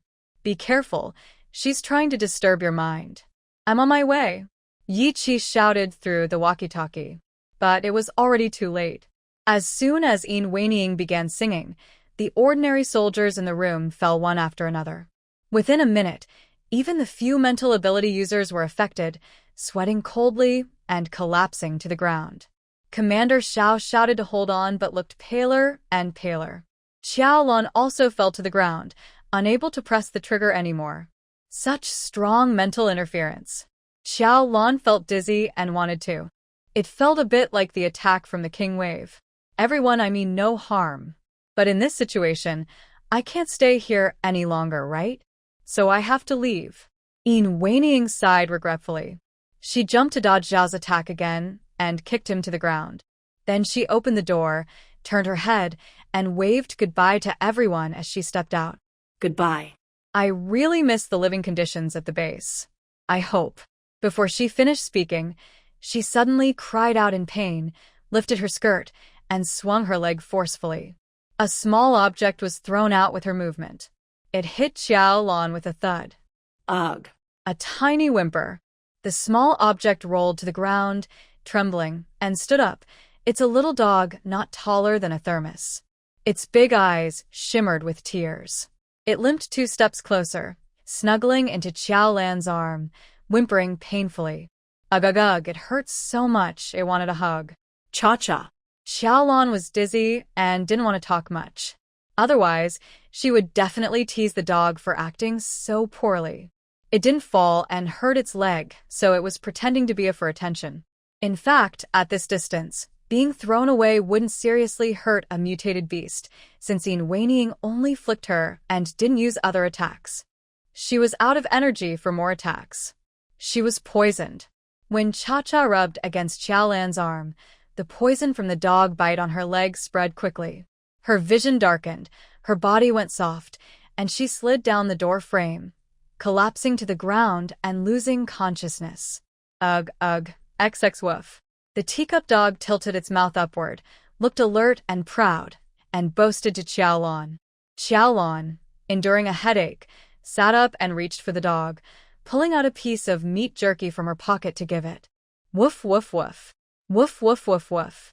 The owner's happiness and longevity are endless. Such an owner deserves a dozen more. The puppy took the jerky and started chewing on the spot. The smell of meat wafted through the room, making everyone else feel hungry. Feeling mentally attacked, they felt dizzy and wanted to. The strong smell of meat made them crave food, and their hunger instincts pushed away the nausea.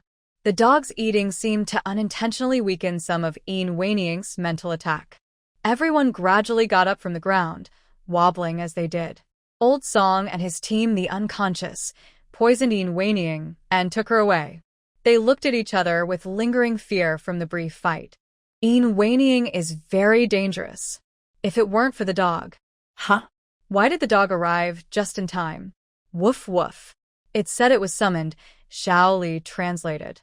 At this moment, Xiaolan had already taken the dog away from Old Gua's ward and returned to the base's temporary residence. She asked why the dog was able to arrive so quickly and give poison, and the dog gave an unexpected answer. Xiaolan asked in surprise, "Who summoned you to the ward?" TT's next answer made Xiaolan even more confused. It said that Yin herself summoned it. She called you over to bite her and poison her? Does she have a problem in her head, or is it you who's not thinking clearly? Woof. T to the power of T. My clever brain definitely has no problem. TT stopped chewing and raised its two front paws, barking and gesturing to explain the whole story. It was peacefully sleeping in its nest when suddenly it felt a very strong mental signal calling it, guiding it to a certain hospital room. Outside the door, it overheard a fight between its owner, Xiaolan, and someone else. Seizing the moment when the enemy left, it pounced to attack. With poison all over its body, it could put poison anywhere it wanted, and its teeth were very toxic, so it chose to bite people. The enemy quickly got poisoned and fainted. But when it was gnawing on jerky near Xiaolan, it suddenly realized the mental signal that summoned it had the same qualities as the enemy lying on the ground. Did the enemy call it to bite her? TT thought it was too naive and didn't understand the complex human thought process. So, it decided to tell its owner everything and let her figure it out. Beautiful, wise, and generous lady, I believe with your intelligence, you can see through the enemy's sneaky tricks and expose her plans. T-Dog praises with a nod, ending the explanation, then continues to eat meat with his head lowered. Little finishes the translation diligently and admires the dog. They say dogs have the intelligence of a 7 or 8-year-old child, but I think this dog is more than 7 or 8 years old. Probably in his 20s? Woof. Not just 20, maybe 200. TT proudly interrupts while eating. 200 years old, and the coffin has turned to dust. Little picks her up and hugs her. Blue sister, you go ahead and busy yourself. I'm not sleeping tonight. I'll discuss animal training techniques with him. TT's ability to send messages with mutated small animals makes Little treasure her. Xiaolan yawns, I'm not busy. I'm tired and going to sleep. Are we not continuing the investigation tonight? That's Xiao Qi's matter. He doesn't want me to help anymore. He told me to rest well. Old Gua feels relieved when Xiaolan is not busy. For other matters, Yi Qi has enough capable people under his command. Blue sister, your brother-in-law is very thoughtful of you. Little giggles gossipingly. Remember, back then, in this same base, we even discussed what kind of girl captain you would look for in the future. Really? Yes. Sister said you probably couldn't stand him, and his girlfriend must be a nurturing woman full of maternal warmth. Little laughs. But now, he's your Yi Xiaoqi. Xiaolan scratches her head. She truly doesn't remember ever saying such things. Hey, let's not talk about that. Good night. Feeling a bit embarrassed, she opens the door to her room to go back. Since the base now has many houses, they each have a room. But as soon as she opens the door, two small figures rush in quickly. Meow. Woof. Woof. Woof. De Zhuang, Little Han, and TT clash briefly. Little tries to stop them but can't, and the room instantly becomes a mess. Blue sister, help. Little calls out helplessly. Suddenly, a silver light flashes. A sturdy, transparent barrier appears, nearly spanning the entire room, separating the cats and dogs on opposite sides. Little Tang, you're back so late? Were you at the training ground all this time? Don't overwork yourself. Balance work and rest, Xiaolan says as she looks at her brother approaching. Little Tang has kept a simple routine at the safe house, mainly guarding the place and training his abilities. Since arriving at the base, he's continued the same routine, with the training ground being large and well-built, where he spends most of his time. Sister Lan, I heard something happened at the base. Is it serious? Little Tang walks over. She has a somewhat serious look on her thin face. Fortunately, the crisis is over. Xiaolan looked carefully again and noticed that Xiao Tong seemed normal. Did she see it wrong just now? Blue sister. Yes. I'm going back to my room to sleep. Okay, sleep more. Don't always go to training. Rest well. Got it. Xiao Tong walked past Xiaolan and went into her room, then closed the door. Xiaolan looked at the closed door, lost in thought. Does her brother have something on his mind? Why does he seem hesitant to speak? Meow. Bark. Bark. In Xiaoli's room, the light screen faded, and the cats and dogs started causing trouble again. The teacup dog suddenly jumped onto Xiaolan's shoulder, whining and asking for help. A strange feeling flashed through Xiaolan's mind, but it quickly disappeared. Be good. Whoever makes trouble will have no food. She looked away from Xiao Tong's door, grabbed the little dog, and threw it to Xiaoli. For the next 10 days, Xiaolan didn't see Yachi, because Yachi was already busy, and now with the boiler incident to finish, there were more complicated tasks, and she was extremely busy. Most importantly, the boiler room needed repairs, and the water heating system had to be restarted. The entire heating system, including the boiler, needed a thorough check to prevent potential dangers.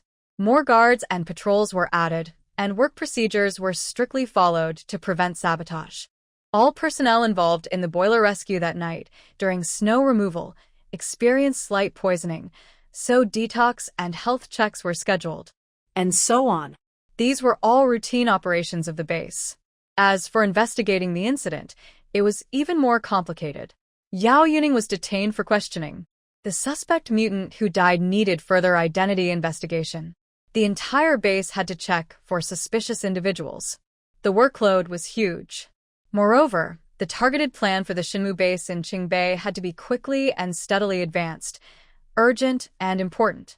Although the peak of epidemic prevention inside the base had passed, ongoing efforts still required much energy. So, Yachi, who was busy flying around, had no time to see Xiaolan. Romantic moments were out of the question, but she still kept giving gifts. Miss Qiao, this is from our captain, the supplies received yesterday, a thermal flask. Miss Qiao, our captain killed a mutated sheep during training today. Its crystal core looks like a heart-shaped ruby. I'm here to give it to you. The captain wrote you a love letter. Miss Qiao, are you busy now? Do you want me to read it for you? No, really? Thank you so much. Every now and then, Xiaolan would receive a gift, a brief love letter, or hear Yiqi say I miss you on the private communication channel. She would squeeze in time to send a quick message, just a few words, but that simple I miss you always made Xiaolan feel happy for a long time. There was also her trusted subordinate who delivered the gifts, always serious, but secretly curious and gossipy. Xiaolan found it amusing and felt a little proud and loved at the same time. Yi Xiaoqi is so nice. That day, after receiving another love letter, Xiaolan couldn't help but run to Xiaoli's room to share her happiness. Wen Jiao was there too, sharing a night snack with Xiaoli, holding a pig's trotter. Xiaolan burst in with the love letter, waved around in front of them, and kept talking about her feelings about love. The two ignored her with a look of dislike. While munching, she said, Jiao, what should I do? My sister Lan has become so love-struck.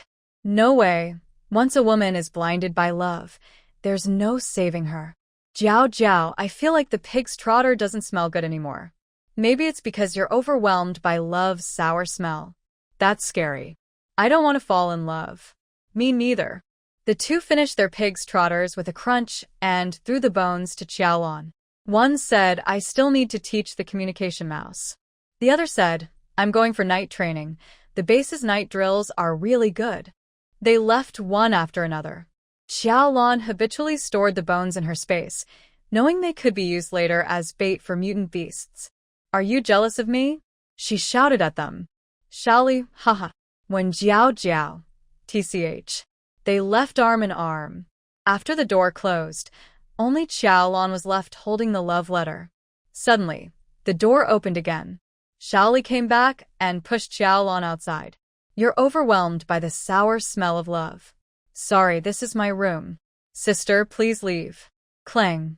The door shut, and Xiaolan was left outside. Ah. Xiaolan angrily said, You ate the trotter I gave you. Are you that dismissive of me? Xiaoli shouted from inside. Oh, was it from sister? Sorry, I got overwhelmed by the sour smell and forgot. So the Xiaolan. She was so angry. Her communication device suddenly vibrated. Xiaolan and Vili answer. What do you want? Sister, can you come out? Are you asleep? Yi Qi's gentle but slightly tired voice came from the other side. Xiaolan's frustration and gloom instantly disappeared. Over here at the square. Okay, coming right away. Xiaolan almost ran to the small square in the base. Xiaolan, today is your birthday. Yi Qi stepped out of the shadow, where the sunlight couldn't reach, and took her hand. He raised his other hand, and several purple lightning bolts shot out. They landed in the middle of the square. Boom, boom, boom. A series of muffled explosions erupted loudly. Bright fireworks burst in the sky. The resource team found these fireworks by chance. Hope you like them. He gently hugged Xiaolan. Red fireworks. Green ones. Intertwined gold and blue. Colorful and dazzling. Some are round, some are phoenix tail shapes, and some are heart-shaped. They burst in strings and clusters across the sky. It's cold in winter, but Yi Qi's embrace keeps her warm. Xiaolan looks up, eyes wide open, reluctant to blink, afraid to miss a single moment of the fireworks blooming. So beautiful, so beautiful, so beautiful. She sighs. Her vocabulary is limited, and she has little literary talent. She can only say the simplest words. Beautiful.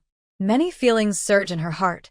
She marvels at the fireworks' beauty, is touched by Yi Qi's thoughtfulness, enchanted by the sweetness of love, surprised, moved. All mixed together. Suddenly, her nose feels sour, her eyes water, and she almost wants to cry. So beautiful, Yi Qi says.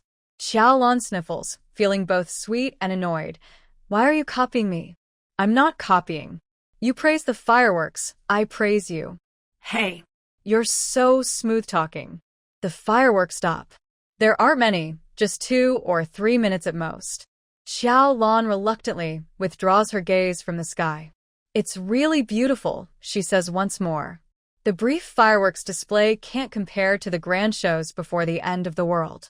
She's seen many fireworks before, live on TV, but all those combined are still not as special as this small fireworks show. In the apocalypse, doing something like this is too precious and rare. No one has ever done this for her. Or maybe she's never thought she was worth someone doing this for her. It's really beautiful, Yi Qi repeats. Xiaolan puffs her cheeks. Am I really that good-looking? You are. Your eyes reflect the fireworks, and it's so beautiful. So you're complimenting the fireworks you set off. No, it's the reflection in your eyes that's beautiful. Oh my goodness, my angelic little brother. Can you stop being so serious about saying sweet words?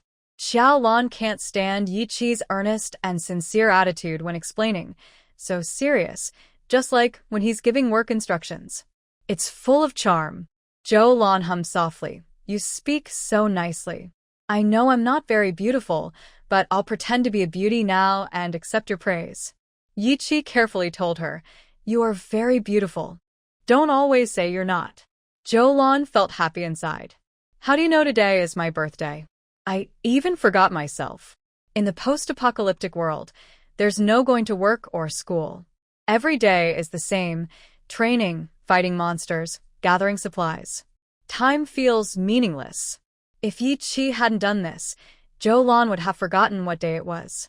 Her boyfriend remembered her birthday and even prepared a surprise. That made her very happy. Yi Qi replied, I had someone investigate you before. Your birthday, address, and personal details are all clear, so I knew today was your birthday. You brought up something I'd rather forget. Xiaolan frowned slightly. For the sake of this fireworks show, she decided to forgive past issues. All right, the fireworks are over. Thank you so much. I really liked it. Xiaolan reached up and touched Yi Qi's chin, noticing his unkempt stubble. She felt sorry for him and said, Go to sleep quickly and rest. If you can find time next time, make sure to get some sleep instead of doing these little romantic things. Love and liking. Who's with whom doesn't matter. We both understand our feelings. No need for formalities. Your health is more important, you know? Yi Qi shook his head seriously. Love isn't just in the heart. It needs to be spoken and shown. Only then can our feelings grow stronger. Oh, Xiaolan's tongue had flickered. He looked serious and sincere, probably not joking. It's getting late. You should go back and rest, Xiaolan said, genuinely worried about him being tired. She pushed him away, resisting her desire to stay in his warm embrace and broad chest. But Yi Qi refused to leave. He took Xiaolan's hand and said, I want to recite a poem for you. Huh? You wrote me a poem? Xiaolan wasn't familiar with poetry, but still felt happy. It's not mine. My Chinese isn't good enough to write one. I borrowed famous lines and will recite them to you, Yi Qi said nervously. Using someone else's poem felt like he wasn't sincere enough, but he thought this poem expressed his feelings very well. He really wanted to recite it to Xiaolan but was afraid she wouldn't like it. It's okay, no matter who wrote it. Just recite it, I'll listen, Xiaolan said happily. Yi Qi gently squeezed her chubby little hand, feeling that his blue was very caring. He took a deep breath and slowly recited, If I love you, I will not climb the soaring wisteria to show off by borrowing your high branches. If I love you, I will never be like a foolish bird, repeating dull songs under the green shade. Xiaolan was surprised. She didn't understand poetry, but she knew this one. Back in school, it seemed we had to memorize it. If she wasn't mistaken, this poem was probably written by a woman for a man. Angel, did you choose the wrong poem? Yi Qi's clear and magnetic voice recited with charm, making Xiaolan reluctant to interrupt. You have your strong copper branches like knives, like swords, and also like halberds. I have my bright flowers, like heavy sighs, and like brave torches. We share the cold waves, wind, thunder, and lightning. We share the mist, flowing clouds, and rainbows. At this moment, Xiaolan vaguely remembered the passages she used to recite for her Chinese teacher. She and Yi Qi read out the last few lines together. Love. Not only love your tall figure, but also love your steadfast position, the land beneath your feet. Yi Qi gently embraced Xiaolan again. They held each other quietly for a while. He asked her, do you like it? Yes, Xiaolan answered softly. So cheesy. This kind of romance belongs to the last century, right? It's outdated, bro. But, well, I like it. That brief fireworks display that night not only lit up Xiaolan's heart and eyes, but also brightened many members of the base. Most people in the base didn't know that Xiaolan and Yi Qi were in a relationship, nor that the fireworks were a birthday gift from Yi Qi to his girlfriend. They thought it was for everyone to see. Just before bed, the sudden fireworks made everyone's fatigue disappear, and they cheered and spread the news excitedly. Our base is really great. Amazing. We have food, shelter, heating, and fireworks. I heard that Yi Qi took some people out to hunt mutated beasts today and found the fireworks along the way. Normally, all supplies are stored in the warehouse and managed centrally, but Yi Qi exchanged his points to get these fireworks from the warehouse. It cost a lot of points, so it seems like a special treat for us tonight. Long live Yi Qi. Such a considerate leader of the base. I really want to marry Yi Qi. Go away. Yi Qi is everyone's idol. Everyone in the base was filled with joy. Although they soon finished watching the fireworks and went to sleep, this beautiful scene left a deep impression on everyone's mind. Many had sweet dreams that night. Outside the base in the city, survivors of all kinds, near and far, look up and see beautiful fireworks. Whether they are evil, struggling to survive, or cold and numb, at that moment, almost everyone feels a brief moment of distraction. They recall the good times of the past. Holy Mother of Mercy, thank you for sending such beautiful fireworks to light our way and brighten our hearts. In your loving embrace, we are your people, lambs, babies, and also dust beneath your feet, ants. We are your faithful followers, ready to give our lives for you at any moment. At a remaining building, a group wears white robes and prays at sunset. A fire burns nearby as they form a circle, praying sincerely. Just as their prayer ends, fireworks explode in the distant sky, causing them to kneel again and thank the Holy Mother for her gift. Then they stand up, carefully fold their robes for safekeeping, share some food, and each lie down to rest. Tomorrow at 4 a.m., wake up on time. We must take that warehouse at all costs. Be prepared to sacrifice everything for the Holy Mother. The leader solemnly announces before sleep. Everyone responds together, at all costs. Night falls deeply. The people here are asleep. Survivors throughout the city also hide and settle into sleep in various secret places. By now, the night has become a paradise for mutated animals. Except for a few strong humans, most do not venture out at night.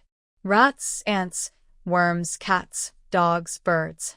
The quiet city begins to come alive again as these nocturnal creatures stir. Overnight, some humans become food for these animals, meeting tragic ends in various ways. Only those with very safe homes or extraordinary strength can sleep peacefully. The Blood Dawn base is undoubtedly one of the few well-secured places in City C. This is well known. There are also some hidden, little-known safe places that shelter survivors, such as an underground warehouse in the Central District. Built with strong concrete and equipped with top-grade security metal doors, it has become a small safe haven. Inside, large amounts of frozen meat stored there remain in pre-apocalyptic condition, maintained by special solar-powered batteries, providing enough food for the people here. Team Yi, supplies report from Group 68. There was intense fighting in the city, involving people from the Holy Mother base attacking an underground cellar. Before dawn, Yi Chi, who had just woken up, received a report from a subordinate. Today, there was an outdoor combat training session scheduled, so Yi Chi decided to move the training location closer to the battlefield. He gathered the trainees and quickly left. Xiaolan had just woken up at dawn, and Yi Chi had already been out for a while. She looked for someone to have breakfast with. Next door, Xiaoli was not there, and further down the hall, when Jiao Jiao was also absent. The old chef and others in the other rooms were not there either. She knocked on Xiao Tang's door. A girl's voice responded from behind. Mr. Tang went to the city for combat training. I saw him leave with my brother and others early this morning. Xiaolan turned around and saw a girl who looked familiar standing at the doorway of the neighboring room. Oh, thank you. Xiaolan couldn't remember who the girl was at first, so she smiled politely and thanked her. She turned to go back to her room. After taking a few steps, the girl called out to her. Xiaolan, aren't you going to help them? Huh? What's the combat project today? Is it very dangerous? Xiaolan asked with concern. The training at the base usually involved clearing mutated beasts in the city or suppressing small groups of villains. The danger level was kept manageable for the trainees, but still challenging, mainly to improve their combat skills. Yi Chi and some strong fighters would take turns leading the team to ensure safety. However, accidents could happen and injuries or casualties were possible. If the project was particularly dangerous, Xiaolan was willing to go and help. The trainees were originally scheduled to clear mutated beasts on Hongqi West Street today, but it was suddenly changed to Guangming Middle Road. I heard there's a fight happening there, the girl replied. Xiaolan became more concerned and asked, Do you know who's fighting? If it was a fight between powerful fighters, it would indeed be dangerous. She was about to go help. But the girl answered, I don't know. Huh? You don't know who's fighting? Yeah, I was just passing by and overheard their pre-departure talk, so I know the location was changed. You don't know anything and you want me to help? Xiaolan thought the girl was strange. For safety, she took out her walkie-talkie and asked on the internal public channel. Old Song responded, It's fine, Miss Xiao. The team leader took some people to watch the fight. I heard a small squad from the Mother Goddess base is fighting someone, but so far, no strong fighters or mechanical creatures have been spotted. Okay, call us anytime if you need support, Xiaolan said as she took the walkie-talkie. She usually doesn't interfere with daily training at the base. Only step in if there's danger. Looking at the girl, Xiaolan casually said goodbye. You go ahead and busy yourself. I'll go back to my room for a meal. Wait a moment. The girl quickly stepped forward and blocked Xiaolan's path. She had a pale, thin face, her expression stern, lips pressed tightly together. Her eyes shimmered with tears, looking a bit upset. Xiaolan was puzzled. She thought for a moment, but couldn't remember ever upsetting her. Who are you? In truth, she didn't clearly remember who the girl was, only vaguely recalling having seen her somewhere before. I am Yichi's sister, the girl said, biting her lip. You really don't remember me, or are you pretending not to? Xiaolan. Maybe I'm pretending not to know, just not wanting to talk to you. Finally, she remembered. Yichi had a sister, though they weren't related by blood, and she wasn't sure what kind of acquaintance she was. Last time, when she came to help chase the troublemaker Wang, she had seen her. Titi had even sent someone to deliver a message about her, and Wenying had mentioned her too, but Xiaolan hadn't paid much attention. She genuinely had no impression of her. But her attitude now made Xiaolan feel mischievous, wanting to tease her on purpose. Young lady, can you move out of the way? Xiaolan crossed her arms. If you have something to say it.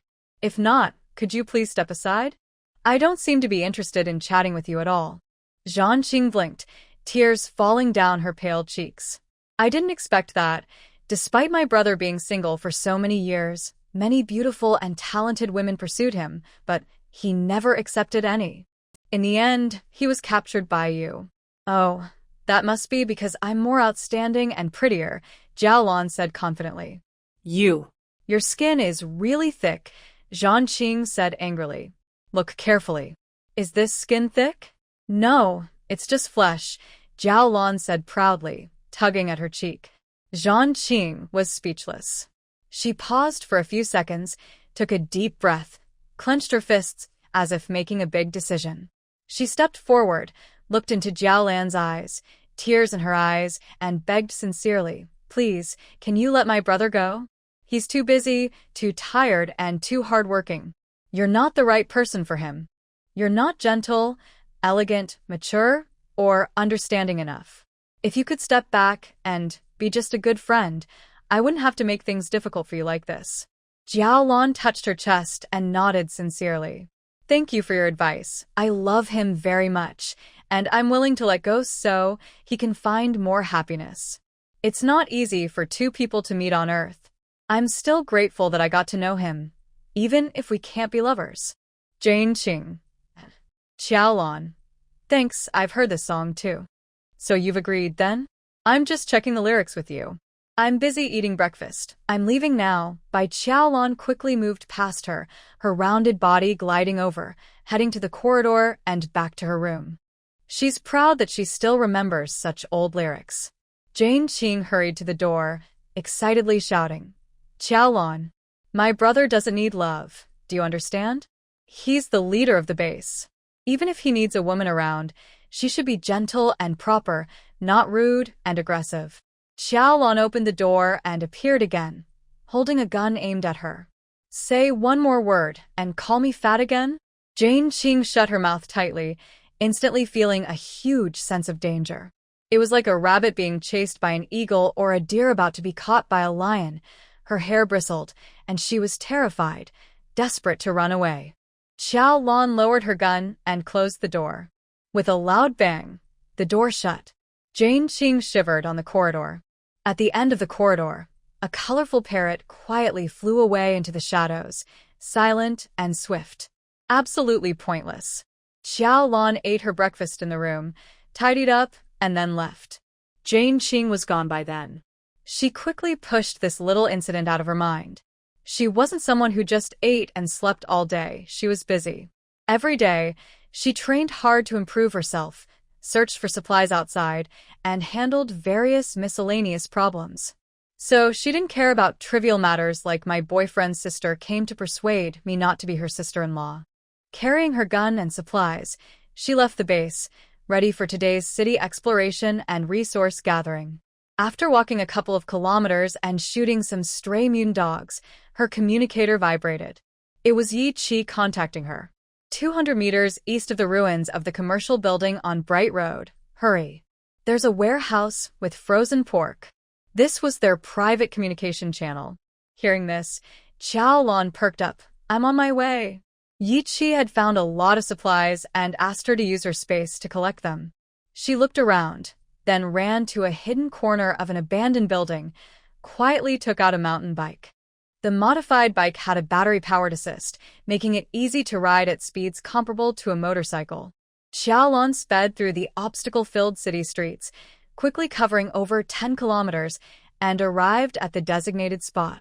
Yi Qi was on the roof of an abandoned small building, hiding with a group of people. When Xiaolan arrived, he immediately grabbed her hand tightly. Low voice, "Sister, this time it's all up to you." After speaking, he suddenly jumped off the rooftop. Xiaolan's eyebrows twitched. Is this guy hiding something? Otherwise, why does he keep calling her sister as soon as they meet? Based on her brief dating experience, whenever Yi Qi tries to make her happy or has done something guilty, he calls her sister very smoothly. What's going on, Uncle Gua? Seeing the other awakened ones jump down one after another following Yi Qi, only old Gua and another support type remained on the spot. Xiaolan didn't rush to join the fight, but first asked old Gua about the situation. Old Gua, being one of the base's awakened, also participated in this practical training. Still a bit excited from Yan Weiniing's treatment, he spoke very quickly, like a machine gun, explaining everything clearly to Xiaolan. It turns out a small resource team from the base was searching for supplies in this area. They didn't have time to go back yesterday, and traveling at night was too dangerous, so they decided to stay here overnight. Unexpectedly, early in the morning, they were disturbed by loud fighting sounds nearby. This group secretly looked over. Wow, they were fighting fiercely. Both sides had multiple ability users, and their levels weren't low. The clash was loud enough to shake the area, and the energy fluctuations were felt by the teams spying nearby. They didn't dare reveal themselves or make a sound, quietly contacting the base. From the shouts and conversations of both sides, they learned that the attacking side came from the North City Goddess Mother base, while the defending side had been living in an underground space beneath the ruins, an underground warehouse filled with lots of meat. The fighting stopped and started for 2 hours, with heavy casualties on both sides. I'll sneak over to check. Under that part of the ruins, there's an underground warehouse filled with frozen pork. Roughly estimating, it's about the meat of at least 200 pigs. There are still 2 people alive inside, both seriously injured, probably won't last long. Old Gua's stealth ability is very useful for reconnaissance. Avoiding detection from both sides, he sneaked into the warehouse to verify the supplies, then approached the attacking Goddess Mother team to listen in. They'll rest for a few minutes before starting a new attack. The leader said they will fight to the death. This time, they must take it. Also, they haven't asked for reinforcements, probably afraid others will take the credit. Looks like there's some scheming inside that Goddess Mother base. Uncle Gua, you're amazing, Xiaolan praised. This information was extremely helpful. As long as the Mother Goddess base does not send reinforcements and no strange gadgets like bone spirits or mechanical giant birds threaten us, we can safely carry out our secret plans. Once the Mother Goddess squad guarding the warehouse is defeated, we will eliminate their team, take all the frozen pork, and enjoy ourselves. Xiaolan is eager to act. No, that's not right. Xiaolan peeks from the rooftop and sees Yi Qi and his team running straight to the back of the Mother Goddess squad. Uncle Gua, is Yi Qi planning to attack now? Old Gua nods. Yi team says we can't let the Mother Goddess base run wild and bully the survivors. Does he want to be a world policeman? Xiaolan is angry. In this end-of-the-world environment, what's the point of fighting for justice or peace? Black on black is enough. Why bother saving those people in the warehouse? If she saves them, will they be grateful? Will they just give the pork to the base for free? No way. She's still angry when Yi Qi suddenly strikes from behind, launching a surprise attack on the Mother Goddess squad. The sounds of fighting ring out, ping-pong, clang. Xiaolan curses silently, understanding why he calls her sister every time they meet. He's worried she might disagree with his plan, so he tries to coax her into cooperating.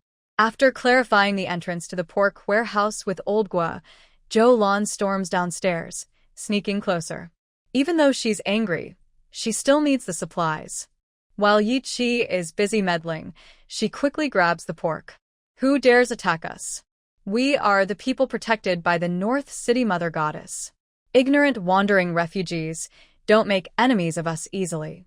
Those who blaspheme the goddess will die. The Mother Goddess squad, caught off guard by Yi Qi and his team, hurriedly find cover, fighting back and loudly announcing their identity. In the city now, mentioning the Mother Goddess base makes many survivors retreat, afraid to confront them directly. But Yi Qi and his team came specifically to fight them, so they don't retreat, they fight even harder. Meanwhile, the two remaining people in the pork warehouse, badly injured but seeing an opportunity, rush out to join the fight, attacking from both sides with Yi Qi. Amid the frequent explosions of supernatural powers and screams, Xiaolan sneaks alone, hiding behind a tattered gray sheet that blends with the ruins, slipping into the rubble below and approaching the slightly open metal door.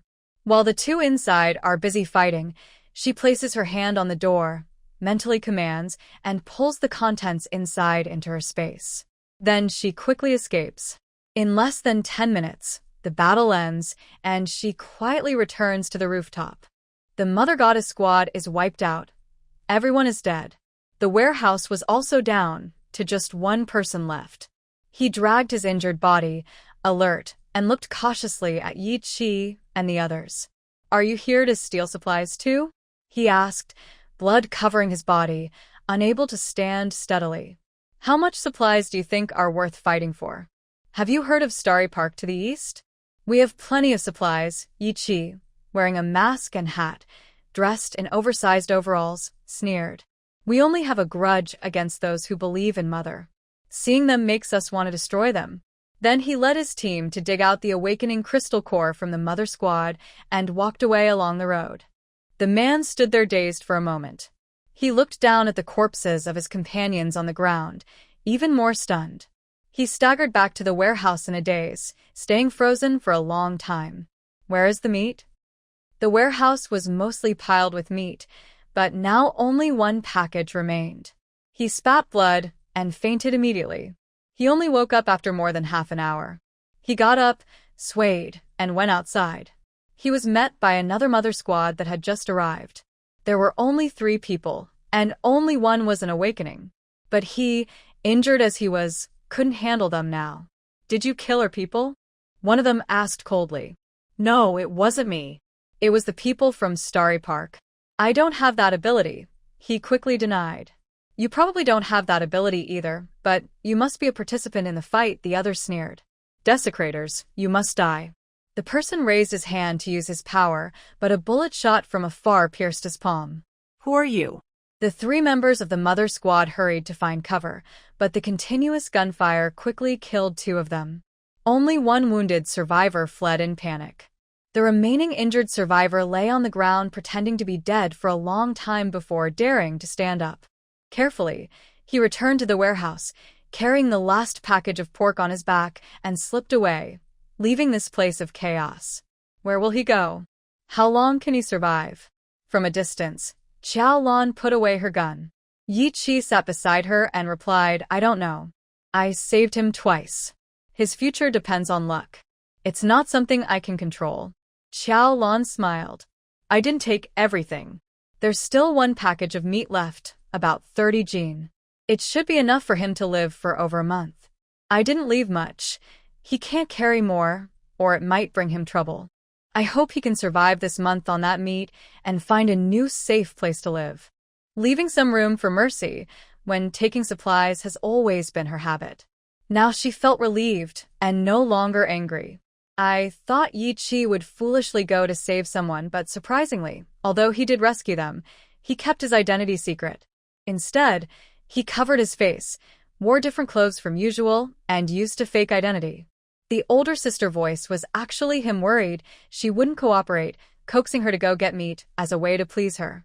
People were saved, the Goddess Mother team was destroyed, and supplies were taken.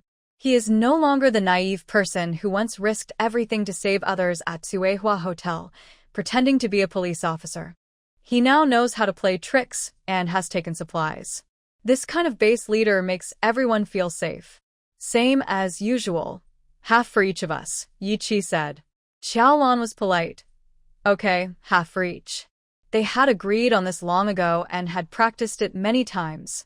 As long as the supplies were obtained through cooperation, half went to the base and half to Xiaolan fair sharing. For example, last time they raided the grain warehouse targeted by the bandits Wang, Yiqi helped fight, and Xiaolan easily gave him half a warehouse of grain. Just because they are in a romantic relationship doesn't mean they stop sharing everything, right? They still split things fairly. Couples should be honest about their accounts. The two sat on the rooftop for a while, waiting for other members to finish their battles and training nearby. Then they all returned to the base. After returning, to hide Xiaolan's abilities, Yiqi didn't tell everyone about the batch of pork he obtained. Instead, he quietly took Xiaolan to the base's secret supply warehouse, releasing a small part of the pork, while the rest remained in Xiaolan's space, ready to be eaten whenever needed. This harvest was quite large, about 200 pigs worth of meat, over 20 tons. The base's share was over 10 tons, which immediately improved their food quality. The next day, everyone in the base enjoyed a meal of pork bone soup, making everyone very happy. Where did the pork come from? I heard they found a small storage room in a supermarket. I saw Yiqi take people there in a car this morning. Also heard that the storage was occupied by a swarm of mutated wasps, and Yiqi single-handedly took them all out. Wow. Yiqi is amazing. There was a legend spreading about the source of the pork in the base. That day, only trusted awakened ones went out with Yiqi. The initial group that discovered the supplies, Group 68, was also under strict secrecy, so no one knew the real source of the meat. Xiaolan found the rumors amusing when she heard them.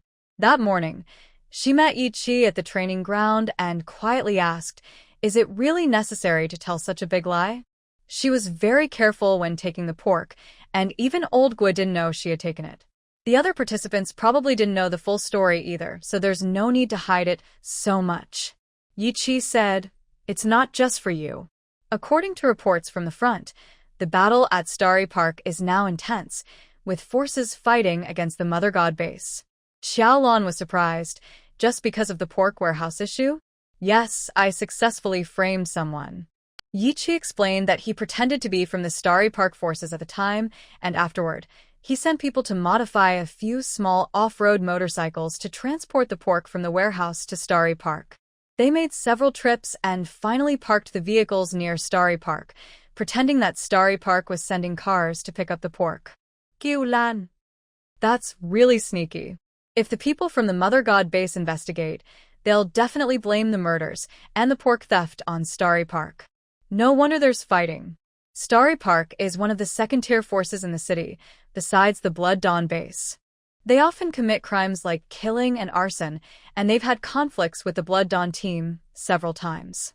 They're not exactly enemies, but they don't get along well either. Xiaolan was a bit worried. Why are you betraying them now? Why not finish off the Mother God base first, and then deal with them? Can you handle it? Yiqi said, "It's precisely to deal with the Mother God side that I'm acting now."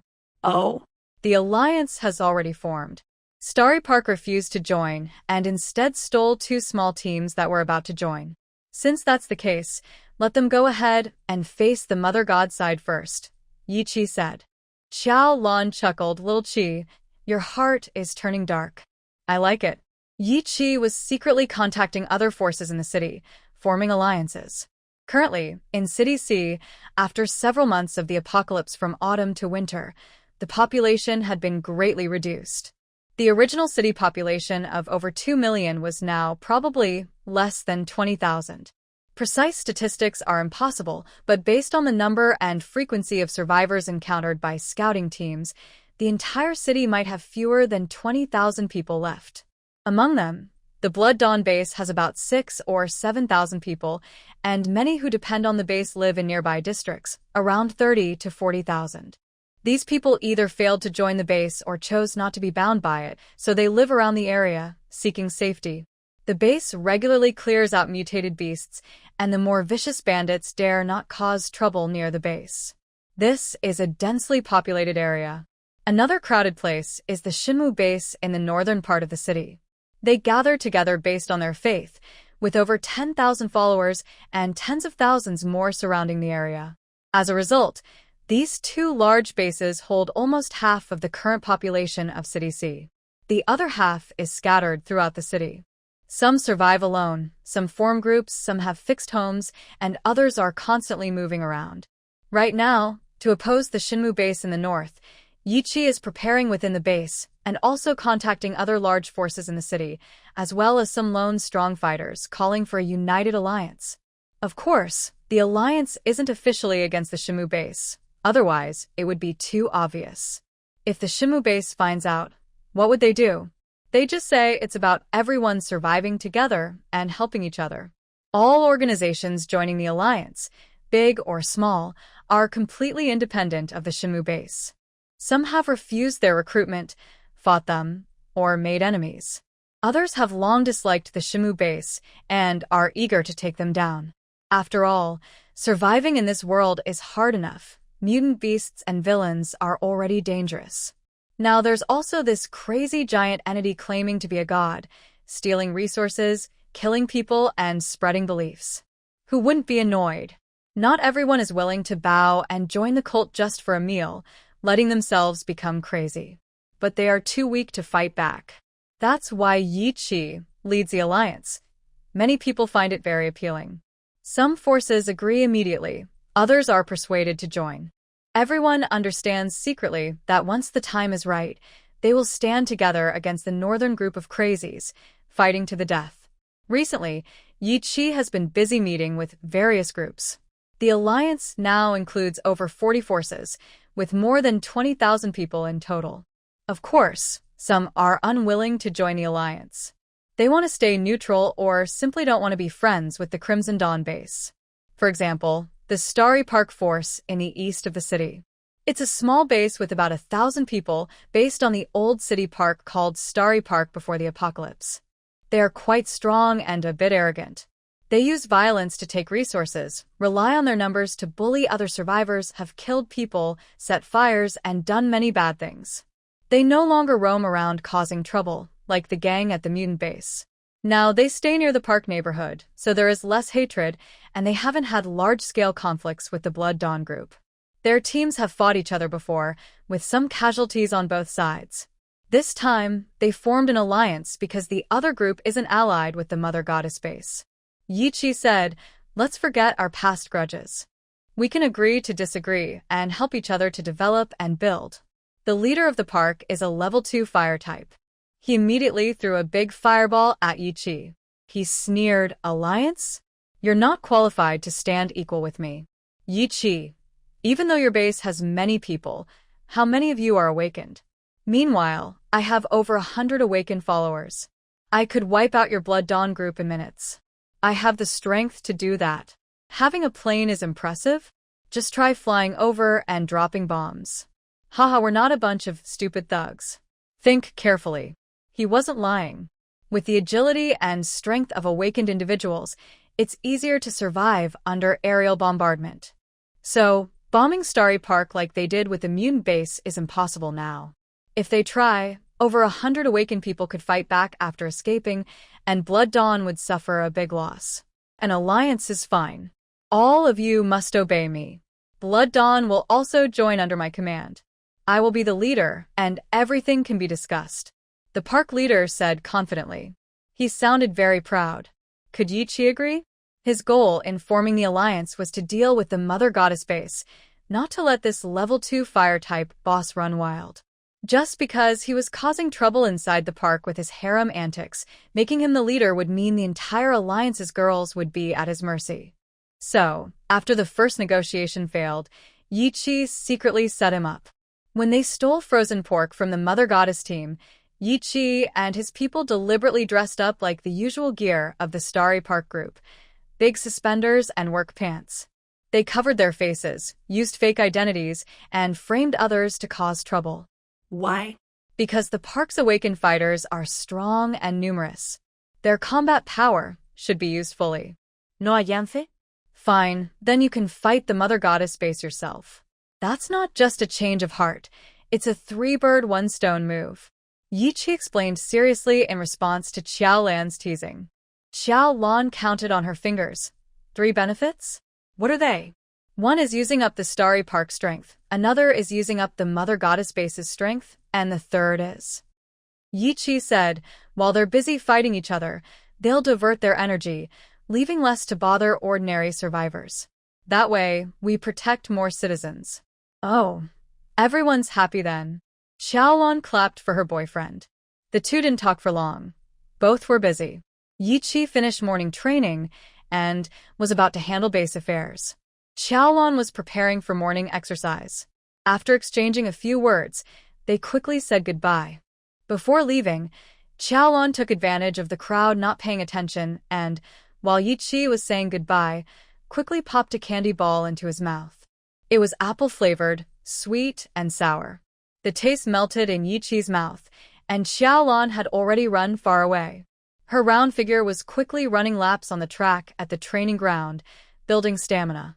There were others on the track, all thin as bamboo, while she was a bit chubby, like a fat duck among cranes. Really cute, Yi Qi thought silently. Really cute, Yin said. After morning training and breakfast, Xiaolan went to the special prison on the base. Yin, who was detained there, had repeatedly asked to see her. Today, Xiaolan made time to visit. When they met, Yin praised her. "What's so cute? Your clothes." Xiaolan looked down. Her open tactical jacket revealed a pink and blue long-sleeve t-shirt, with big words printed on the chest. "My family has a mine." Below that, in tiny, almost invisible letters, it said, "Spring water bottle." "Oh, it is quite cute," Xiaolan nodded. She liked this shirt. Recently, during outdoor combat training, she found a ruin of a small clothing warehouse run by a young fashion e-commerce team. It was full of lively, youthful clothes. There was a batch of creative slogan t-shirts, like the one she was wearing. Besides this one, there were others with sayings like, "I volunteer for work," "You mind your own business," "Handsome," "I love studying," "Studying makes my mom happy," and similar cheerful slogans. They were really adorable.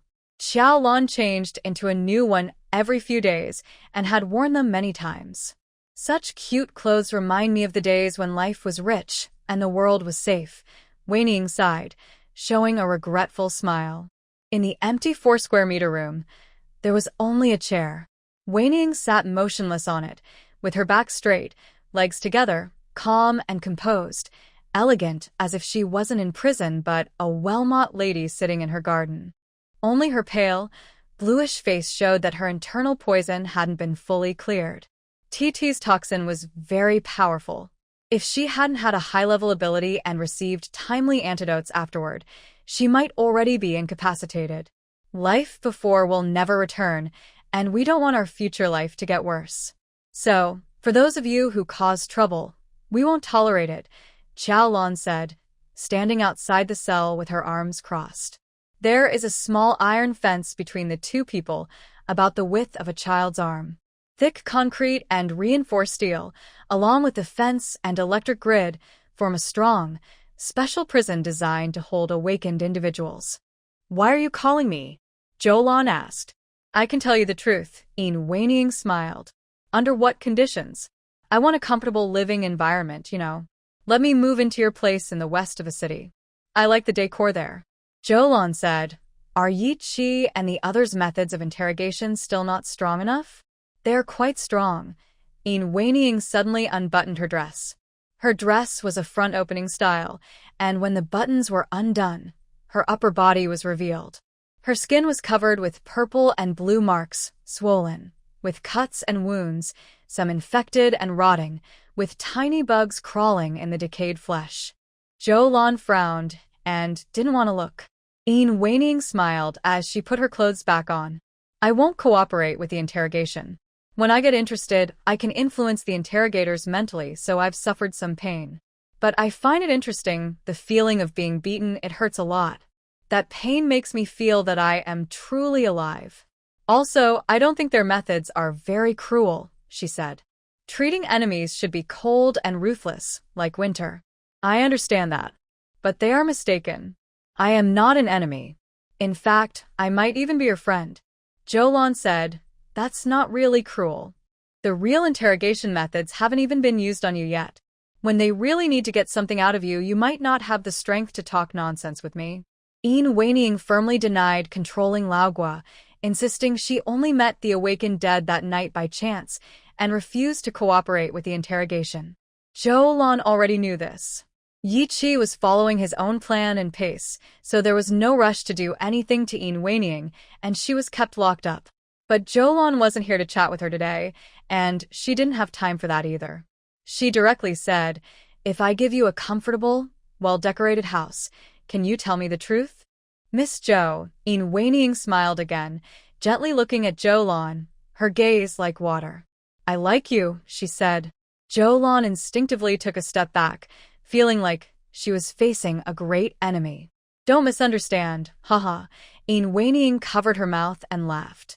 "It's not that kind of liking. I don't like women, and I don't like men either. I like myself, living freely and comfortably.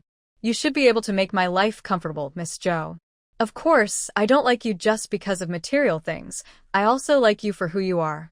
This world is full of chaos everywhere. You are like a bright splash of color on a dull background. Every time I see you, I feel like the old days have returned. While others are struggling to survive, working hard and barely holding on, how do you stay so happy, cheerful, and full of energy? Xiaolan, you are as adorable as this t-shirt you're wearing." "No, you're much cuter than it." Xiaolan casually replied, "So, are you going to call me cutie from now on?" Ha ha ha. Yin Weining burst out laughing. It wasn't just a polite smile. She was genuinely laughing out loud. Her mouth was wide open, showing her teeth, tongue, and even her throat. Usually so graceful, it's rare for her to laugh this loudly. Yes, that's exactly how it feels. Even though I am meeting a serious criminal, I can happily chat with them. That's what I like about you," Yin Weining said, laughing loudly. "All right, little cutie, from now on I'll call you cutie." How old are you? 19, no, 20. She just had her birthday. "I'm 10 years older than you. If you don't mind, you can call me Big Sister." "Hello, Aunt Yin," Xiaolan said with a hint of mischief. Not an ally, deliberately calling her old to tease her. Actually, if she were an ally, even a 60-year-old Xiaolan could call her Big Sister. But Yin Weining didn't get angry. She chuckled softly. "All right, then Anne is Aunt." She was young and beautiful, looking about the same age as Fu Xingyuan, not at all like a woman in her 30s. Yet she happily accepted the nickname Aunt, as if she really liked Xiaolan. But with her spiritual awakening, Xiaolan couldn't fully trust her. Maybe, behind her joking words and closeness, she was secretly trying to control her mind? Is that the truth, Aunt Yin? Xiaolan checked her watch. She had been here for 10 minutes and was ready to leave. Yin Weining looked at her with a smile. Suddenly, her smile faded, and her expression turned serious in an instant. She said, "The truth is, I came from the Holy Land of Earth.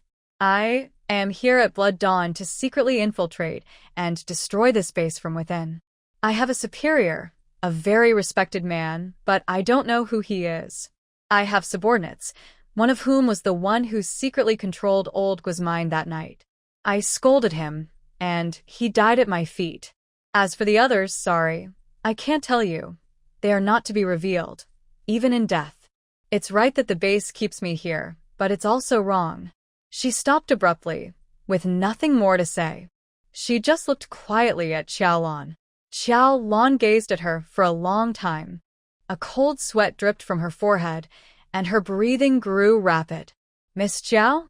A guard with a gun, standing nearby, quickly stepped forward and aimed his weapon at Yin Weining. "Do not attack, Miss Xiao," mentally. Xiaolan closed her eyes, took a deep breath, and waved her hand to signal the guards to step back. That was a very strong mental attack. "I've experienced it, Aunt Yin." She glared at the other person and then turned to leave.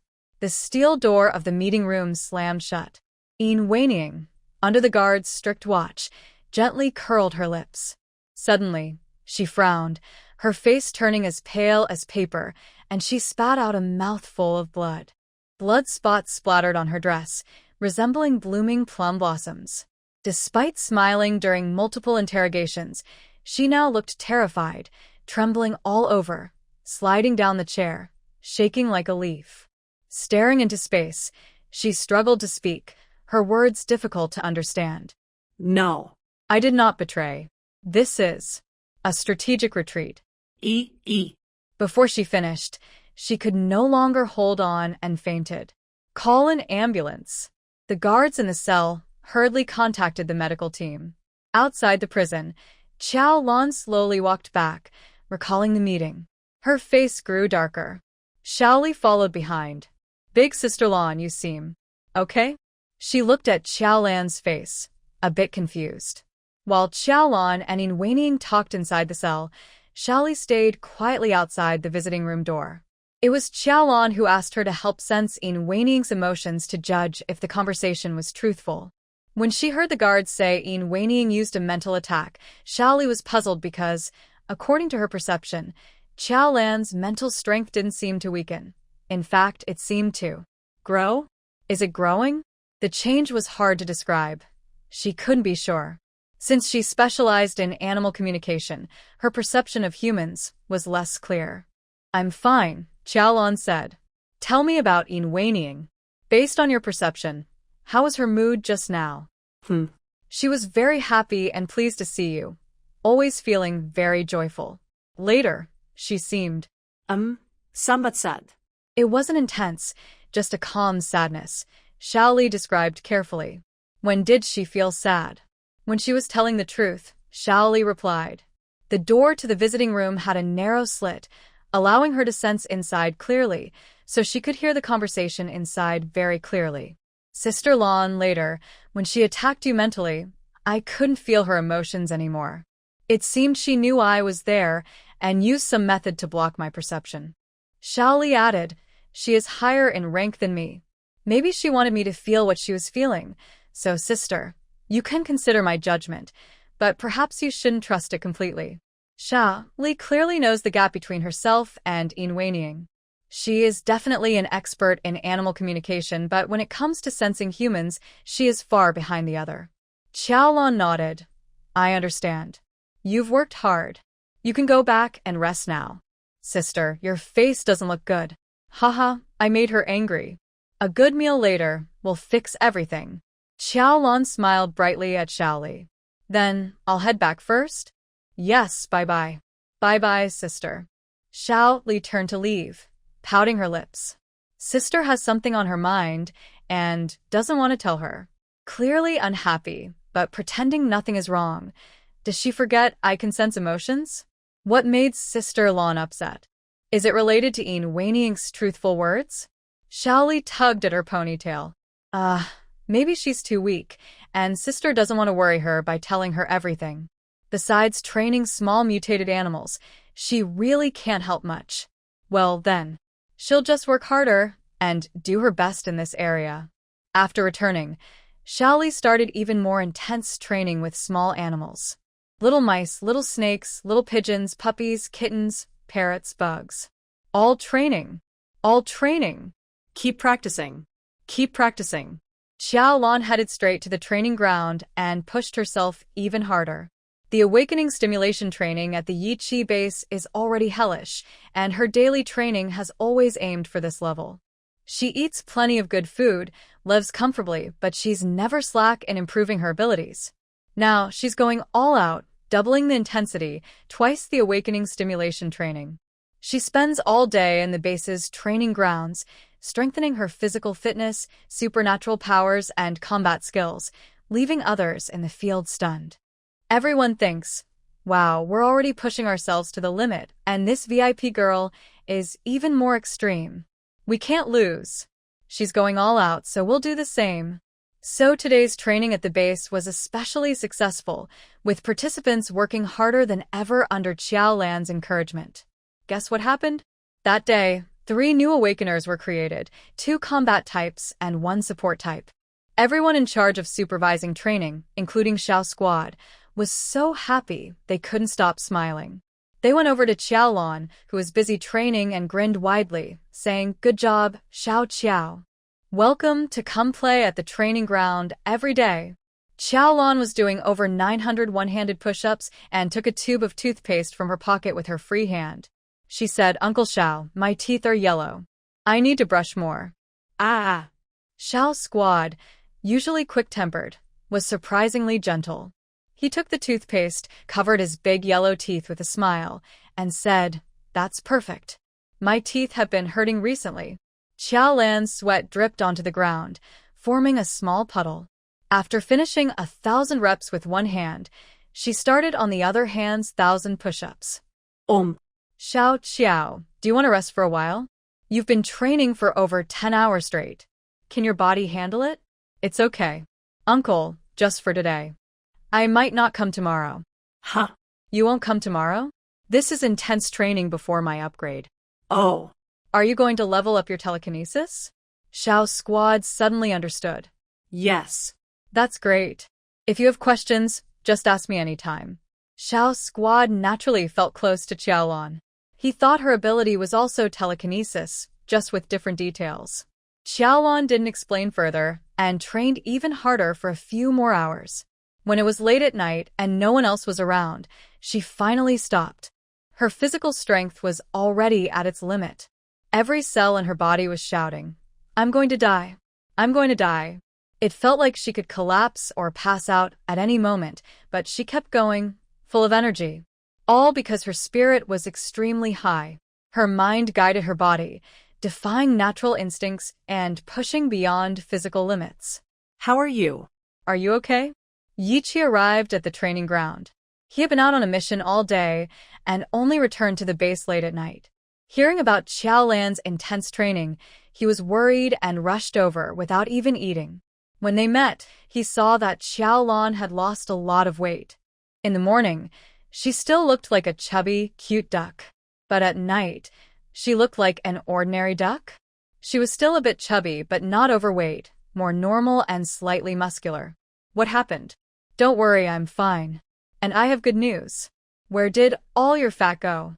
Yiqi, concerned, interrupted her and took her to the scale at the training ground. Huh? Ah? Xiaolan stepped on the scale, and she was stunned. Her original weight was over 140 jin, and during her weight loss phase, she stayed around 138 to 139 jin. Now, she has become 150 jin? Did she fail her diet? Looking in the mirror. Since no one else was around, she took out a dressing mirror from her space and looked at herself. Her loose, comfortable sportswear now hung loosely on her. Has she lost weight? No. Her measurements have just shrunk. Fat has turned into muscle. She looks smaller overall, but her weight has increased by more than 10 jin. Should I laugh or cry now? No, none of that matters. Xiaolan quickly grabbed Yiqi, who was also shocked by her weight gain, and excitedly said, "I'm upgrading." She wasn't sure before whether she had awakened her special ability, but now she was certain. Her gun mastery skill was a kind of special power. She has both space and gun skills. And even more surprising and exciting things were still to come. Xiaolan took Yiqi back to her room, took out a crystal core, and sat on the bed to absorb energy together. Yiqi also practiced like this every night before sleeping. Today, he did it with Xiaolan. He didn't focus solely on nourishing himself with the crystal core. Most of his attention was on her, ensuring her upgrade went smoothly. Because her training was intense and her body changed so dramatically, he couldn't relax. He was worried that forcing the upgrade might cause problems or go wrong midway. The room was quiet. Time passed second by second. It seemed like only a moment before dawn arrived.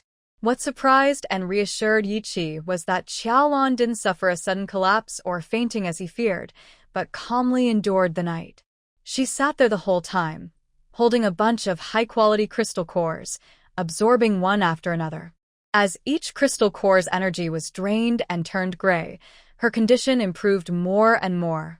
Her previously loose skin from sudden weight loss became smooth and delicate again after a night of nourishment, fitting her body perfectly. Her fair, bouncy cheeks were rosy with health. She opened her eyes, and a flash of white light flickered in her gaze before settling down. Her eyes were bright and clear, reflecting his own shadow. Did I upgrade? Yes. Xiaolan released a slight wave of energy. Yiqi raised an eyebrow, a little surprised. Second level? She smiled. Before, she was just an ordinary person. Sometimes, when fighting and using her space ability frequently, she had to rely on crystal cores to recharge. But saying she is an ordinary person is not quite right, as she can use special abilities, which is a very strange situation. Now, everything has changed. She is a genuine ability user, no doubt about it.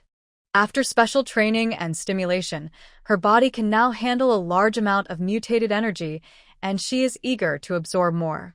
She fed her body with a bunch of crystal cores, and suddenly she jumped from being an ordinary person to awakening her abilities, progressing directly from the initial stage to level 2. Such a big improvement surprised even her during training. Is everything okay? Do you feel comfortable inside and out? Yichi was worried. He was afraid her steps were too big and might be unstable. Xiaolan repeatedly confirmed that she was fine. Even they had a little fight inside the room to test her reactions. Seeing her physical responses and energy fluctuations were normal and stable, Yichi felt a bit more at ease. They sat back on the bed, and Xiaolan asked him to close his eyes. "Let me give you a surprise." Yichi obediently closed his eyes and focused. He felt Xiaolan's cool fingertips touch his forehead. Suddenly, his forehead jumped, and he immediately saw a small room about a few meters square right in front of him. He was surprised and opened his eyes, but the room disappeared. When he closed his eyes again, it appeared once more. What? Xiaolan withdrew her fingertips and smiled. "This is my upgraded space ability. It can be divided and separated. Do you like it? I'm giving you this little space." With a thought, Yichi saw that inside that small room, a bunch of food, drinks, clothing, weapons, and crystal cores suddenly appeared, filling half the room. She was breathing a little hurriedly. Her new ability consumed a lot of mental energy and power. Cutting out a piece from her own 300 acres of space and giving it to Yichi made her feel tired, but very happy. This space was a subspace separated from her main space, which she could directly transfer supplies into without others noticing. She had thought she would only upgrade, but she didn't expect her upgrade to include this space cutting and gifting ability. It was so exciting. "You set off fireworks for my birthday, and I never knew how to give you a proper gift. This little space is finally a decent present." Yichi was deeply touched and couldn't help but lean in to hold Xiaolan in his arms. His girlfriend had given him a personal space. It was not just a decent gift, but a super precious, extraordinary gift. Compared to that, those fireworks are nothing. Yichi felt guilty. He was always protected by Xiaolan, but what he could give her was so little. "How is it nothing? It's a sign of your true feelings for me. In the end-of-world celebration, fireworks are given as a sign of sincere feelings despite simple gifts." Xiaolan pushed him gently and said, "I smell a bit bad. Stay away from me." This time, her upgrade felt like a complete transformation. Her body became much slimmer, her muscles stronger in many ways. It was just like in the stories. She had washed her muscles, expelled toxins, and her skin was sticky, with sweat carrying out impurities, which smelled bad. Yeci hugget her taytır. He said, "Your smell now is still far from the foot odor I had at the beginning." Xiaolan chuckled. "Are you still foot odor now?" "Yes. I haven't washed my feet or changed socks for many days." "All right, then neither of us should complain about the other." Xiaolan reached out and hugged Yichi again. They kissed. 3 minutes. The details of the process are skipped. In the end, during their relationship confirmation kiss, Yichi believed he had done it naturally, but Xiaolan was annoyed and wanted to regain control of the situation. This time, she succeeded. When Yichi felt dizzy, Xiaolan released her energy and ruthlessly pushed him away. "All right, let's get to the main point." Yeci hestated. Waning claims to be from the Holy Land of the Earth, Xiaolan said seriously. "It seems those crazy people have already started targeting the base. We don't need to always keep her locked up. What do you think?" After all, during the pandemic suppression, she did save some people in the base, including you. Yichi's blush faded, and he became serious. They talked for nearly half an hour. When Yichi left, the small room was furnished with a complete set of furniture arranged by Xiaolan, meant for decorating a comfortable room for Yin Weining.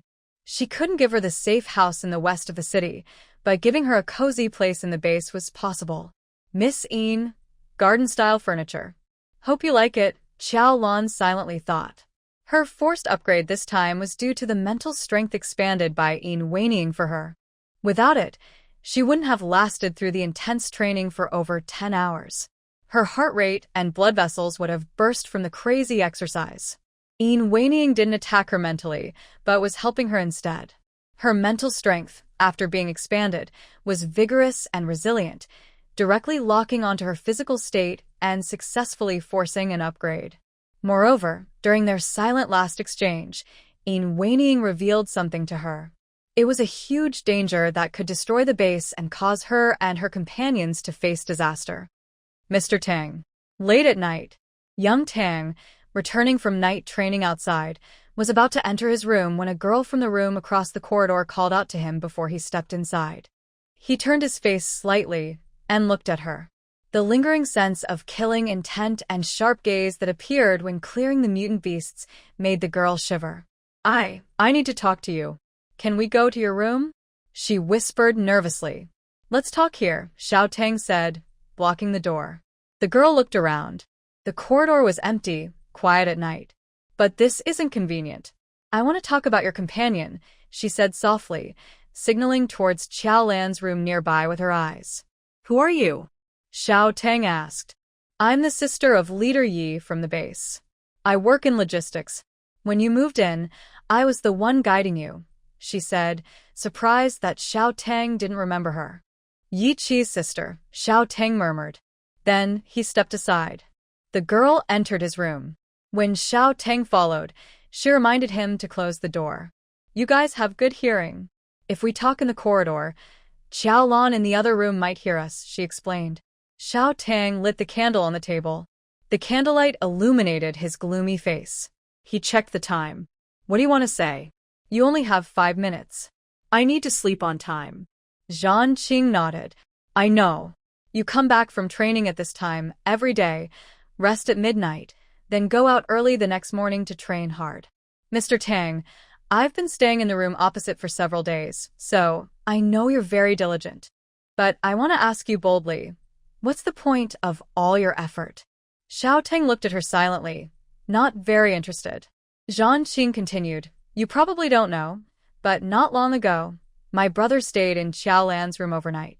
Xiao Tang's eyelids twitched. Mr. Tang, you love Xiaolan, right? Don't rush to deny it. When I saw how you looked at her when we brought you here, I understood everything. I understand you. You love her but never say it out loud. You just watch her quietly from the corner, calling her brother and sister. Zhan Qing showed a bitter smile, with tears in her eyes. Because, like you, I've always been my brother's sister. I thought I could stay like this forever, but you're just here to tell me this? Xiao Tang frowned. Mr. Tang, we need to try harder. Feelings kept in the heart are never known by the other person. She doesn't know, so she ignores you. You'll never have a chance. But clearly, you've known her longer, right? Besides, are she and my brother really suitable? Maybe they'd be better as comrades. Do they even have time to take care of each other's lives? On the contrary, I can take good care of my brother, and you can also be considerate of Xiaolan, right? Please go out. Xiao Tang opened the door. Mr. Tang, I hope you will seriously consider what I am saying because... Before Zhan Qing could finish, Xiao Tang released a light shield and pushed her out twice. The door closed. Zhan Qing's eyes filled with tears, and she bit her lip tightly. Inside, Xiao Tang lowered his head, stood quietly for a moment, then silently extinguished the candle and lay on the bed. A small, swift shadow, originally hanging above the door frame, quickly flew away at the moment Zhan Qing left. It fluttered out of the small guest-house building, swiftly passing several other structures in the night, finally reaching the place where Yi Qi was staying. Yi Qi was on the bed, absorbing a crystal core. After a gentle knock, the parrot on the bedside table hopped over to open the door. The parrot flew in with a flap. Mr. Tang, you probably don't know, but not long ago, my brother spent the night in Xiaolan's room. Mr. Tang, we need to work hard. The mutated parrot, with its agile tongue, chirped and repeated the overheard words in a bird's tone. Yichi opened his eyes while holding the crystal core. His eyebrows unconsciously furrowed. What is this girl Zhang doing? Doing these strange, pointless things. It reminded him of a short while ago when a parrot was mimicking speech. That time, Zhang was arguing with Xiaolan, saying Xiaolan wasn't qualified to be his girlfriend. He was busy and wanted to talk to Zhang, but he forgot. This double mistake made him decide to handle it immediately. So he called Kai Jinbao, one of the logistics managers introduced by Xiaolan. Didn't I tell you to schedule her normally, for both day and night shifts? Why has she been staying in the guest house for several days? The logistics staff all live in a shared dormitory for easy shift changes. Kai Jinbao hurriedly smiled and explained, Miss Zhang is your sister, and her health is fragile. We can't give her heavy work, or she might get exhausted, which would be hard to explain to you. So I arranged for her to run errands and deliver messages during the day, something light and easy. Yi Qi frowned and said, Even I have to follow the rules. What's so special about my sister? Assign her to logistics and have you take her around. The reason she's in the guest house is to help her get familiar with the base's operations, not for her to enjoy. As one of the logistics managers, if you start showing favoritism and taking care of this one or that one, then you shouldn't be a manager anymore. No. Make Zhang work like everyone else, Yi Qi ordered coldly. No, give her extra tasks. She's going back to the staff dormitory. Who told her to enjoy staying in the guest house? Make her busy and tired, so she won't be bored all day and cause trouble. In the end-of-the-world environment, who has time for these trivial things? Yes. I'll arrange it right away. Kai Jinbao walked away sweating coldly. Yi Qi set this matter aside, quickly adjusted his mood, and continued absorbing the crystal core. Little dog TT shared a small piece of its hidden ham sausage with a parrot as a reward. Hee, good job, little bird. This time, your complaint was much better than last time. The male owner handled it on the spot, saving trouble and forgetting about it. Any creature that damages the relationship between my male and female owners or affects my quality of life will be severely punished. Woof! This small incident, Xiaolan didn't know about.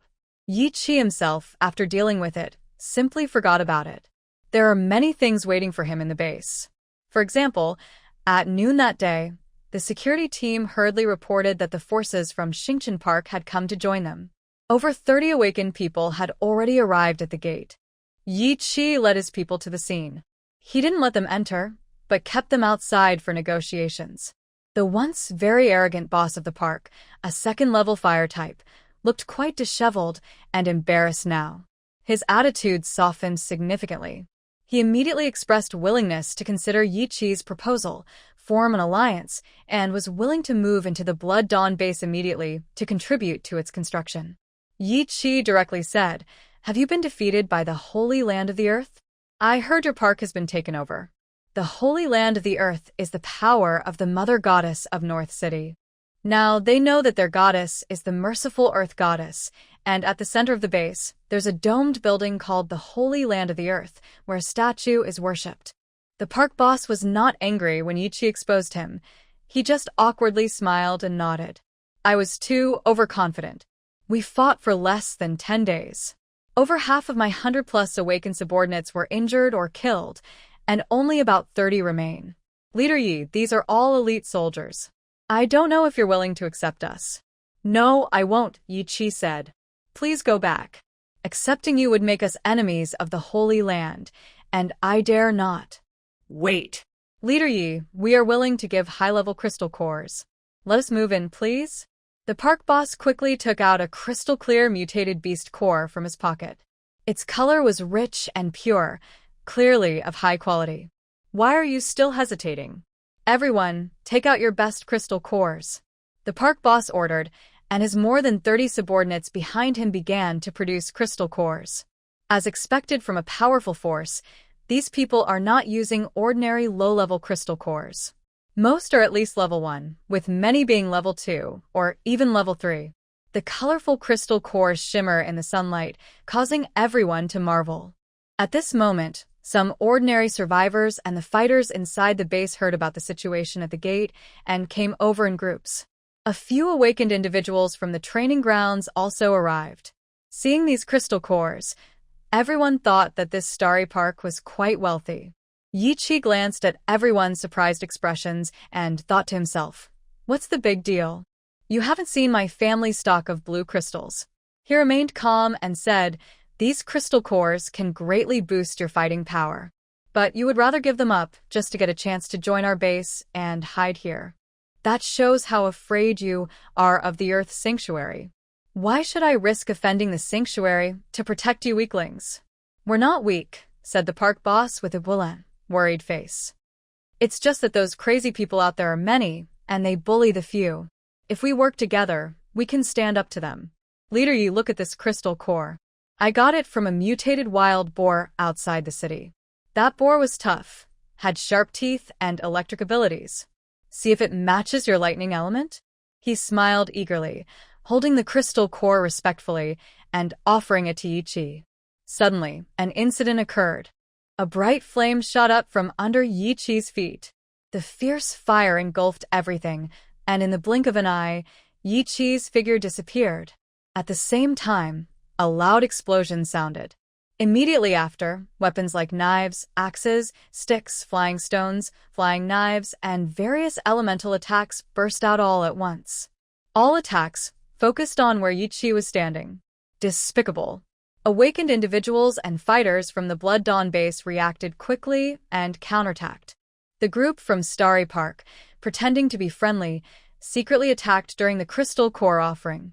Over 30 people aimed only at Yi Qi. Everyone could only see flashes of weapons and elemental light shining brightly, engulfing Yi Qi entirely, making him impossible to see. Just then, Xiaolan, who had just returned from a street patrol, arrived at the gate and saw Yi Qi being ambushed. Furious, she drew her gun and started shooting at the attackers. "If anything happens to my angel, I will blast you all into bloody pulp." Within seconds, both sides were fighting chaotically. Nearby survivors quickly covered their heads and ran away, afraid they might get caught in the chaos. Yi Qi's cold and firm voice sounded outside the battle group. "Focus fire and take them out." At the same time, a purple electric net snapped out, covering the leader of the park head-on. Everyone at the base was stunned for a moment, then both surprised and happy. Ah! Captain Yi dodged it.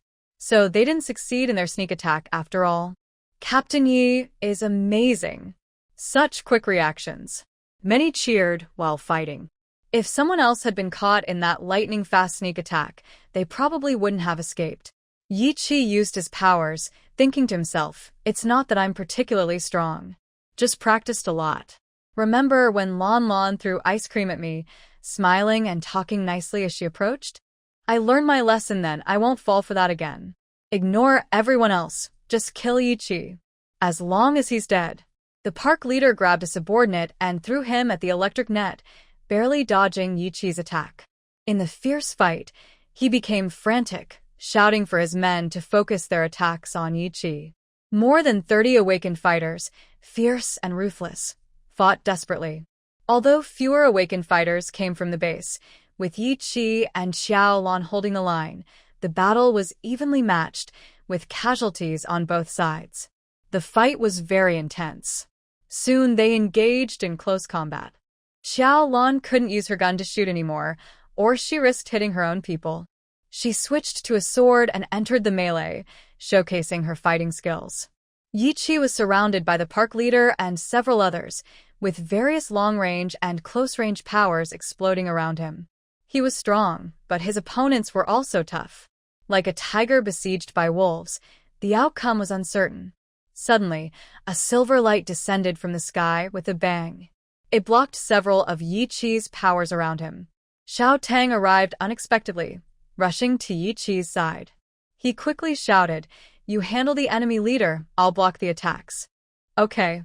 Yi Qi immediately released more energy, forming two dense webs that shot toward the park leader. The enemy's flames were thrown at him, but Xiao Tang's light shield held firm, blocking them all. Brother, when did you upgrade?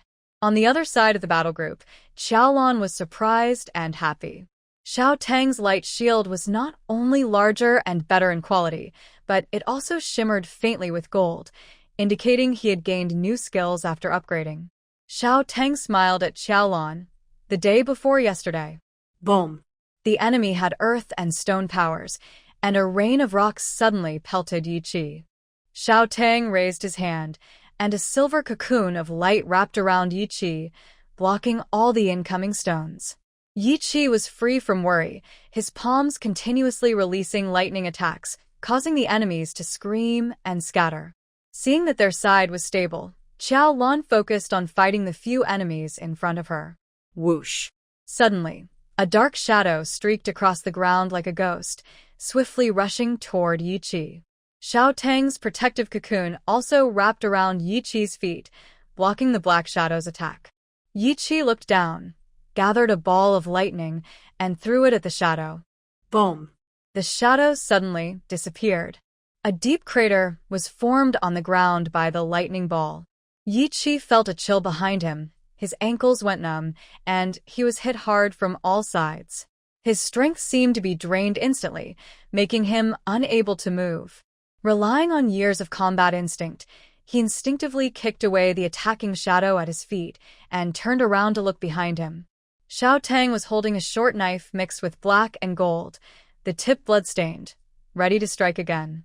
Was he going to attack a second time? Is that blood on the knife mine? Yi Qi's body moved faster than his thoughts. His fighting skills blocked Xiao Tang's attack. Yi team. Captain. A few surprised shouts came from around. The closest awakened soldiers couldn't believe what they saw. Why did the young man who was working with Yi Qi to defend suddenly let go of his protective shield, allowing the sneak attack shadow to rush in and cut at Yi Qi's ankle? Why did he also use a silver light to cover the flying stones that had just attacked, hitting Yi Qi from all directions with greater force? And he even stabbed Yi Qi in the back of his heart. The shield that was protecting Yi Qi just seconds ago blocked the flying stones and the attacker, then suddenly let them in. So, was all that just a trick to make Yi Qi lower his guard? In an instant, Yi Qi faced 3 different attacks. What had happened to him? Xiaolan?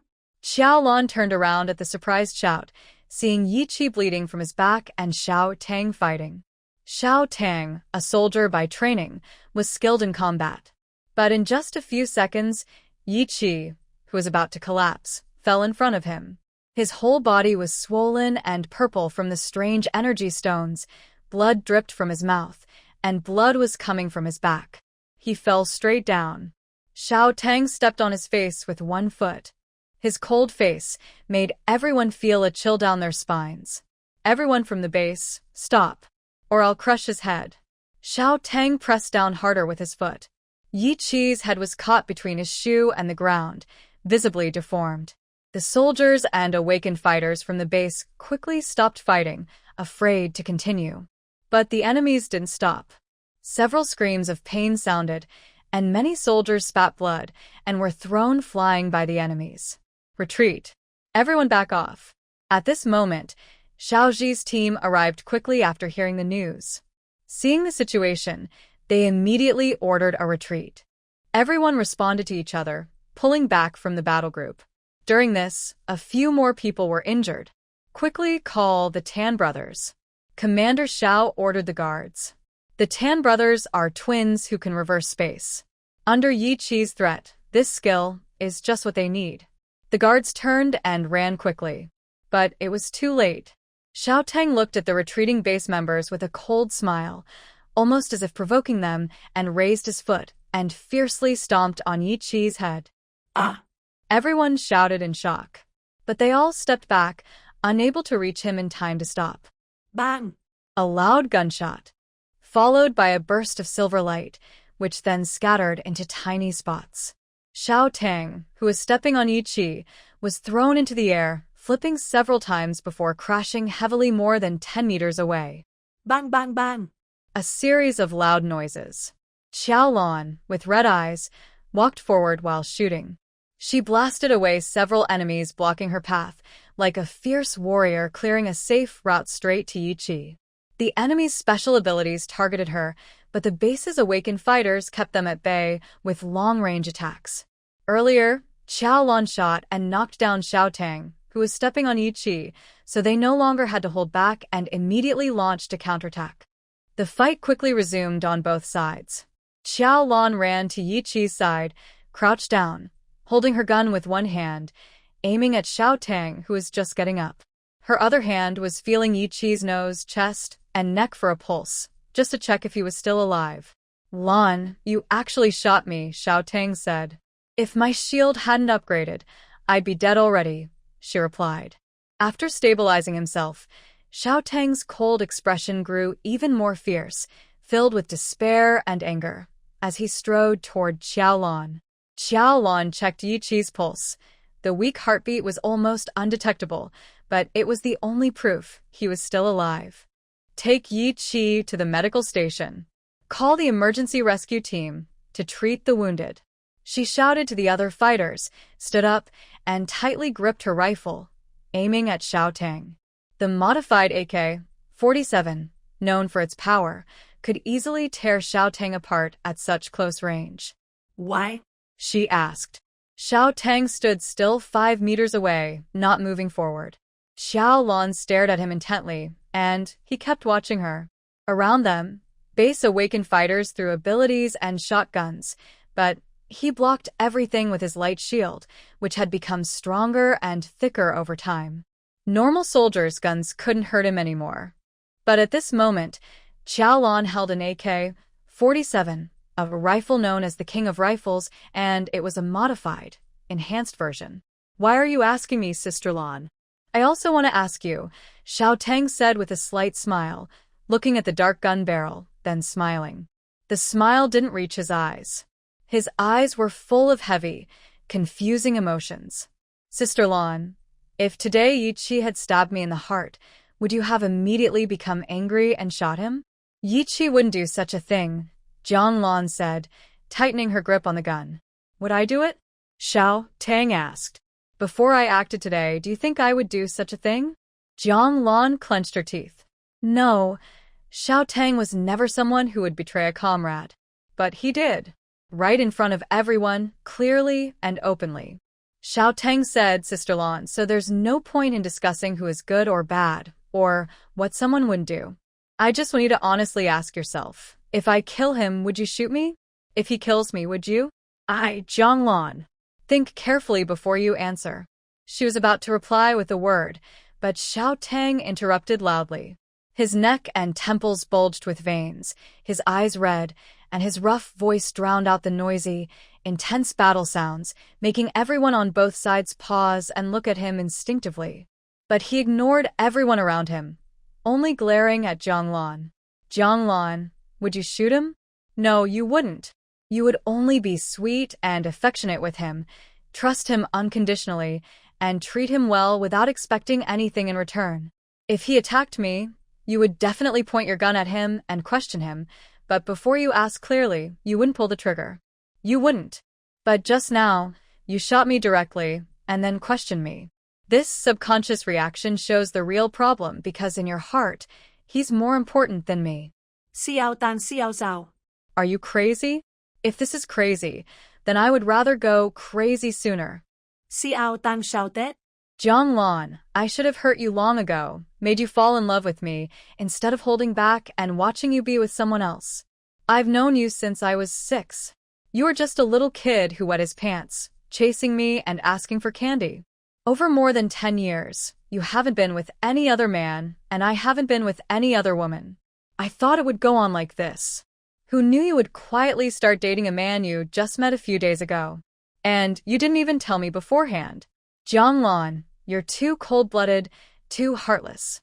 Even if you don't like me, just see me as a brother. Shouldn't you ask your brother's opinion before dating? We could discuss it, right?" "So what do you see me as?" "Xiaolan, what do I mean to you in your heart?" Xiaotang roared angrily, filling the entire scene. Silver sparkles flickered around him, bright and blinding. This was proof of his uncontrollable energy fluctuations caused by rage. Some of the enemies and allies paused briefly before continuing to fight, but others stopped completely, staring at him in shock. Most of the soldiers on the base were probably stunned. Xiao Teng usually trained with them, quiet and honest, very strong, hardworking, and everyone gave him top marks. This sudden change was truly shocking. Who would have thought that such a quiet and steady person could become so wild with emotion? Meanwhile, the people at Starry Park were just watching the gossip and cheering or whistling. During such fierce fighting, this kind of internal conflict was like a double-edged sword, causing pain to those involved but making the enemy laugh at the chaos. Get out of the way. Xiao Teng shot out a bright shield of light. It pushed away the people carrying the stretcher to rescue Yi Qi. Rescue? So he's still alive, Xiao Teng said grimly, curling his lips. Good. Then this time, I'll really send him on his way. The light shield suddenly shrank rapidly into a small, fist-sized sphere, roaring straight toward Yi Qi's chest. The energy fluctuations inside the sphere were intense, causing nearby awakened ones to stumble back. If it had hit Yi Qi's chest, he would have died instantly. Dang, Xiao, Yao. Xiaolan gritted her teeth and fired at the sphere. Bullets charged with energy collided with the sphere instantly. Boom. Energy clash. An explosion swept across the scene. Everyone within 20 meters was affected. Some fell, some were thrown into the air, others fainted or coughed up blood. The scene became chaotic. Xiaolan managed to grab Yi Qi as he was thrown back by the blast, pulling him along with a shockwave to avoid being killed by the explosion. Just then, the twin brothers surnamed Tan, who had been sent to support, arrived quickly. They activated their special powers. Space reversed upside down, gravity unbalanced. In an instant, screams filled the air again. Those already shaken by the explosion were tossed around wildly in the distorted space. Captain Xiao and some of his soldiers, experienced with this power, quickly jumped up amid the chaos, taking advantage of the confusion to carry their injured comrades back to the base gate or to attack nearby enemies. While the group at Starry Sky Park was dazed and confused, the base had already taken control and was beating them badly. Retreat. Quickly retreat. If we don't run now, we'll all die. The enemies shouted as they withdrew.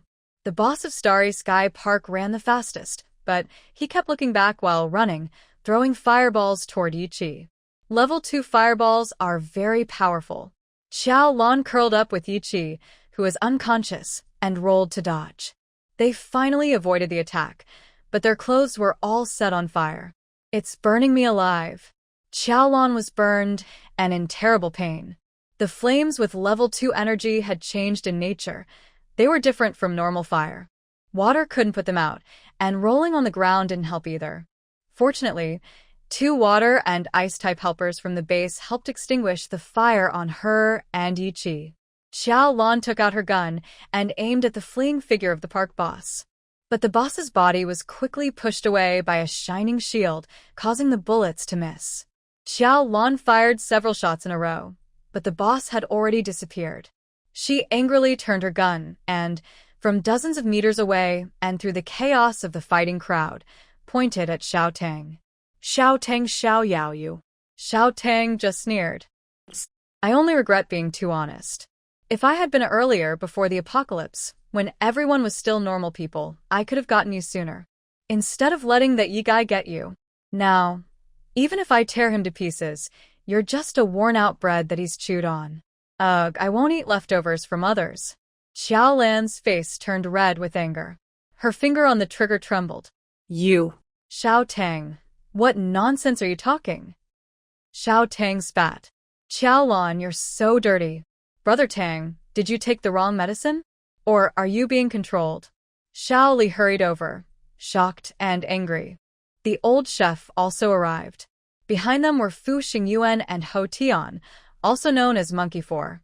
Whether it was Xiao Li, who knew Xiao Tang before the apocalypse, or the others who joined the small team later, everyone was shocked by Xiao Tang's change. Now, Xiao Tang looked crazy, spewing vicious words. He was far from the quiet, diligent, kind young man everyone knew. Xiao Tang ignored their questions and didn't look at them. He only said to Xiaolan, if you shoot now and Yi Qi's head, it proves you care more about me. Otherwise, after 10 years of friendship, today we cut ties forever. Xiaolan, I give you one last chance. Shoot him. Shoot. Come on. Xiaolan took a deep breath. Her gun was aimed directly at Xiao Tang. Her index finger simply couldn't press down. She was trembling, her whole body seeming frozen with blood. Suddenly, Xiao Tang pulled out a gun from his waist and aimed at Xiaolan, then fired. Xiaolan, we won't meet again. I still remember when you moved next door to me, sniffling with 2 pigtails on your head. His face was no longer cold and crazy, he smiled. His hand was steady as he fired shot after shot at Xiaolan and Yi Qi, who was lying at her feet. He showed no mercy. Master, get out of the way. The old chef swung his kitchen knife wildly, deflecting the bullets that flew toward him, showing incredible fighting skill. Some flying knives, now more skilled, shot toward Xiao Tang with a swoosh. Xiao Tang raised his shield, and when the silver light was cut by the blades, a faint golden glow appeared, blocking the knives steadily. Suddenly, a strange whistling sound came from the sky. Everyone looked up and saw a dark figure flying quickly against the bright sunlight. As it got closer, everyone was shocked to see it was a mechanical bird with a steel frame, something only seen in sci-fi movies before. It looks like I can't kill you today. You're lucky. Xiao Tang waved at the mechanical bird. The bird plummeted rapidly, ignoring the bullets fired by the base soldiers, and grabbed Xiao Tang, lifting him higher. People from Starry Park who tried to escape or were caught were shouting desperately into the sky. Xiao Tang's cold voice echoed from above. The sanctuary doesn't need weak ants. You aren't worthy of being saved. He fired several shots, hitting precisely. The remaining people from the park were shot and died one after another. The big bird flew away and disappeared, leaving behind the stunned crowd and the mess after the fight. This sudden, chaotic battle left everyone stunned for a long time.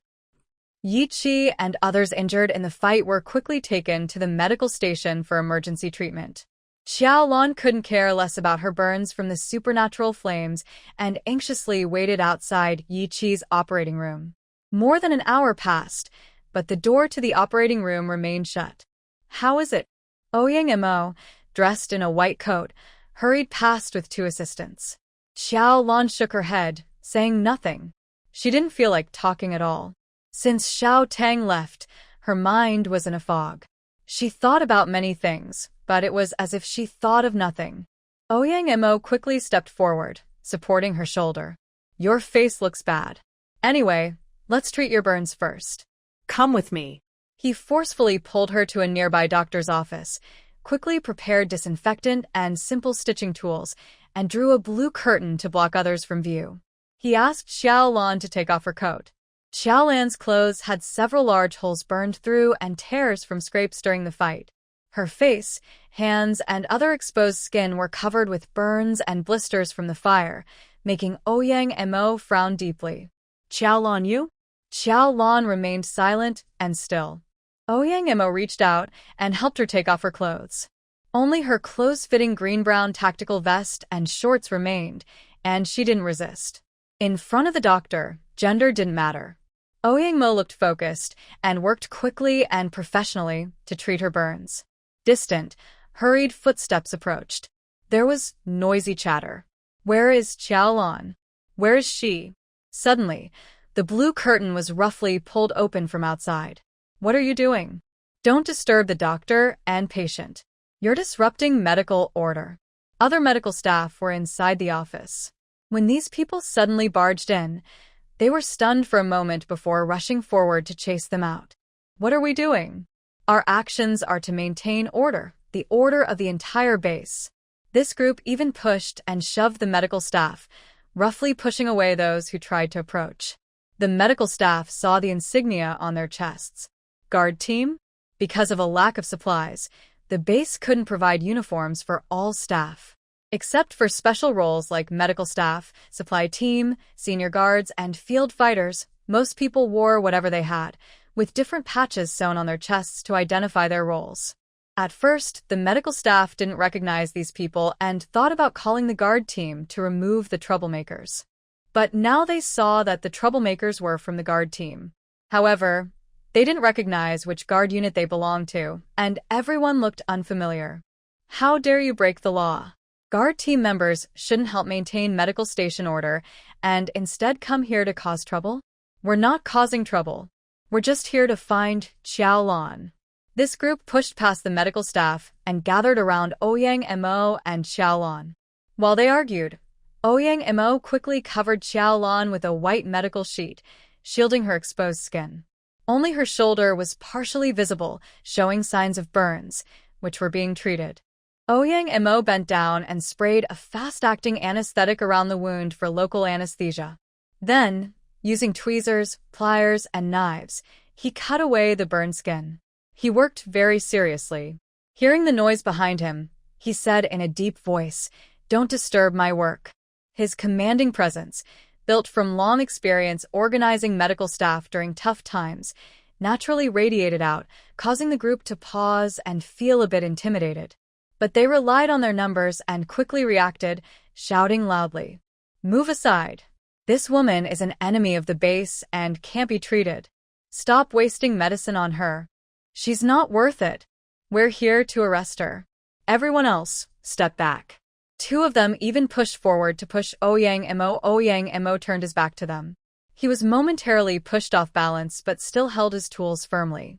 He quickly cut away a piece of burnt, dead skin. He turned around, placed the tools in a disinfectant tray, and reached for a gun at his waist. He chambered a round, disengaged the safety, and aimed at the group. "Get out. I have the authority to shoot anyone who disrupts medical work. We're here to catch a criminal. Anyone who blocks us will be arrested too," they shouted. They all drew their weapons, axes, steel knives, electric batons, and 2 guns. Ouyang Mo faced the guns calmly and bravely, standing in front of Xiaolan.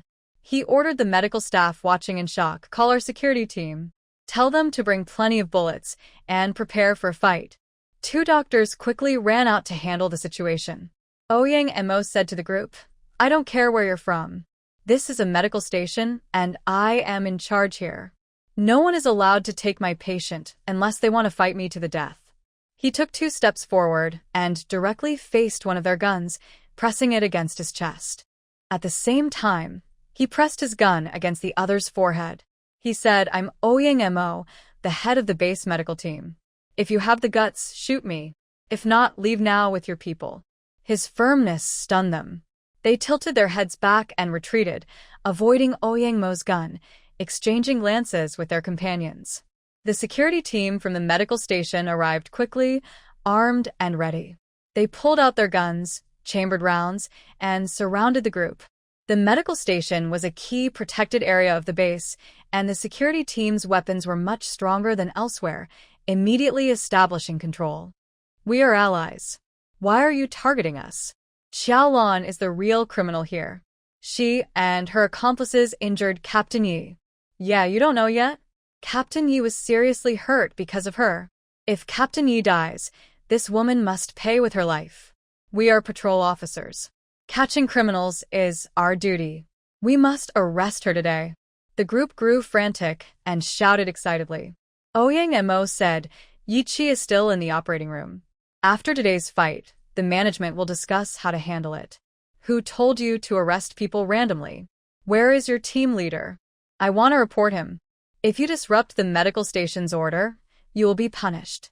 But the group was shouting loudly, making noise that drowned out Ouyang Mo's voice. "Get them out." Ouyang Mo was angry and shouted at the security guards of the medical station. At this moment, more noise came from the corridor. More people were shouting Yi Qian's name angrily and rushing into the office. The room was crowded and many people couldn't get in, standing in the corridor and making a fuss. Soon, similar shouting came from downstairs.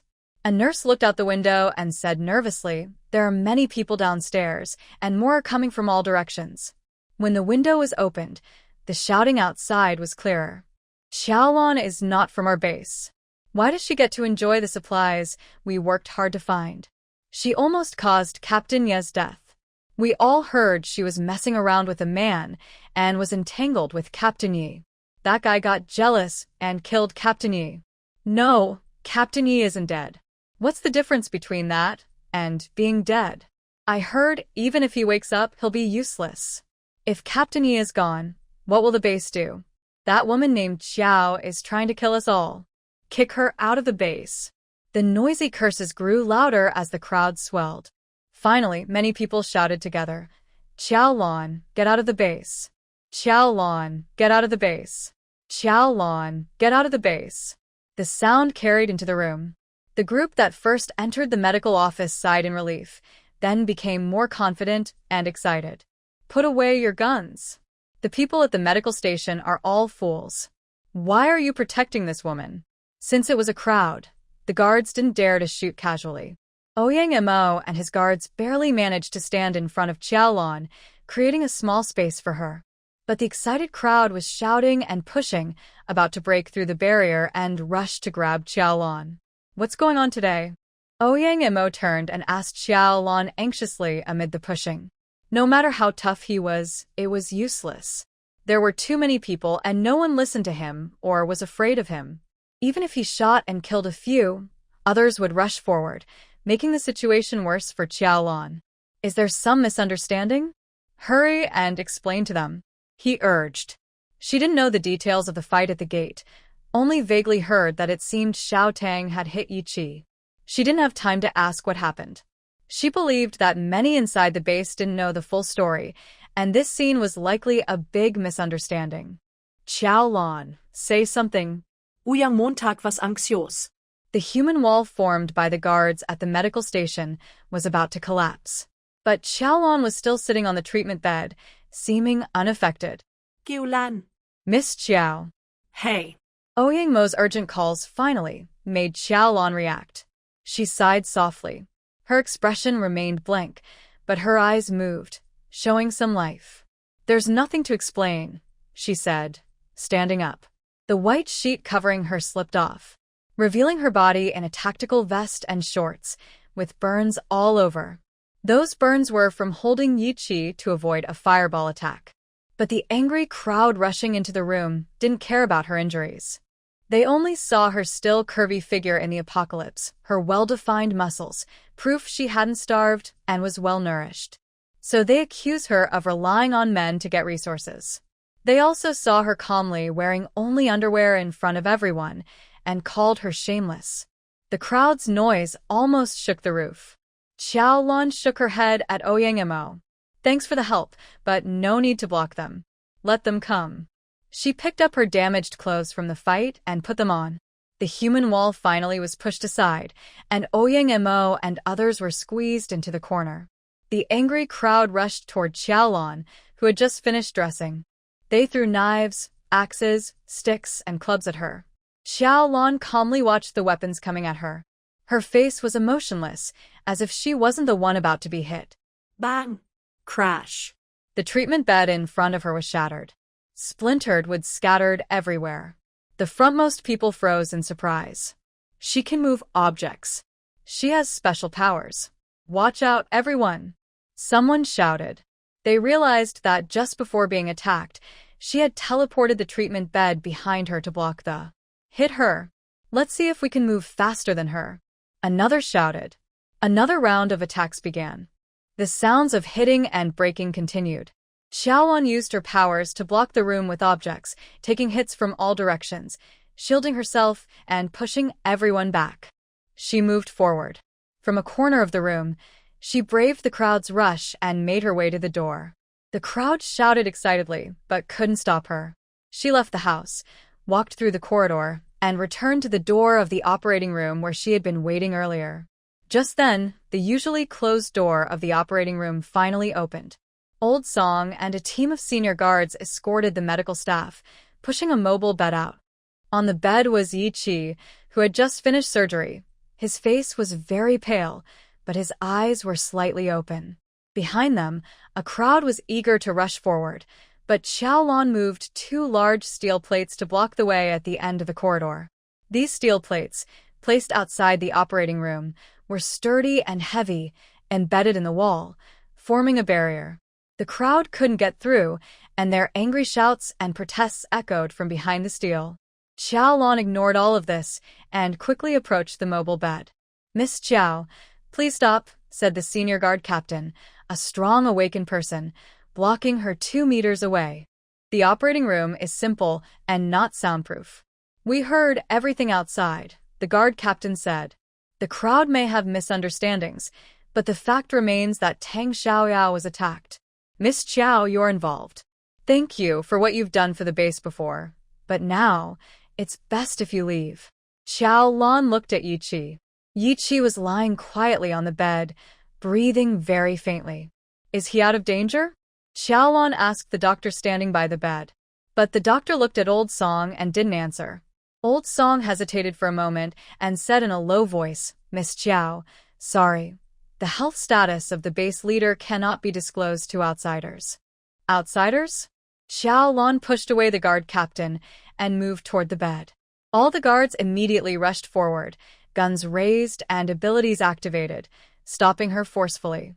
The guard captain used a powerful strike to push Xiaolan further back. Bang! A loud noise. Bullets flew from the corridor. Someone in the crowd had opened fire. Instinctively, Xiaolan dodged and jumped, with bullets whizzing past her ears. If she had reacted a little slower, she might have been shot in the head. She quickly fired back, accurately pinpointing the source of the shots and hitting the attacker's arm. "Stop shooting. What if you accidentally hurt Captain Yi?" Old Song shouted angrily at the crowd. "Miss Xiao, you'd better leave the base immediately. You're no longer welcome here." The guard captain pressed forward with his team, making the situation tense. "Is Yiqi awake? Are you kicking me out because of him? Or is it your own decision?" Xiaolan asked.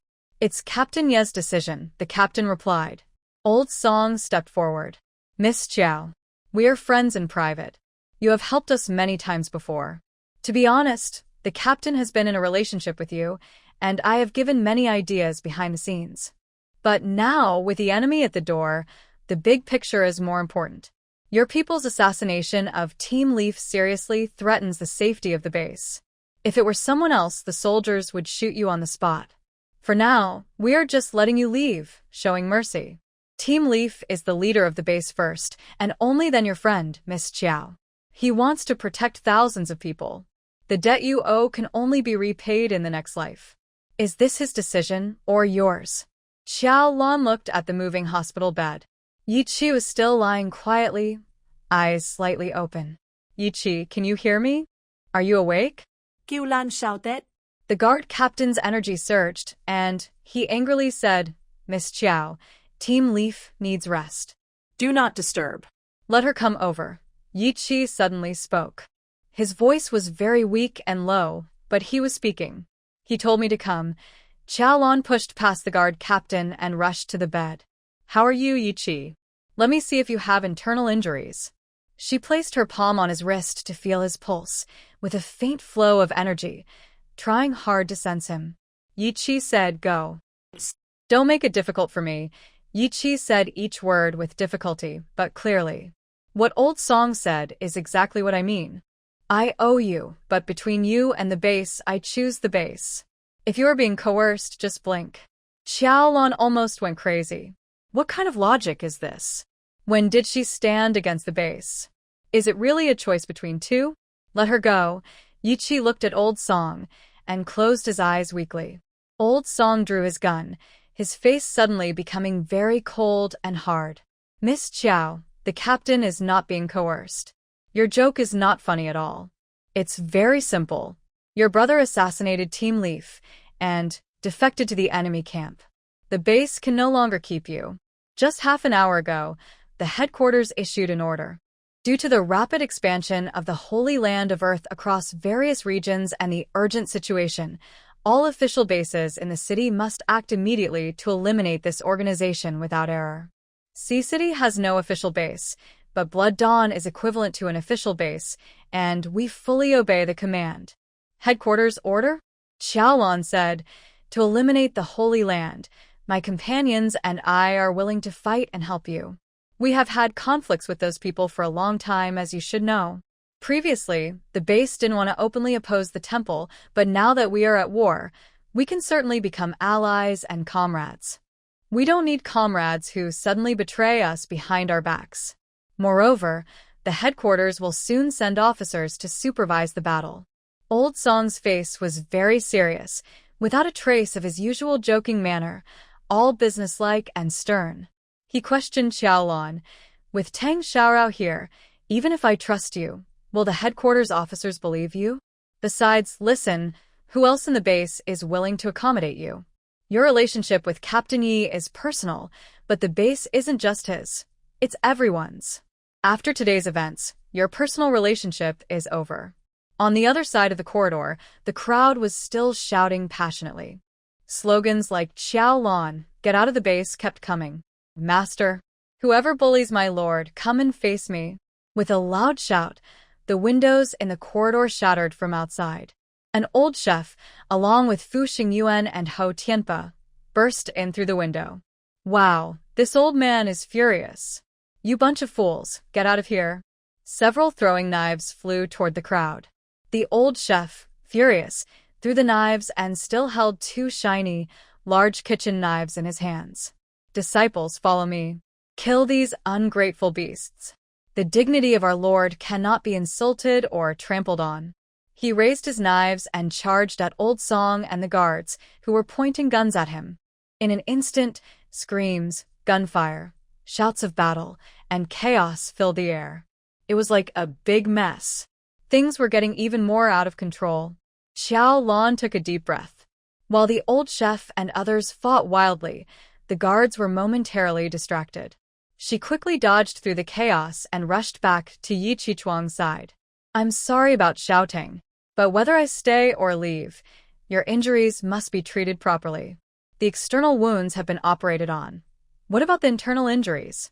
Is your mental energy damaged?" She used her energy to check his key acupoints. Yi Qichuang closed his eyes, his lips trembling slightly. "I don't have the strength to resist. If you want to check, go ahead," he said with difficulty, cold and indifferent. "Xiaolan, thank you for everything, but goodbye." "Yi Qichuang, you big." Xiaolan slapped him the pillow. If he weren't seriously injured, she really wanted to hit him on the head. "Breaking up and abandoning me, huh? Where are the fireworks you set off? The poems you read to me? How many times did you say you missed me? The gold bars you promised? None of that counts anymore? Fine, be ruthless. Break up if you want. I didn't invest much emotion anyway. The old must go before the new can arrive. I won't be clingy or desperate after being dumped. If I want a new boyfriend, I can find one anytime. But for now, I'll help you just this once because you called me sister a few times. That's how generous I am." While scolding, Xiaolan forcibly checked Yiqi's body. His injuries were serious externally, but internally he was okay. His energy was flowing smoothly inside. She then handed him a high-quality crystal core. "Take this crystal core to recover well. Don't die easily, or it'll be a waste of my gift." She angrily patted Yiqi's pale cheek, snorted, and turned around. "Gung uncle, Xiao Fu, monkey, let's go. This place isn't welcoming us, and we don't want to stay either. Let's move." The old chef and the others, who had been fighting fiercely with the guards, stopped and gathered around Xiaolan. "Old chef, the leader goes first. I'll hold them off. Xiao Fu, Xiao, let's hurry. This base is full of traitors. I send them 365 blessings for each sunrise, hoping they get destroyed by the holy temple. That's what they deserve." Ho Tian. Okay. They all jumped out of the window one after another. The building was 3 stories high, but that was nothing for them. They climbed the protruding wall and quickly jumped down to the ground. "Team Leader Song." The guards called out. Old Song ordered, "Don't chase them. Pull back and protect the base inside. Let them go." But they hurt civilians. One guard pointed to the crowd in the corridor. The old chef's flying knives flew past, injuring several people. Blood flowed freely, and they screamed in pain. "No one's dead. That's enough. Take the injured to the emergency room," Old Song said. He divided the guards into 2 groups. One maintained order at the medical station, and the other protected Yiqi. Then he hurried downstairs into the special care ward. Soon, commands spread throughout the base to cancel the partnership with Lady Xiaolan and her team, expel them forever, and never allow them back. Another order declared a lockdown starting today. No new members would be accepted for a short time. Everyone was on high alert, preparing for battle. News about Yi Qi being seriously injured by Xiaolan's team quickly spread. Soon, even the tens of thousands living in the outer districts of the base knew. In the harsh post-apocalyptic environment, entertainment was almost non-existent. Such personal conflicts, involving blood, violence, gossip, and the base's leaders, naturally became explosive news that spread widely. Xiaolan and her team didn't stay long at the base. They hurried back to the guest house area, took their belongings, and left together. The senior chef and a few others went to support Xiaolan at the medical station. Wen Jiao, along with her group, stayed close to Xiaoli to protect her. The two groups left together, and on the way out of the base, angry villagers who had heard the news threw stones at them. Wen Jiao cheerfully caught the flying stones and casually threw them back, hitting each one. Anyone who threw a stone was knocked out. After a few rounds, no one dared to come closer. They walked past 2 streets when Xiao Zhidui hurriedly arrived from behind, shouting, "Don't go. It's all a misunderstanding. I'll handle the public opinion inside the base and calm everyone down. You should come back first. Since war is about to start, why split apart? We should unite and fight the enemy together." Xiao Zhidui had previously led people to chase after some escapees from Xingchen Park. When he heard that Xiaolan had been driven away, he was so angry his face turned blue. "Uncle Xiao, thank you, but I've already been chased out. It wouldn't make sense to go back now. People live by their spirit, trees by their bark. Being driven away is a loss for their base, but not for me. I wish their base long-lasting peace and prosperity." Bah! Xiaolan loudly spat on the street, her loud voice echoing through the entire street. Xiao Zhidui tried to persuade her, but failed and had to send her away. This caused the surviving onlookers hiding nearby to discuss excitedly and gossip. Some survivors expressed concern. "I heard that Xiao girl is pretty good at fighting. It seems she has several awakened experts around her. Without her, the base would lose a big help. If they really fight North City, can they win? I heard that side is pretty strong." Hey, why worry about that? "If the Holy Temple takes over the base, maybe we'll have a chance to get inside. Or maybe they'll all die. Then let them die. We're all going to die sooner or later." After some discussion, everyone stopped talking about it. In this chaotic world, life is fragile. You might sleep tonight and die tomorrow. No one cares if the big bases are at war or if their leaders are assassinated. Ordinary people are powerless and indifferent, just living each day as it comes. But Xiaolan was not an ordinary street survivor. As the center of gossip, she walked freely during the day, but at night, she found it hard to sleep. Tossing and turning, she couldn't rest. In her temporary shelter, she stared at the moon outside the window, her mind filled with today's scenes, past events, and memories from her previous life. She thought of Xiao Tang Yiqi and wondered why. "Big sister, someone's looking for us. They came from the base." Xiao Li's small pet, sent out to scout, returned with news. "Who?" Xiaolan kept her calm on the surface, but felt a ripple inside. Could it be? "It's Dr. Ouyang and that person."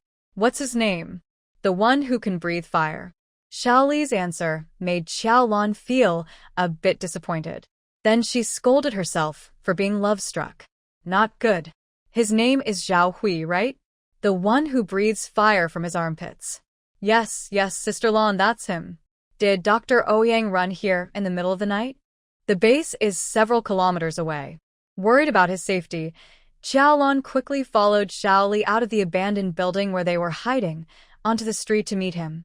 When they met, only Ouyang Mo and Zhao Hui were there. "Did it's really Miss Qiao?" "Oh my gosh, Miss Qiao. Why are you guarding the night with a mutated beast? That's so scary." Zhao Hui shouted loudly upon seeing her. "Stop shouting, or you'll attract night-walking mutated beasts," Xiao Li warned. "Isn't that rat leading the night-walking mutated beast?"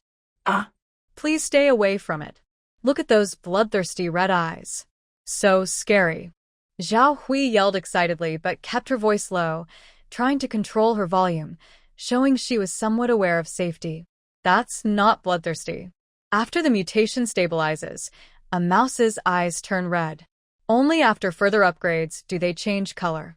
This is the most obedient one. See, it won't bite you. Xiaoli explained while picking up the small rat guiding them and holding it out to Zhao Hui. This rat was one of the best trained animals, and it bowed to Zhao Hui to show friendliness. In response, Zhao Hui screamed loudly, suddenly clinging to Ouyang Mo and holding on tightly. Xiaolan, who was in a bad mood, found it amusing. Why are you so useless? Don't you often go out on missions? She quickly told Xiao Li to send the rat away. Seeing that Ouyang Mo and Zhao Hui were safe and unharmed, she relaxed. She stepped forward to pull Zhao Hui off Ouyang Mo. Ouyang Mo was still carrying a large bag on his back, and with her on top of him, he almost fell to the ground. já ouvi o que de pse. I used to be very brave, but this trip was just too scary. So many mutated creatures, zombies. And a huge flower, my god, it had such a big mouth, almost biting my head off. She started crying as she spoke, clearly very frightened. The road was indeed dangerous. Luckily, Xiao, everything turned out okay overall. Ouyang Mo greeted her kindly. Are you all right? Living here without any problems? The dilapidated building was dark and broken, with broken walls casting heavy shadows under the moonlight. It was damp and cold, giving a strange feeling of unease, as if a mutated creature might suddenly jump out from a corner. Ouyang Mo looked around, his face grim, feeling that Xiaolan was too wrong to live in such a place. Xiaolan took Xiao Hui's large backpack and led the two inside. What's going on? Why are you guys out here? The base people wouldn't even chase away the doctors, she joked casually. Hungry? Want a snack? I have some burgers. Eat. Zhao Hui answered quickly. Xiaolan reached into her coat pocket and pulled out 2 burgers, handing one to each. Zhao Hui took it and started eating eagerly, saying, I'm really hungry. We've been fighting all this way. I'm exhausted. Ouyang Mo thanked Xiaolan and handed his burger to Zhao Hui. I'm not hungry. You've been protecting me all this time, so I appreciate it. It's not a big deal. So can I really eat this? Zhao Hui finished her burger quickly and took Ouyang Mo's to eat as well. They entered the house where Xiaolan and others were sleeping. Ouyang Mo saw a small fire for warmth and light, with mats on the ground. The room was crowded with people lying around and sleeping soundly. It was a bit better than the accommodations of other survivors he'd seen in the city. Many people didn't dare to light fires at night or didn't have mats to lie on. But he thought that with Xiaolan's skills, she could live somewhere better. All this was just the base rushing her into a hurried, miserable situation. Thinking about the people shouting earlier that day made Ouyang Mo feel very annoyed. After you left, some people said I was protecting you and colluding with you, and they wanted to drive me away. He responded to Xiaolan's earlier question. But the management didn't agree and scolded those trying to kick me out. Since the management could suppress those trying to remove him, why didn't they stand up for Xiaolan? Was it because Yi Qi was hurt by Xiaolan's people and they held a grudge? Ouyang Mo didn't like this kind of unfair handling. I resigned from the medical station at the base. From now on, I'll follow you, he said softly, smiling and pleading. I hope you won't mind and can take me in. Xiaolan was surprised. She paused for a moment without speaking. Ouyang Mo continued, I can help treat your injuries and see to your health. Xiao can too. He's still awakened, and his fighting ability seems okay, though he was a bit noisy. Xiaolan, do you think we're qualified to stay in your team? If you won't take us, then we can't go back to the base. We'll just be homeless on the streets. So, please show some kindness. Xiaolan sanai. Hi, I was surprisingly moved. This terrible day has been so frustrating. Dr. Ouyang seems like a refreshing breeze clearing the clouds, bringing her sunshine. He is supporting her emotionally and protecting her practically, truly a great help. In the end of the world, every group needs doctors, yet he speaks so modestly. diligent, and serious Dr. Ouyang. When did he start joking around? You're qualified, more than qualified. Thank you, Ouyang. Thank you, Dr. Zhao. Xiaolan nods firmly, then takes out 2 small bottles of mineral water from her pocket, giving one to each of them. She doesn't quite know how to thank them for this support. This time, Ouyang Mia doesn't refuse. He takes the water, drinks a few sips, then tightens the cap and carefully puts the water into his pocket. Water is precious in the end of the world. The water she gave him is even more valuable. While drinking water, Zhao Hui looks curiously at Xiaolan's bag. Miss Xiao, are you like a cartoon character? You have everything in your pocket. Yeah, a big bag is so convenient for carrying things. Xiaolan laughs casually to brush off the question, placing a large backpack they brought against the wall. But are you okay, Ouyang? At the medical station? She appreciates his hands-on support, but also doesn't want him to feel wronged. At Renha Hospital, he refused to give up on the injured and his colleagues, his beliefs and principles. If he came to thank her out of gratitude, but had to abandon his professional ethics. Of course, I'm fine. Ouyang Mia says he has already properly handed over his patients at the medical station to his colleagues. The current medical station isn't just the original staff from Renha Hospital. Many new medical personnel have joined, and it can run smoothly without him. Although he is the overall leader, he now has 2 deputies managing different areas, and the medical station is no longer controlled solely by the Renha team. The lead surgeon performing the operation on Yi Qi today isn't him, but a well-known expert from another top-tier hospital. Old Song specifically asked that expert to perform the surgery, avoiding him. Perhaps because of Xiaolan, the management seems to be wary of him? Ouyang Mia is annoyed and leaves angrily. But what about your family? Xiaolan asks. At the dawn of Blood Base, thanks to the investigation system, they can help members find out if their distant relatives are alive or not. Ouyang Mia and other medical staff have priority in this. If he leaves, the base probably won't prioritize searching for his family anymore. Ouyang Mo shook his head. It's okay. If they are still alive, we will find each other someday. He naturally cares about his distant relatives who are missing, but he hopes to get news through proper channels. Without Xiaolan, he would have died when the rioters attacked Renha Hospital. If he had betrayed Xiaolan to seek information, abandoned her when she became the target of everyone's blame, he couldn't forgive himself or convince himself otherwise. Thank you, Xiaolan, he said softly. At first, she wanted to persuade him to stay with her, just like she tried to persuade the chef and his son to improve her life. But he chose to stay with the patients and colleagues, insisting on healing and helping others during the end times. She couldn't persuade him easily. He wasn't someone she could win over with good food or drinks. Unexpectedly, when she gave up on trying to persuade him, he suddenly volunteered to join her small group because of what happened today. He was willing to join her team. You always stick to your principles, but today... Xiaolan, you are my principal, he interrupted. Xiaolan's eyes widened in surprise as she looked at Ouyang Mo. He paused for a moment. The faint firelight in the room flickered. His face was slightly red. Next to him, Dr. Zhao Hui looked even more surprised, her mouth open wide. Aba, are you confessing to Ouyang? Don't talk nonsense. Ouyang Mo's words suddenly stopped. He paused for a moment, then pulled Xiaolan's wrist and dragged her out of the room. In the quiet night, he suddenly heard his own heartbeat, thumping loudly. His reckless courage to leave the base suddenly found a focus. It felt like he had also found the meaning of survival. Xiaolan, he held her hand tightly. He felt a bit confused but also determined. According to Yi Qi's guard, he told you himself that he chose the base over you. He said. Between the base and you, if he had to choose, Xiaolan, I choose you. Did Tang Xiaoyao scold you? I asked around about that battle. I heard he was very rude.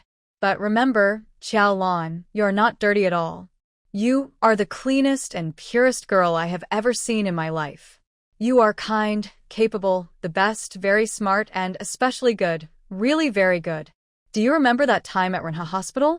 You suddenly came into my office, saying you wanted to talk about a deal? I keep thinking about that moment. You pushed open the door, with the corridor's light behind you. You shone brighter than the light. I see you as a light. I won't allow them to trample on you like that. Xiaolan, I openly flirt with Yi Qi. He doesn't deserve you. Tang Xiaorao doesn't deserve you either. If he truly cared about you, he wouldn't do such things out of jealousy. They're both trash. I don't know if I'm trash or not, but I definitely don't treat you badly. You either date me or not. If Yi Qi doesn't choose you, just find someone else. Make him jealous. I don't have special powers, but I'm a doctor. Compared to him, I'm not so bad, right? It's okay if you don't feel anything for me. Just see me as a tool to vent your feelings. When you find someone suitable later, you can leave me. I won't get jealous or crazy. I'll just be your doctor, always. Is that okay? Xiaolan was stunned, wide-eyed. She never expected this. Truly, she never expected it. Ouyang, don't rush to refuse me. Just pretend I never said anything. Ouyang Mo let go of her hand. He lowered his head, looking a bit awkward. He started off very serious and confident, but by the end, he seemed discouraged. Asking to date someone made him feel guilty. Xiaolan opened her mouth, unsure of what to say. She also felt guilty. She respected Dr. Ouyang very much. She thought he was amazing, skilled in medicine, principled, and never imagined that one day, this person she admired would suddenly confess to her. What is happening today? Her official boyfriend broke up, and two people she never thought would develop feelings, Tang and Ouyang Mo, were expressing their feelings to her? Her heart couldn't handle it. Wow. Such a touching moment, Dr. Ouyang. Awesome. Together. Together. Together. Suddenly, everyone burst into laughter. The group inside the house had woken up at some point, and when Jiao Jiao was teasing everyone at the door. Of course, they spoke quietly to avoid trouble. Stop making noise. Even with her thick skin, Xiaolan couldn't hold it anymore. She grabbed Ouyang Mo, and they dashed out of the building, running to a quiet, hidden spot nearby. Luckily, the others didn't chase after them. Thank you, Ouyang. After catching her breath, Xiaolan looked up with a bright smile. Today was really tough for me. I didn't want anyone to see I was upset, but inside, I felt really bad. Her voice was soft but sincere as she told Ouyang Mo, but since you came and said such nice things, I don't feel sad anymore. Thank you, thank you. She stepped closer and reached out to hug him. A gentle, polite hug. The battle between the Blood Dawn base and the North City Sacred Temple broke out suddenly on the second night. There was no declaration of war or pre-battle mobilization. Both sides acted almost at the same time. The base sent many small teams to ambush the large number of believers outside the temple, almost wiping them out. Meanwhile, the temple dispatched many experts directly to attack the main base, releasing powerful energy that lit up the night sky, creating a tense scene. In the end, the base barely held the gate and walls with heavy losses. Most awakened ones were killed or injured, and several fighter jets were destroyed. They managed to prevent the enemy from breaking through. However, the survivors living outside the base were ambushed and slaughtered by temple experts as they left, suffering heavy casualties. At dawn, the base opened its gates to allow survivors to seek refuge. Fewer than 1,000 chose to enter. The remaining 20,000 to 30,000 scattered and fled in all directions. Some hid elsewhere in the city, some left the city altogether, and others ran straight to the temple's surroundings, preferring to be under the temple's influence and control rather than stay with the Blood Dawn base. They believed the base was hopeless. Not only outsiders thought this way, but many inside the base also shared the same feeling. Before this night, they believed the base was the strongest organization in City C, large territory, many people, led by someone with official backing. The entire base worked together to build, gather supplies, and everyone had a home, enough food, and heating in winter. Was there a better place in the apocalypse? The base would surely grow stronger and build a new city. But after the night's fighting, their faith shattered and crumbled. That sacred temple bunch, those crazy people who worship the mother goddess, aren't they evil? A bunch of scammers and con artists, yet they're so powerful. almost deadly. It's not them who will die, it's us. They can send 200 or 300 awakened ones to attack, maybe even more, but how many do we have? We've been working ourselves to the bone to train awakening skills, but we still haven't even reached 100 people. And many of those 100 have already died. Next time they attack, will we all be wiped out? The strongest person in the base is Team Leader Yi, but he's badly injured and can't fight. It's that woman's fault. She's messing around with men and women, hurting Team Leader Yi. That's going to kill us all. I don't want to die. I want to stay alive. I don't want to die or wait here for the temple to come and kill us. Taking advantage of the base's open gates to rescue outside survivors, many people rushed forward, trying to break through the checkpoints and leave the base. Soldiers led by Captain Xiao, armed with sticks and guns to intimidate, intercepted them. All soldiers, listen up. From now on, anyone trying to escape the base will be considered a traitor. Kill on sight. But the base rules say we can leave any time after joining, and you're always welcome to come back later. Someone weakly argued. Captain Xiao shouted angrily, "Those are normal rules. This is wartime. No one is allowed to leave. Who knows if there are traitors or spies among you? If they escape and leak information to the enemy, it could be disastrous for our next attack. But we don't want to die here. Who says the base will definitely lose? Do you think you will all die? Anyone who shakes the morale during wartime, deal with them." Captain Xiao ordered his men to drag out the loudest protesters, each of them beaten with 10 sticks as a warning. He personally executed one stubborn person who insisted on breaking the checkpoint. Only then did the escape attempt truly stop. People dispersed in fear, afraid of punishment and not daring to openly discuss the possibility of losing the base. But secretly, fear still spread, and people's hearts were unsettled. In the special care ward, the management and combat teams held a joint meeting by Yi Qi's bed, nervously discussing post-war repairs and planning for the next battle. Yi Qi, with half-closed eyes and a pale face, listened quietly. He finally spoke, "Follow your plans as discussed." After the meeting, only Captain Xiao stayed behind, along with Old Song, who had been watching over Yi Qi. This discussion is useless. How can we plan? Right now, the key to victory or defeat depends on the awakened ones. Killing their missionary team doesn't matter. There are many ordinary people among them, and their morale won't be shaken by deaths. But we only have 20 awakened fighters left to fight. What about the other side? They lost dozens in this battle, but still have at least 200. That's just what we see. Who knows how many more are behind the scenes? How can we fight this? A new evil organization. How could they have so many awakened fighters? Isn't that strange? Suddenly realizing something, Xiao exclaimed, "This temple might be connected to that human experiment lab. Only those kinds of twisted experiments can quickly produce so many awakened people." Yi Qi looked at Old Song. Old Song took out some documents from the drawer. "This is a message from the headquarters communication and the investigation results sent back by our scout." Captain Xiao took them, looked over, and his pupils widened with shock. 8 out of 10 official bases trying to eliminate the Sacred Hall have failed. Half of the bases are destroyed. Are there spies inside us? Is this true? The supporters behind the Sacred Hall have power across the whole world. Our human laboratory is just one small branch of them.